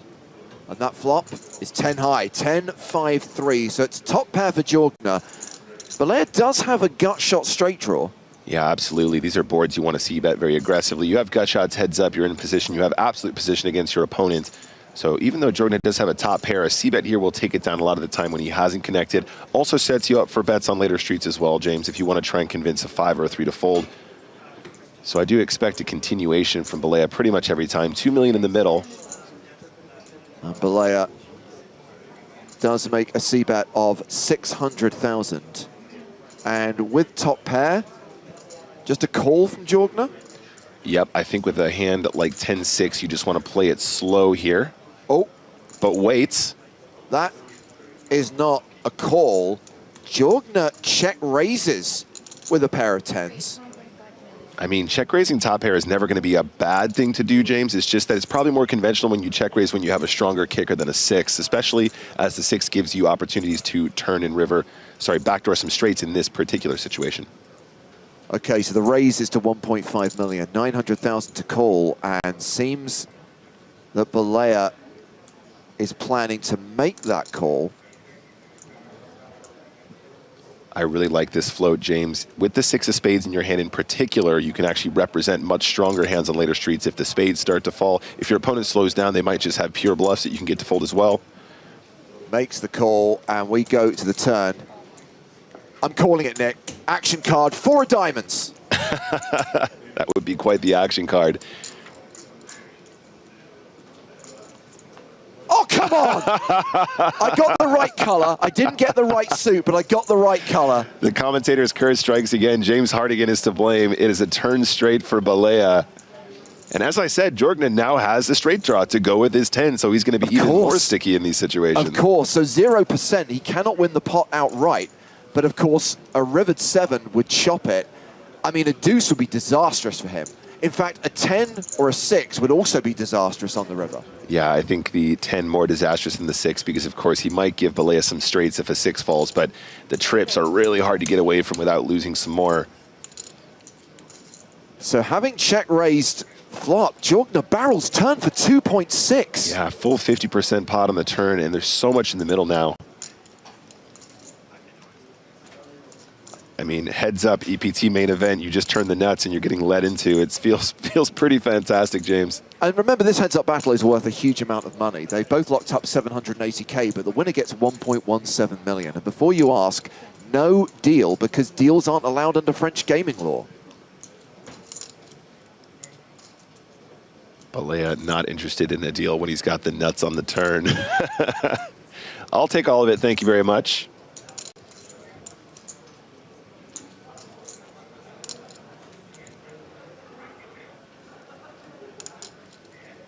So you know what? Yep. I'm feeling another prediction. Okay. I think it's always coming 7. Oh, man. I think we're going to see a river 7. I think we're going to see another dramatic chop. That would be pretty wild. I mean, this is just this card is such a strangely actiony card. Actually, it's so weird how the 4, seemingly innocuous, just creates so much more additional action. If he just flats, SPR is still above 1, James, so it might be tricky to get the rest in on the river. But if we see Jorgna lead river after having called the turn from Balea, it's going to easily go in. SPR way less than 1. Looks like he's going to try and raise right here, right now, though. That's one way to do it. So Jorgna leading for 2.6. Balea raising. And just going to verify the size of this raise. 5.6. Yeah, very small raise. 4.6, sorry. I think he was thinking along the lines that I was thinking on the turn here, James. He's going, how do I get the whole stack on the river? And if he doesn't raise right now, there's not always going to be SPR less than 1, which is one of the easiest ways to guarantee an all-in less than pot. And he's made it a size that Jorgna just can't fold. I mean, you have top pair and you have the straight draw. Yeah, and of course, he can't see that one of his straight draws is no good and the other would just chop the pot, so... It's just too small for him to fold because he's thinking his opponent might have a strong hand here, but he's thinking his straight's going to be live a lot of the time if he can get there on the river. Time bank cards being played by both players. Remember, the shot clock continues. 30 seconds per decision. You need more thinking time. Play those time bank cards. Buy yourself an additional 30. Well, that is a call. This hand is going to the river. We have got 16.2 in the middle. Jorgna's got 9.3 behind. And I'm telling you, it's always coming 7. We are going to be singing. This is going to be a chop pot. That would be another very dramatic chop pot, the second of today, in fact, if we see that card fall. River card is the 4 of clubs, pairing the board. Okay, so my prediction of the turn was substantially better than my prediction of the river. But what is interesting here is action is on Jorgna. Can he make some kind of blocker bet here? This is so weird. SPR is so low now, guys. He's got 9.3 million behind. There's already 16 in the middle. I mean, I think Jorgna just wants to try to get to showdown as often as possible. I mean, so many spade draws have bricked. Some of the hands Balea might semi-bluff raise the turn if bricked as well. You know, what if he had like ace-6 of spades or something like that? I don't know. Maybe that's a card he might just... I'm not even sure if he'd play it like that, but in any case, Jorgna obviously has a hand that can win at showdown quite easily. I'm assuming he's going to just check here. He moves all in. What? And Balea cannot fold this, surely. This is an HTC situation. This has to call. I know the board's paired, but his hand's too strong. That was so unexpected from Jorgna. He has so much showdown. Is he kind of turning his hand into a bluff, James? Balea asked for a count. I don't see how he can possibly... I don't think I can fold this one. He doesn't think he can fold. I don't think he can fold. HTC plays here. And if/when Balea makes this call, we will have our winner.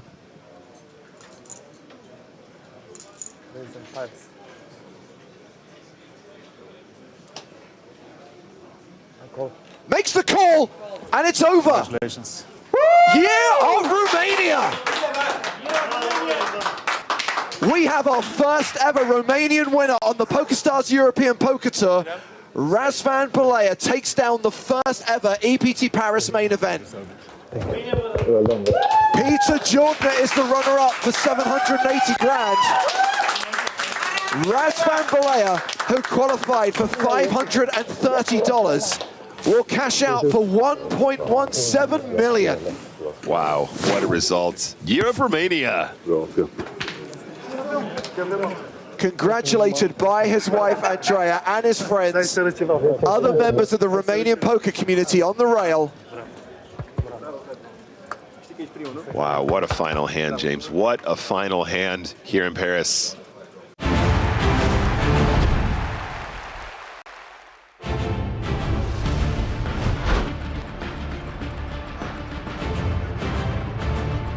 Hello, my babies. Welcome back to EPT Cyprus. Main event day 3 live from the Marriott Royal Diamond Hotel and Casino. Joe Stapleton and James Hardigan. Hello, Joseph.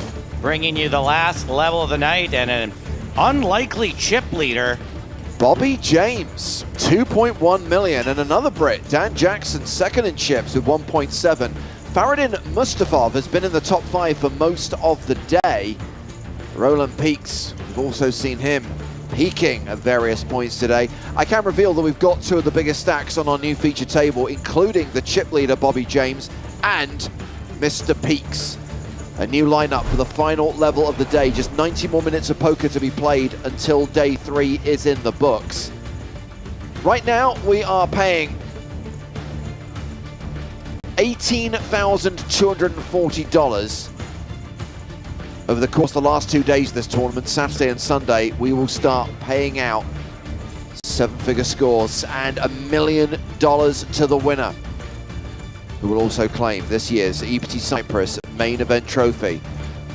At the end of that break there, we just saw the conclusion of EPT Paris. Paris, one of 2 new stops on the tour in 2023, both back for 2024, the other being Cyprus, of course.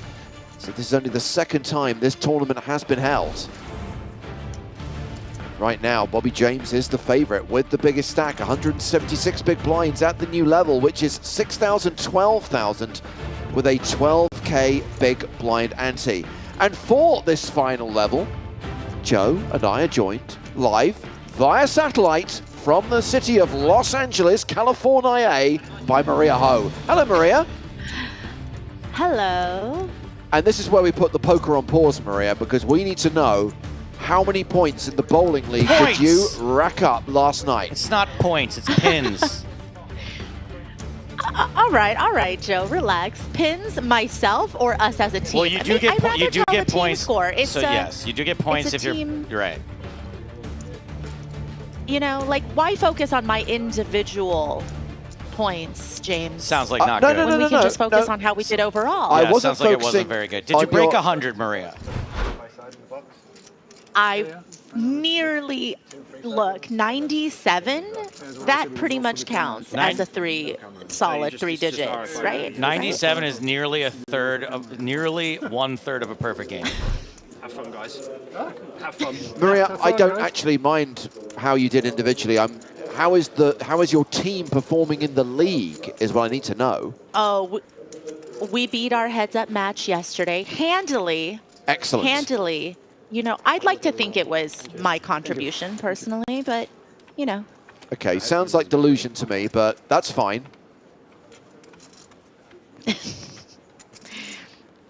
So here we go with the final level of the day. 90 more minutes of poker to be played, and then the survivors will bag and tag and come back for day 4. Tomorrow, the day when we play down to the last 2 tables, the final 16.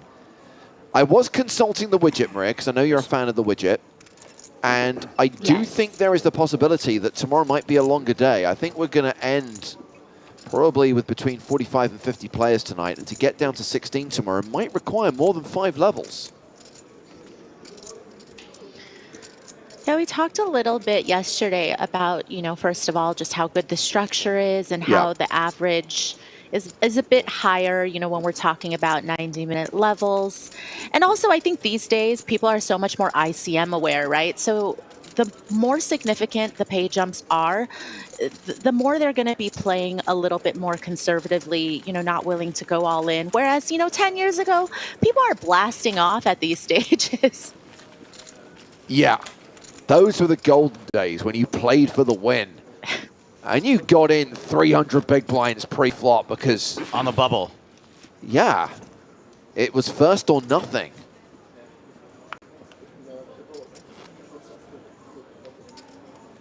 Kevin Quattro has a follow-up question about last night's bowling session, Maria. The real question is, how many pitchers of beer were consumed? That's a good question. Ooh.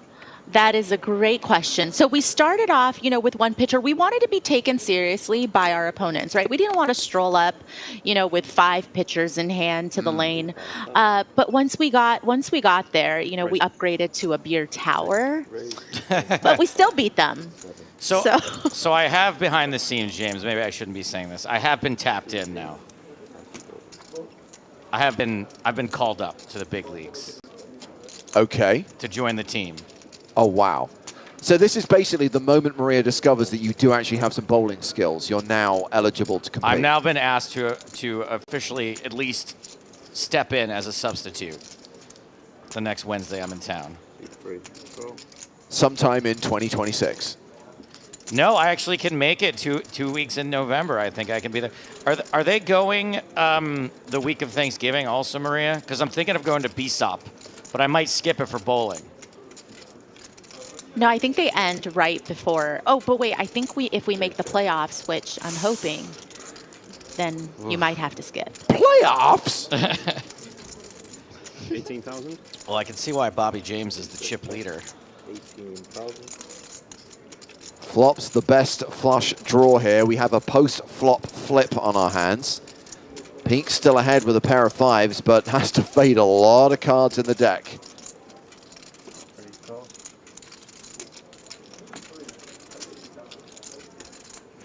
Yeah, there's certainly just going to be a lot of turns where Peaks is no longer able to continue. And James doesn't even really need to make his hand in order to get Peaks off of 5s, especially now turning some additional equity. Yeah, we talk about post-flop flips. This is almost a post-turn flip. Now he's open-ended. It's just so hard for 5s to get to showdown here.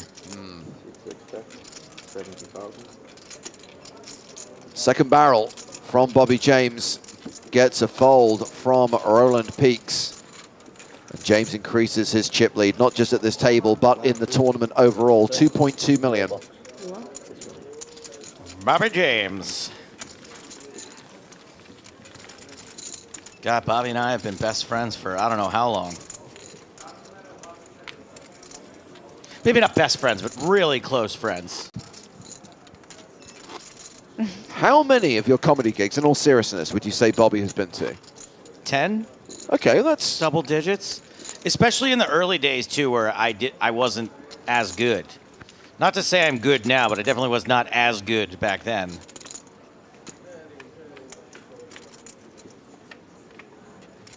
Okay, so Maria are you giving the stats on Skype only because you don't want us to say them on air, Maria? Because I'll respect your privacy. I won't. No, I mean, someone asked Paul asked a direct question. I mean, what I was just answering. Okay, so you guys can share. You had no strikes.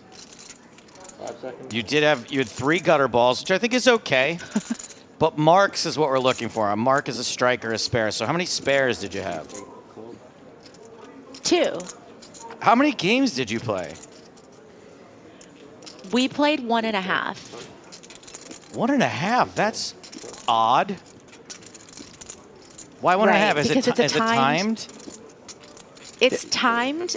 Okay, we learned all the rules yesterday. Yeah, sure. But No, this is basically, curious. it's timed for 90 minutes, but it doesn't count if you don't finish the whole round. So we didn't finish our second round, but timing-wise, they made it sound like we could get through 2 full games next week. Yeah. But we were just, getting things set up. It was a little bit of a I know I learning won't curve be there next week, but I will have you know that if I am there in future weeks, I'm going to be like, let's go, let's go, let's go. You're up. I'm going to be like captaining in that sort of way. I kind of feel that in That's addition fine. I to... think we need some direction. Yeah, you do. In addition to calling up Joe as your kind of like guy on the bench and what it sounds to me like team manager and coach, you also sound like you need an adjudicator. I kind of feel like Jimmy the Bastard has a role to play here in ensuring that this contest runs fair and square. Love it. So, I mean, I have so many When more are questions. you in LA next? Next weekend. Okay, well, this is on a Wednesday. I think I'll be in Vegas by then. We got big game qualifiers to oversee, Maria. So I have questions. So if the other team had finished 2 games and you only finished 1, do they use their best game or do they get to use both games? We use the top 4 scores of the whole night. However many But we games have you to get through. finish the Okay, game. got it. Yes. Okay, well, we've got 3-way action here. Bobby James raised under the gun, called by Santos Shivana and by Diogo Coelho, and Coelho exits on the turn. Santos calling Bobby's delayed c-bet of 68,000. Do you think Suvarna gets a little weird here with the ace of clubs if the club hits and then... Ooh. How nice to I be mean, running that like would this be in a an pretty- EPT main. Right? That would be pretty spicy from Savarna. We will see. I mean, I think his reasoning for calling the turn was twofold, right? He thought ace high might be the best hand, but also he realizes that if a club rolls off, he could perhaps try to rep the nut flush, but it's going to be tough here when your opponent has the second nut flush. Yes, and your opponent has around 2 million chips. You've got 400K.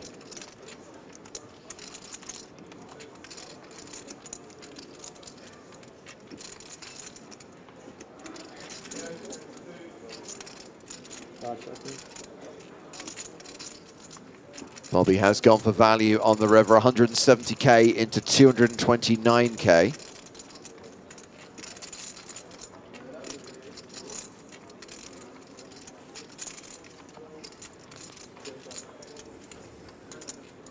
Maybe Savarna's concerned that he doesn't have quite enough behind to elicit a lot of fold equity here from this sizing. If we're talking about 423K total, it's, not even a 3x shove if he decides to go in. So I don't know, that plus judging by his body language and mannerisms, I think he might just be thinking about hero calling and not trying to turn his hand into a bluff.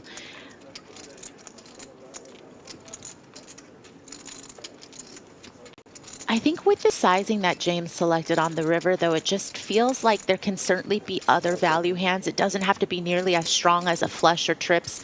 It could even be, some decent over pairs or maybe some 8x with the club. Maybe that feels a little thin, but either way, Savarna does fold. Indeed. And Bobby James up to 2.3 million now, closing in on the 200 big blind mark. Chip leader with 54 players remaining in the EPT Cyprus main event. I'm going to read 2 comments back to back. Monovan says, James's sizing is unbelievably perfect. Great job, James. Putri says, I don't like the sizing from James. Ooh, terrible, James. The internet in 2 comments, ladies and gentlemen.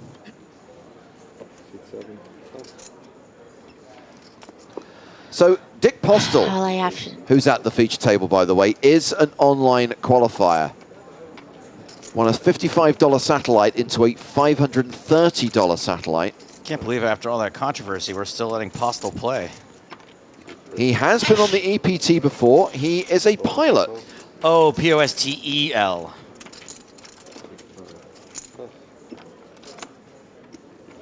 But he doesn't appear to be the guy that was dressed up like a pilot this week. I don't think the guy who was dressed as a pilot is an actual pilot, whereas the guy who's not dressed as a pilot does work as a pilot. Logical, right?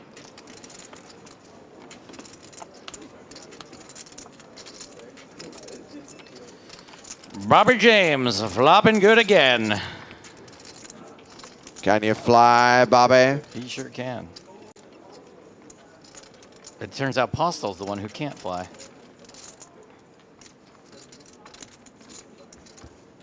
Check, check, domination, rotation in full effect. Club on the turn for good measure. Yeah, sure.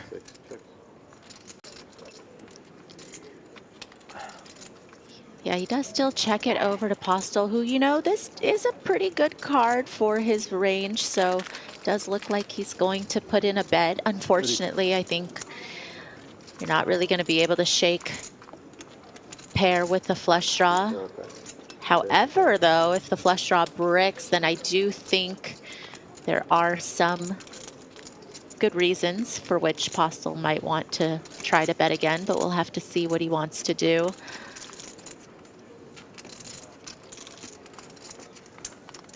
It's very likely that your opponent in the big blind is going to have a lot of 8x and 7x, some of these weaker one-pair hands that you really want to, ooh, okay.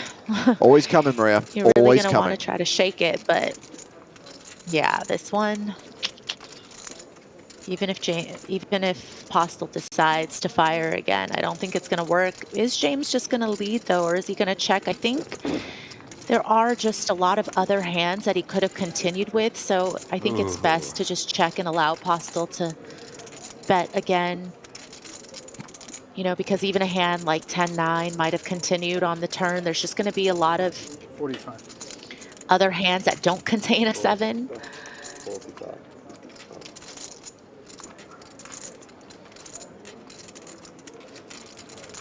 Hey, Bobby.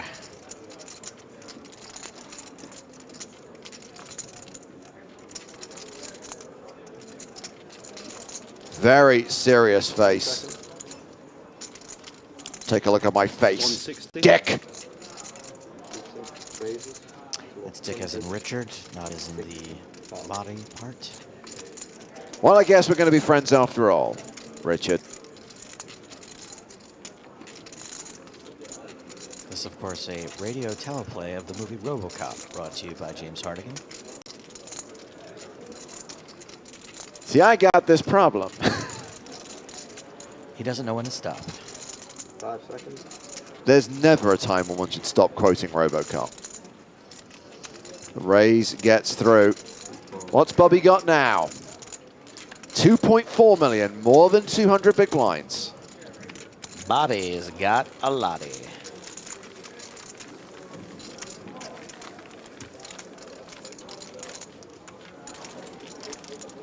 Here's a RoboCop trivia question for you, Maria, which I know you'll nail as someone who's watched the movie countless times. What did Bobby do that enraged Clarence?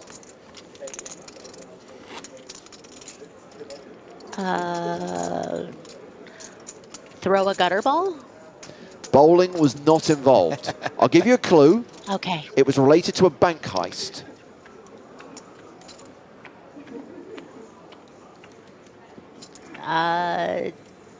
I'll give you a further clue. Bobby's job was to blow the doors off the safe. Okay. He burnt the money. 5 seconds. He burned the money. Correct, with absolutely no assistance whatsoever. Maria has nailed it. She was never going to get there.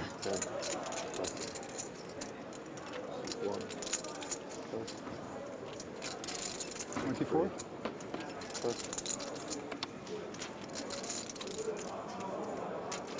But you know what, James? When this question shows up on trivia night, I'm Yes. going to be glad you asked. Absolutely.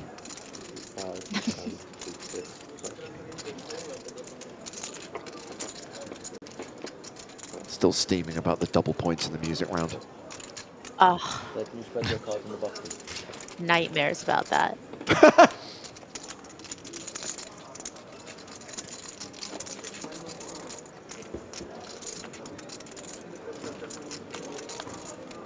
Maria, what pound ball were you using last night?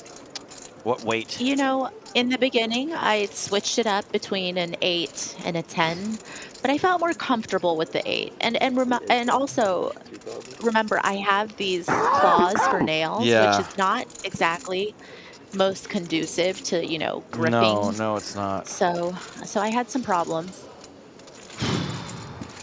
Oh, this is causing me a lot of distress. So 16. Like, you don't expect me to cut my nails for bowling, do you? No, certainly not. Definitely not. Okay. But it's kind of like me being like, yeah, I joined a soccer league and I'm not really much of a runner. I kind of, you know, my feet are pegs, so I kind of like to stand in place mostly. I would say a more accurate analogy would be you joined a soccer league, but you don't want to take off your sandals.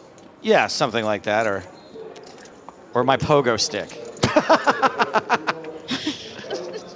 That's got to be an idea. Soccer on pogo stick. Someone make it happen. I thought in England a pogo stick might have been called an uppy downy. A spring bob. Arian Hassan Kashani opening under the gun here with Queen Jack of Spades.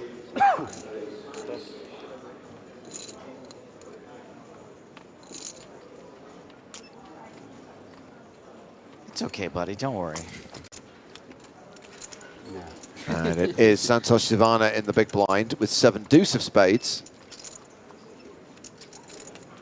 It's okay. I think people have probably done that a lot before. You probably mentioned this already. But Santos Cervano made a final table in something, right? Recently? He was at the final table of the super high roller that we streamed from Barcelona. Yeah. Well, we are going to the outer tables where Lucian Cohen, one of our former champs, who was on our previous feature table, is all in and at risk. He had like 9 big blinds. Cohen is dominated here. King Jack versus Ace Jack. And, oh my word, he just rivered a flush. Domination rotation in spectacular fashion. The club flush for Lucian Cohen, and he doubles up through Mikhail Shalamov. Do you think the constant exposure to chemicals over the last 40 years is what makes him like this?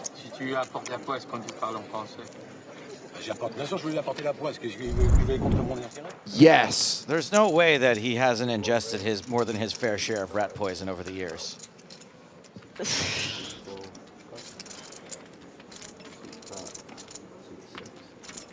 Oh, I didn't even get to read that comment you deleted. That's okay, I know how to get it back. The PokerStars commentators are boring. Their jokes are awkward. And they laugh at their own jokes, even though they aren't funny, 9 out of 10 times. Their poker knowledge feels outdated by about 5 years. I'll take that. I'm going to say that's all fair. That's all. I mean, you think my poker knowledge is on par with like 2019 poker knowledge? Yeah. That's a win. That's a big win for me. Anyway, you're banned. With comments like that, Chat Pro Saturday might just be a thing this event. Now, was he saying that we laugh at our own jokes 9 out of 10 times, or that they're not funny 9 out of 10 times? Both. I don't really laugh at my own jokes that much. That's the only bit that's off. Maybe he can hear you laughing on the inside. He hears me muting my mic because I think I'm so hilarious. Yeah. Suvarna checks. It's been checked to Stoyanov, who has the best hand right now with an overpair to the board. The Snowmans, num-num. Yeah, really nice flop for the 8s. And you do expect Suvarna to have, you know, a fairly strong range calling pre-flop from the small blind against an under-the-gun open. You know, some of these stronger ace-X's are going to be there. I mean, I think ace-9 is one of those that could go either way. You could probably be folding that pre, but, you know, Savarna did elect to call and call the flop bet, which he's probably pretty happy with now.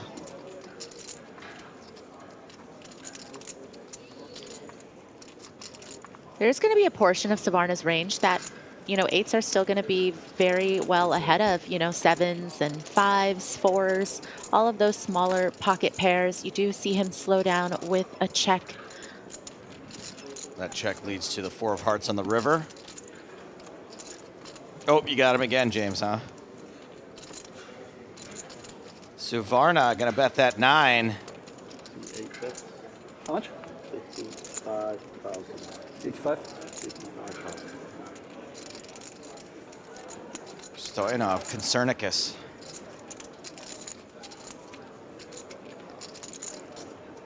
Oh, this sucks.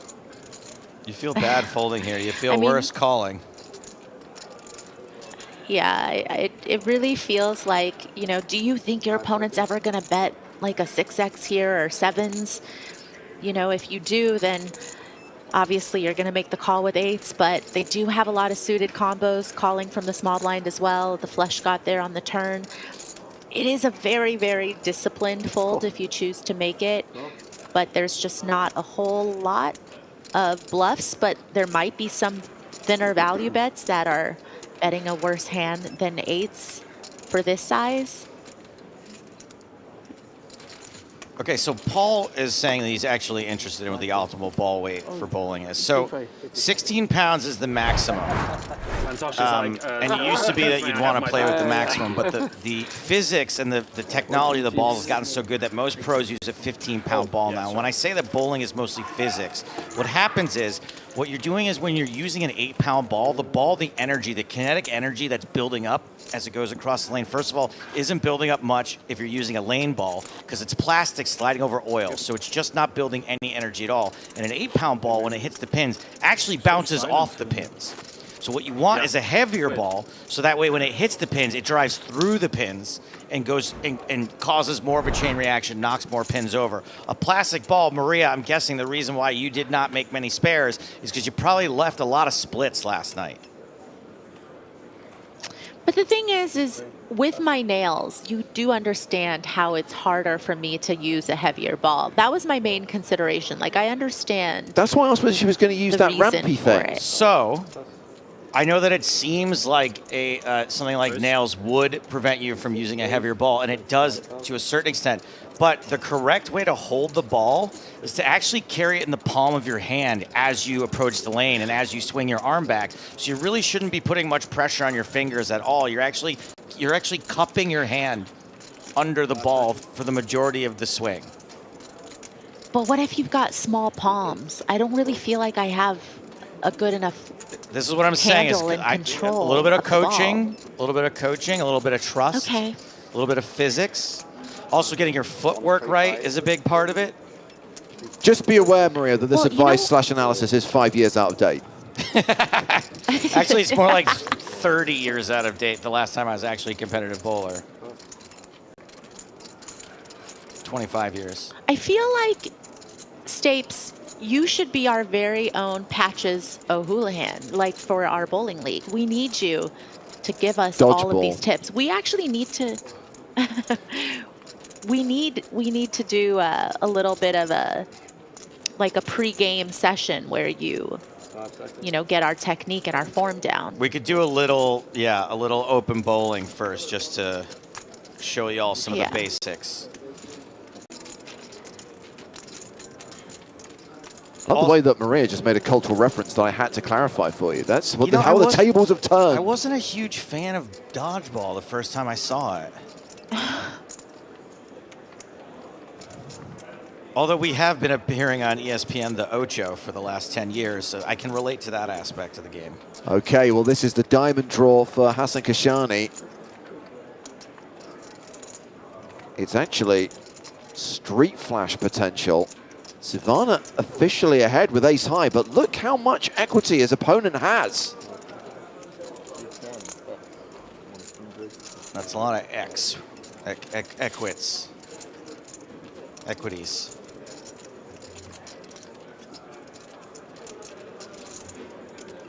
That is true, Stuart. If you can dodge a wrench, you can dodge a bowling ball. Common misconception, dodging a bowling ball, not part of the game.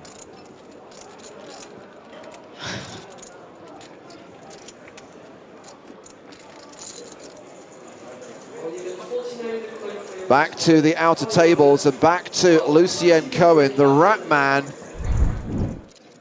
with jacks against 10-9. Survivor. Survivor! I am a rat man! And jacks hold. Rat man. Survivor, yes. Survivor. I'm not sure I want my exterminator yes. bragging about how the rats survive. 88? So Ratman doubles up again. Wait, has he always had his own merch? He does. He's had it for a couple of years now. That rat man. Noted. Noted. I am disturbed and disappointed at the absence of the plastic rats, though. I do feel the mascots were an essential part of his game. I like the upgrade to merch only. And it's a cartoon rat, so you don't feel as bad for them dying. Yeah, fair. I like to imagine, like, when he goes on, like, estimate calls, he, like, shows up, he's in full Ratman gear, and then he, like, takes out the iPad where he shows you, like, the price quote, and then he's like, oh, by the way, and then he plays, like, a clip of him winning poker tournaments. It's, like, part of the sales pitch.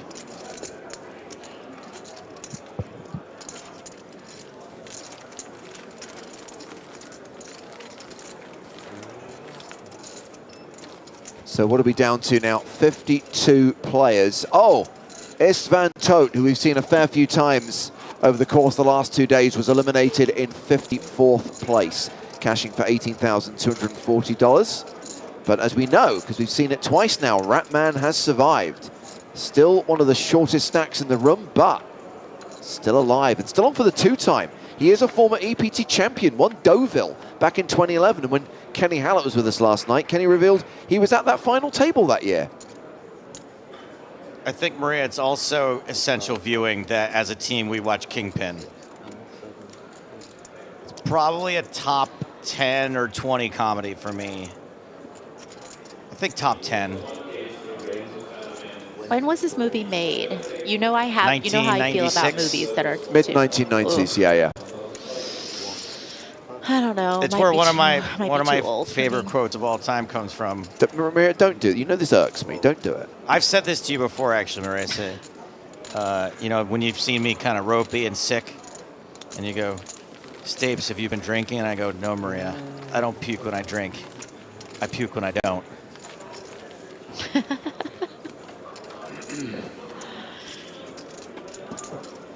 Okay, I'll put it on the list. What else?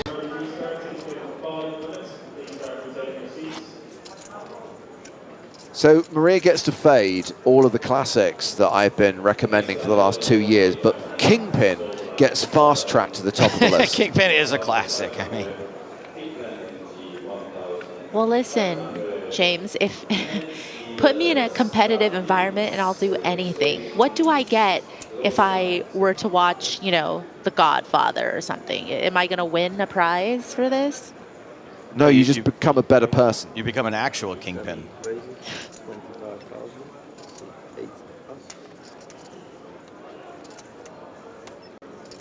Queen 10 of Hearts. Okay, James, what is your one movie? If there's like one movie that I have to watch that I haven't watched, what is it? I will watch that one. Can't limit it to just one. Nope, you have to narrow. All right, nope. but here's the problem. No, I can't, in all honesty, recommend The Godfather without recommending Godfather Part 2. They almost feel like one whole story. It's wrong to only just watch one. And Maria, just, you know, that's only 8 hours of movie. Okay, I'm going to be kind to you, Maria. Have you seen Casablanca? Nope. Okay, it's less than 2 hours long, and it's a joy from start to finish. Casablanca is really dope. I don't really like oldies either, but it's really good. Lights Out Loser asks, how long was Mr. Hartigan a TV critic? I've never been a TV critic, but was a film critic twice in my life. Once in the mid-1990s and one in from 2008 to 2012. Thank you for your question.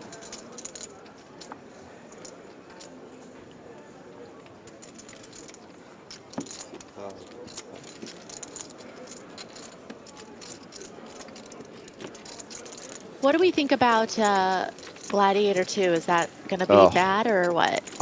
The whole concept annoys me, and the trailer made me think I never want to see this. I'm happy to be proved wrong, but it's such a great movie. It does not need a follow-up. It does not need a sequel. Yeah, I know how Hollywood works, Paul. I know that existing IP makes money, yes. Didn't you send me a link recently, Joe, to the fact that having done the disastrous RoboCop reboot, the rights owners, which is now Amazon, have decided they're going to turn it into a TV show? I think it's going to be good, though. I think it's going to be good. I think Zakat has a good question, though. In order to know Maria's taste, we have to know, Maria, what is your favorite movie? Which of the Twilights is your favorite movie?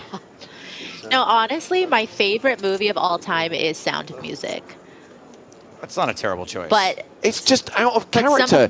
You just spend the whole time. She loves singing. But she's complaining about old movies. The Sound of Music was made in 1965. Okay, but hold on. The caveat is, James, if I watched it when I was young, right, so that it wasn't that old for when I watched it, it's nostalgic and it's already ingrained in me. But like if I'm watching a movie made in the 1960s in 2024, that's gonna feel a little different. But some of the other movies that I've really enjoyed are Shawshank Redemption, Braveheart. Okay, you're really digging yourself into a hole here, Maria. Joe and I are making faces at each other. The Big Lebowski. Stop. Labyrinth. Those choices. All right. Me and James are big-time gatekeepers, in case you didn't know that. You guys are super judgy. You've only just realized that? No, but I've never felt so judged by you guys until now. Key question, which I appreciate some of the audience have picked up on as well. Do you like The Sound of Music because the main character is called Maria? No, I just love the music in and it. The fact that and some of the songs love contain the name Maria. She hates Nazis. No. No, it's just such a wholesome movie, and I No, watched you it don't with my hate family Nazis? growing up.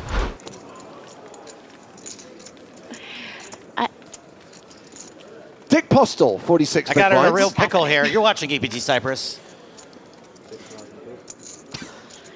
Definitely no discount. Oh my goodness. Imagine being the chip leader and... What's our team name in bowling, by the way? I tried to put the big blind, the small blind. No, but I tried to put 3,000 in Okay, first. And I'm then a little I was like, annoyed by 4,000. And he this. looked at So, me like, mate, 6,000. Matt named us the Gutter Dolls, and I was like, Free oh, buffet, okay, chilling why out, did you name us that? And he said, because he asked Chat GPT. Is that okay? Oh, Is this okay? no, come on. So, Your team name was chosen by AI. Ready for bed. apparently. Yeah, you had Kings versus Aces for dessert. I had Aces against Kings for dessert, mate. Nom nom nom.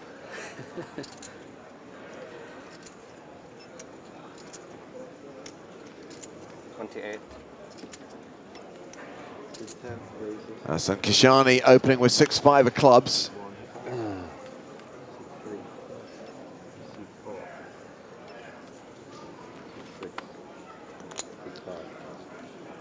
Bobby James, chip leader, 10-8 of diamonds. What? Fold? Are you feeling okay? Have you not been smashing every flop? I mean, I feel like that would be an okay call even if you weren't. Yeah. Can you read the 5,000s and the 1,000s since you're around, please? I'm told twice now. You have a lot of big shuffle. chips. You have My a big lot of chips are shuffling. in. Careful, because he's not very handy with the chips sometimes. Oh yeah, I dropped a lot, didn't I? But my big chips are showing there. Like The blues need to go behind the greens, basically. That's what he's saying. is that okay? It's okay for me. That's okay. Are we sure? The whites, the 1000 still go back. Yeah, they shouldn't be at the front. Just get rid of them. Yeah, give them. It's no problem. Right. Are we happy? Is that good? Arian? If I was dealing, I'd say no. But if Sean's happy, then it's all good. Where would you like my blues? I'd Behind like to see all the other greens ones. Right at the front. Let's do that. And then I can add your greens to it, or you can try. Oh, Okay, why not? fighting There's talk. about 2.4 million or something. yeah. Don't worry. Nearly got a free bet then, lad. That's fight talk, that. No, you nearly got a free bet that hand. Better be ready, you know. I nearly free bet, mate. I'm always ready. It's on you, you're timing out, mate. That's all right, mate. Don't worry about that. King 10 for Coelho. Quick decision, see? Raise. Uh-oh. You said it was on me. Do I have to legally raise now? Yes, you do. Whatever I have to raise to, minimum. 36 has to be. That's your fault, that is, Arian. You said it was on me and I was timing out. Looking out for you. 36, 7 So Bobby meant to open raise, but You mean shit. said the word raise as Diogo Coelho was raising, so it's forced as a min 3 bet. Yeah, this is always an interesting We're gonna stack the situation 20s, because okay. on one hand, Then everyone can see them for sure. Mine's to behind the greens, bro. yeah, spike call this is out this of looks tilt. like the right How much is it, move. please? You know,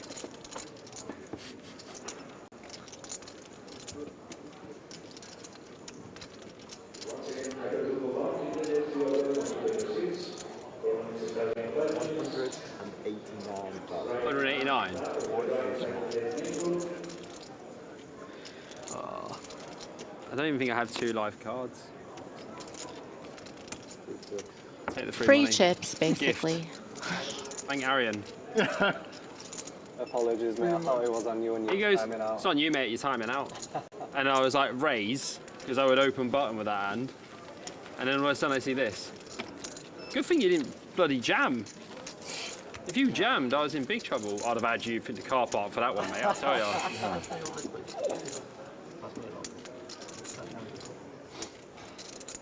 Looking out for your time cards, mate. No? I haven't got any. You don't have any? I used them all in one hand. The worst part is he didn't know the action was on him. Hand would have been dead then. Me?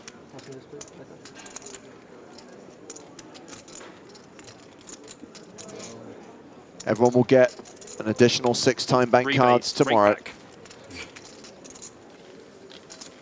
I'd like to think that Bobby James will survive for day 4. There's 51 minutes on the clock, and he currently has 2.3 million chips. As much as I like Bobby, him not surviving is going to be real entertaining. I know. The thing is, if you spike call and bust him, you'll be... I just heard Ratman screaming again. Yes, you would. Because the Portuguese poker community would be like that. Not bad from England. I don't mind you using it for now, but that pen's way too nice for me to Well, at leave least it we've with you opened up a bit of chat forever. on the table. Lads. Oh, sorry, is this your pen? It only cost me 37,000 chips. I It- nearly gave him more. Let's keep chatting then. It's got the phone number of Yeah, a yeah. general maintenance company on it.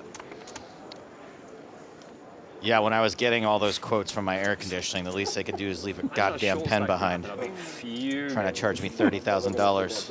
Me neither, mate. It's on TV. Good memory, that. Yeah.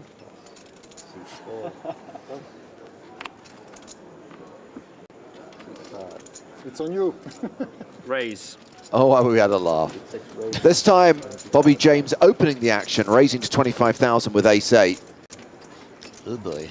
Kirill Sherbakov, ace-queen of clubs. Player is falling. Doesn't Shurikov look like that really annoying influencer who runs around asking people questions and smacking girls on the butt? Lives in the house with the Lambos. They do all those terrible videos, right? You know what I'm talking about? No. Sorry, you have to be under 40 to know who I'm talking Imagine about. if he said all in and then Wow. he said raise. We already said that. Yeah. Then I'd have to nut Minkley. Then I wouldn't feel too bad if I busted him. I reckon you'd have flopped him dead with how you've been running. My first 3 hands on the table, mate. Yeah, Jack Doherty, that's his name. The reason I know about him is because Nico Leonard's made various videos about him.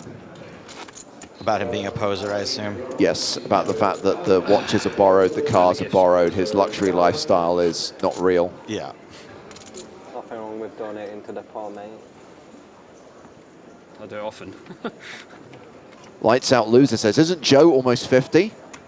I mean, ridiculous. It's close to 60.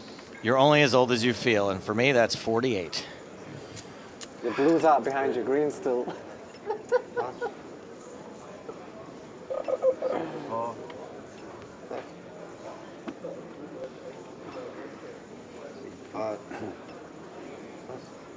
Yeah, that video where he crashes his supercar and his friend is injured in the crash, but basically he insists that the friend keep filming to show the damage to the car, to get content out of it, even though his friend is bleeding. Yeah, it's some society we have.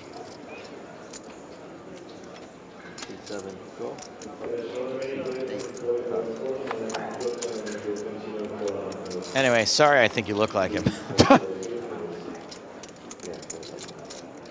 By the way, you did not break the rules of bad lookalikes. Right. You compared him to someone who is not another poker player. I'm sure we'd kill to have him on the big game, though, right? Notice the limp here from the cutoff with Queen 10 of diamonds. You know, was really trying to see a flop cheaply here with a hand that can certainly have a lot of potential, but Ace King from the small blind putting in a raise. And now we're just gonna shove just in case there's some, you know, raise folds out of the small blind. Not in this case though, unfortunately. SHRB just crashed the Lambo. And he is the at-risk player here. At least he has live cards, Queen 10 against Ace King.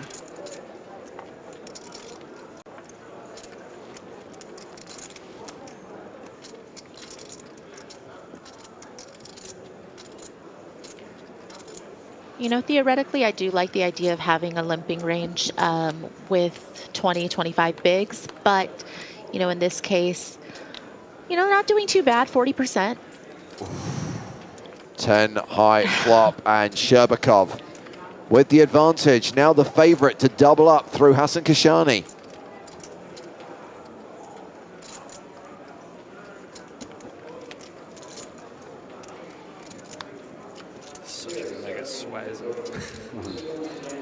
Is going to double up unless there's an ace or a king on the river.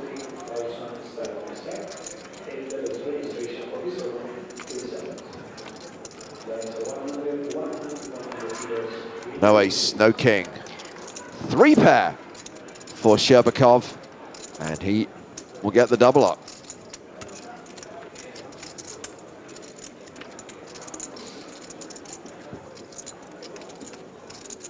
He's got that train robber bandana on. That was a massive heist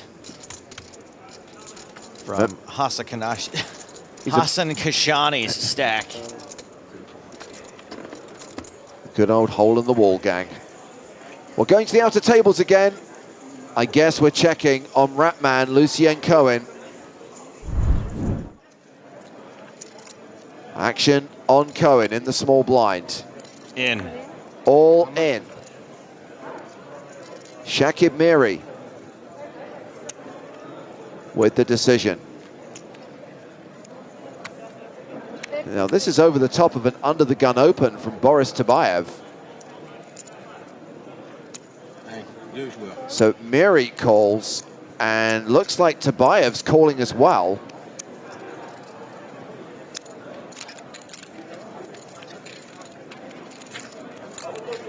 So Lucien Cohen all in, could get a triple up here. Action on the side between Miri and Tabayev. Queen 9-9 on the flop. Action will get when check, check. 8 on the turn, check, check. 3 on the river. Boy, they really want to eliminate Lucien Cohen. Gets checked to showdown. Pair of 8s is good. Look at Shamalov. I am a crazy man. Yep. Story checks out. He's tripled up to 100K. Still has fewer than 10 big blinds. I had like 5-4. Those rats are always tripling up. Check.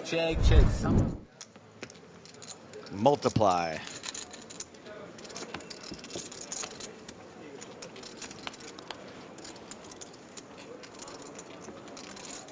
Meanwhile, back at the feature table, Santos Sivana opened in the cutoff. Roland Peaks defended his big blind.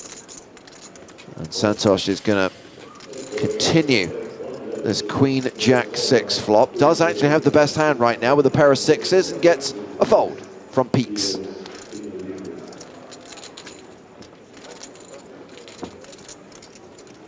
"44 minutes left on the clock. We're halfway through the final level of the day.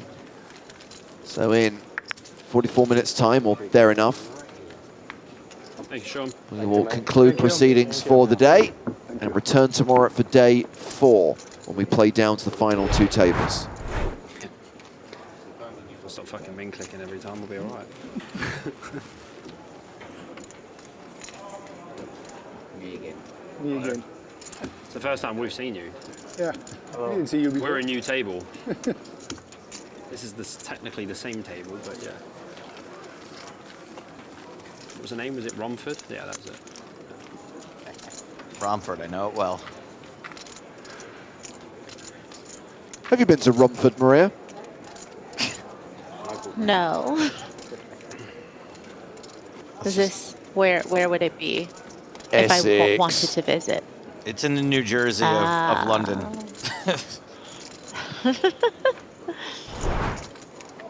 Maybe the Long Island of London, actually.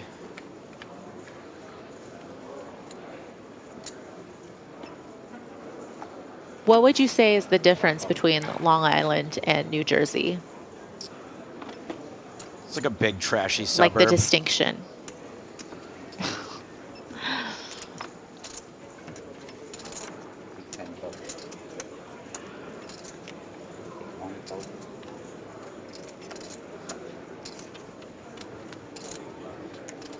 Arian, did you see Dan had a big stack? Dan Jackson. 36. 3 raises to 36,000. Quite a few Brits left still. There's 5 of us in the top 10. Me, you, Phil Joyce, Dan Jackson,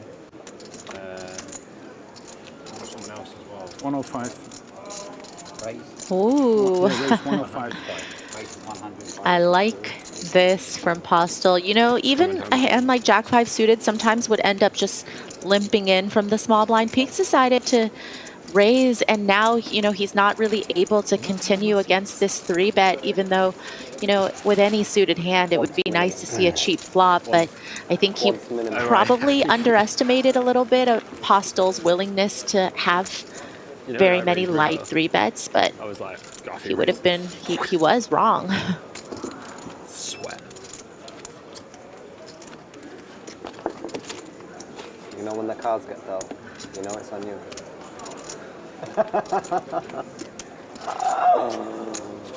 Just letting you know, mate, you got no time cards, you know. Someone's got to watch out for you. That's all right. Appreciate it, mate.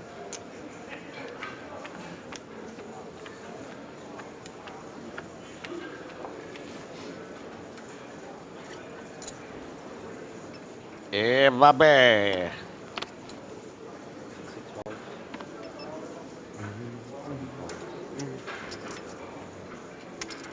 Ace 5 for Santos Sivana.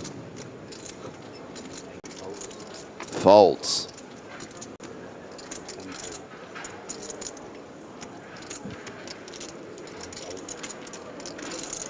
Renato on YouTube asks, is there live video coverage for other events? Yes. Absolutely. We'll be in Vegas for the NAPT in just a couple of weeks' time. We'll be streaming Prague in December.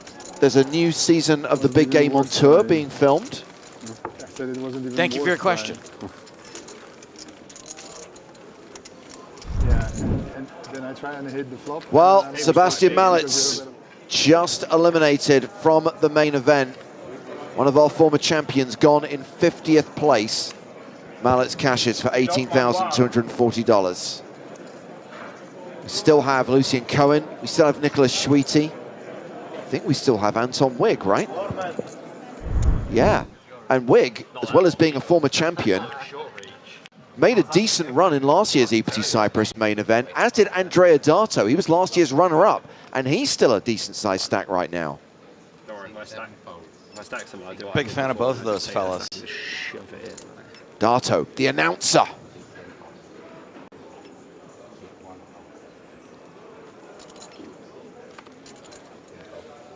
Oh, 25. Raise 25. 25,000.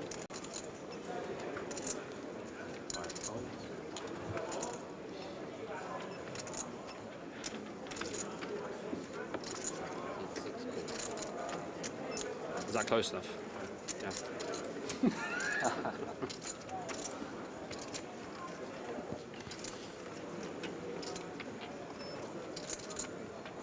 Ooh, baby. Bobby. Bottom set. Flopping pretty strong today. Flopping Bobby. 25. Yeah, Postel just going to go ahead and c-bet here with 2 overs to this board. You know, there are some backdoors available in terms of some potential straight possibility, but he is way further behind than he probably thinks right now. And James is just going to go ahead and fast play this. And, you know, it's interesting because when you think about a button range, there's a good chance that if you fast play some of these hands, you might end up just losing any action. But I think Postel just feels like he's been maybe bullied a little bit by James from that previous hand. We also saw how aggro Postel Just played green, yeah? the last 2 one with stacks of Ace blue. Deuce. 3 blue. 3 stacks of blue. Oh, I can't see the other one. 3 blue. Good to know. Oh dear. Oh, Dicky, Dicky, Dicky. How much is, sorry, did you say? 150. Dicky, Dicky, Dicky, Dicky, Dicky. And when you just 3-bet this flop, you know, it just feels like James is licking his 3 chops, stacks just of blue, hoping he one, has an okay, so overpair or like something 360 where, you know, total. he's going to get him to No, stack more, off here. 400, yeah, okay. But the fact that So James confused. calls here, I think hopefully Postel will slow on a lot of turns. I think this one just might be one where he's going to end up back.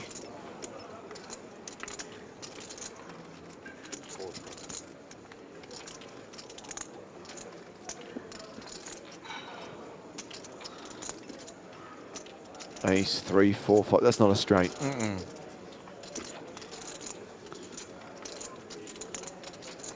I only knew because I counted a few seconds before you. You've got to count, otherwise how would you know? You got to make sure.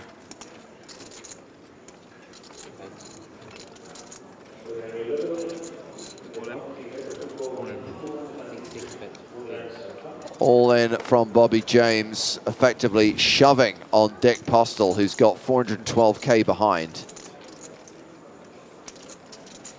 At least you And got some time bank cards to think about it. only has ace high. I mean, a part of this feels a little bit like posturing. I mean, I don't really think he's strongly considering calling here with ace high. I mean, Jack 10 misses, you know, 10-7 misses, but just probably, yeah, not real thought there with the ace queen. 2.5 million for Bobby James, more than 200 big blinds. He is chip leader with 49 players remaining. And we can see that Kirill Sherbakov is being balanced off the feature table. He was due to post the big blind next. He's being moved to one of the outer tables so that we have a relatively even number of players at all the remaining tables. Good luck, man. Thank you. Aww.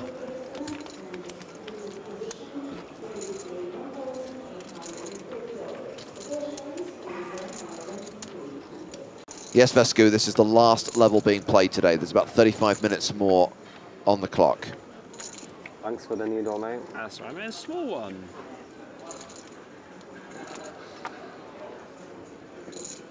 He certainly got personality. I did tell him to bring him back. 24. 24. That might not happen playing the way. Yeah. You might struggle there. Why is that? I won't finish the sentence. Uh-huh. I won't finish the sentence. Nah, no need, really. Peaks is open with King 9. You could have lost a lot more chips there, mate. Savannah in the big blind with 8-5. I know.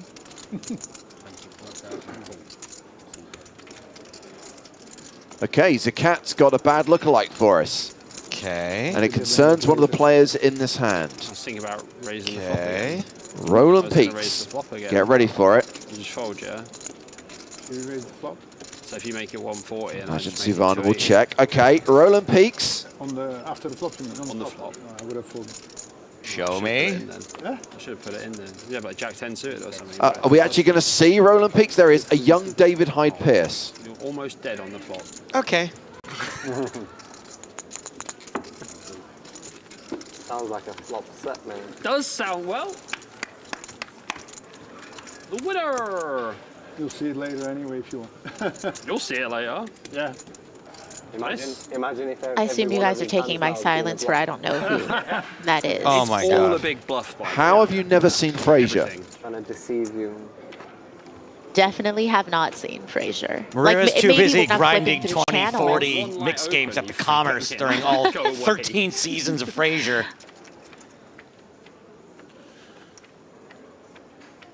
It's very light, actually. The French commentators are going to be going mad. Oh la la, Bobby, what are you doing? Why do you raise here? He's very behind. King 8 off. He's so bad. Pretty good impression, mate. I was trying to do an Solid 8.5 out of 10. Take that. Say that, mate. Say that. Do it again. I don't know if I can. 5 folds. Raise. This is where the conversation stops, yeah? Bring it, Bubba.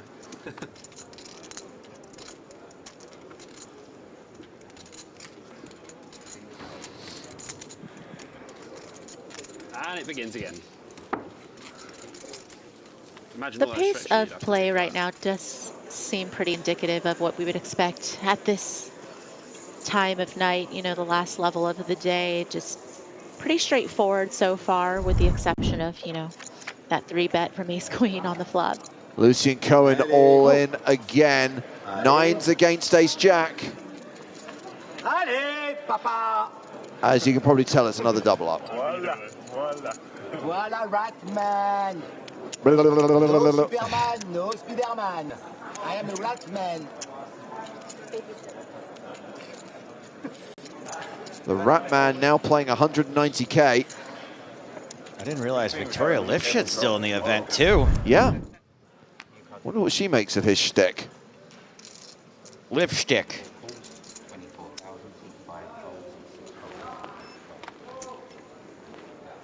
Just imagine the German stream as well. Oh my name, what are you doing? Felix is going crazy. Why is he raising with this hand? Okay, maybe he can hit all the tropes. Jesus. Are there any other language streams? He hasn't done the Spaniards yet. Somewhere, you know. It's all right, mate. Every viewer is an expert. Of course. As I know from streaming.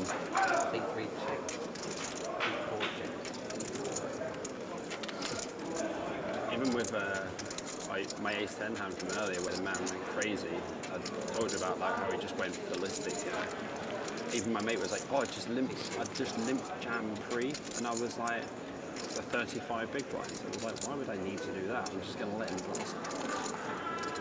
He's going to go home and put a picture of you on his dartboard, you know, and get a few 180s right on your forehead. Mate, he's just going to put me on the entire dartboard. Checked all the way to the river. You know, this does feel like a board that sometimes might favor I reckon he probably got a bill for at least the caller, the flatter, which is Postel here. Is that what he did? But, No, but I'm you know, saying, Postel checked all the like he way relaxed a little back bit, is to the river, and I feel like this is just going to be an auto call.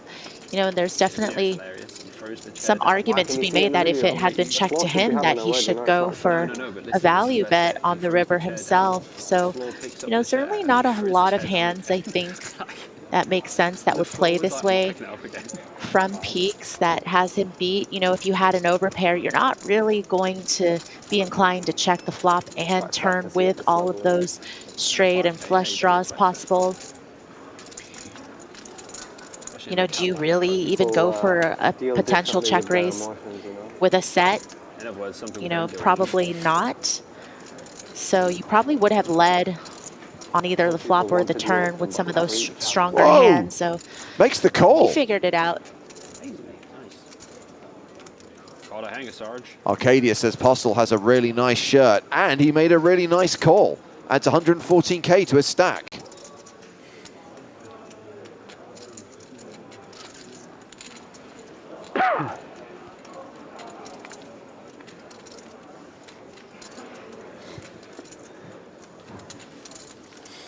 A comment from Mark Coach Groon on YouTube. I have to do the voice for this one. Okay. It is totally unacceptable that Maria is not playing. Kind of hard to enter a tournament in Cyprus from LA.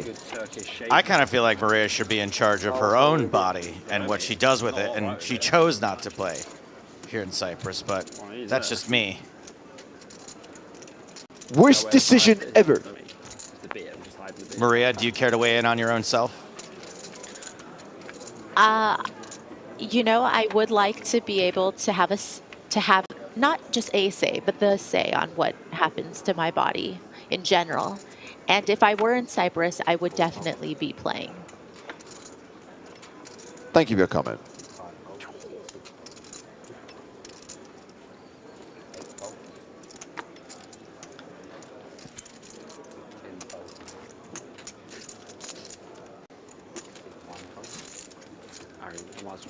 A walk there for Roland Peaks.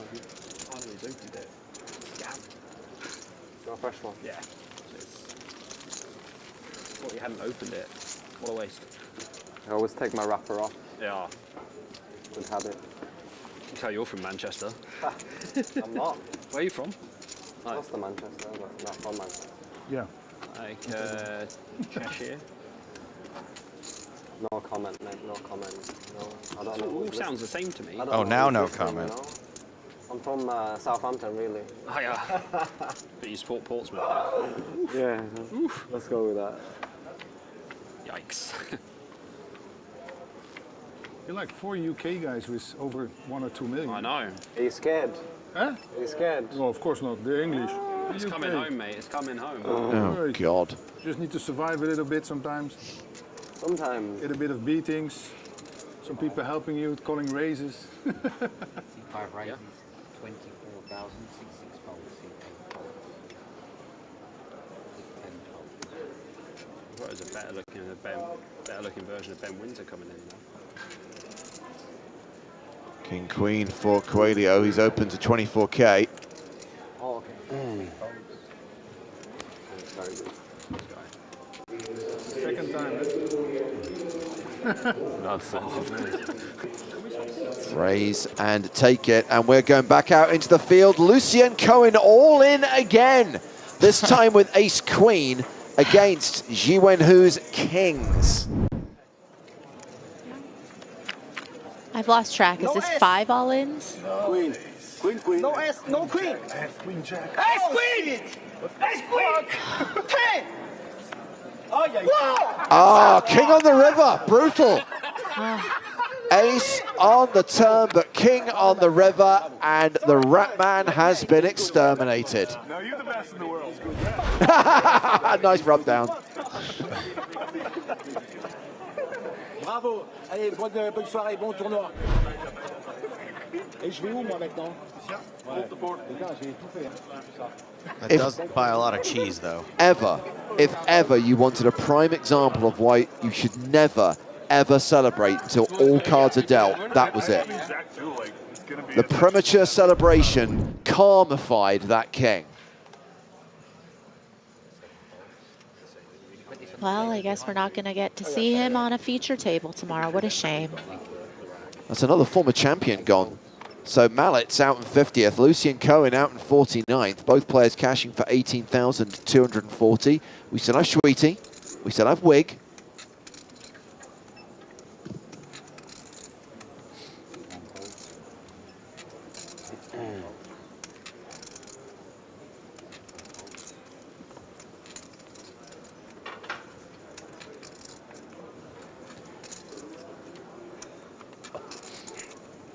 See, Daffer says, thank God that guy will not be at the final table. Cut to Sunday, when everyone's complaining about how there's no personalities, no emotion, no table chat. Or is it the final table of like the 5K last chance and we can hear anyway? Good point, well made. Jack 4-3 on the flop.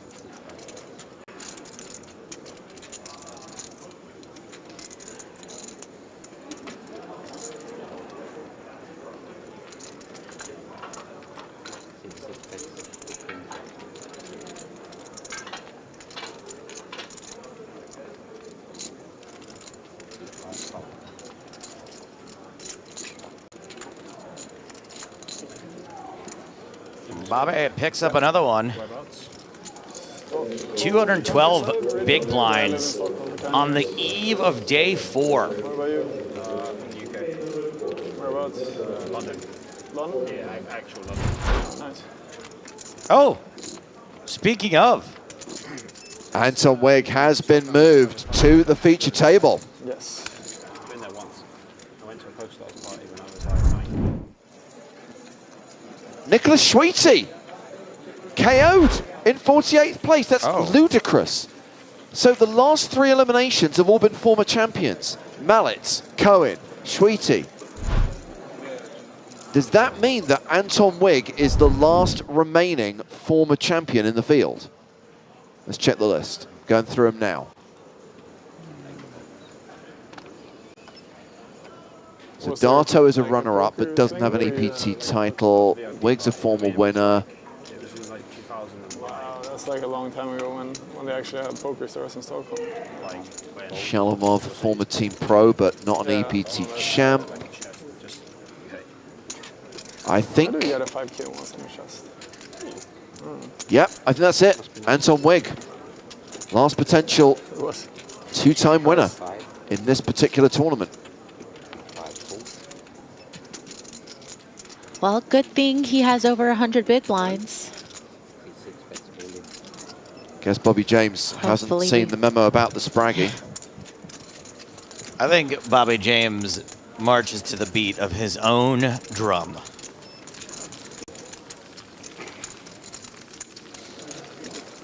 I know one thing, I don't think Bobby James likes Anton Wigg to his direct left. I moved out a long time You know, ago. it's just been pretty smooth sailing for him so far. Now I live here. Yeah, I moved 2 weeks ago. And Wigg is the second biggest stack at this table. Bobby James, not just table chip leader, but tournament chip leader with close to 2.6 million. Yeah, of course. Even the degree part. Of course, that's why I'm here to set up businesses, so the northern part is a natural choice. Nice. Yeah, I'm in Lara. Okay. Yeah, I really like it. Surprisingly, surprised how much I like it. And I can't find anything here though, like supermarkets, like till late at night or anything like. I don't mind. I got the beach. I got the nice weather. I used to live in southern Spain. It was like amazing. Yeah. Nice. Hot.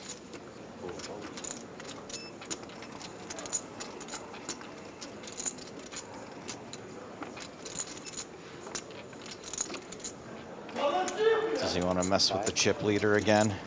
Why is that out in the field making noise? Every time I heard something from the outer tables, I kind of figured it was Ratman, but clearly there's someone else who's a bit of a shouter. There's a lot of passionate culture still in the room.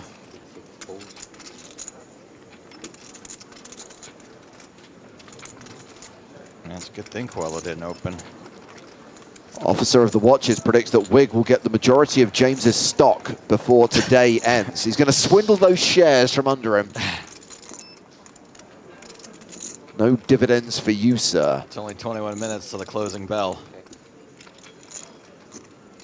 Pretty good flop for Bobby, again.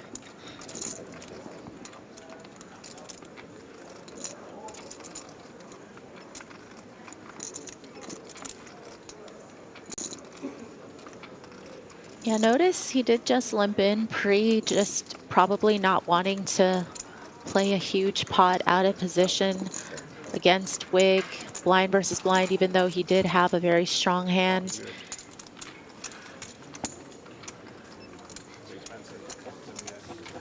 Here? I like it. No, it's pretty reasonable. mean, Sweden is And setting up business is good, very good here. Yeah, You know what one of his businesses it's a really is? great place. Tables. I have 2 businesses. So. But, I mean, it's tables! But what does he do? Like, how does he make money Tables! Yeah, I mean, they should. It's like I was running around on a bike getting stamps on papers. It's like ridiculous. It's hard work, isn't it? I mean, it's not much better at the moment. Yeah, I mean, it's just 2024. We have artificial intelligence, but we still can't work out patterns. Wow. I'd settle for a little human intelligence, am I right?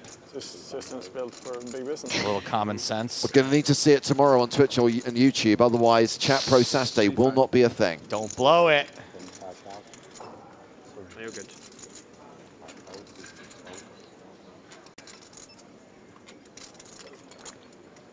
Postel has opened with aces. Round to Wigan, the small blind, Queen 10.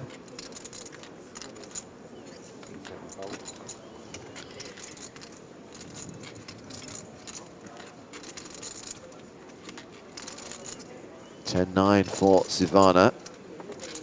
Defends the big blind.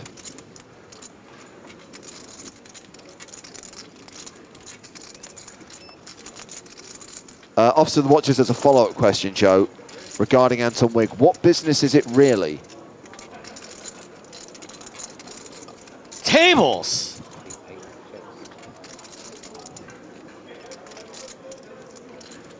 Luckily for Savarna, doesn't catch a piece here.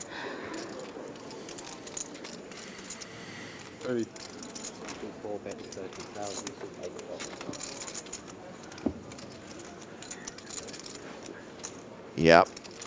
So Postel hovering around 500k, around 45 big blinds. Average stack with 47 players remaining is 820k. Just 18 minutes left on the clock, and we're reaching that point of the evening where the clock will be paused soon, and they will draw for the number of hands to be played before the end of the day. Yeah, it's definitely a trade-off. That's weird. Do you reckon we can go 2 for 2? Do you reckon we can get 3 again? Yeah. Yeah, we can.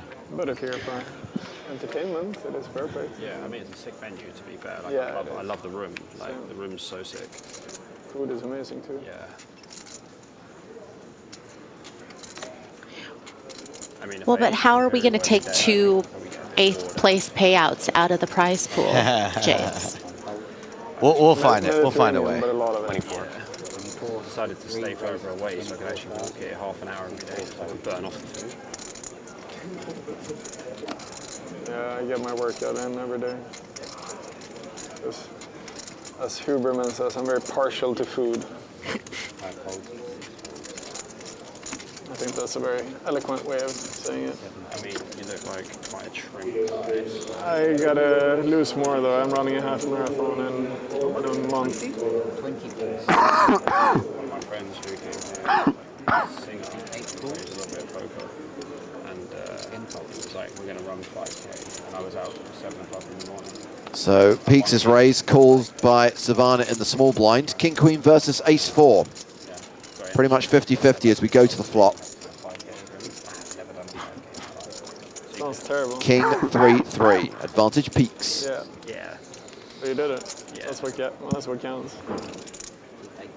Yeah, my friends got me into this half marathon thing, and Yeah, it does feel like this did is it the to board myself, to be texture that honest. you're Like, just you going to be said it, and betting it's like, you know what, range like, I'm as taking the me out. pre-flop aggressor. So, I think I'm like slightly behind. But Savarna has some reason to continue, you know, does have backdoor flush possibility My with that first ace high, objective but was just to gain some strength. not really gonna. Maybe I think it's just the end of the night. I think sometimes you might see players find the continue there, but maybe just deciding out of position. He doesn't really want to put in any more chips. Right, so I want to lose like another 5 kilos? I mean, it's probably like, I mean, if I wasn't running a lot, I would probably lose like 3. But with the running, I think I'm gonna get to 5. Yeah, like nice and lean, 85 kilos. Yeah, I want to get down to 85. I'm like 6'5". Yeah, I'm like 6'1.5". Yeah. I think if I got down to 85, it would be quite unhealthy. I'm like 95 at the moment. Yeah.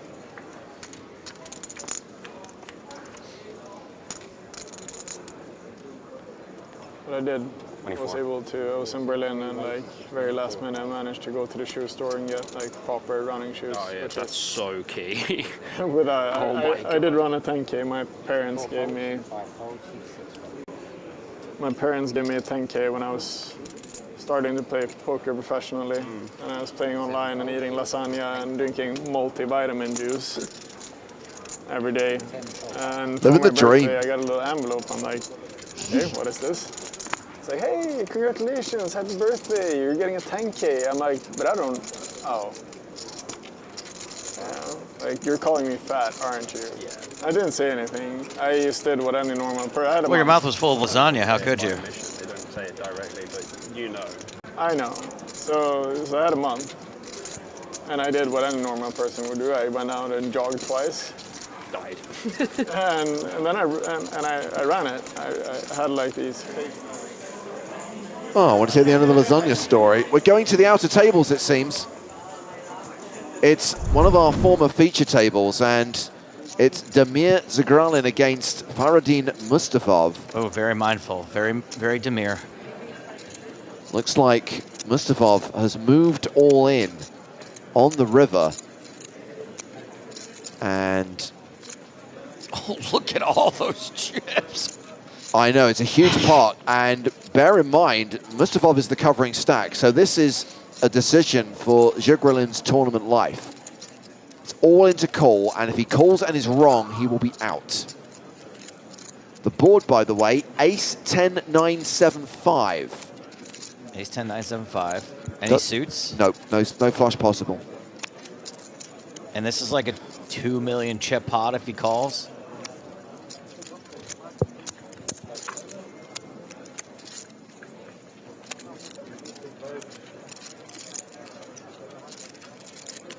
Single chip call. There it goes. Mustafov tables Queen Jack for a busted straight draw. A set of sevens, the hand for Zagralin. And he wins a pot worth 2.2 million. I don't know that I would have thought that long with the 3 sevens, but there is a potential straight out there. It's a big spot.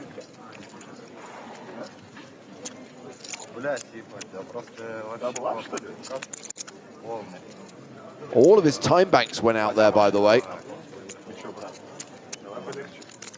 Best to do it in the last 2 minutes of the night.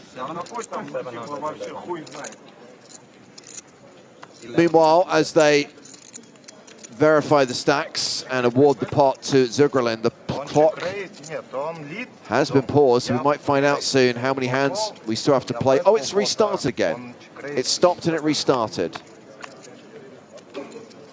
Maybe they're just like, you know what, we'll just play it down to the end. I'm fine with that.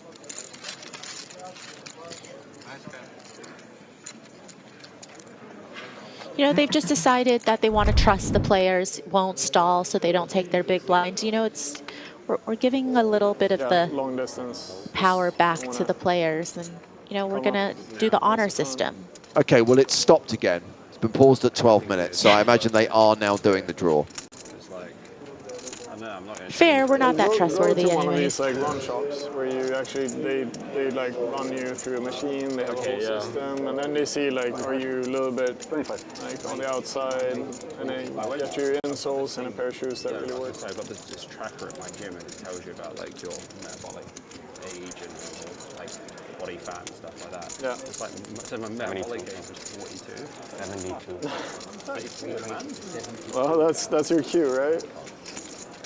Yeah, this 3-bet with 10s is going to be happy to get it in against the button if Stoyanov decides he wants to go with this hand.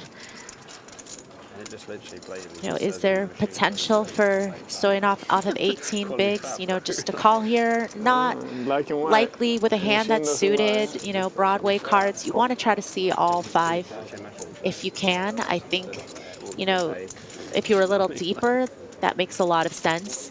But I think you are committing quite a bit of your stack here, you know, just to have to fold if you don't flop any decent equity. Try to teach the guys how to do it.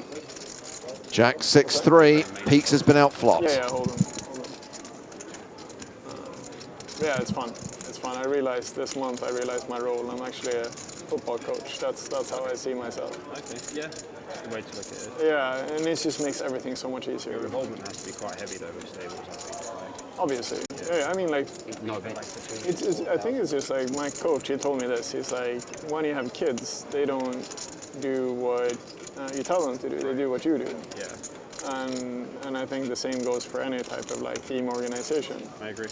They just look after you, they look at what you do. Like, I used to be in a stable with like people who used to run it, like Romero. Oh yeah, I know James. Yeah. So I was getting really good coach. Obviously, I was like happiest man in the world. Yeah. But like other people in the stable, they're just like not as driven. 24,000 apiece going to the turn.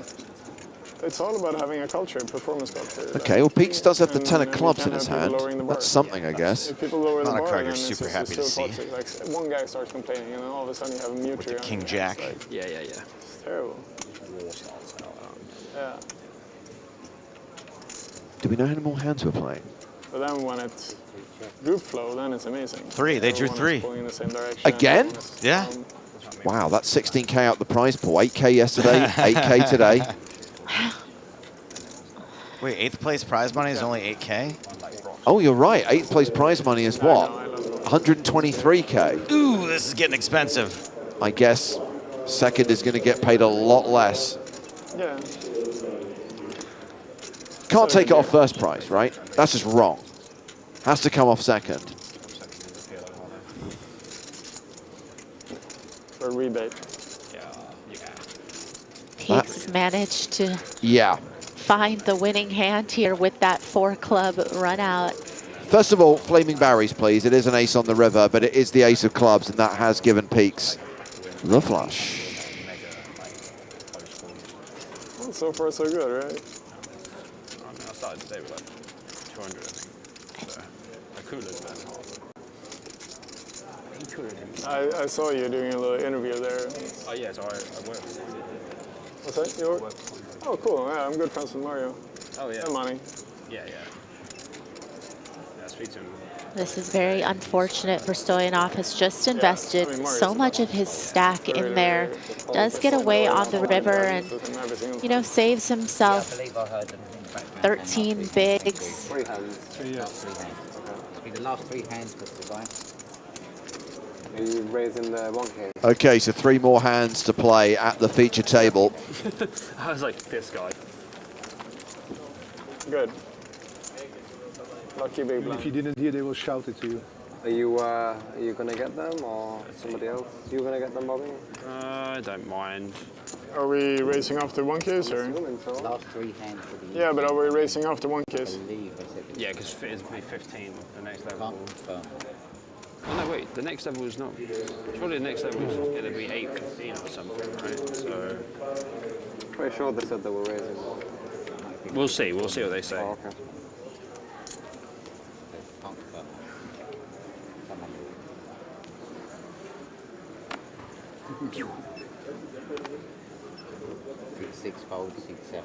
The next blind level, for anyone who's interested, is 10,000, 15,000. So there is no need for the 1K chips. So I would imagine they will race them off tonight.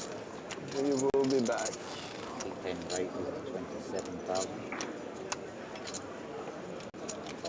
And it's not over yet.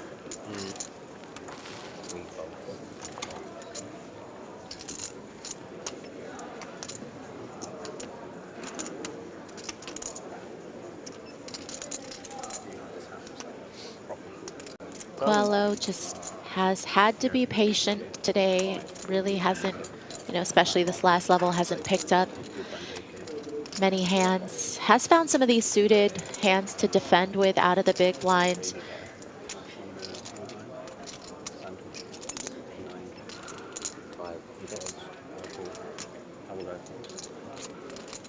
Three race. Three race, okay. Small blind is call. Yeah, small blind, big blind. Yeah, okay, gotcha. Yeah. Comes ace diamonds, queen of diamonds, Oh, Coelho drawing dead here. That is pretty good. There goes check, Santos, that's 45. There's like 255 checks, 230, like 40. likely has given up at this point. Yeah, if the turn was maybe a 7 or something that gave Coelho a little bit of equity, he might have decided to fire, but here, just signaling that he's going to be done with this hand. And you're done. And we're done. 2 more hands. I thought they drew 1. Either way, we're calling.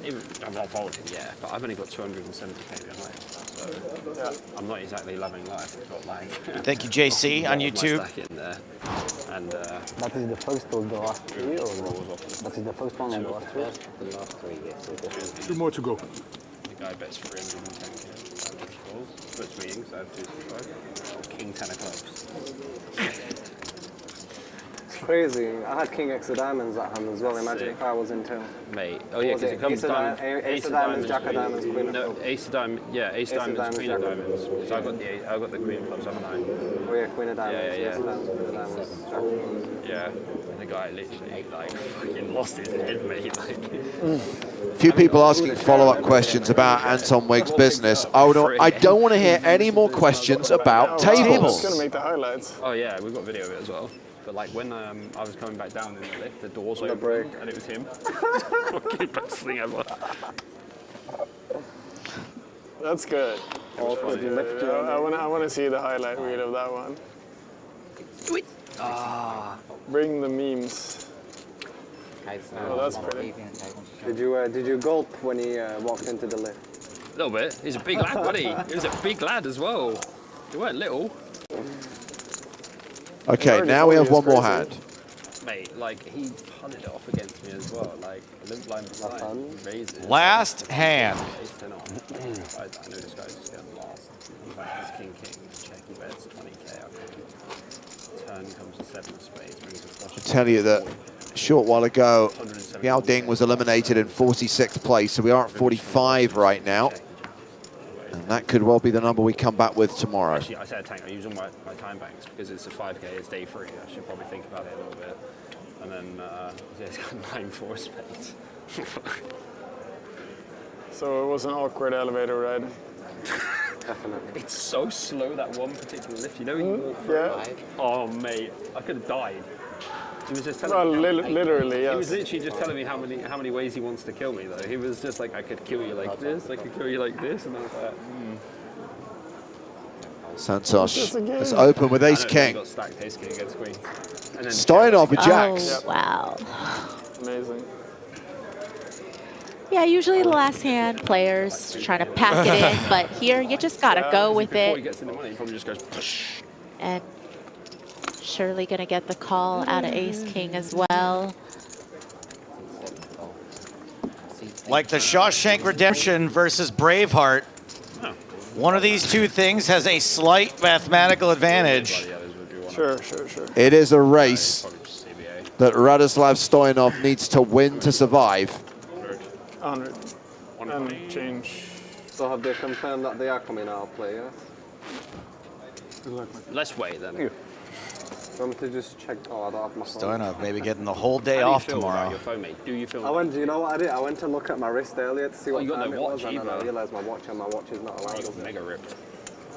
Didn't the widget say 44? 115, yeah. I'm out.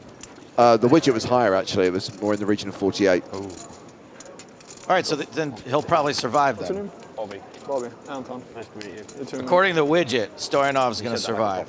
The widget predicts Jack's a good hit. Fuck yeah. I'm working with Brit, so like it. My coach is British. Your coach is British. Come on, widget. James Ran. Yeah, ran. Yeah. We know James. Yeah. Come on, widget. James is a G. Yes. Widget. Jack's hold. A double up for Stoyanov in the last hand of the day. And looks like we will be coming back for day 4 with 45 players. Imagine they're not coming out of play. Oh yeah, imagine. That'd be funny. The widget always redeems itself. At least you can have a castle. Would you have a 25 minutes. pony? Can you give me 3 more 25s, please? Yeah.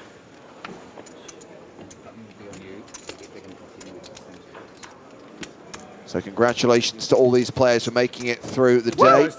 Well done, Bag those chips. Come back tomorrow. Can we remove the stuff? Can you reach? Yeah, how much you have? 40. 45. Yes, we are definitely taking off the... Maria, any social activities planned for this evening? Now, isn't it, really? I do actually. This is like, I'm very social this week. I usually just love to stay at home, but Arden actually has an event that I'm going to with her. 10, sorry. 10, yeah? Yeah, the dodgy guy. Sorry, Arden who? Arden Show. Arden from Show. the Oh, Arden Big Show. Sure. I've heard of it. Yeah. Yeah, you just got to make one more, and we got a nice even stack here. Like the all-time winningest player in the big game on tour. Cheers, mate. Yeah, that would be the one. I think she's probably number 2, but yeah. Well, that sounds fun. She's number 1 in my heart. Yeah, no. Well, enjoy your evening, Maria. We will join you live via satellite tomorrow during our day 4 coverage of the EPT Cyprus main event. Here's how things concluded for the players on our final feature table. Bobby James, probably tournament chip leader, probably bringing the biggest stack into day 4, 2.6 million. A couple of shorties. Santos Silvana, after losing that flip, will have 16 bigs tomorrow. Diogo Coelho, only 12 bigs, because blinds are going to 10,000, 15,000, with a 15K big blind ante. And Anton Wigg, we believe, is the last remaining former champion, and last remaining prospect of another double winner on the tour. So now we are down to the final 45. We are paying out $18,240. Final 2 days. There'll be a money jump with every single elimination. Huge sums up for grabs at the final table, with $1 million going to the winner. So make sure you join us as we play down to the final 2 tables tomorrow. Watch us play down to the final table on Saturday. And of course, watch us play down to a champion on Sunday. Still 3 more days of the main event to come at you on the PokerStars Twitch and YouTube channels. And check out the PokerStars blog for updates and stories from EPT Cyprus. And of course, the live updates on Poker News, not just from the main event, but some of the other events, including the High Roller here in Cyprus. But yes, we'll be back tomorrow, same bat time, same bat channel. That's 12:30 local, 11:30 Central European summertime. For now, from Maria Ho, Griffin Benja, Nick Walsh, Joe Stapleton, and me, James Hartigan, it's good night from Cyprus.